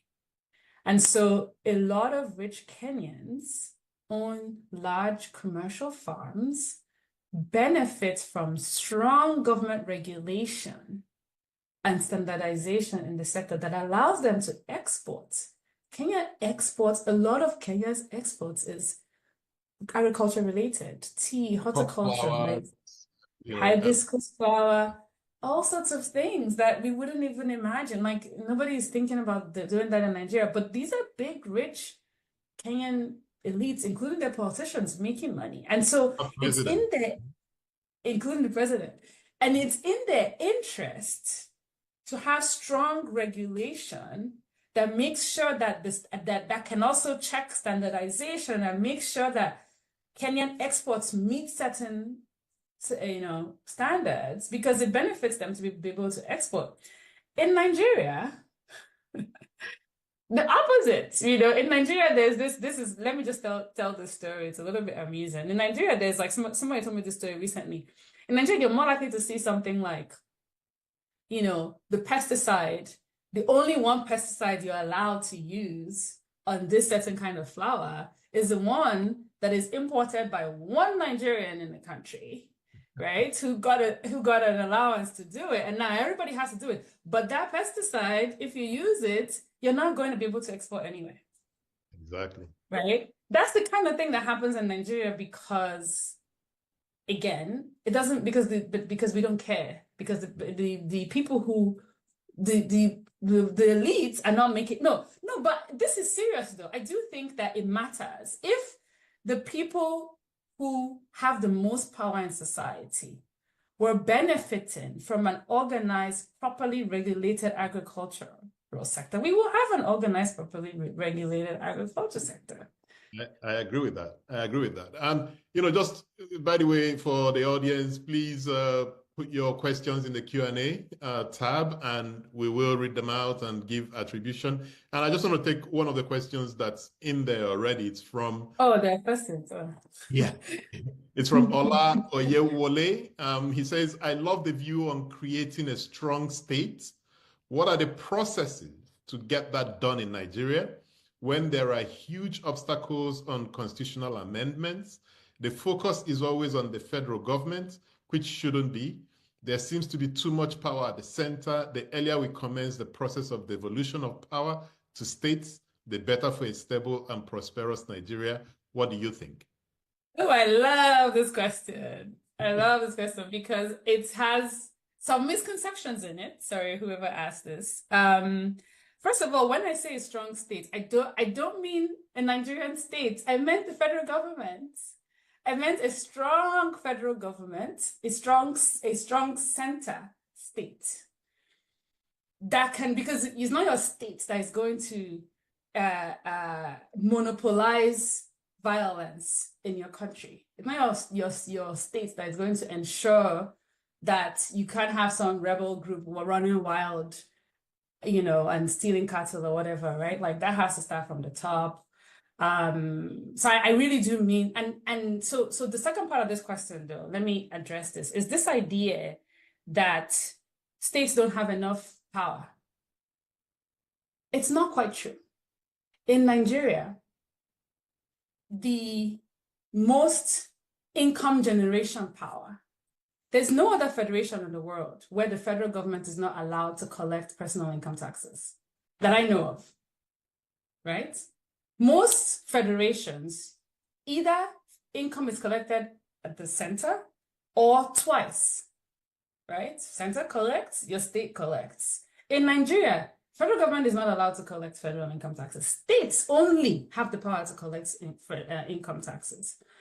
Federal government only gets 15% of VAT. They're collecting it on behalf of the states and local government. So they get 15%. The only thing the federal government has by itself in terms of collection for revenue is corporate taxes, right? And then maybe it's federal government stuff.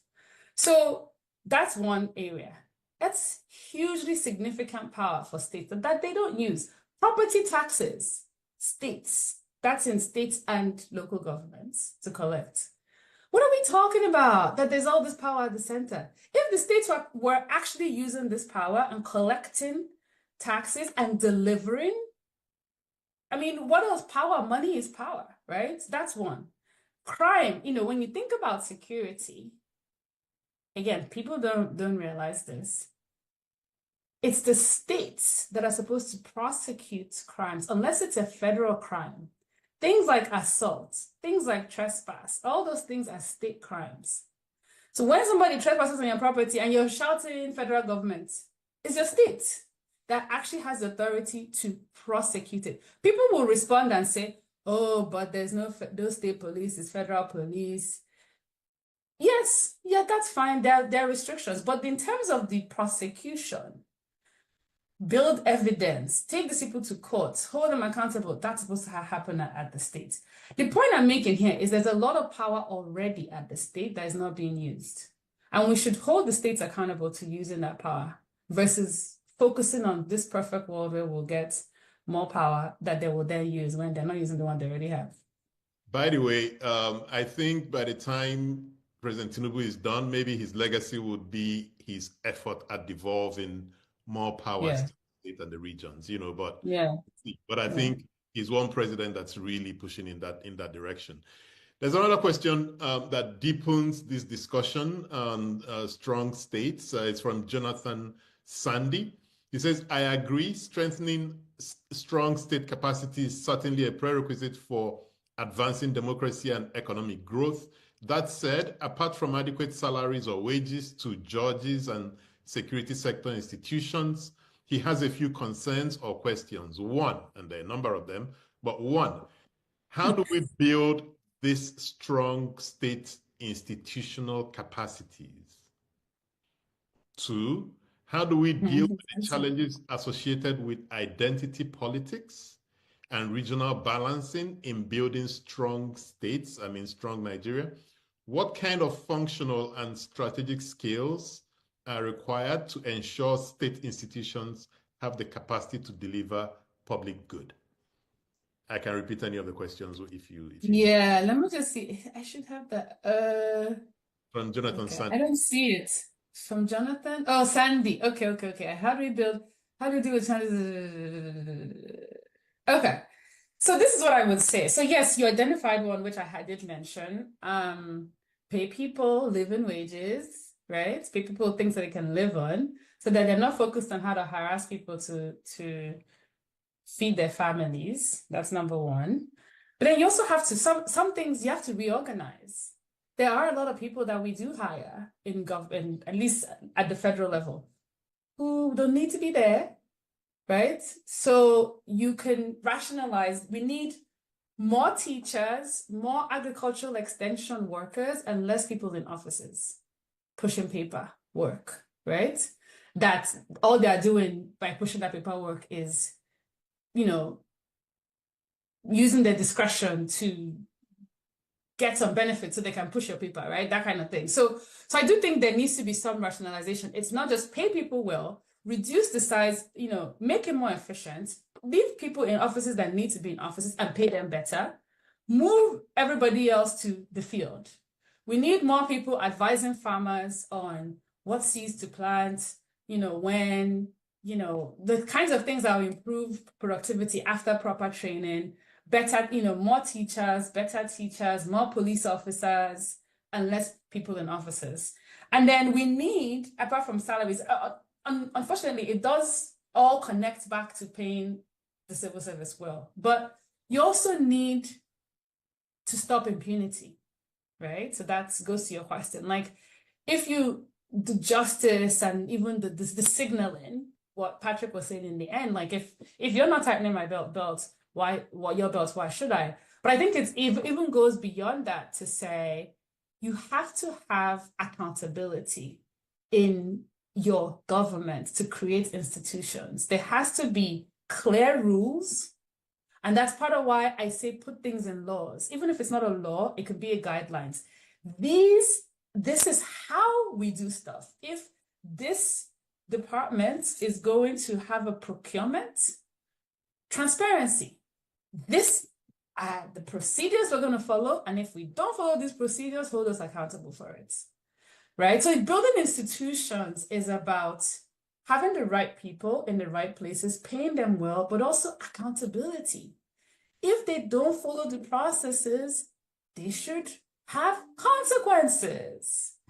There should be prosecutions for people who are doing things the wrong way in government until you build the right culture. So that's how you build strong capacity. And then the people who are like, regulation is important also, strong capacity, in the sense that people always say government should get out of the way. I don't think so. We need more government, but they should be doing what they should be doing smartly, right? They should be making sure that farmers, that the goods that people want to export are up to a certain standard, right? Not extorting people, that kind of thing, right? Like you need more people, more regulation, but it's smart, consistent, predictable regulation. And that's how you would build strong capacity. Another part of his question was on identity politics, especially in strong states in countries where you've got, multi-ethnic, multi-religious, etc. Yeah. And this is not just a Nigeria question, it's across many countries in Africa. It's a good question. Justice. My answer to that is justice, because if you think about every ethnic group in Nigeria, fundamentally the problem is a perception of injustice. What they forget sometimes is that they're not alone in that. Everybody thinks it's just them. The Igbos are like, oh, they're so just to us. Well, no, not really. Like if this Muslim Hausa farmer, sometimes somewhere in the north, some group comes and attacks them and there's no justice for them. They feel they're also a victim of the state of the poor states, right? So the point I'm making is, if you had, again, it's difficult to get there, it's not an overnight thing, but if you had consistent application of rules, everybody, you would take away half of the ethnic problems that we have, right? It still won't remove the people who just want hegemony. Those people will be there. But let them be the fringe minorities who just want to be hegemony, right?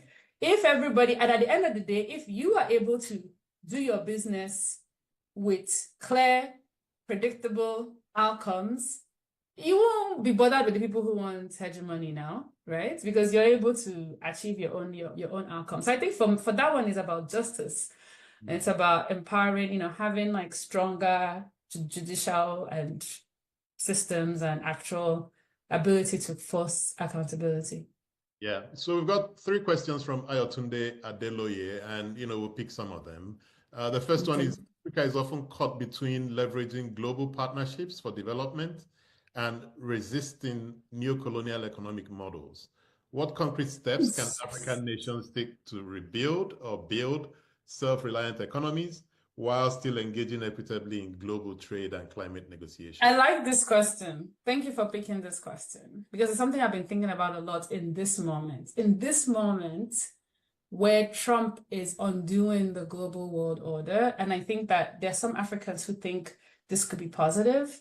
Let me just remind us that the liberal international order, as hypocritical as it is, as much as it didn't, it's perpetuated Africa at the bottom of the global hierarchy.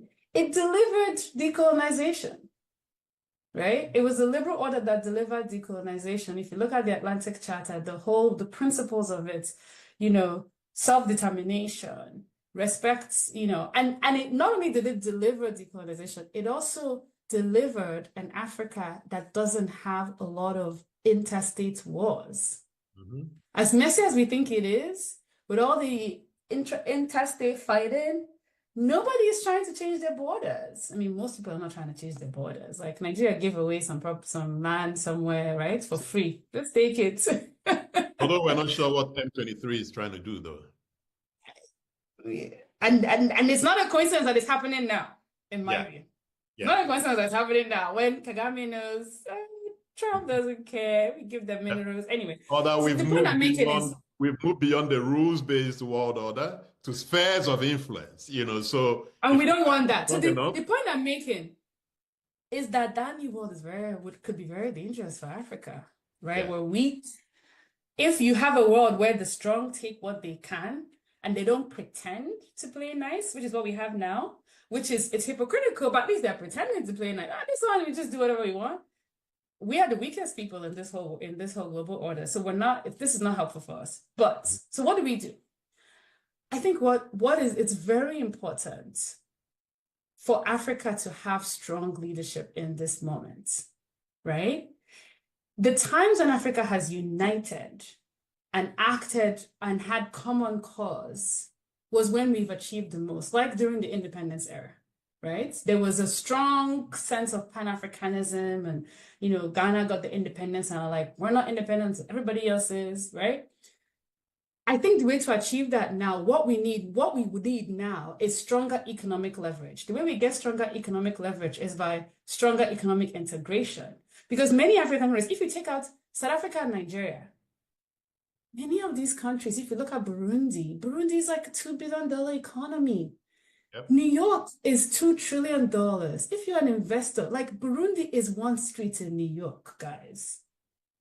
Why should I go all the way to Burundi and set up shop or do anything when I can go to the street in New York and it's easier, right? Like, and you can play that argument for any number of all these small countries that is not as small as Burundi.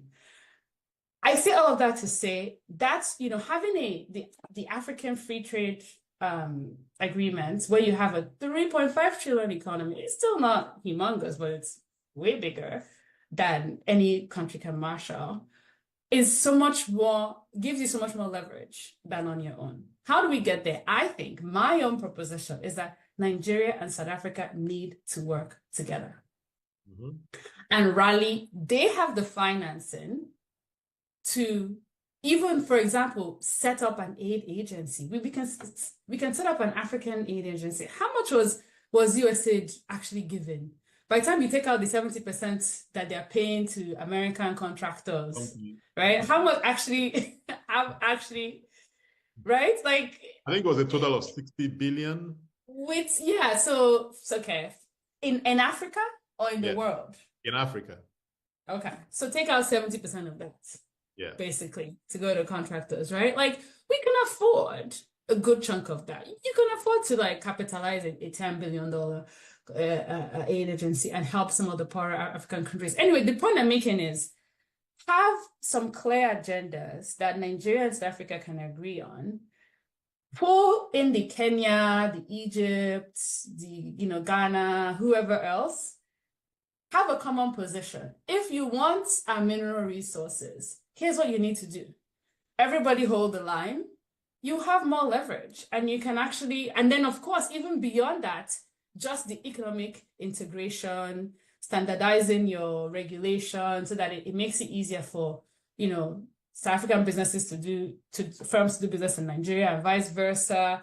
Everybody grows. Lifting tide lifts everybody. I think that's what is needed in this moment. Self-reliance has to be about regional cooperation, not every country, right? Because a strong Nigeria can invest in neighboring countries, right?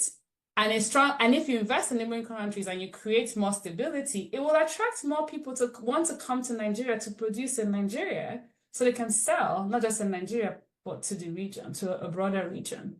Actually, I think that, just to strengthen your argument, and I read your essay on, the stronger Nigeria-South Africa partnership, brilliant. But I think even to strengthen it is, if you take a Nigeria that's producing power and putting into the West Africa power pool, if Nigeria decides to be an exporter of power, yeah? So, because the problem we have with power in Nigeria is that internally, we're not paying for the power we're using, right? But if you sold externally and made money, you could have businesses that produce in Nigeria, sell to the West, and sell their excess capacity within the country, right? So that's one. And then by selling power into the West Africa power pool or the South Africa power pool, you're helping smaller African countries grow their industrialization, etc. Number two, what we can do with critical minerals, so all the critical minerals that we need for this fourth industrial revolution, most of them are here in Africa. Now, how do we negotiate those critical minerals? If we're negotiating as individual countries, we're not strong enough, but if we're negotiating frameworks, across Africa, then it gives us a stronger leverage position with the rest of the world. But anyway, just some ideas. So I absolutely agree with that. And just to add one thing to that before you move on, if you don't remember anything else from this conversation, I want people to remember exports.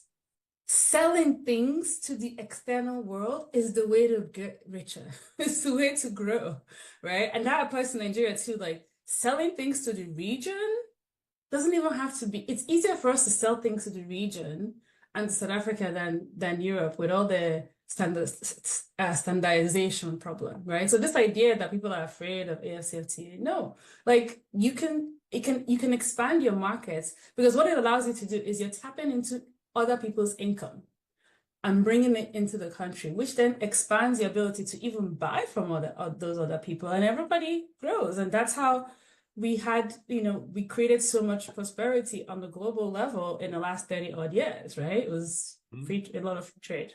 Anyway. And my friend Najim Animashao just encapsulates it with this phrase: in a multipolar world, a velvet fist of African countries acting in concert is far stronger than the strongest iron finger. Yes, I like that. So I want the guys look at. I'm writing a piece in Foreign Affairs about this, a much longer piece than the one about why Nigeria and South Africa need to work together. So let's see if they step up to this challenge. Yeah, another question from Ayotunde Adeloye, which I think is very interesting, is Africa contributes less than 4% of global emissions, but faces disproportionate climate impacts. How can the continent industrialize sustainably without replicating the global north's fossil fuel mistakes? And what concessions should African leaders demand at COP30 to make this possible? A good question. I don't know if I'm the person. I'm not really, to really answer this. I'm not really a climate expert. But what I will say, my own view is don't do what you need to do as Africa. That's my view. Do what you need to do. What are they going to come and do?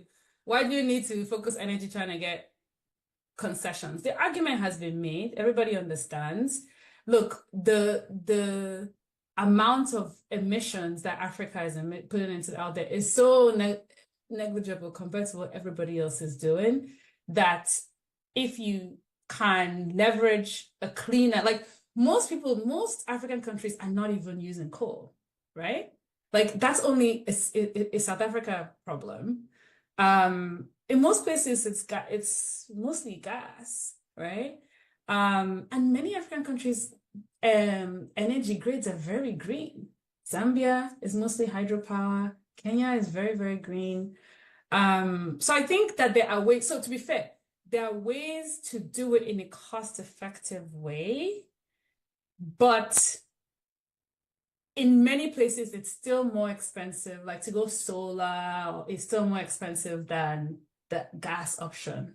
And that should not be a deterrent to pursuing the gas option, is my view, right? But we can walk and chew gum, which is you can continue to develop your gas resources while also finding cost-effective ways to do more solar, hydro, and other things that are more climate friendly. And just because you mentioned foreign affairs and, because you're a 10 member of the Council on Foreign Relations, I've got to, talk about this emerging new world order, right? From the end of the Second World War until probably the early 2000s, most countries abided by this rules-based system. And it started breaking down, not from Donald Trump. I mean, it started breaking down before that. America's Iraq war was part of that breakdown of the international rules-based world, But I think where we are today is you've got a China, that's looking for its sphere of influence, Russia, that's pretty much a small country, still pretending it's the Soviet Union, but looking to play bigger. And then you've got the Erdogans and, now Trump, who wants to annex Canada, who wants the bite of America and not Mexico, and so on and so forth. Yeah. Where does that leave Africa? Yeah, where does that leave us in this? And you've talked a bit about what it could mean for our own internal politics, right? But where does it leave us in terms of the evolving, the shifting currents? You know, what does it mean for us? If cut off aid, where is the development support going to come from? Do we look east to China? Do we keep a relationship with the West? What should African leaders be thinking about right now? So first, let me just say one thing that I would say about the order, because we talked about it a little bit, is that I don't think it was really breaking down. To be clear, I agree with you that the US and its allies were hypocritical in the order. But I think it's different from saying the breakdown. I think this is the current moment is unique in the breakdown. This is what I mean. It was inevitable that the most powerful country in the world would not just would always seek to exert that power, right?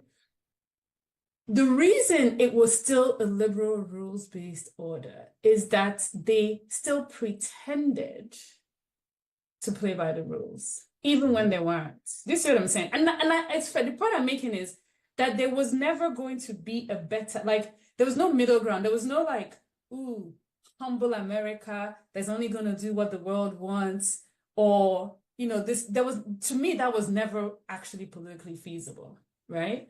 So what we have now is America not even pretending to play by the rules, right? And so this is really a breakdown. Like before, it was just it's hypocritical, it's this, it's true, but this is really a breakdown where you're not even pretending, and not only are you not pretending, you're even threatening annexing other people, right? It's completely crazy. So okay, where does it leave us? I think it's dangerous for Africa, but there are opportunities, and the opportunity will depend on real strategic thinking from Africa. One of the opportunities is some new thing has to evolve. And in some new thing you're evolving, other parts of the world need new partners. Whether it's China, for example, that can no longer depend on exporting its things into the US or Europe, for example. China is still a poor country in some ways. It's a middle-income country. It's the second most powerful country in the world, but it still has a lot of poor people. It still needs to continue to grow, which it needs markets for its goods. So in some ways, you can think about it in one way, that China still needs an engine, like an Africa, a place that is growing fast, that can buy a lot of stuff from it to power its growth, right? So that's an opportunity if China is also thinking like that. It's an opportunity with Europe, right? Because we're probably closer to Europe than they are to the US, right? Potentially. So a Europe that's looking for new partners for their goods, export markets, whatever, can be looking more seriously at Africa. So it's an opportunity to have new partners, but again, only an opportunity if African countries actually seize the opportunity, which is what we've talked about before in terms of what we need to do to seize the opportunity. Leaders need to step up, and they need to work more closely together. And we also need to be very alive to the risks that I talked about, which is, we've seen this movie before. It didn't end very well for Africa. It's called colonization. We are the weakest of the weak, right? I'm not saying that's going to happen, but I'm just saying in a world where you take what you want, in some ways the risk is mitigated because it's hard to grab from the weak. It's easier to threaten Canada than it is to just go, it's kind of like if you see 3 men beating some woman on the streets, the chances are you're more likely to step in to try to save the woman versus if it's 2 men fighting, right? Yeah. So there's some maybe mitigation, but we still need to be alive to those risks. And it doesn't even have to be somebody else coming from the external. It can be internal, like Rwanda and M3 and DRC, like more chaos internally. So there's opportunities, but we need to be alive to the risks. So another movie we've seen is the Cold War, right? So oh yeah, the Cold War, we had options, either look east or west. Nkrumah said look forward. They don't work. Yeah, and it was just a mess. Yeah.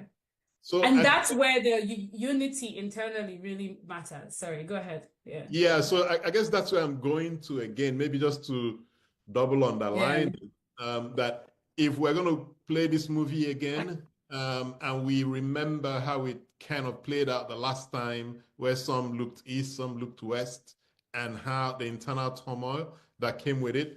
What are some of the things African leaders should be paying attention to today so that we don't get stuck in that war again and suffer what we suffered the last time? Yeah.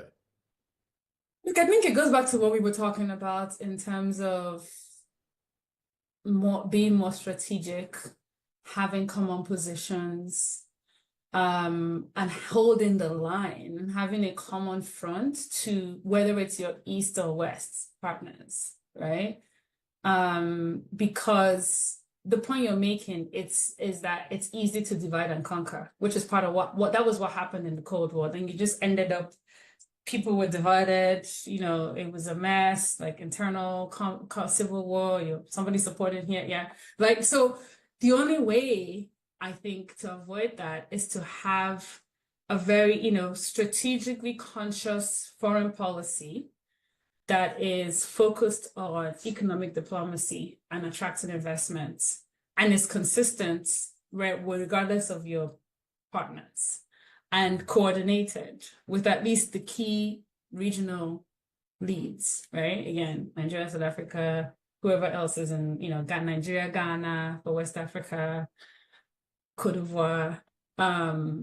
It's a tough one. I think it really just it comes down to being very strategic. Unfortunately, because a lot of our countries have so many internal problems, there's not a lot of strategic thinking going into foreign policy. There's not even a lot of focus going into foreign policy at all. I do really commend the current Minister for Foreign Affairs in Nigeria, who has been, with very little resources, going out and trying to raise Nigeria's voice and saying the right things and being very measured and thoughtful.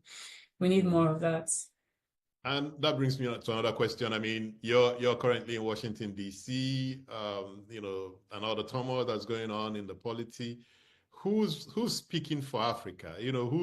Who's curating Africa's position, Africa's voice, and ensuring that the current administration is paying attention to it?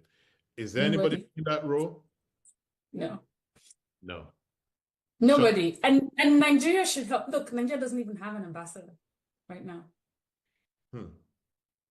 in the US. So that's another, I know lots of my friends have been like distressed about this. And, apparently there's no money.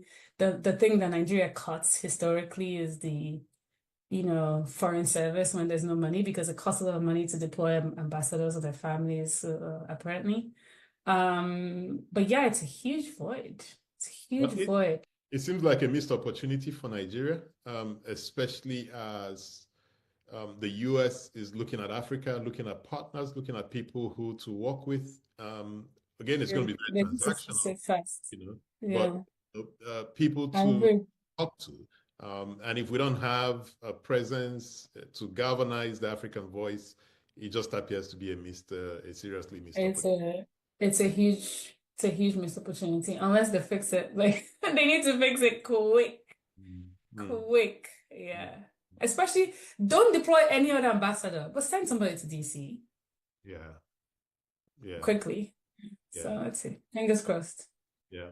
Okay. Now, maybe this is, hardcore economics question, but how do we accelerate industrialization in a hyperinflationary, stagnant, and high debt profile country like Nigeria? I don't know if you've given thought to this question, because it's one that's really top of mind for the administration.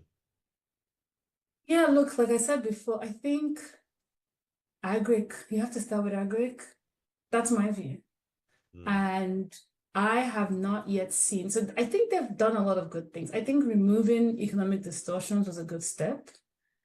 Removing the subsidies was a good step, in my view. I think they could have gone about liberalizing the FX markets differently, but they've done it and we're here. So fine, let's move forward and not backwards. So, they did it the way they did it. We're here. Things are getting better. And I think what I have not seen yet is a coordinated whole of government plan for growth and to grow domestic production and non-oil exports. And I really think it has to start with the agricultural sector. And it has to start with a true mentality shift about how government sees. Right now, government still sees the agricultural sector as like something they should do. You don't have to don't come and do stuff. Just create the environment and regulate it properly so that the sector can thrive as a business, right? It's not a government activity. Yeah, so I mean, things like building an agricultural road, finding a way to support building of storage facilities, even if it's like creating incentives or loans or giving, cheaper loans to people who are doing it, things like that. And I think there's look, I've talked to some really smart people in Nigeria who are thinking about this. They just need to be empowered. Not only do they need to be empowered, and there needs to be like clear, they need to be empowered, but it also needs to be like, it needs to be like a clear priority from the top to create coordination so that everybody is kind of pushing towards the same thing. I just don't see another way to start. I think it has to be with agriculture. You have to start by raising productivity of the largest part of the economy, right? Yeah, and then you can take it from there. Other things you can do, but I feel like that has to be the starting point. Yeah, I think agriculture, maybe power, maybe just to drive very aggressively to increase access and supply, and then just break the back. That's a great concept. You've got on what? Insecurity. Break the back of what? Oh yeah, exactly. Those are three very good priorities. Those are three very good, because you also can't have a productive agricultural sector with rampant insecurity. Let's just be serious. So maybe you even put that first. Who's going to go to the farm? Exactly. Who's even going to go to agricultural extension program when I might get killed on my way there? Like, no. So it's an important one. Yeah, and then But the way you get that too is like you also have to resource. It's just like, we don't even trust the army. Okay, so if you give them money, then it'll be like, oh, they're wasting the money. So like it has to be done properly. You have to resource the security services, but you have to make sure that in resourcing them, that they're actually delivering, buying the things they need to buy and not disappearing the money. So it has to be done very thoughtfully. Yeah. And I mean, again, on insecurity, we've got to talk about this thing that popped yesterday with the president of Nigeria, Tinubu, declaring a state of emergency in Rivers State. As someone who watches the continent and who also paid close attention to insecurity and oil price and oil production in the Niger Delta, what are your thoughts? What was the first few things that crept into your mind when you heard that announcement, and how do you think this whole thing is going to play out? Man, first my thoughts is this is a problem for Tinubu. This is the first real big political problem he has, because he's been walking all over the opposition like a piece of cake. No, this is a problem because not handled right, it has the potential to hurt oil production at a time when prices are already low, which could hurt FPI, which could hurt the stability in the naira. So I think it's a problem, and I think that's probably why he's intervened in the first place. Given some of the statements that were made by the governor. I don't know how it's going to play out. Actually, the job I have, so I spent most of this week writing about what Trump is probably going to do in South Africa in terms of sanctions because of what happened on Friday. And my job after this panel is to figure out what the HELL is happening in Rivers and what's, because now I need to write about that, so that's the thing that I'm going to be focusing on probably for the second half of this week. I don't know how it's going to end, But it's definitely a challenge, a significant challenge for Tinubu's administration. The problem is that we always run out of time on this program. And let me just make a few announcements and I'll come back to you and ask maybe one more question and we call it a wrap. Next week, same time, I'll be speaking with Professor Eka Ibe. She's a Director of Africa Leadership Center at King's College London. And we'll talk about Africa's Renaissance, strengthening Africa's creative and industrial ecosystem. 2 weeks after that, I will speak with Dr. Jess Castellotti, Director of Yemisi Shillong Museum at the Pan-African University, and we'll speak on dreams and flourishes, art as a catalyst for change. And Amaka, is there any question you thought I would ask that I didn't get to? No, I think we've had a pretty comprehensive conversation. So. Yeah, fantastic. Okay. It's always a joy speaking to you, and thanks for helping us unpack, many of these choices tough choices though, difficult choices we have to make if Africa is going to have a chance at, catching the future, so to speak. So thank you so much, Amaka. It's a pleasure having you. All right. And it was great. All we'll right. do it Take again. care. Yeah. Thank you. Sounds good. Thank you. Bye. And thanks, everyone.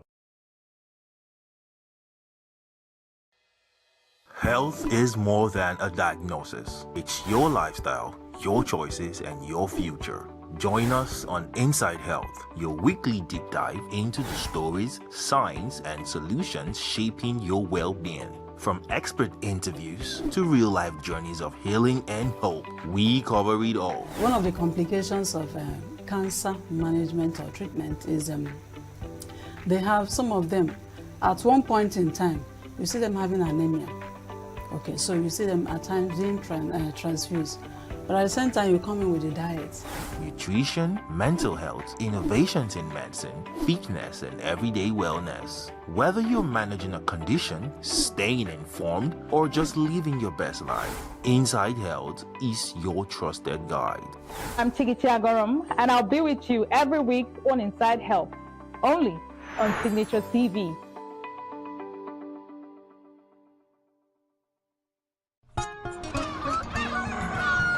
New every morning on Signature TV, we open the day for you with needed energy, information, and required vibes to shape your day. From sizzling snippets of stories in various areas of life to intriguing conversations with net worth guests. When you have people who have no track record becoming your leaders, you have a problem.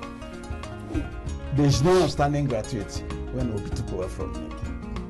I left in all the accounts of Anambra State 13.8 billion for him. Your day cannot be complete without Signature Morning on weekdays and Signature New Day on weekends. There is no better way to start your day except Signature Morning and Signature New Day every day on Signature TV.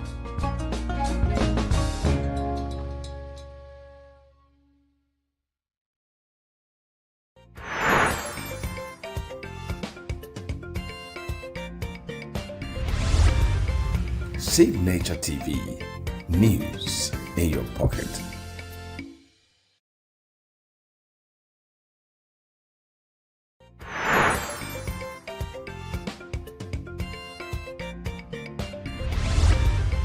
Signature TV, news in your pocket.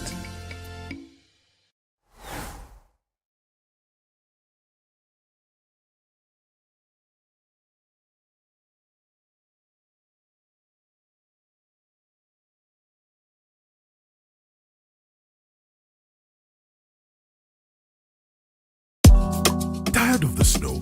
Tired of the bad TV signals? Nigeria has gone digital. Introducing Free TV, the national platform for every Nigerian. Get 100 plus channels immediately. Sports, news, and entertainment in your native language with clear picture quality. Whether you're in the city or the village, our satellite signal reaches every corner of 36 states from day one. No monthly subscription, just a compatible decoder and you are set. It's a national asset built for you. Take the show on the road, download the Free TV app and stream your favorite channels anywhere. Starting this May, scan to download the app or call 0700 388 7277. Free TV, digital TV for free. Brought to you by NBC.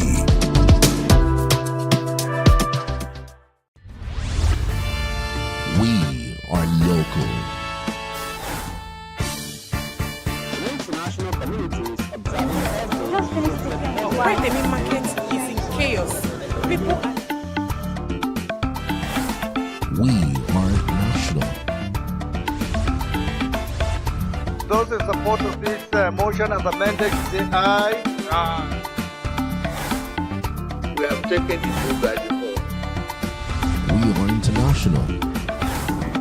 Israeli airstrikes. Donald Trump left us the worst unemployment.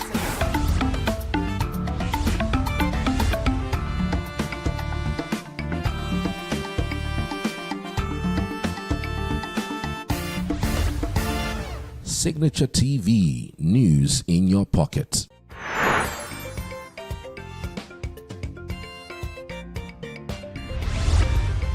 Signature TV, news in your pocket.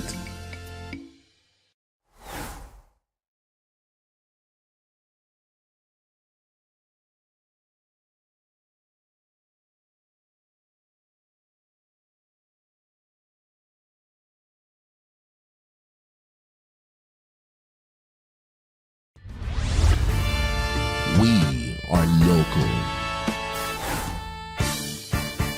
International communities Why the main market is in chaos. People are... We are national. Those in support of this motion as amended, say aye. Aye. We have taken the vote by default. We are international. Israeli airstrikes. Donald Trump left us the worst unemployment.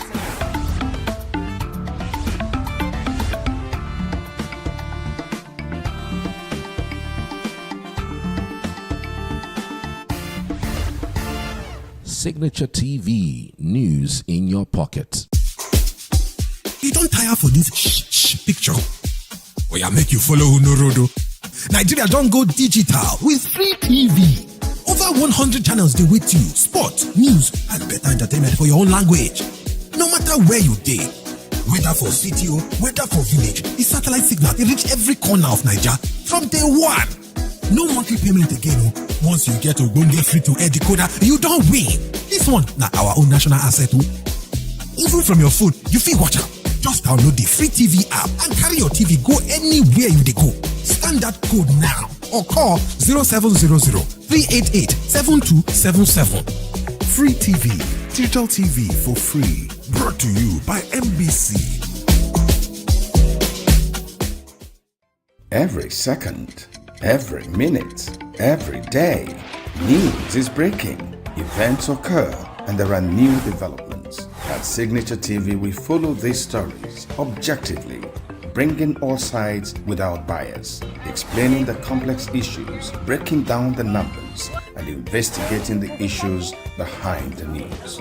Anywhere and everywhere, near or far, wherever the news is, we will be there. Signature TV. News in your pocket.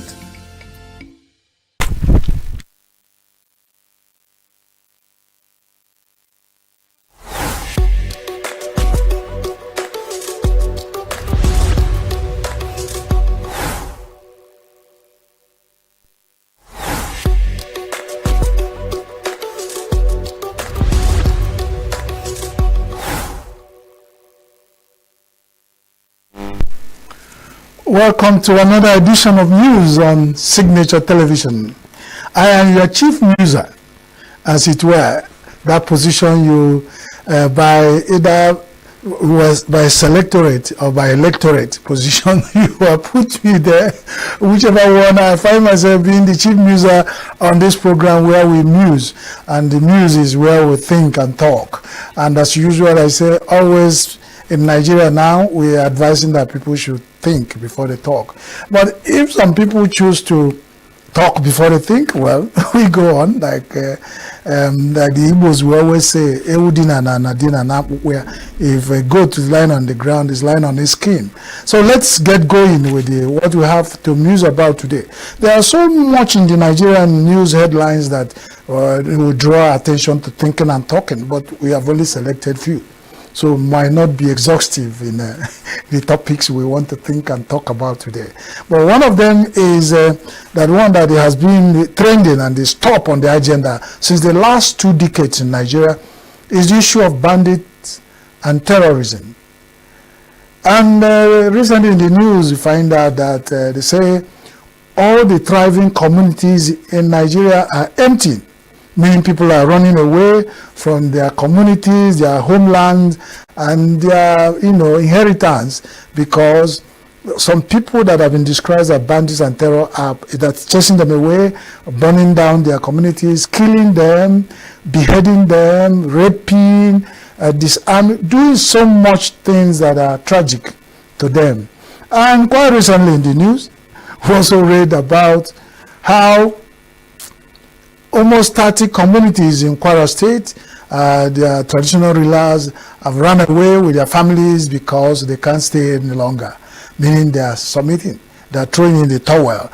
It's like, let's run away, save our lives, let whoever want to take over the land, take them. And of course, those who are taking over the land are the bandits and terrorists. And it's not talking, it's not, saying, it leaves a lot of sour taste in our mouth, and everybody who is right-thinking Nigerian, who is peace-loving, who has been a Nigerian, the resilient Nigerians, one of the happiest people on earth, have turned to become one of the most, what do we say, the most sorrowful and the saddest people on earth.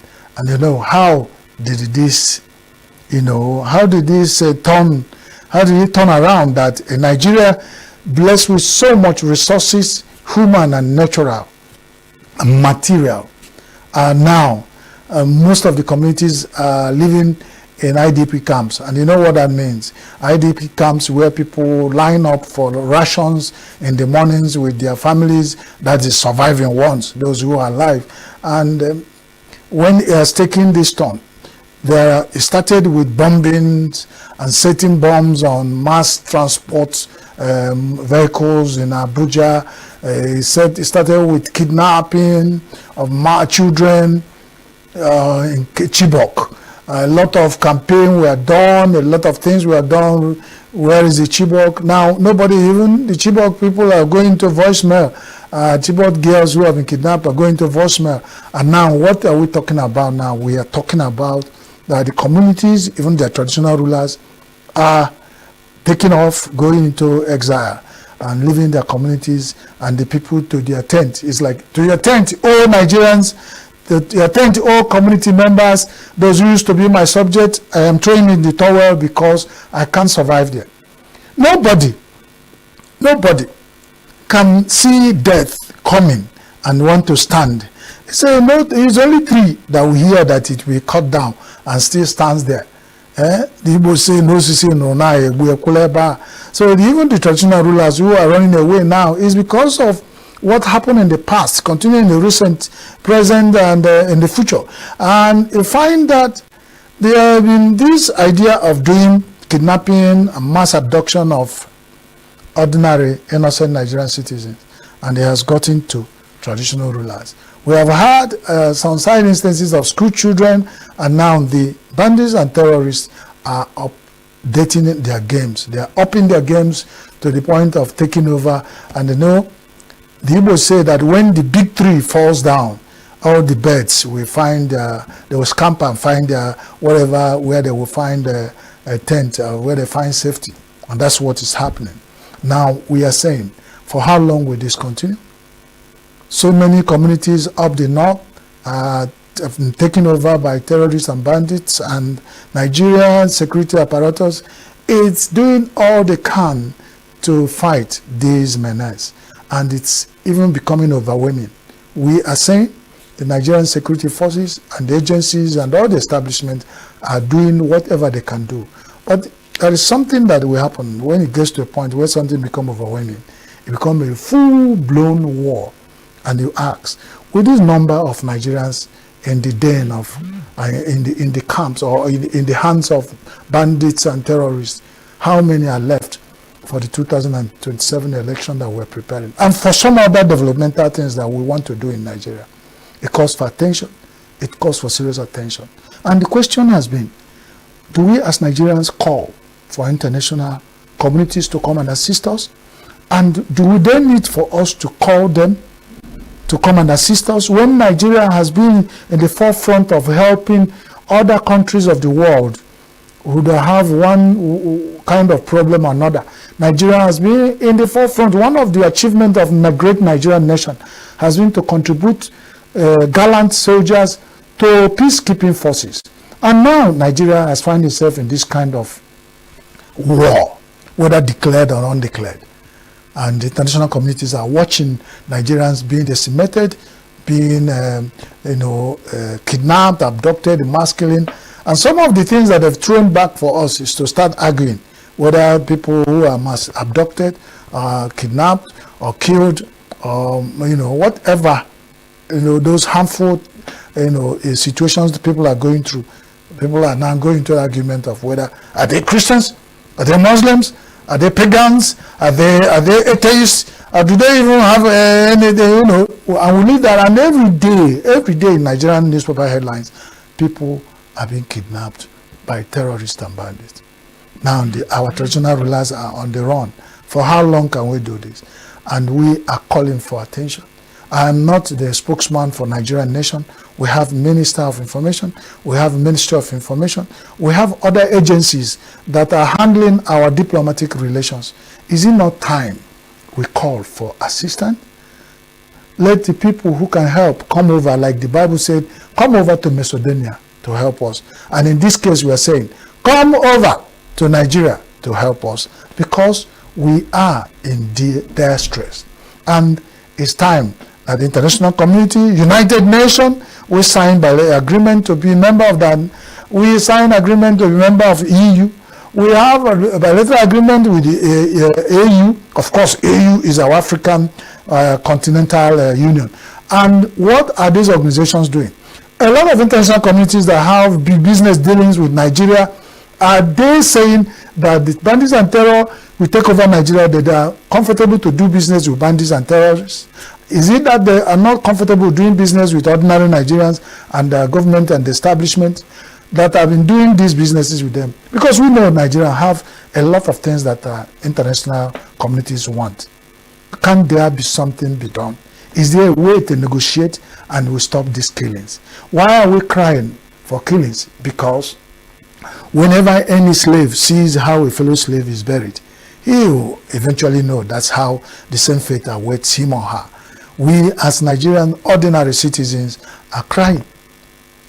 Let something be done. We don't know who next will be kidnapped, abducted, beheaded, or raped, and we don't know whose people that will be taken into the dens of bandits and terrorists, and the ransom demand will be made. We even heard that for traditional rulers, their ransom money now has risen up to 400 million. I don't know whether it's for one person or for the whole royal family. But when that has happened, this greeting has passed the ankle. Because the Igbo say, once a kenega fein kwaka, once greeting passing the ankle, he has turned to fight. This greeting that we started almost 2 decades ago with the bandits and terrorists has passed the ankle. It has now turned to fight. Let whoever wants to separate that fight come now. Or whichever strategy we use to stop this menace is welcome. Nigeria needs to be helped by everybody who loves Nigeria and by all peace-loving Nigerians. Let's put our hands together, whether we are Muslims, whether we are Christians, whether we are atheists, whether we are traditional worshippers, or whatever we believe in. Even if we don't believe in anything, I'm sure we believe that life is sacrosanct. Life is a right for everybody, and nobody has the right to take the life of another person without it being discussed. Well, that's about it. In Nigeria now, as a broadcast journalist, you hardly talk about any news, discuss anything on air without talking about bandits and terror. It has become top trending issue in Nigeria for the last going to 25 years, and we said it's high time something be done. Well, that's about that. I've thought, I've talked several platforms about this issue. Can somebody add their voice? Let's see whether that will help. Well, the next thing we will talk about today on the news, a platform where we think and talk, is Nigerian National Broadcasting Commission, NBC, has recently issued a directive to all the broadcast media in Nigeria, talking about defaulting the broadcast code of Nigeria, that Bible that all broadcasters and people on the glare lights and the microphones and the people who use biros to write about information in Nigeria, but this is about broadcast journalists. And our regulation has been there. We recognize our regulator, the Broadcast Commission. But whenever the elections are coming, they find out that their constituency, that's the broadcasters, have the penchant of doing things that are also heating up the politics. But I say, if you think the broadcast media are talking and doing too much about happenings in Nigeria and going overboard to even commit offense, going beyond the code and doing things that are not contained in the code, which becomes an offense, let's look at even the situation and the environment of Nigeria. Is it promoting, forcing the broadcast journalists to begin to do things ordinary way? Remember that when wrong things stay too long in a community, it becomes a culture. The Igbo say it becomes a culture. Does it mean that some of the people who do the things that broadcast journalists complain about have done it extraordinarily out of shape, so making it impossible for the broadcast journalists to talk about these things and report them the normal way that is written in the code? It takes two to tango. If you do too much, there's one warrior adage, they say, if you do too much, you see too much, you get too much, whatever the way they say it. Does it mean the Nigerian community and the people of Nigeria are now doing too much, making the broadcasting commission, National Broadcasting Commission, to regulate the broadcast journalists to say, you are now doing too much, you are talking too much, you are saying things out of the ordinary? But let's be very frank and serious. It requires that the broadcast journalists in Nigeria become very cautious, because you are not going to throw away the baby with the bathwater.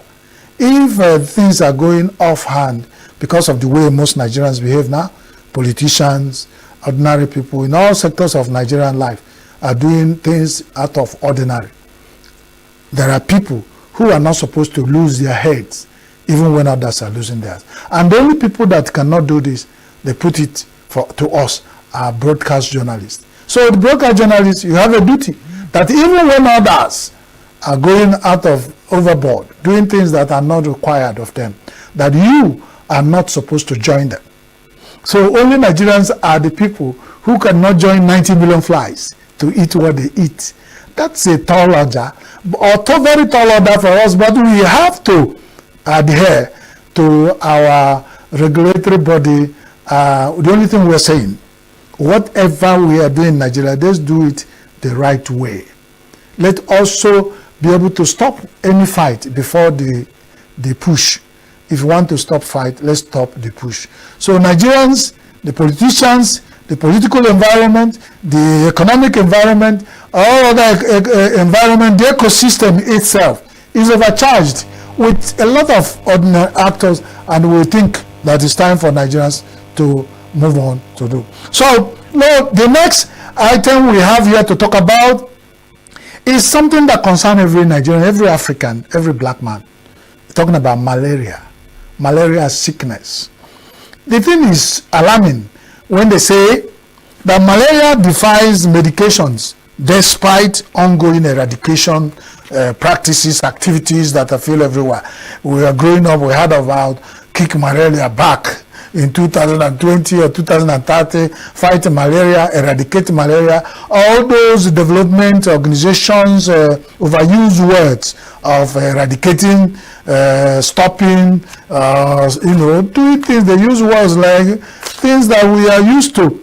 But when we are hearing about vaccines for different diseases in the world, we are asking the question, why is it that those people who have the wherewithal to manufacture vaccines, develop vaccines, have done for HIV?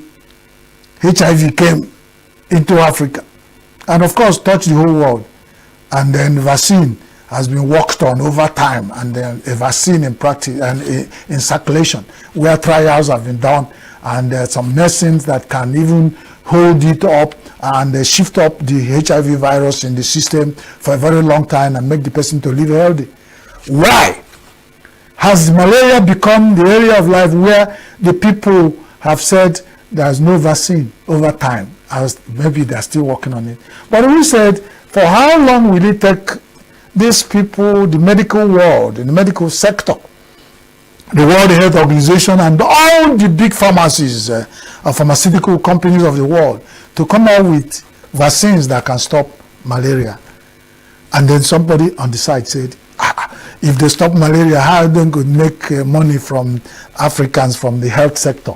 When they say, today we started hearing malaria when we were growing up with simple 5 kobo chloroquine tablets. You swallow about 10 of it, and the way doctors will recommend it, before the 3 days runs, malaria is gone, and you go hit the street back. But now we have combination therapy that is costing more than, going at the very average of 30,000 naira for an average Nigerian to treat malaria. When we know that if we are 240 million Nigerians, we have over 250 millions of them having malaria in their system. And the mosquitoes are they mutating? Do we have species of malaria now that give of mosquitoes now that bite people, and the malaria will be difficult to cure? The question we were asking is: the malaria those mosquitoes imported? Are the big pharmaceutical companies across the world, are they interested in making Africa, Nigeria, where I'm coming from, to come out of malaria epidemics? Or is it that it's part of the business as usual going on, so that get malaria? If 240 million Nigerians is a big market for malaria tablets and medicine, then it might be a tall order to tell somebody to find a vaccine that will stop that. But then let's look at let us look at it very well. Which one is more? More Nigerians are dying now. Even malaria we have in Nigeria now are defying medications. Which way? For a Nigerian, they say the Igbos, my father will always say, he said, "Now yezuhoke, asonya dari bitohafo." So the sicknesses have not gone round, and you are now asking the man who has swollen stomach to also have swollen scrotum. That one. Is there nothing that can be done? I know the international community, the whole world has gone digitally and gone in a lot of high level of development across the world. We are calling for vaccines to eradicate malaria to be introduced so that we will stop. Now there is a very interesting thing for all motorists that have been going on in Nigeria. When the policeman stop you and say, "Yes sir, park here, bring out your papers," and they will flip through the papers and they will tell you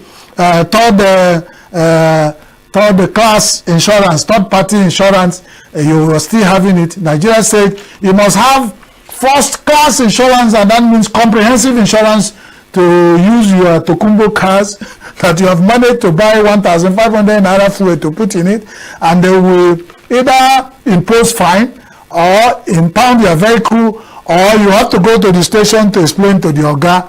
Or if you are not able to do any of those things, you know what I'm talking now.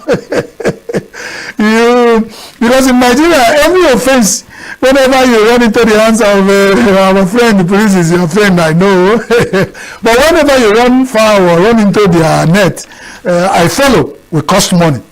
I not follow, cost money. So which way Nigeria. But it's a good news that SIN, Senior Advocate of Nigeria, Falana, has gone to court and they has gotten judgment, and they say court now stops police and the Federal Road Safety Commission from imposing fines on defaulting motorists in Nigeria who do not have who have third-party insurance. As in, that means we can now use third-party insurance to drive our cars. It's some kind of so-called, knowing the hardship and hunger in Nigeria, what it takes an average Nigerian to survive. That is the few that still have their vehicle on the road, because 95% of Nigerians have parked their vehicles. Only the politicians and people working in government can use government cars, bought with our tax money, our resources to move around with sirens, and some of the cars are even armored vehicles. No policeman can even stop them with in that convoy to say whether you are using third-party insurance or whether you are using comprehensive. The world is not straight. No, this one is not fair. But whichever way, whenever there is a move to help cushion a little bit the suffering of Nigeria, we welcome it. So, with Nigerians, kudos, you can now drive your cars according to the report we have with the third-party insurance on Nigerian roads. Good luck, and let all the people who will fight for more rights for the ordinary citizens of Nigeria keep on fighting, because it's like we have two worlds now, they and us, and somebody need to be the middleman who will talk for the ordinary Nigerians, because if they don't talk for us, who will talk for us? Because even the rich now also cry. So imagine what it is for the poor and the wretched of the earth of Nigeria. I am not promoting defaulting. I am not promoting lawlessness or anything. But even in madness, they told me there's an order. Let's put order, even in hardship and hunger and the economic system of Nigeria, how we can survive. Let us shield ourselves from some of the suffering. Because, like they say, are we going to all to die and cry and squeeze us to death before certain cushion is introduced into the system? Thank God we cannot drive with third-party insurance in Nigerian roads. Well, that if you can afford to buy the fuel. And somebody was saying engineering and other accessories they use to drive car in Nigeria. But most cars in Nigeria are second hand. Some of them are third, 10th hand. And we are still managing to drive them. But when the condition of driving them is adding up to hardship and hunger, it makes it so difficult for us to survive. Well, that's about it. The next item we have here, because we are running it up today, you can see that Musing today is taking a fast lane. We are moving. NNPC has cleared the air. He said, we do not say that the refinery is now a scrap, that is now standing for sale. That they are warning people because Nigerians, let them not find themselves into the hands of 419s who will come and tell you that Port Harcourt refinery is up for sale because it's now a scrap, or that the Warri refinery is now up for sale because it's now scrapped, or that Kaduna refinery is now up for sale because it's now scrapped. NNPC said, we not talk about one more.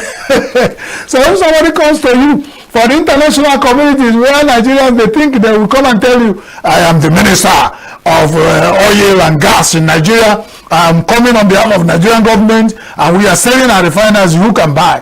They put a caveat. NNPC has put a caveat. If you buy, buyers are buying at their own risk. Owners, if you park your car in certain hotels and some joints, they will tell you cars are parked at the owner's risk. That's why I stopped when I was able to buy fuel to use my car. I stopped going to such places with my car. If you stop to buy one bottle of beer at expensive price or buy any drink you drink, and you look around, you see a signboard saying that you are parking your car here at your own risk. Even in somebody's premises, you is running business, you say your car is parked at your premises. So everybody in Nigeria is on their own. So just like the NNPC is saying, if you go to buy, anybody will approach you and say he's buying our refineries, they may be scrap. Well, but then the NNPC and the Nigerian government has not declared them for sale yet. Probably there's a further notice. And somebody said maybe when it becomes scrap of, you have A class of scrap, you have B class of okreka, you have C class until when you get to Z, level of scrap, that's when they will sell. No, I'm not talking on behalf of NNPC, but they know when they scrapped or whatever looks like refineries that cannot put to turn around the money into it. We have turned them around with a lot of budget in Nigeria for the last 28 or 30 years, and nothing happened. And some people have said, let us not put more money there again. It's as good as scrapped. But even at that, a lot of decisions will be made across board before we decided whether our refineries will be up for sale as scraps. You know, you are moving around a lot of, in the cities, you find a house that looks old and dilapidated, where people, maybe the owners are managing to still only collect the rent from tenants living there. And you find on the wall big written text saying, beware, this house is not for sale, beware of 419. I got a joke of one, they wrote, one man was very clear when he wrote, beware of my first son. This house is not for sale. Nigerian young men, because of lack of employment, say Nigeria has up to 80% of unemployment rate in Nigeria. That's what they told me, and here you can confirm from the Ministry of Employment and Labor whether Nigerian youth are employed. So they are looking for a way of surviving. They say, when the land is not good, those ones who are positioning as peacemakers and keeping peace, they are the ones who are thriving. In Igbo land, when Indians come to settle talk for you, you have to buy drinks and buy cola and even buy goat and kill. And before they settle, probably you have an issue, you are struggling to settle an issue of 200,000. It will take you about 200,000 to bring Indians and also the Indian Aladimma. Those people who talk about Aladimma, when you hear Aladimma in Igbo land, is about let the communities be okay. What you take them to bring them as alternative dispute resolution platform is costlier than even what you are trying to settle. And you think Nigeria is going to be better? I'm not talking about when no talk say make there be crisis. So when there's crisis, they will invite Indians and also to settle. And if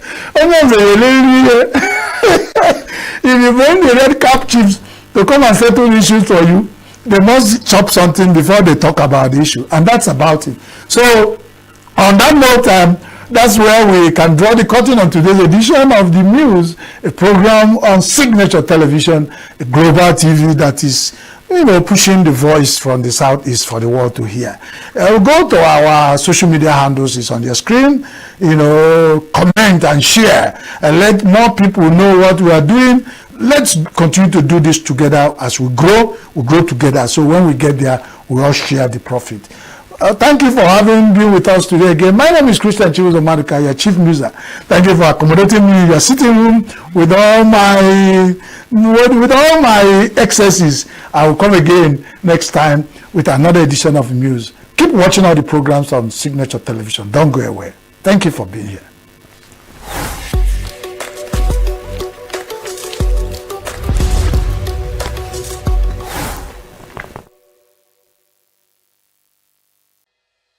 Health is more than a diagnosis. It's your lifestyle, your choices, and your future. Join us on Inside Health, your weekly deep dive into the stories, science, and solutions shaping your well-being. From expert interviews to real-life journeys of healing and hope, we cover it all. One of the complications of cancer management or treatment is they have some of them, at one point in time, you see them having anemia. Okay, so you see them at times being transfused. But at the same time, you come in with a diet. Nutrition, mental health, innovations in medicine, fitness, and everyday wellness. Whether you're managing a condition, staying informed, or just living your best life, Inside Health is your trusted guide. I'm Tigiti Agorum, and I'll be with you every week on Inside Health, only on Signature TV.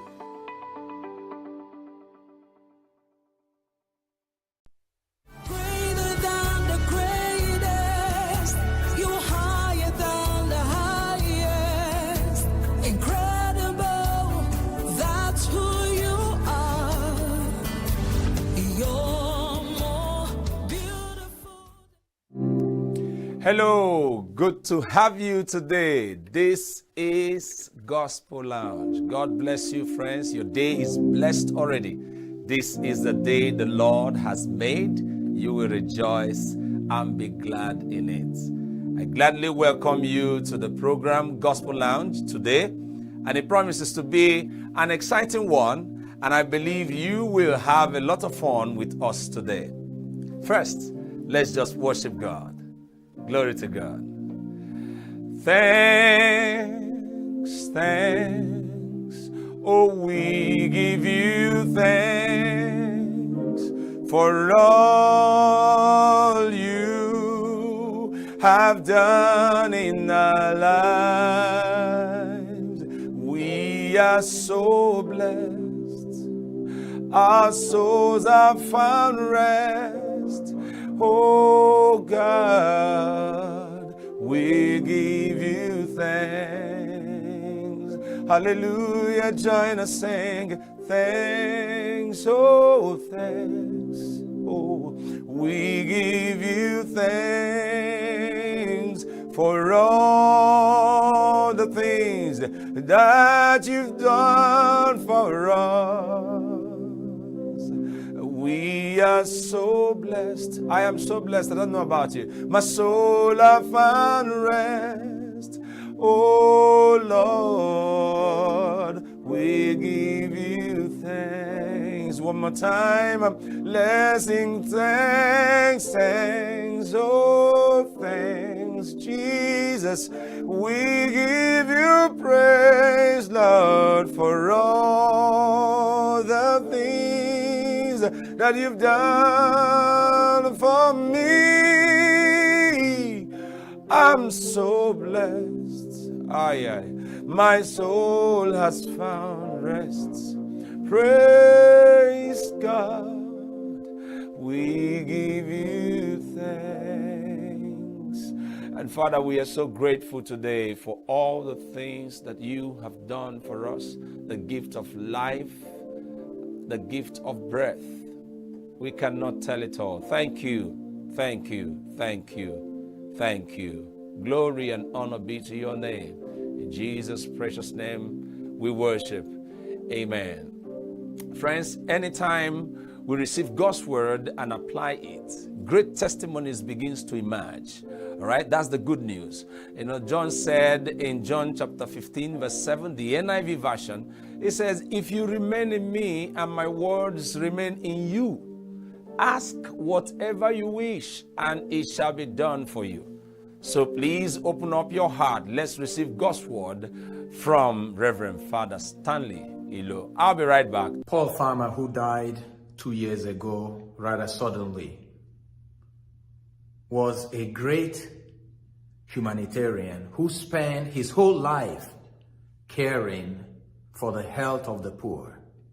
An American, a professor of medicine, he spent most of his life in Latin America, in Africa, and in Eastern Europe, serving the health of the poor. It's very significant that he died in Rwanda while serving the poorest of the poor.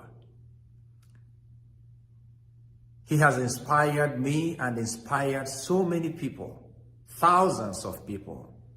Millions of lives were saved because of Paul Farmer.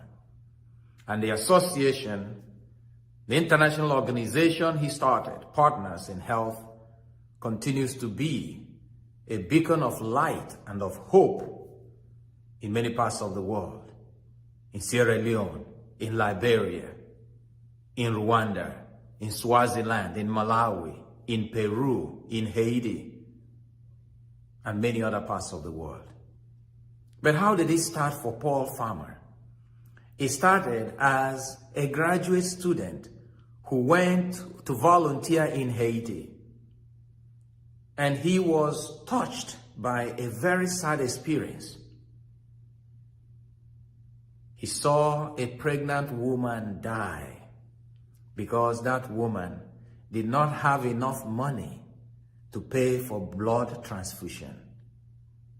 And Paul said, this is damn wrong.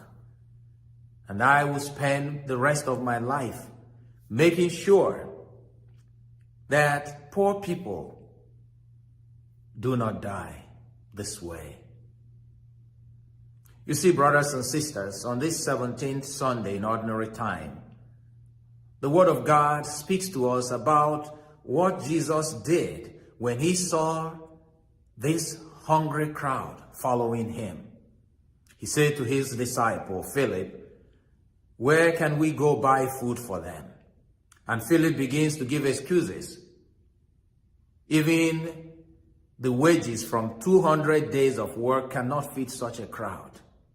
We do not have enough.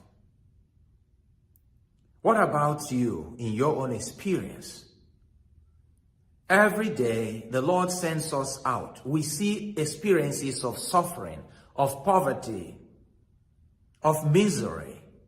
Along our streets, we see so many kids who are begging. In front of our churches, we see so many people who are begging. On our bus stops, on our highways, we see so many people who are suffering. We go to the hospital, so many people who are dying. Our prisons are filled with our brothers and sisters. So many are wounded, bruised, battered. What do you do when confronted with human suffering? Jesus gives us an example in the gospel today. He did not give excuses. He did not say we don't have enough. He said, you must do something. Give them something to eat. This is an important message to each and every one of us. We must give the suffering comfort, consolation.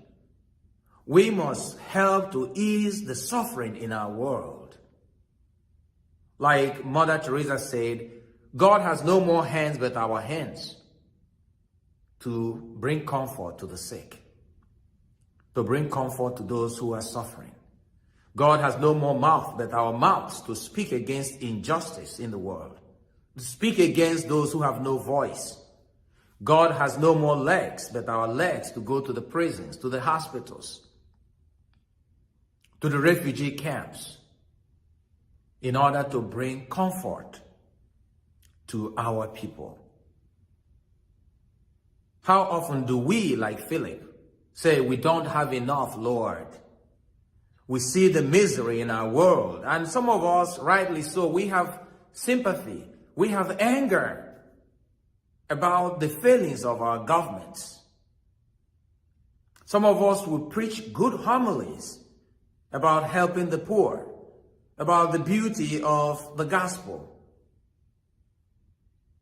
But the poor today, they are tired of just hearing spiritual platitudes that all will be well.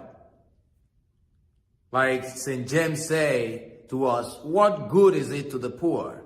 Those who are naked, you say to them, oh, be nice, be fine, all will be well. When we do nothing to change their condition. And it's not just enough to give them handout. We must also speak up against the structures of injustice that promote so much misery in our world, in our countries, in our neighborhoods. So let us pray, brothers and sisters, that the experience that we have, the daily experience, each and every one of us, we're confronted with these experiences of other people's suffering, that we do not just stop at pity. Pity is not enough. Do not say, I don't have enough. The Lord shows us in the gospel that the 5 loaves and 2 fish brought by the little boy, the Lord multiplied it. Whatever you have, bring to the Lord, and God will multiply it. Stop giving excuses for failing to reach out to the poor. Stop giving excuses for failing to be the finger of God, the hand of God to feed others. You can do something about the suffering in the world. And I'd like to conclude with a short story told of a man who was always passing by people who are begging along the street when he goes to work. And one evening, he really saw so many people, he was so heartbroken. And he came home and he was praying at night, God, do something about the poverty and suffering in the world. See so many people lying in the street. Do something, God. Change the government. And God came to him in a dream and said, son, I have done something in the world by creating you. God has done something by creating you. You can do a lot to help others. May Jesus touch our hearts by the experiences we have every day. May these experiences become for us inspiration to go out and do what Jesus told us to do in the gospel today. You give them something to eat. Take care of them. For I have made you.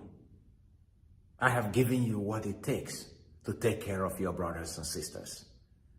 And may we too, when we are in need, may we also find hands that will help us. Just like Paul Farmer, who did not just stop at being sad with what he saw in Haiti. Years later, he came back to Haiti and helped to build a hospital. You can do something. You have it in you to do something, because that's why God has made you.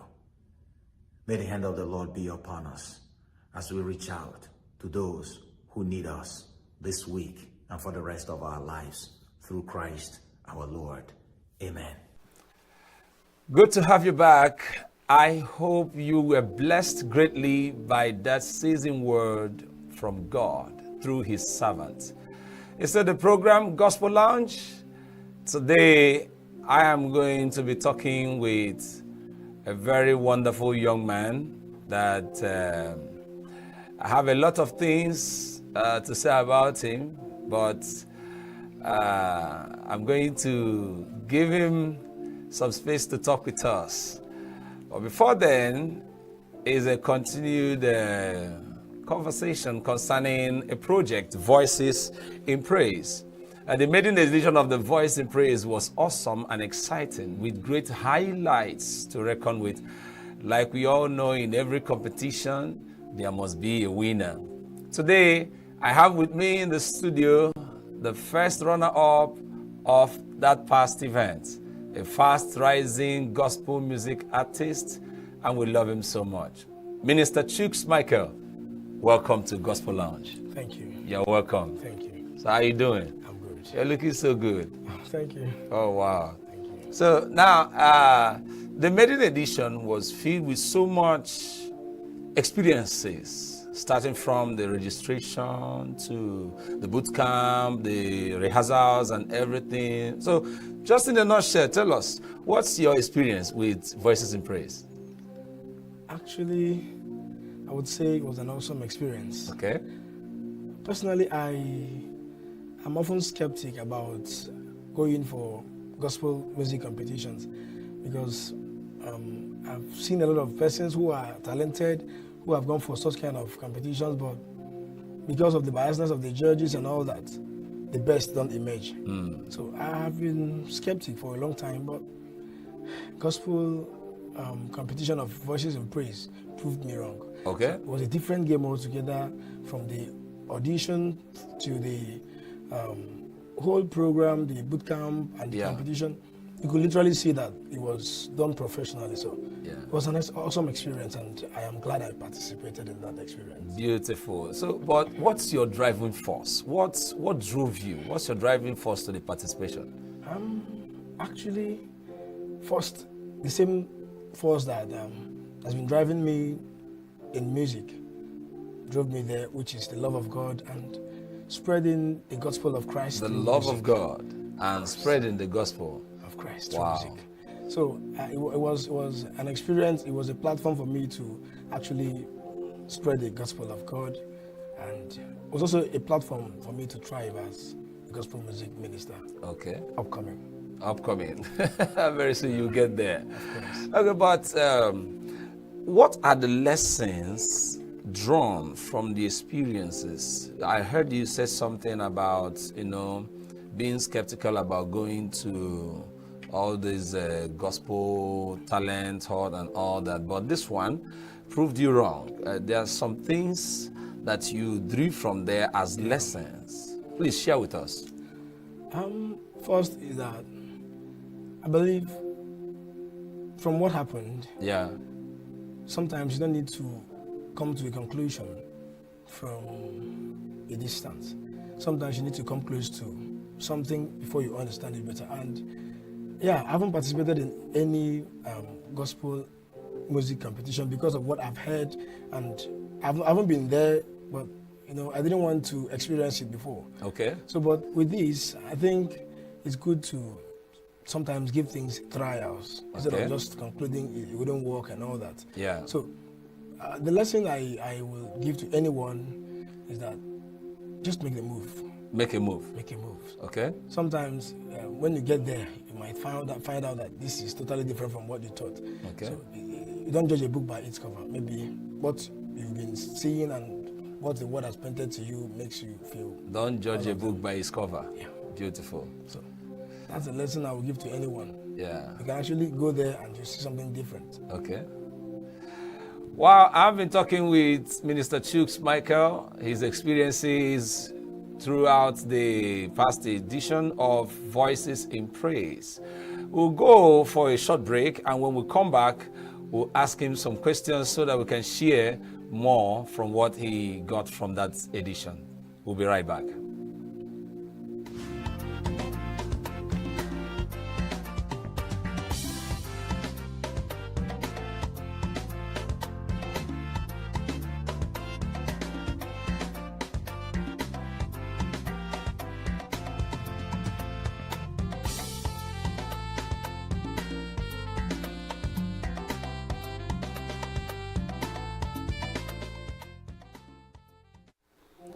All right, you are welcome back. We are still here with Minister Chuks Michael talking about his experiences during the Voices in Praise Music Talent Hunt.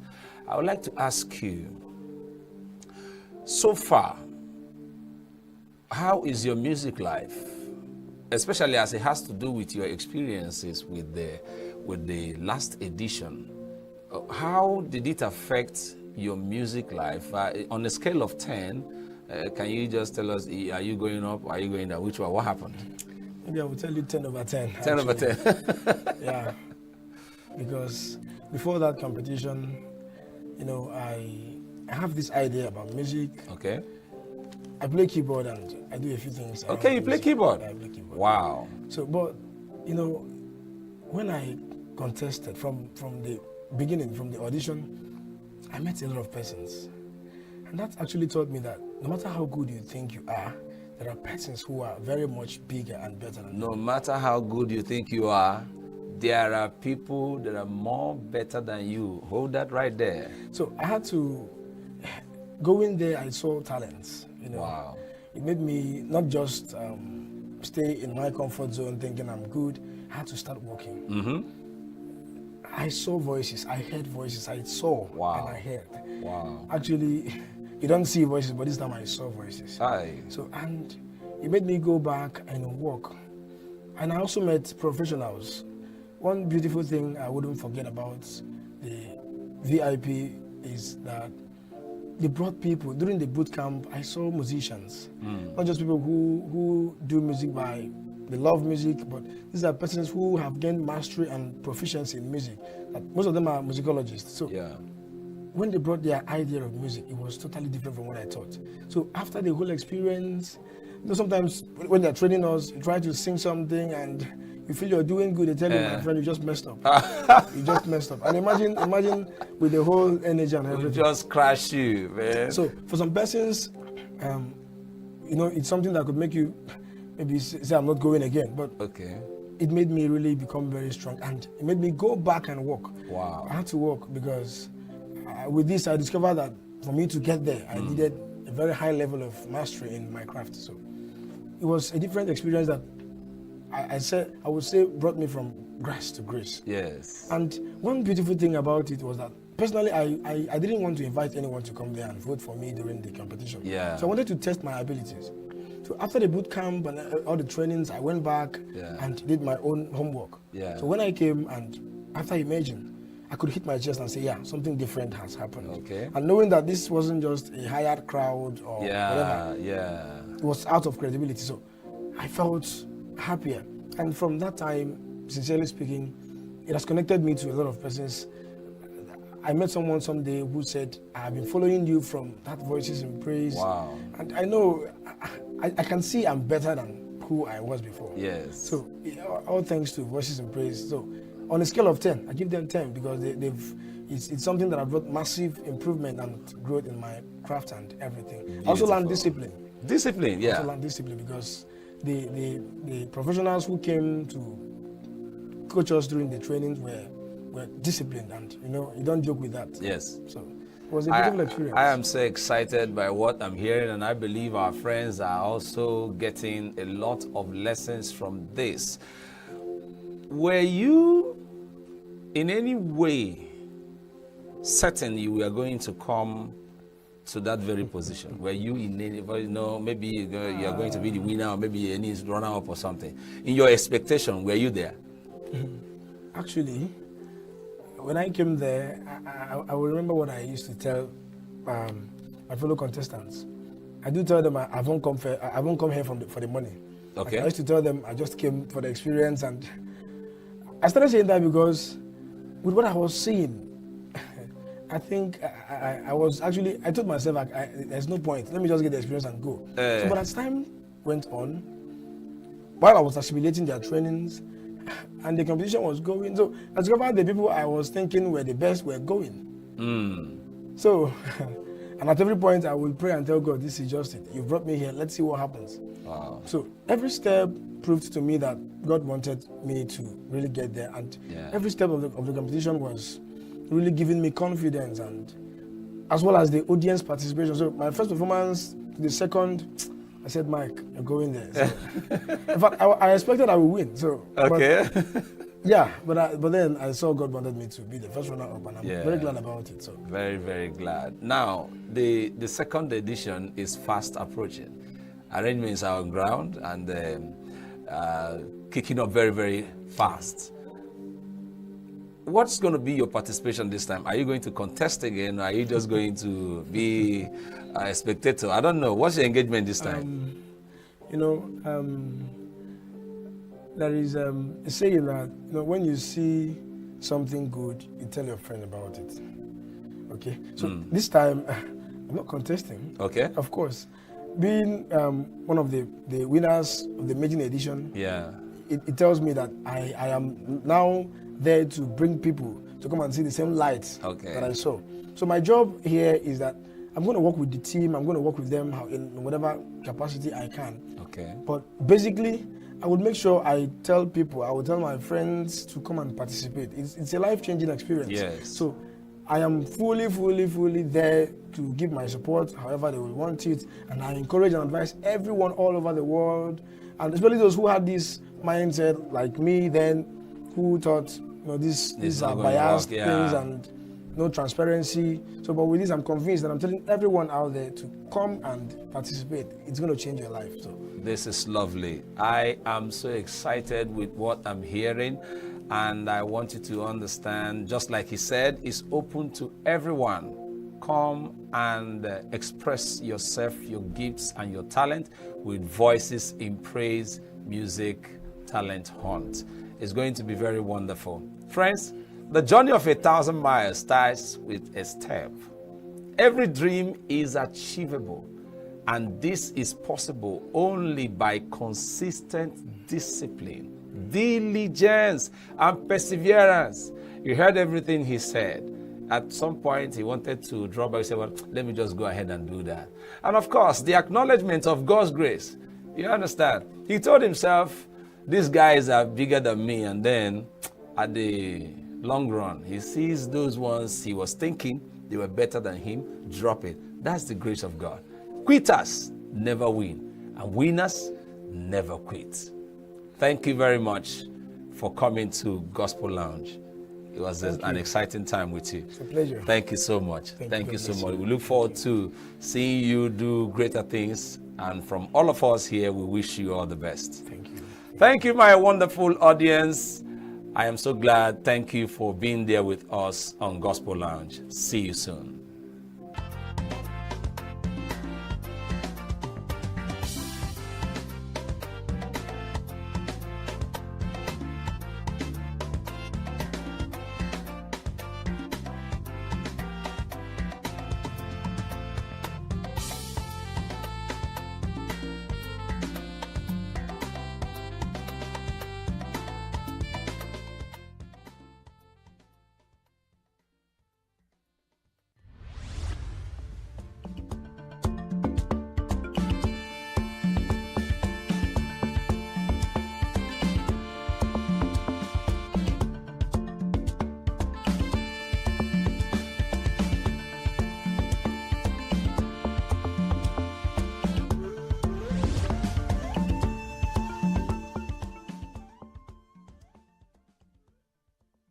Hello, welcome back. I am still here with you and this Gospel Lounge. I have a next guest in the studio, and we're going to be talking about something very, very important. It's very crucial and delicate, okay? Values, we call it ethics, we call it principles, all right? There are several definitions and application to the word values. But contextually, we will pitch on this one. Values are individual beliefs that motivate people to act in one way or the other. They serve as a guide for human behaviors. You see, people are predisposed to adopt the values they are or we are raised with. Okay? Today, we're going to discuss and express some thoughts on the topic. And I have here with me in the studio a great leader, life coach, a human capital developer, and a businessman. There's a lot to say about him. Well, friends, let's welcome Mr. Obidibo Ahobarezama. Thank you very much for coming on the show, sir. Thank you, sir. Thank you. It's a pleasure. You look so good. Thank you. Thank you so much for coming. Thank you. All right. I want to please ask you, do we still have values today in our society, ranging from the young ones to the adults? And, tell us, please. All right. Thank you very much. I'm happy to be here. Thank you. Yeah, we do. Okay. We do have values and ethics. The only challenge is that some people, some school of thought think that we don't have, but that's not true. And why they believe we don't have is because they are doing kind of a comparative analysis. Okay. The values that we are held in their time and the values that they are seeing currently in our time. Okay. But they forget that a lot of things has happened, transpired over time. Okay? A lot of things have transpired over time, and technology, knowledge, exposure, right? Thinking patterns, mindset, things have changed. But I am not saying that we do not have a kind of a shift in value system. Okay. But the truth is that these are the things that have affected ethics and value in our time. But generally, I would say that there is a kind of a little shift, right? A little depreciation in value system or in ethics. Yeah. Remember, value is simply the belief that people have that guide their behavior. Yeah. Right? So, looking at the past and the present, there is a change. Okay? Both negatively and positively. Okay. So there is value. we still have value. If we don't have value and ethics, to be honest with you, you may not get home because somebody out there may chop off your head on the way. Of course. Seriously. He can, And you may go to the filling station to buy fuel, and the attendant there will tell you that you wouldn't get your balance. And that's a very big trouble. So there is still value, there is still ethics, but I think we are looking at, the extent that we appreciate it. Okay. All right. We may be looking at the majority. Yeah. Okay. We'll be looking at, how it affects our relationship on daily basis. But the truth of the matter is this: we still have values. Okay, that guide the society. Okay. We still have ethics. All right. And remember, ethics and value affect every aspect of our life. For instance, there are personal values. Yes. Business values. Yes. All right. Religious values. Okay. These things are still there. But how effective are they? How are we using them in making decisions every day? Okay. I think that's what you should be looking at. Okay. Talking about, you said something about this. Okay. Now, by your answers now, we have a kind of a place to find a balance, because we still have ethics, but it's in the level we appreciate it. But moving towards the depreciation, that's exactly my worry. What is responsible for the depreciation in these ethics and values we are looking at now? That we see a lot of things happening around us, and then we'll be asking people, where is this one coming from? What is really going on with this person? Why is he behaving in this way and that way, which is not agreeing with a sane society? So who is responsible for the depreciation we have seen so far in ethics or values? All right. I think we cannot really point to one person or one institution or one individual or an event and say that's where that is what is responsible. Okay. Definitely. A lot of factors are responsible. A lot. Culture and tradition. Culture and tradition. Yeah. Okay. It's changed. A lot of things has changed in our culture. Okay. Family values. We see somehow we are changing what we call the family institution. Okay. Okay. Somehow we are changing it. I don't think we are even changing it for good. So it's affecting our value system. Right. Now let's look at our media. Media. Yes, okay. It's affecting the value system. Right. When the media is always showing violence, bad news, that's what is trending. If I start telling a story that yesterday I was traveling to Lagos and we were like 25 in the bus, and as we are heading towards Ibadan, all right, something tragic happened. Everybody will open his ears. You know what they want to hear? Yes. There was an attack. We are so attracted to bad news. Yes, there was an attack. They will keep reading the news, or they will keep listening, they will keep watching. But if I say at the end, we arrived Lagos safely, people will like, why are you telling us you gave? It's not news, but that's news. That's good news.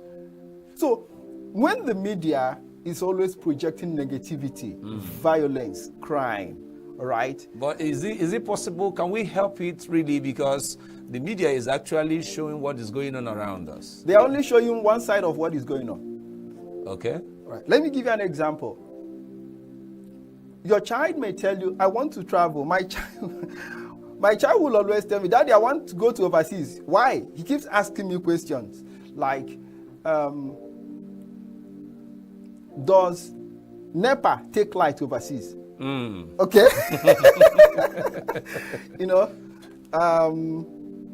Do we have thieves overseas? Wow. No, there are some questions, and I don't know where it's coming from. And after some time, And I will be frank in answering them. But at the end, he feels attracted to go to overseas where there wouldn't be, power failure, and then thieves coming around to rob. Yeah, all kinds of things. Now, but the truth of the matter is that in every society, in every location, there are also bad sides to it. That's right. But, the Western media don't show us that. They always show us the beauty of their country. Yeah. But people do not know that there are more gun violence in America than any other part of the world. That's right. So why are they not showing us? We just hear some, they just show us just few of them and give us impression that, that place is very, very safe. But the truth is that more people are killed every day over there by, people who have some, to me I see that people who have some mental issues just take gun and start shooting everyone, But that kind of a thing doesn't happen in this part of the world. We have our own problem. Yeah. Okay? So, but those media people over there in the Western world, they know how to sell their country. They know how to sell their, culture and tradition, give you things. And fortunately, or do I say unfortunately, they give an impression of Africa as a continent where people are backward, nothing good comes out of the continent. I have had opportunities of speaking with Americans and some Europeans. To be honest with you, some of them don't know there is a country called Nigeria. Wow. And they think, maybe say you are coming from Africa, they believe that we still live in trees. I'm telling you, in 21st century. Right now, yes. They still believe we still live in trees. We don't have good places, That's so bad. Yeah. Why? That's the media. That's the job of the media. So our media, why they show, crime and some negative news, they should also project the good things about our culture and environment. It should be projected more. Good ones should be projected more. I believe so. Yes. It's affecting our psyche, it's affecting our value system. Seriously. Okay? Remember, I was trying to talk about the things that have led to the depreciation. Yes. Who is responsible? Who is responsible? A lot of people are responsible. Also, let's look at our religious institutions. Okay. They are also responsible. I can also hold them responsible for this because ask yourself, in 12 months, how many of our religious institutions lay emphasis on morals and values? No, we talk more about prosperity. That's a very big problem for me. But I've not finished. Let me leave them. Let me go to our, go to politics. Politicians. Okay. They also play, in short, to me, in Nigeria, they are playing maybe the number one role in creating. I'm telling you, that's my belief. Because using the last elections and previous elections, even my children, even my own children, kids, they are still in primary school and secondary school. The one that shocked me was the one in primary school. Said something, I wouldn't like to say it here. Yeah. I was like, who told this guy? All right, now, if he grows up with that mentality, that's a very big very big problem. Yes. Okay, so there are a lot of factors responsible for this, not just one. You wouldn't say it's just the family. Okay, religion is playing, religion institutions, media, okay, our politicians, then our educational system. Let me say, when I was growing up, there is what we call in primary school, even secondary school, I think they call it moral instruction. Yes. Every morning. Is a subject and is a practice every morning. Practice every morning. I don't know. I'm not in primary school, I'm not in secondary school, but I don't think it's as serious as it used to be. No, I don't think so. Okay. I don't think so. It's called morning devotion in school. Yeah. But then it was serious. Very you serious. must attend. True. Moral instructions. And there used to be a course called moral instructions. All right. But I don't know what happened. I wouldn't say that we don't have those things now, but I think still existing, but not as serious as it the were. emphasis then was more than now. So these are factors, because remember, all of us were born empty. Nothing until we started writing in our minds. Yeah. And most of them came from school, primary, nursery school, crèche, secondary school. And all kinds of it started being written in our minds, right? Now, when in schools, officially schools encourage malpractices. And what are you teaching the children? And that's a very bad thing. That's a very bad thing. So a lot of things are responsible. I think these are just few of them. My God, friends, I know you are feeling the same way I'm feeling. It's a very serious matter that we need to look into so that we see how we restore ethics and values in our society. We'll go on a short break, and when we return, we'll continue with the interviews. Stay with us.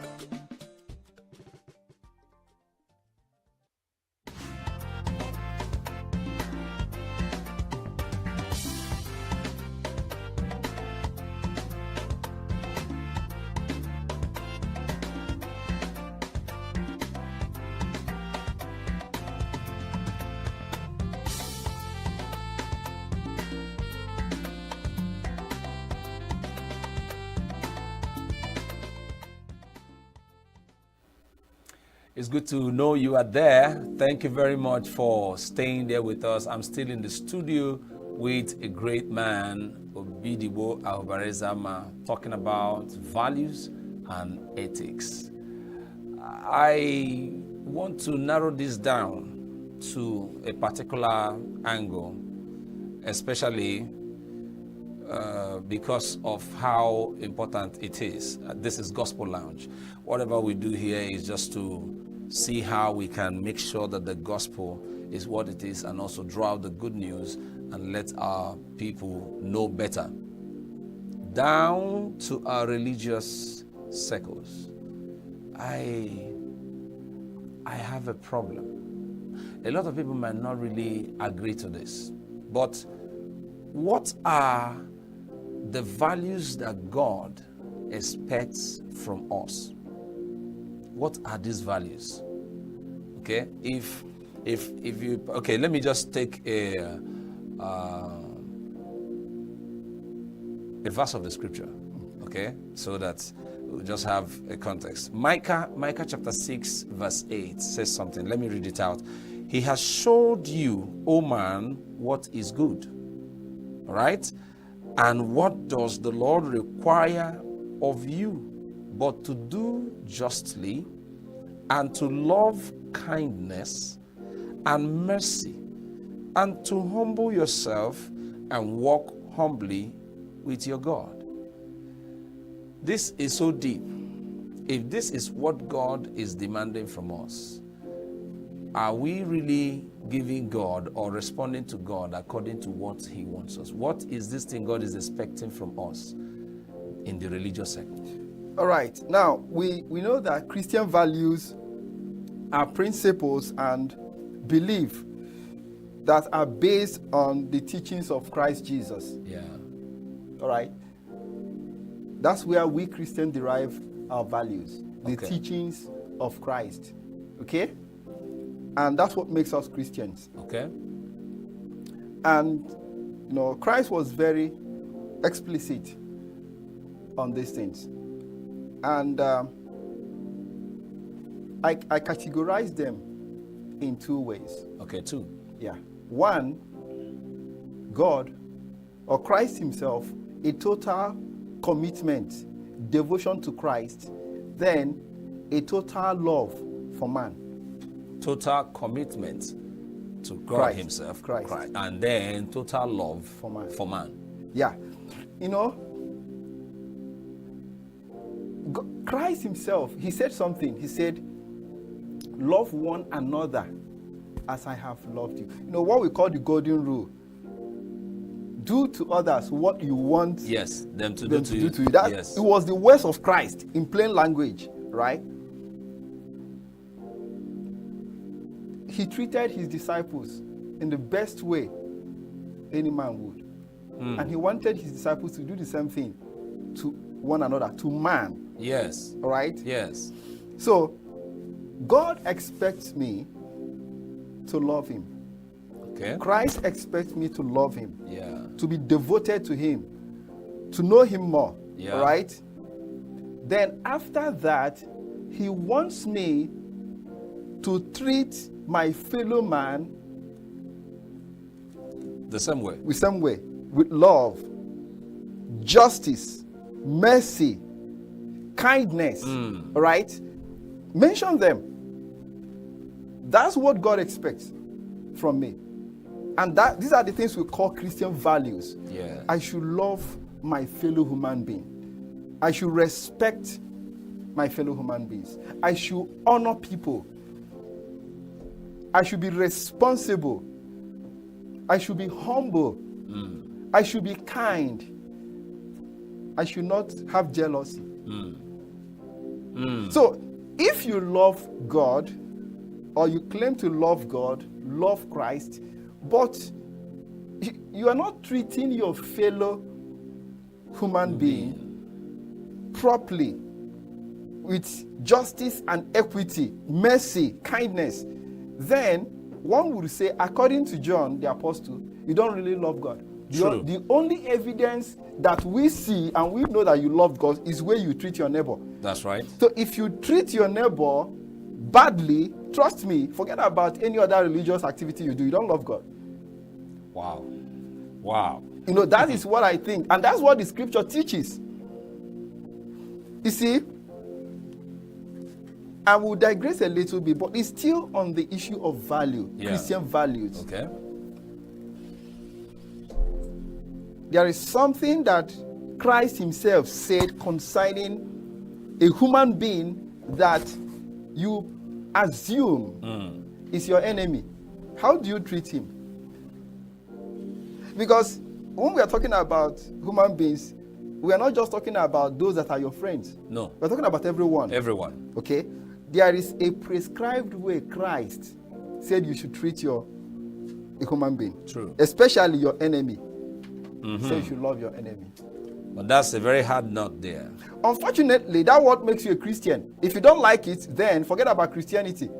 Go the other way. Let's know that you are not a Christian. Love your enemy. That is what Christ said. And do you know why I'm laying emphasis on it? It is easy to love your friend. Very easy. Very easy to love your friend. Now, it is difficult to love your enemy. So if you say you love God, then you have to love your enemy, because that's the only proof that differentiates you from the other person who wants his enemy dead, but you don't want your enemy dead because you're a Christian. Are you hearing that? My God, you pray for your enemy and you love your enemies. But I said that's a very hard nut to crack. I am finding it difficult. You know why this thing is a very serious problem for me. In so many places where Christians gather now, once you call for prayers, there is this die by fire that's the only prayer we pray now. So do we really still have Christians around us here? Yes, we do. We do. And I do not want us to digress. This is a topic that could take our time and... Of course. Of course. So I would like to just summarize on this issue of loving your enemy. Because love is a virtue. And also it's a value. All right? And if you remove love from Christianity, there is no Christianity. That's true. Okay? So everything that God expects you to do has to be done in love. Now, you see, when Paul was talking about love in Corinthians, he said something. Love is kind. Love is patient. When love waits, we call it patience. When love treats people in a very good way, you call it kindness. So, for us to prove that we are Christians, everything we do must be propelled by love. Wow. If you pray that your enemy dies, that's hatred, it's not love. Unfortunately, I'm not saying this. I'm just reminding us of what the scriptures have said. Yes. Some people argue, if you don't do that, your enemy will kill you. That's not true. I'm still alive. I've never prayed for my enemy to die. I've never done that till date. And I won't even do that. Wow. And they don't have the capacity to kill me. I'm being honest with you. They don't have the capacity to kill me. That's right. Jesus says something. Don't fear anyone. Don't if there fear is anyone. anybody to fear, fear the person who is able to kill both the spirit and the soul and send you to hell. Friends, I'm still going to have Mr. Obidigbo back in the studio some other time. But listen, life as designed by God is meant to be lived by principles and values. There are sets of values laid down both in the Bible, God's word, and other walks of lives, whether you are in the office, in the market, and all that. Follow them. Those rules are the rules of life. The absence or negligence of these values has a negative effect on our society. Therefore, don't remove the ancient landmarks, because it is when the hedge is broken that the serpent will gain access to bite. I must thank you very much for being with us today on Gospel Lounge, and we look forward to seeing you again, because this conversation is not going to end here. Thank you very much, sir. You're welcome. For coming to the show. You're welcome, sir. Thank you so much. It's a pleasure. And it's been an amazing time with you, my great audience. Thank you very much for being with us. We'll do this again in our next episode of Gospel Lounge. My name is Victor Chief Judge. Bye-bye.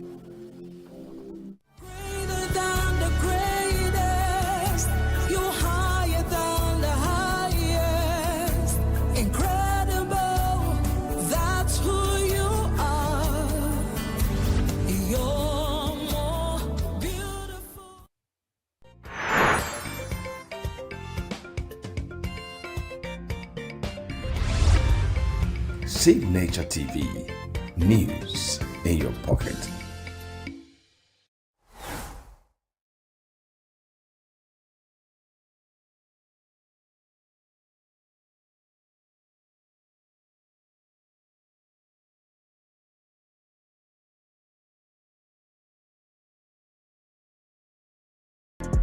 Get plugged into the heartbeat of entertainment on The Hub, your ultimate show on eVibes. From trending stories and social media drama to top charting music, must-watch movies and exciting moments from the world of arts, we've got it all. Join us for unmissable conversations with your favorite entertainment personalities, plus fun segments every week. I should try harder, so... Okay, I don't know that one. Outfit of the day. Oh, I don't do that. That's some Gen Z stuff. Oh, now you say it's a Gen Z stuff. It's everything you love about entertainment, served fresh every week at 1 p.m. with weekend repeats just in case you missed it. The Hub's on eVibes, where the vibes never stop. Only on Signature TV.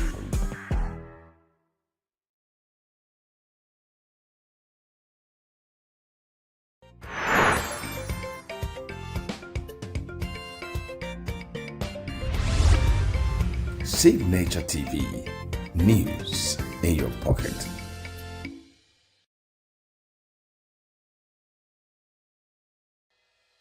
Health is more than a diagnosis. It's your lifestyle, your choices, and your future.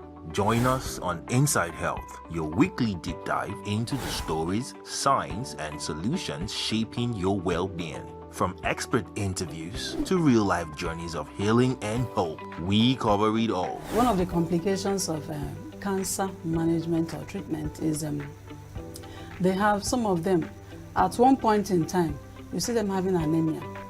Okay, so you see them at times being transfused. But at the same time, you come in with the diet. Nutrition, mental health, innovations in medicine, fitness, and everyday wellness. Whether you're managing a condition, staying informed, or just living your best life, Inside Health is your trusted guide. I'm Chigichi Agorum, and I'll be with you every week on Inside Health, only on Signature TV.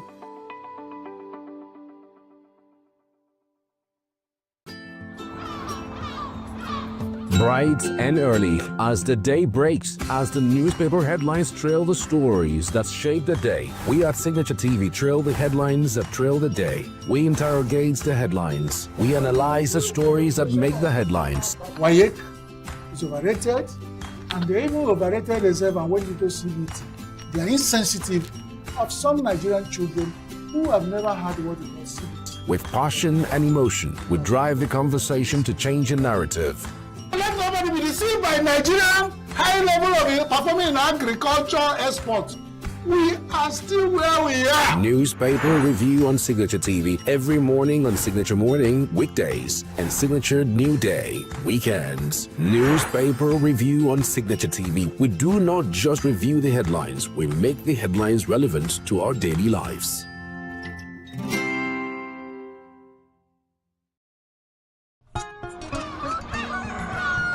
New every morning on Signature TV, we open the day for you with needed energy, information, and required vibes to shape your day. From sizzling snippets of stories in various areas of life to intriguing conversations with net worth guests. When you have people who have no track record becoming your leaders, you have a problem.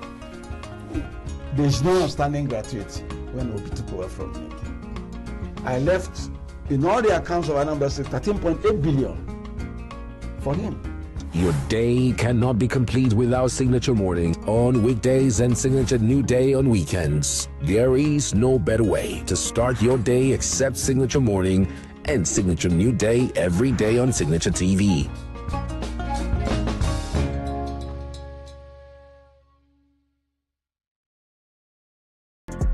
Get plugged into the heartbeat of entertainment on The Hub, your ultimate show on eVibes. From trending stories and social media drama to top charting music, must-watch movies and exciting moments from the world of arts, we've got it all. Join us for unmissable conversations with your favorite entertainment personalities, plus fun segments every week. So I should try harder. So Okay, I don't know that one. outfit of the day. Oh, I don't do that. No. That's some Gen Z stuff. Oh, now you say it's a Gen Z stuff. It's everything you love about entertainment, served fresh every week at 1 p.m. with weekend repeats just in case you missed it. The Hub's on eVibes, where the vibes never stop. Only on Signature TV.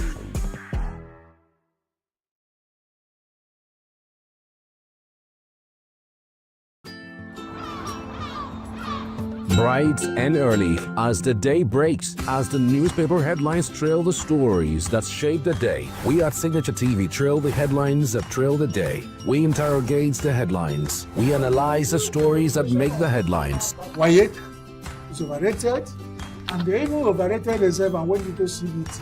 They are insensitive of some Nigerian children who have never had what they call CBT. With passion and emotion, we drive the conversation to change the narrative. Let nobody be deceived by Nigerian high level of performing in agriculture export. We are still where we are. Newspaper review on Signature TV every morning on Signature Morning, weekdays, and Signature New Day, weekends. Newspaper review on Signature TV. We do not just review the headlines, we make the headlines relevant to our daily lives.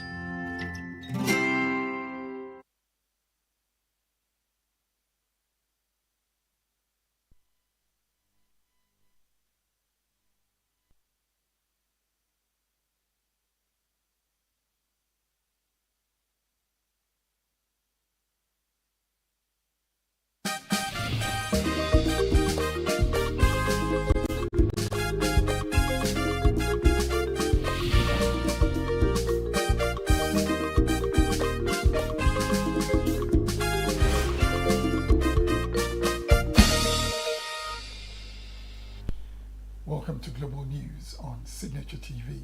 I am Bamari Kumo Ado. In the headlines, federal government allays fears that AI technology will lead to job losses in public service. Former Anambra Governor Peter Obi dismisses claims that he's avoiding Atiku Abubakar. China coal mine blast kills at least 90 people. Putin vows retaliation after accusing Ukraine of hidden student dormitory. Details in a moment.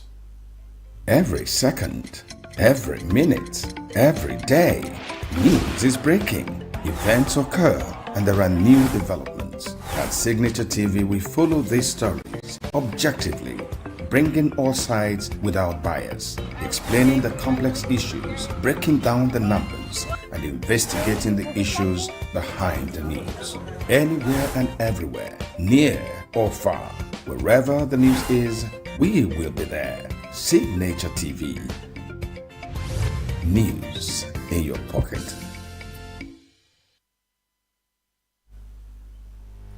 The federal government has allayed fears that the adoption of AI technology will lead to job losses in the public service. The Director General of the National Information Technology Development Agency, Kashifu Inoa, made a revelation at the 2026 International Civil Service Conference held in Abuja. Inoa was represented by the Director of Stakeholder Management and Partnership Department, Aristotle Onumo, noted that the AI technology should be viewed as a tool for the advancement of productivity rather than a threat to human relevance. However, noted that the jobs of people who refuse to upskill themselves may eventually be affected, while those willing to retrain and adapt will benefit immensely from AI. Said at NITDA that commenced agency-wide AI capacity building programs for all staff members, while employees whose traditional roles were being transformed by automation were being reassigned and redesignated into emerging AI-related functions. Explained the importance of maintaining human oversight in AI deployment, warning against the complete removal of human intelligence and accountability from governance systems. The Minister of Education, Tunji Alausa, says the ongoing foundational reforms in Nigeria's education sector are aimed at empowering Nigerian youths and preparing them for global employment opportunities. The Minister made remarks during a bilateral meeting with the UK Minister of State for Skills, Baroness Smith, on the sidelines of the 2026 Education World Forum in London, which focused on expanding practical cooperation in skills development, technical and vocational education, digital learning, and workforce readiness. Alausa said that the Federal Ministry of Education is aligning education reforms directly with labour market needs to ensure young Nigerians are better prepared for emerging economic opportunities, with sectors such as clean energy, health care, engineering, digital technology, and artificial intelligence receiving priority attention. In our response, Baroness Smith commended Nigeria's education reforms and welcomed deeper bilateral cooperation in skills development. She also pledged to advocate sustainable United Kingdom support for the Global Partnership for Education ahead of its September 2026 replenishment campaign. Presidential candidate for the Nigeria Democratic Congress, Peter Obi, has denied avoiding former Vice President Atiku Abubakar ahead of a 2027 presidential election. Obi, who made a statement in Cape Town, South Africa, while attending the Spare Dialogue 2026, a Pan-African governance gathering, said there were few individuals who are as close as he is to Atiku. He said he never runs from anybody, but just has his own way of doing things. The remarks come against the backdrop of a brazen few months in a political relationship after both men had jointly adopted the African Democratic Congress as a coalition platform to challenge President Bola Tinubu in the 2027 election. Obi stated that his departure was motivated by unsolved internal problems and ongoing legal disputes that had diverted the party's attention away from national issues rather than personal differences with Atiku or party chairman David Mark. Human rights activist and former presidential candidate of the African Action Congress, Omoyele Sowore, has declared its intention to contest the 2027 presidential election. Showore will disclose this in a media chat, said that preparations for the primary election of the party are ongoing, said that the AAC is yet to complete its submission process for the digital registration required for political parties as demanded by the Independent National Electoral Commission. Showore said that his ambition is driven by a desire to win the presidency and offer what he described as a fresh direction for the country, insisting that the political class had failed Nigerians over the years. The activist has previously contested the presidency under the AAC platform in the 2019 and 2023 general elections and has consistently positioned himself as an alternative to Nigeria's mainstream political establishment. The 2027 general election is tentatively scheduled with the presidential and National Assembly votes set for January 16, 2027, followed by governorship and State House of Assembly elections on February 6, 2027. A carnival-like atmosphere swept across Enugu State as members of the All Progressive Congress APC turned out massively in the party's governorship primary election to affirm Governor Peter Mba as the party's candidate ahead of the 2027 governorship election. Governor Mba will emerge as a sole aspirant, described the exercise as a model of internal democracy and grassroots politics. Correspondent Chinemere Mikegbunam reports. Party faithfuls across the 260 wards of Enugu State participated in the APC governorship primary elections amid celebrations, solidarity songs, and widespread endorsement of Governor Peter Mba's second-term bid. Thousands of APC members and supporters gathered at various wards across Enugu State on Thursday as the party conducted its governorship primary election.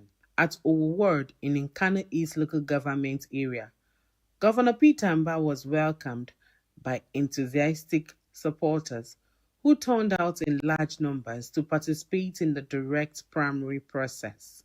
The atmosphere became electrifying as members of the ward overwhelmingly affirmed Governor Mba's candidature with a resounding yes. During the affirmation exercise conducted by the electoral panel led by Prince Arinze Arum alongside Ngozi Eni and Osinachi Nnajieze.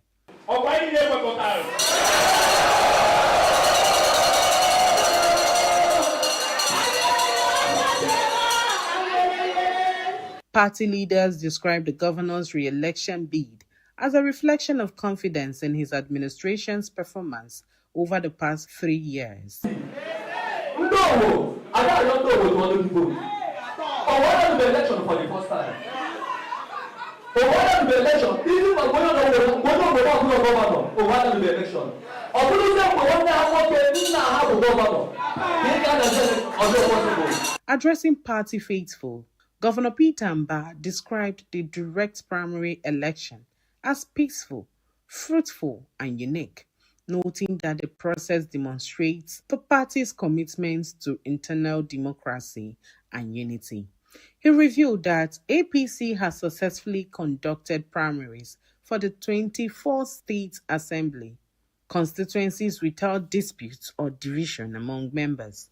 He further urged party members to remain united and focused ahead of the 2027 general elections, warning that division within political parties often weakens electoral strength before elections. When we go out there to cast our votes, we must be APC all through. APC for the president, APC for the Senate, APC for the House of Reps, APC for the House of Assembly, and APC for the governorship. It must be APC all through.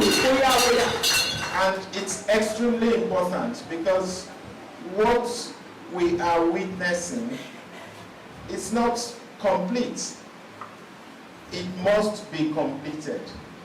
The APC governorship primary election committee led by Dan Maliki Hausa collated results from across the state, which affirmed Governor Mba's emergence as the party governorship candidate Political observers say peaceful conduct of the APC governorship primary in Enugu State may further strengthen the party's preparation ahead of the 2027 general election. From Owo Ward, Nkanu East Local Government Area, Chinemere Mikebunam, Signature TV News.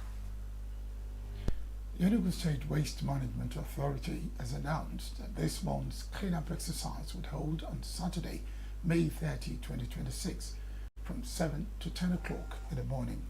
During the period, there will be strict restriction of movement for both people and vehicles, except for those on essential duties who must present valid means of identification or official ESWAMA pass. A statement by the Managing Director of ESWAMA, Richard Onaga, warned that the Environmental Court will be on duty and that the faulters will be arrested and prosecuted promptly. Onaga warned that all early morning sporting activities, loading and offloading of passengers in motor parks and other commercial activities across the state are to be suspended during the period of the exercise. The statement reminds the public that the payment of sanitation rates for 2026 for both commercial and private residents is ongoing, saying that all payments should be made in any commercial bank or at the ESWAMA office at number 7 Ridgeway Road, GRA, ENUGU. Academic Staff Union of Universities has criticized the federal government over what it described as a haphazard implementation of a renegotiated agreement on earned academic allowances. President of the association, Professor Chris Biwuna, who spoke in a media chat, said the unpaid earned academic allowance has now stretched to 18 months, with reported delays in the payment of lecturers' salaries across federal universities since the beginning of February. The ASU president said lecturers are fed up with what they describe as the sloppiness of the Federal Ministry of Education in fully implementing key aspects of the signed agreement, particularly the EAA. This has triggered widespread agitations across ASU state chapters in recent days, with branches warning the government of imminent industrial action if the renegotiated agreements signed with the union are not fully implemented. The federal government signed a renegotiated agreement with ASU on January 14 to address the incessant strikes in Nigeria's public tertiary institutions, following intensive renegotiations between both parties, which was concluded in December 2025. The Nigeria Police Force says it has commenced disciplinary action against Newton Isokwe, an officer who threatened to kill anyone who filmed them while on duty. In a viral video, Isokwe also threatened to shoot dead every passenger in a bus should someone in the vehicle film him while he is on duty. The police officer who claimed that he has spent 26 years in service lamented the poor working conditions in the force, warning that the boss who gave the order that police officers should be filmed will bury those who attempt to film him. Any day when I did work duty as an officer, I did with my rifle, I did work. Make somebody video me. Make that oga when giving order someone at the video us. He go do your burial for you. He go bury you. Now he go bury you. The numbers of how many una be gonna go keep away. Now he go bury you now. Allah. They burn anybody where video me when I'm on duty. Performing my lawful duty in Nigerian government, Nigerian police for 26 years, they will suffer. They suffer every time, every day suffer. Uniform, and not fit buy nothing, not fit do for, not fit give us, not fit do anything. Not fit no accountability for us, for any life. Who died to even not be this one, the IG when just come new now. Begin they try to amend things, they help people. Look at people when their papa don't die since how many years. Who this IG enter now? Begin give them their insurance, give them their benefit. Just the walk, monkey the walk, babu the chop. All my body na bullet shot, gunshot na full am. Still they suffer. They look body. A statement of Force Police Public Relations Officer Anthony Placid said Isokwe, an assistant superintendent of police, has been summoned to the Anambra Police Headquarters where disciplinary procedures have commenced. Force spokesperson said that recording the activities of police officers discharging the duties is a legitimate tool for public accountability and transparency, we should not attract harassment. The Anambra State Police Command also confirmed that the officer is currently at the Anambra State Police Command headquarters in Oka for disciplinary procedures, and that the outcome of the disciplinary process will be made public in due course. The Deputy Commissioner of Police in charge of Finance and Administration, Ngozi Ezabata, will brief the press on behalf of the command, charged officers of the command to remain professional, emotionally balanced, and respectful in the discharge of their duties. Gentlemen of the press, the Anambra State Police Command wishes to formally address the public concerning a viral video currently circulating on social media in which a police officer was seen threatening violence and engaging in conduct unbecoming of a member of the Nigerian police. Following a prompt review of the video, the command immediately identified and arrested the officer involved. The officer is an Assistant Superintendent of Police, ASP Newton Isohai, serving in the command. In line with the disciplinary standards and ethical code of the Nigerian police, internal disciplinary proceedings have since been activated against the officer. As part of the ongoing investigation, the officer has also been subjected to a drug test to aid the command in establishing all surrounding circumstances and ensuring a thorough and transparent process. The Nigerian National Petroleum Company Limited has opposed the lawsuit filed by Dangote Petroleum Refinery challenging fuel import licenses issued to marketers, warning that restricting imports could expose Nigeria to supply disruptions and monopoly control. NNPC is arguing before the Federal High Court in Lagos that granting Dangote Refinery's request to void or restrict import permits will threaten the country's energy security and destabilize fuel supply. Illegal dispute centers and import licenses issued or renewed by the Nigerian Midstream and Downstream Petroleum Regulatory Authority to fuel marketers and NNPC. The company also argued that the regulator retains discretionary powers to manage imports under Nigeria's backward integration policy, and that there is no mandatory prohibition on fuel imports except in situations where domestic supply is sufficient. The NMDPRA has applied to join the suit, widening the legal battle over fuel import policy and Dangote Refinery's growing market position. Dangote Refinery, reacting to the move, filed a suit in April against the Attorney General of the Federation, arguing that the licenses undermine local refining and violate provisions of the Petroleum Industry Act. Marketers had also kicked against Dangote Refinery's suit, saying it would destabilize the country's downstream petroleum sector, warning that restricting imports could weaken competition and threaten supply stability. Ebola risk now at highest level in DR Congo, WHO. Senegal's president sacks prime minister after months-long feud. Details shortly. Here is a public service announcement. The ENUGU State Waste Management Authority, ESWAMA, wishes to inform the general public that this month's cleanup exercise will hold on Saturday, May 30th, 2026 from 7 a.m. to 10 a.m. During this period, there will be strict restriction of movement for both people and vehicles, except for those on essential duties who must present valid means of identification or official ESWAMA pass. Environmental court will be on duty and defaulters will be arrested and prosecuted promptly. All early morning spotting activities, loading and offloading of passengers in motor parks, and other commercial activities across the state are to be suspended during the exercise. Meanwhile, ESWAMA wants to remind the public that the payment of sanitation rates for 2026 for both commercial and private residents is ongoing. Kindly make your payment in any commercial bank of your choice or at the ESWAMA office at number 7 Ridgeway Road, GRA, Enugu. For inquiries,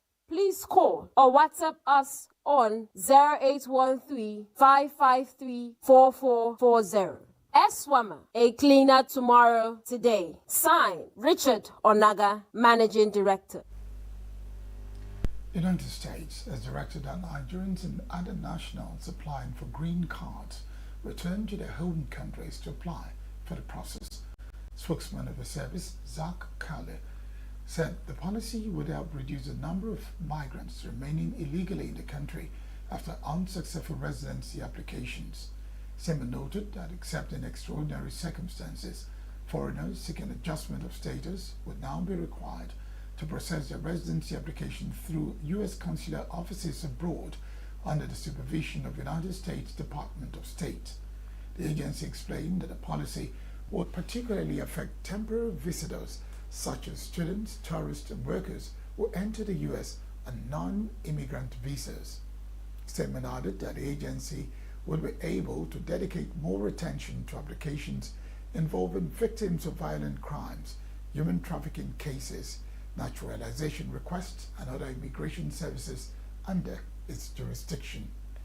In December 2025, Trump temporarily halted the processing of green card and citizenship applications filed by Nigerians and nationals of other countries newly added to the U.S. travel ban.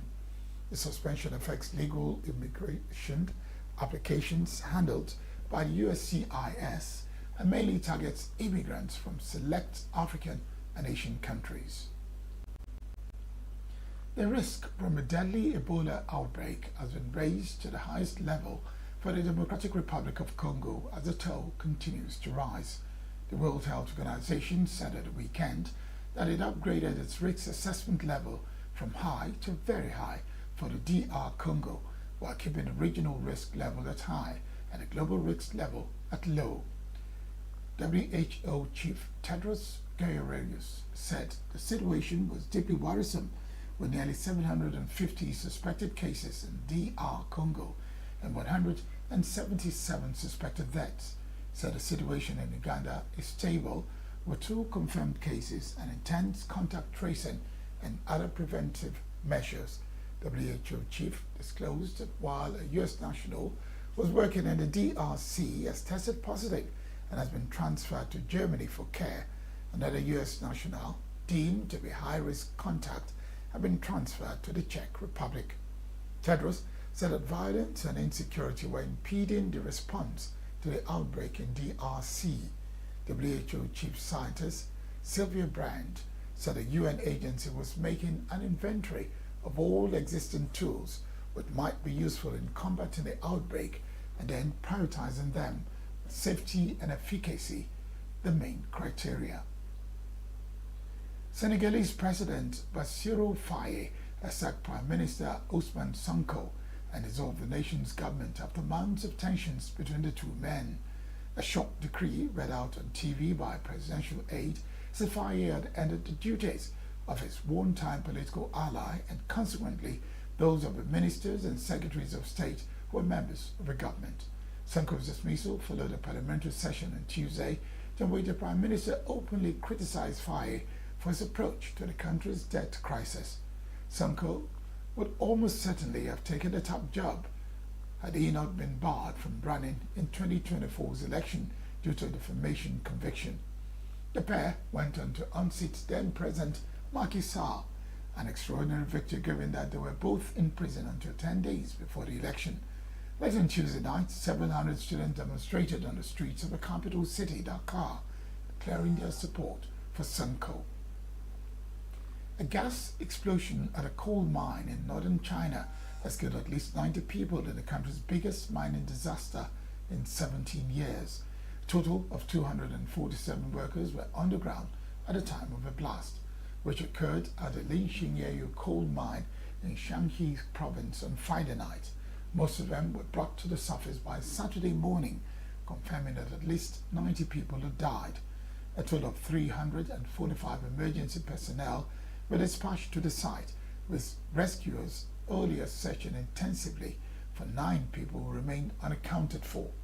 Friday's explosion was the worst mining disaster in China since 2009, when 108 people were killed in a mine blast in the northeast Heilongjiang province.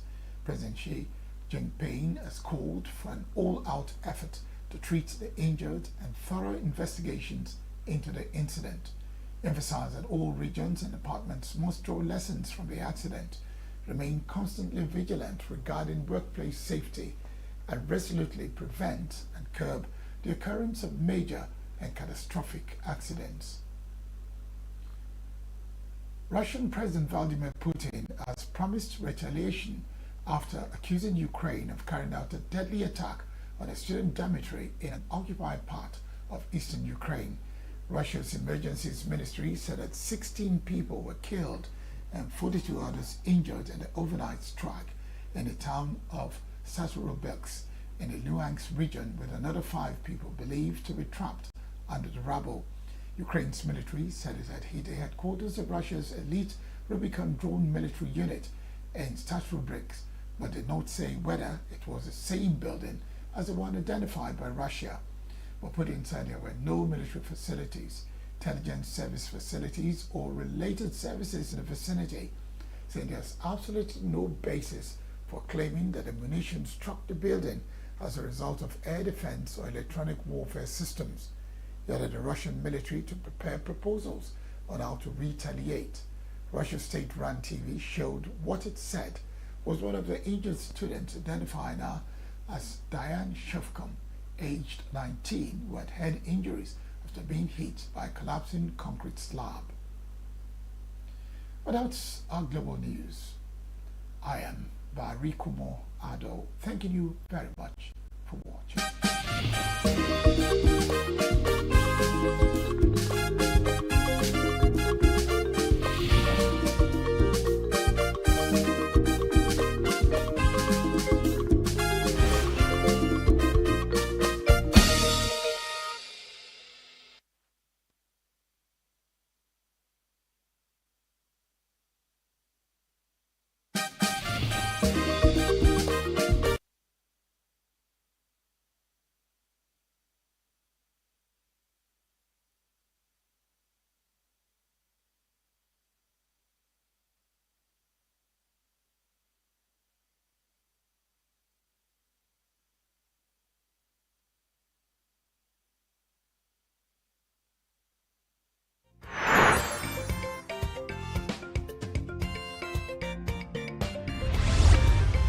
Signature TV, news in your pocket.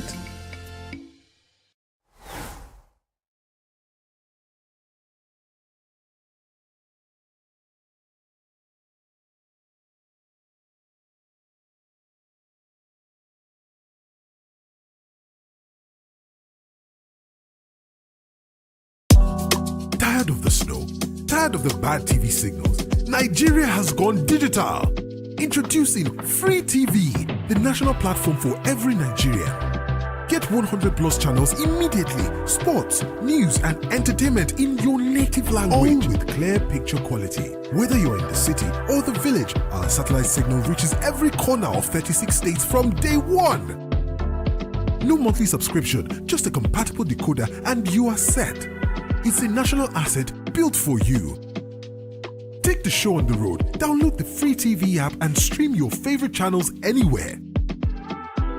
Starting this May, scan to download the app or call 0700 388 7277. Free TV, digital TV for free. Brought to you by NBC.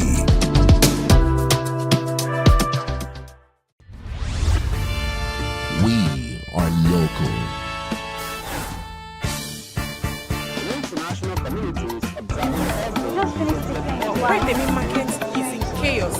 People are... We are national. Those in support of this motion as amended, say aye. Aye. We have taken the vote by default. We are international. Israeli airstrikes. Donald Trump left us the worst unemployment.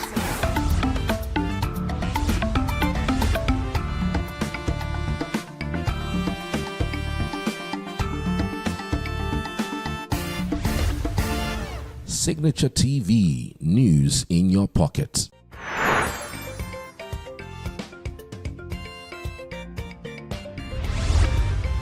Signature TV, news in your pocket.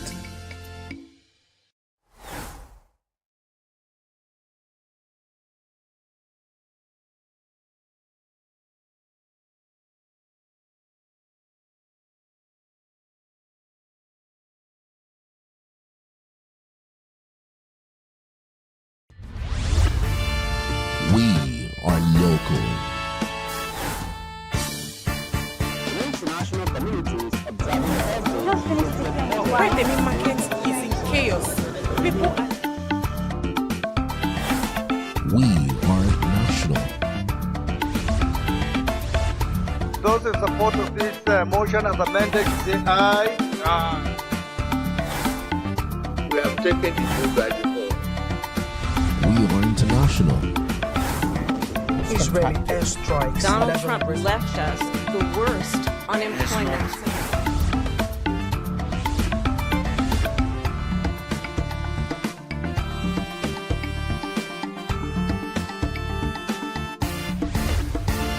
Signature TV, news in your pocket.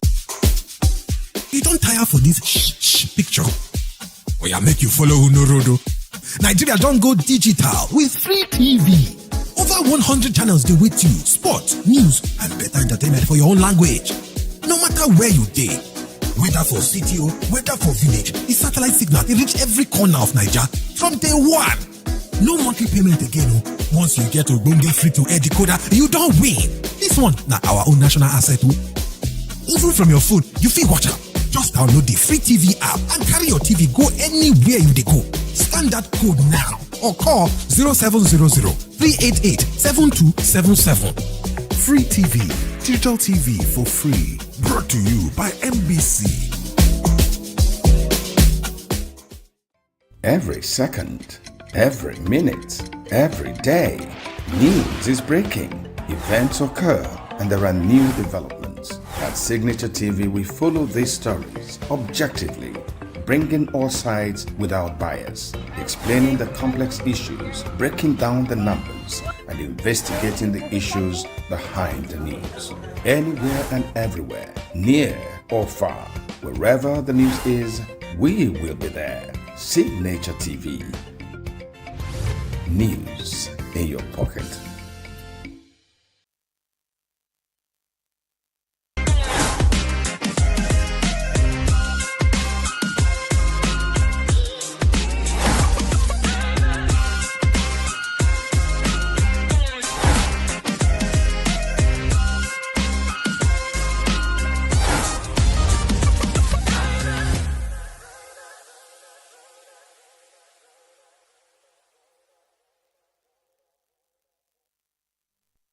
Hello and welcome to Teens Should Know, the show where we listen, where we learn, and where we grow.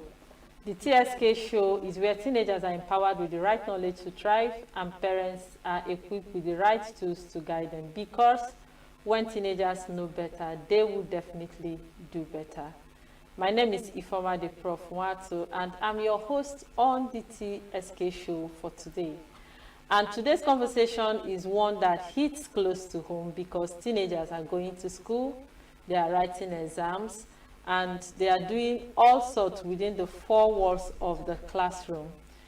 And at the end of the exams, they are getting results, but the real question is that enough for the future of the teenager of today? So because beyond the classroom, life demands more. It demands confidence, decision-making, emotional intelligence, and real-life skills that are not always taught in school. So today we are asking an honest question. Are teenagers truly being prepared for the future, or are they just being trained to pass? Today we are discussing school and real-life skills. Are teenagers being prepared for the future? We'll go on a short break, and when we return, I have two guests with me on today's show, and they are teenagers, and they will be sharing their thoughts and ideas. Don't go anywhere. We'll be right back soon. Every second, every minute, every day, news is breaking, events occur, and there are new developments. At Signature TV, we follow these stories objectively, bringing all sides without bias, explaining the complex issues, breaking down the numbers, and investigating the issues behind the news. Anywhere and everywhere, near or far, wherever the news is, we will be there. Signature TV. News in your pocket.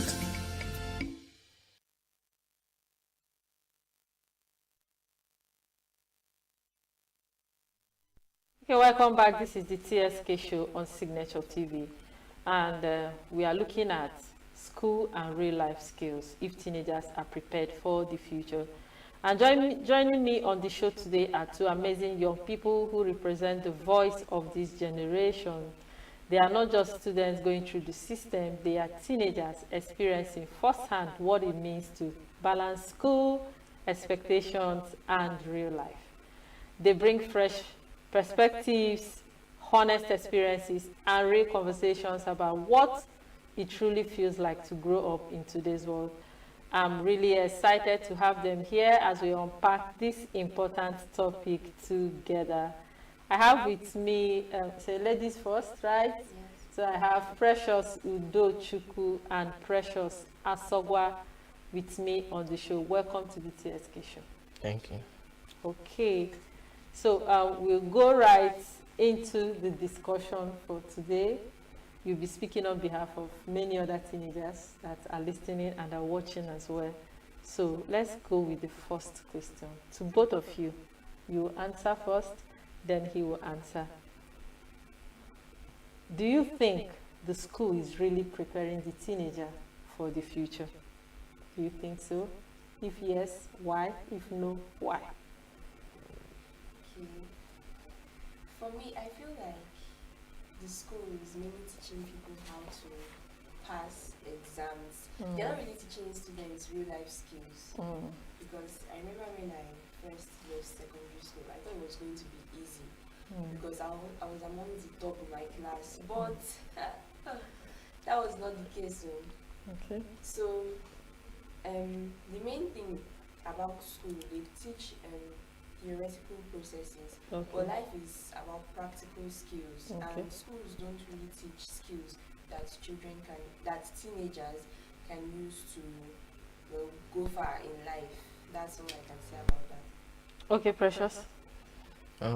She have answered it all because school doesn't even at all teach us, doesn't prepare us for the future, because what they teach us in school is far beyond what we see in real life. Yes. Okay. So when you think about the future, do you feel confident and prepared? Or do you sometimes feel unsure? I feel both confident and unsure at the same time. Okay. Because when it comes to passing exams, I can do that very well. But schools don't teach us about, let's say, emotional intelligence. That's why there has been an increase in suicide. Okay. Teenagers. There was a girl that just entered university and she could not deal with the stress, so she decided to take her life. Oh. So I feel like things like this should be taught in schools so that they can prepare teenagers more, because what you see in school is not what you see in real life. Okay. School doesn't really prepare you for, give you the emotional intelligence and emotional stability and all of that. So let me ask this other Precious. I have two Precious with me. Okay, Precious, have there been any situation you find yourself and you felt like, oh, I wasn't prepared for this? Okay, yes. Just give us an example. Like the university I'm currently in now. When I was in secondary school, or here university, everyone like, wow, I want to be there. Now we have entered. It was already told us there. That so you we are see. sitting down. So okay. And we are not prepared enough. So we are being forced to face and manage it. Okay, you're still trying to adapt to the system. Yes. So can you just give us one particular thing that you're finding very difficult to adjust to, away from home, and school did not prepare you, the secondary school did not prepare you for this phase in the university? Okay, take for instance, now I'm in the university, I stay alone. I'm far away from my parents, so at home there in secondary school, I'll just wake up, I'll see like meal and hot water is already ready for me to take, but this time around, you do it by yourself. You have to do everything by yourself. You come to class, normally in secondary school, you have your own chair, everything. You read on, if you don't understand, you ask questions, but in the university, you not sit chair, you sit outside. You will not understand anything, you cannot ask the lecturer anything, so. Okay. From what you said, I know that there are some lecturers that still take questions, but most times I think the relationship is between teachers and the students in the secondary school are more closer than that of the university. Okay, I want to ask, do you think that school teaches you how to think? Because thinking is actually a skill, is an ability. There are people who don't do critical thinking, and I don't think that is always taught in the school. So does school just teach you how to think, or they just teach you how to memorize? You know, because when you're preparing for your exams, you just read and memorize. Okay, noun is the name of a noun is the name of a person, animal, place of things, and all of that. Does the school really teach us how to think? Any of you can answer the question. For me, school teaches people how to memorize. And not to think. Yes, because let me use exam period for example. A teacher might award more mark to a student that is able to quote them word for word exactly what they taught them. But when you come out in the real world, you notice that people that are able to think on their own, to be innovative, are the ones that are actually rewarded. Because right now, you cannot come out and copy another person's idea and portray it as yours and then still be recognized as someone that is innovative. So I feel like the school teaches us how to memorize, but rather what the real world demands from us is ability to think on our own. Creativity. Okay, Precious, outside the school, the 4 walls of the school, where are you learning the things that you think will actually help you in real life? What else is teaching you real life lessons?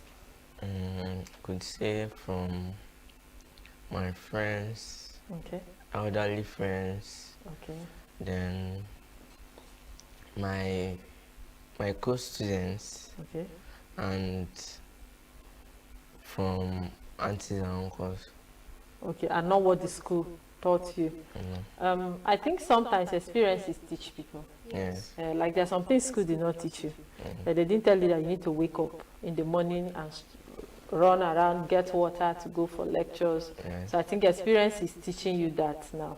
So outside the school, you're still learning. Okay.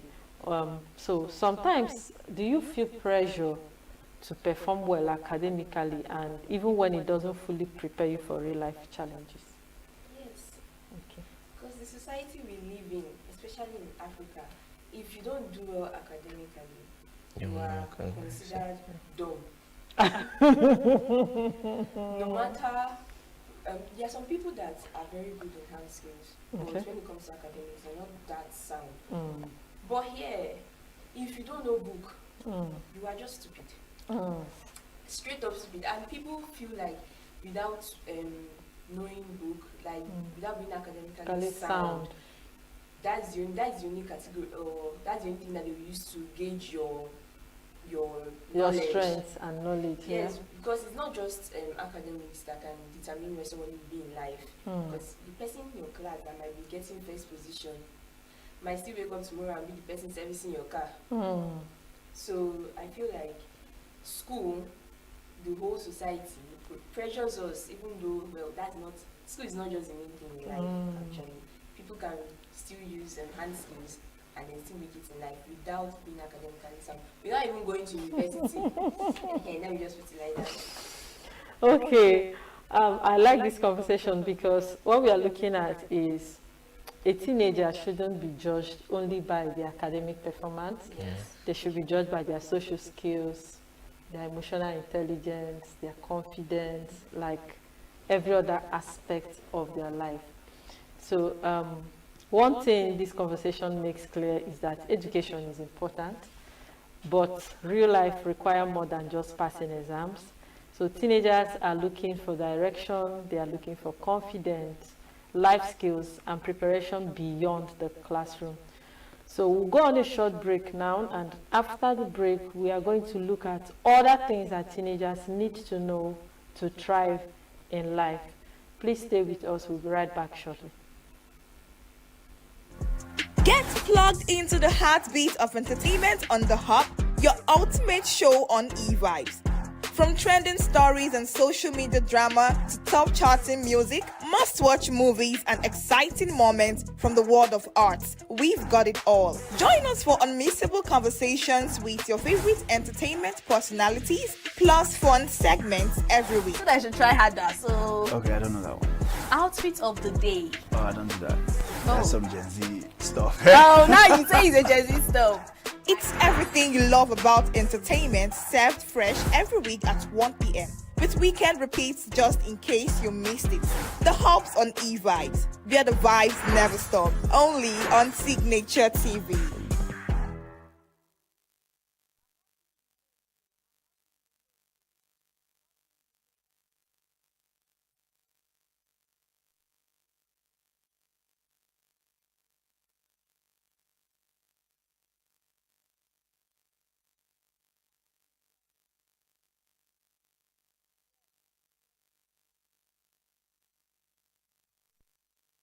Welcome back, everyone. This is the TSK show on Signature TV. If you're just joining us, we've been having a very honest conversation on whether teenagers are truly being prepared for the future beyond academics and exams. And from everything we've said so far and everything we've heard so far, it's clear that real life requires more than just grades. So we'll continue this conversation as we explore the skills, the mindset, and preparation teenagers really need to thrive in today's world. Some time ago, I was talking with teenagers, and we were looking at soft skills. And some of these things are not being taught in the school, like emotional intelligence, good communication skills, even time management. We hardly talk about these things in the school. And then when the teenager faces the real world, they start struggling. So like when you were talking about the world judging the teenager by only their academic performance, but they forget that we can have an intelligent teenager who is rude and arrogant. So character should also be part of the things, but most of the times school pays attention to more of academic performance than disciplining the teenager to have a good character, because when we don't have responsible teenagers, we end up having dysfunctional adults. So that will lead us to the next question. So Precious, if you have the opportunity to teach one skill to every teenager, what would that be and why? I think it should be communication skill. Communication skill, yes, okay. Because I've seen situations, you have all the idea, you have everything, but if you lack how to communicate with a person, you're going to lose everything. Okay. So I think it's communication skill. Communication skill. Yes. Okay.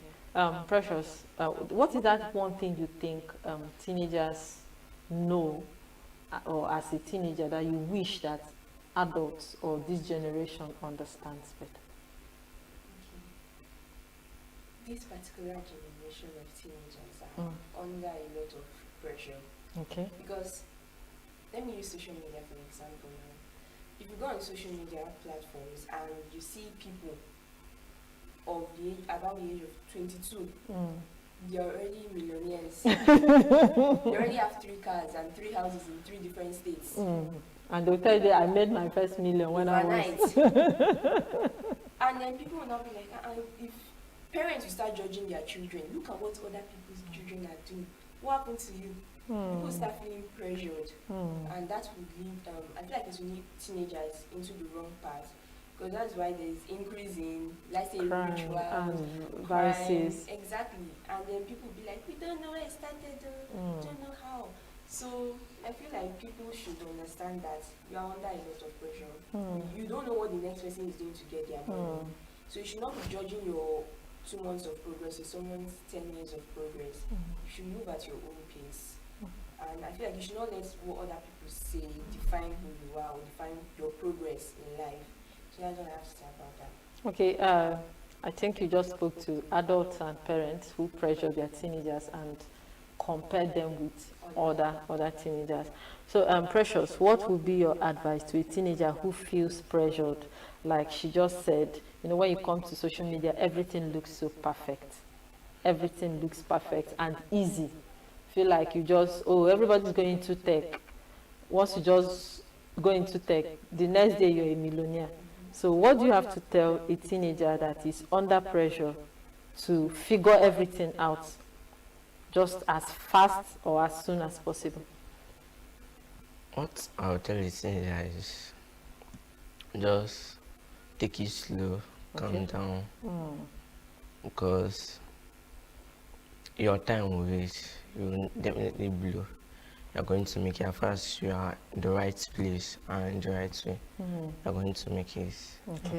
Okay. So, in summary, you're trying to talk about patience. Yes. They should go through the process calmly, and at the end of it all, it will be rewarding. Okay, finally, in one sentence, what do you think? I'm asking you, what do you think teenagers truly need to thrive in the future? I would say emotional intelligence. Okay. Because if you don't know how to communicate your emotions to the next person, you bottle everything up and bottle it up till one day you will not be able to take it anymore, and then you just explode out and then pour everything out on one person. So I feel like once you know how to communicate your emotions to another person, you would feel better about yourself. You won't feel that like say weight of carrying everything by yourself, and then you can easily move. If you're not carrying something heavy on your back, that thing you want to tell another person, if you're carrying it on your back too much, you will be slow to weigh you down. So if you know how to communicate it to another person, you will move faster and go. So that will also increase your success, increase the way you increase your communication skills. Yes, so that's it. Okay, in one sentence, what do you think a teenager needs to thrive in the future, apart from education? One, because using this country for example, for it to thrive in the future, one needs to have patience. Okay. Because if you don't have patience, it's very hard for you to succeed in this life. Yes, because I've heard of people making 1,001 mistake before they get it right. So imagine you made the mistake 200 times, like I'm tired, something like that. So you need patience and you need a skill. Okay, patience and a skill. Yes. Okay, so patience is like you're telling them don't give up. Even if you fail, keep trying until you get it right. So both of you have said today that every teenager needs the right communication skill, they need emotional intelligence, and they need patience to thrive. And somehow school doesn't teach all this. Yes. Oh, wow. Thank you both for coming to the TSK show. I love the conversation. I love the ideas you brought. And I believe that other teenagers can relate with what you've shared today. And we also encourage parents not to put so much pressure on their teenagers and not to compare them with other teenagers. And that we school cannot teach. I think the home should also help in building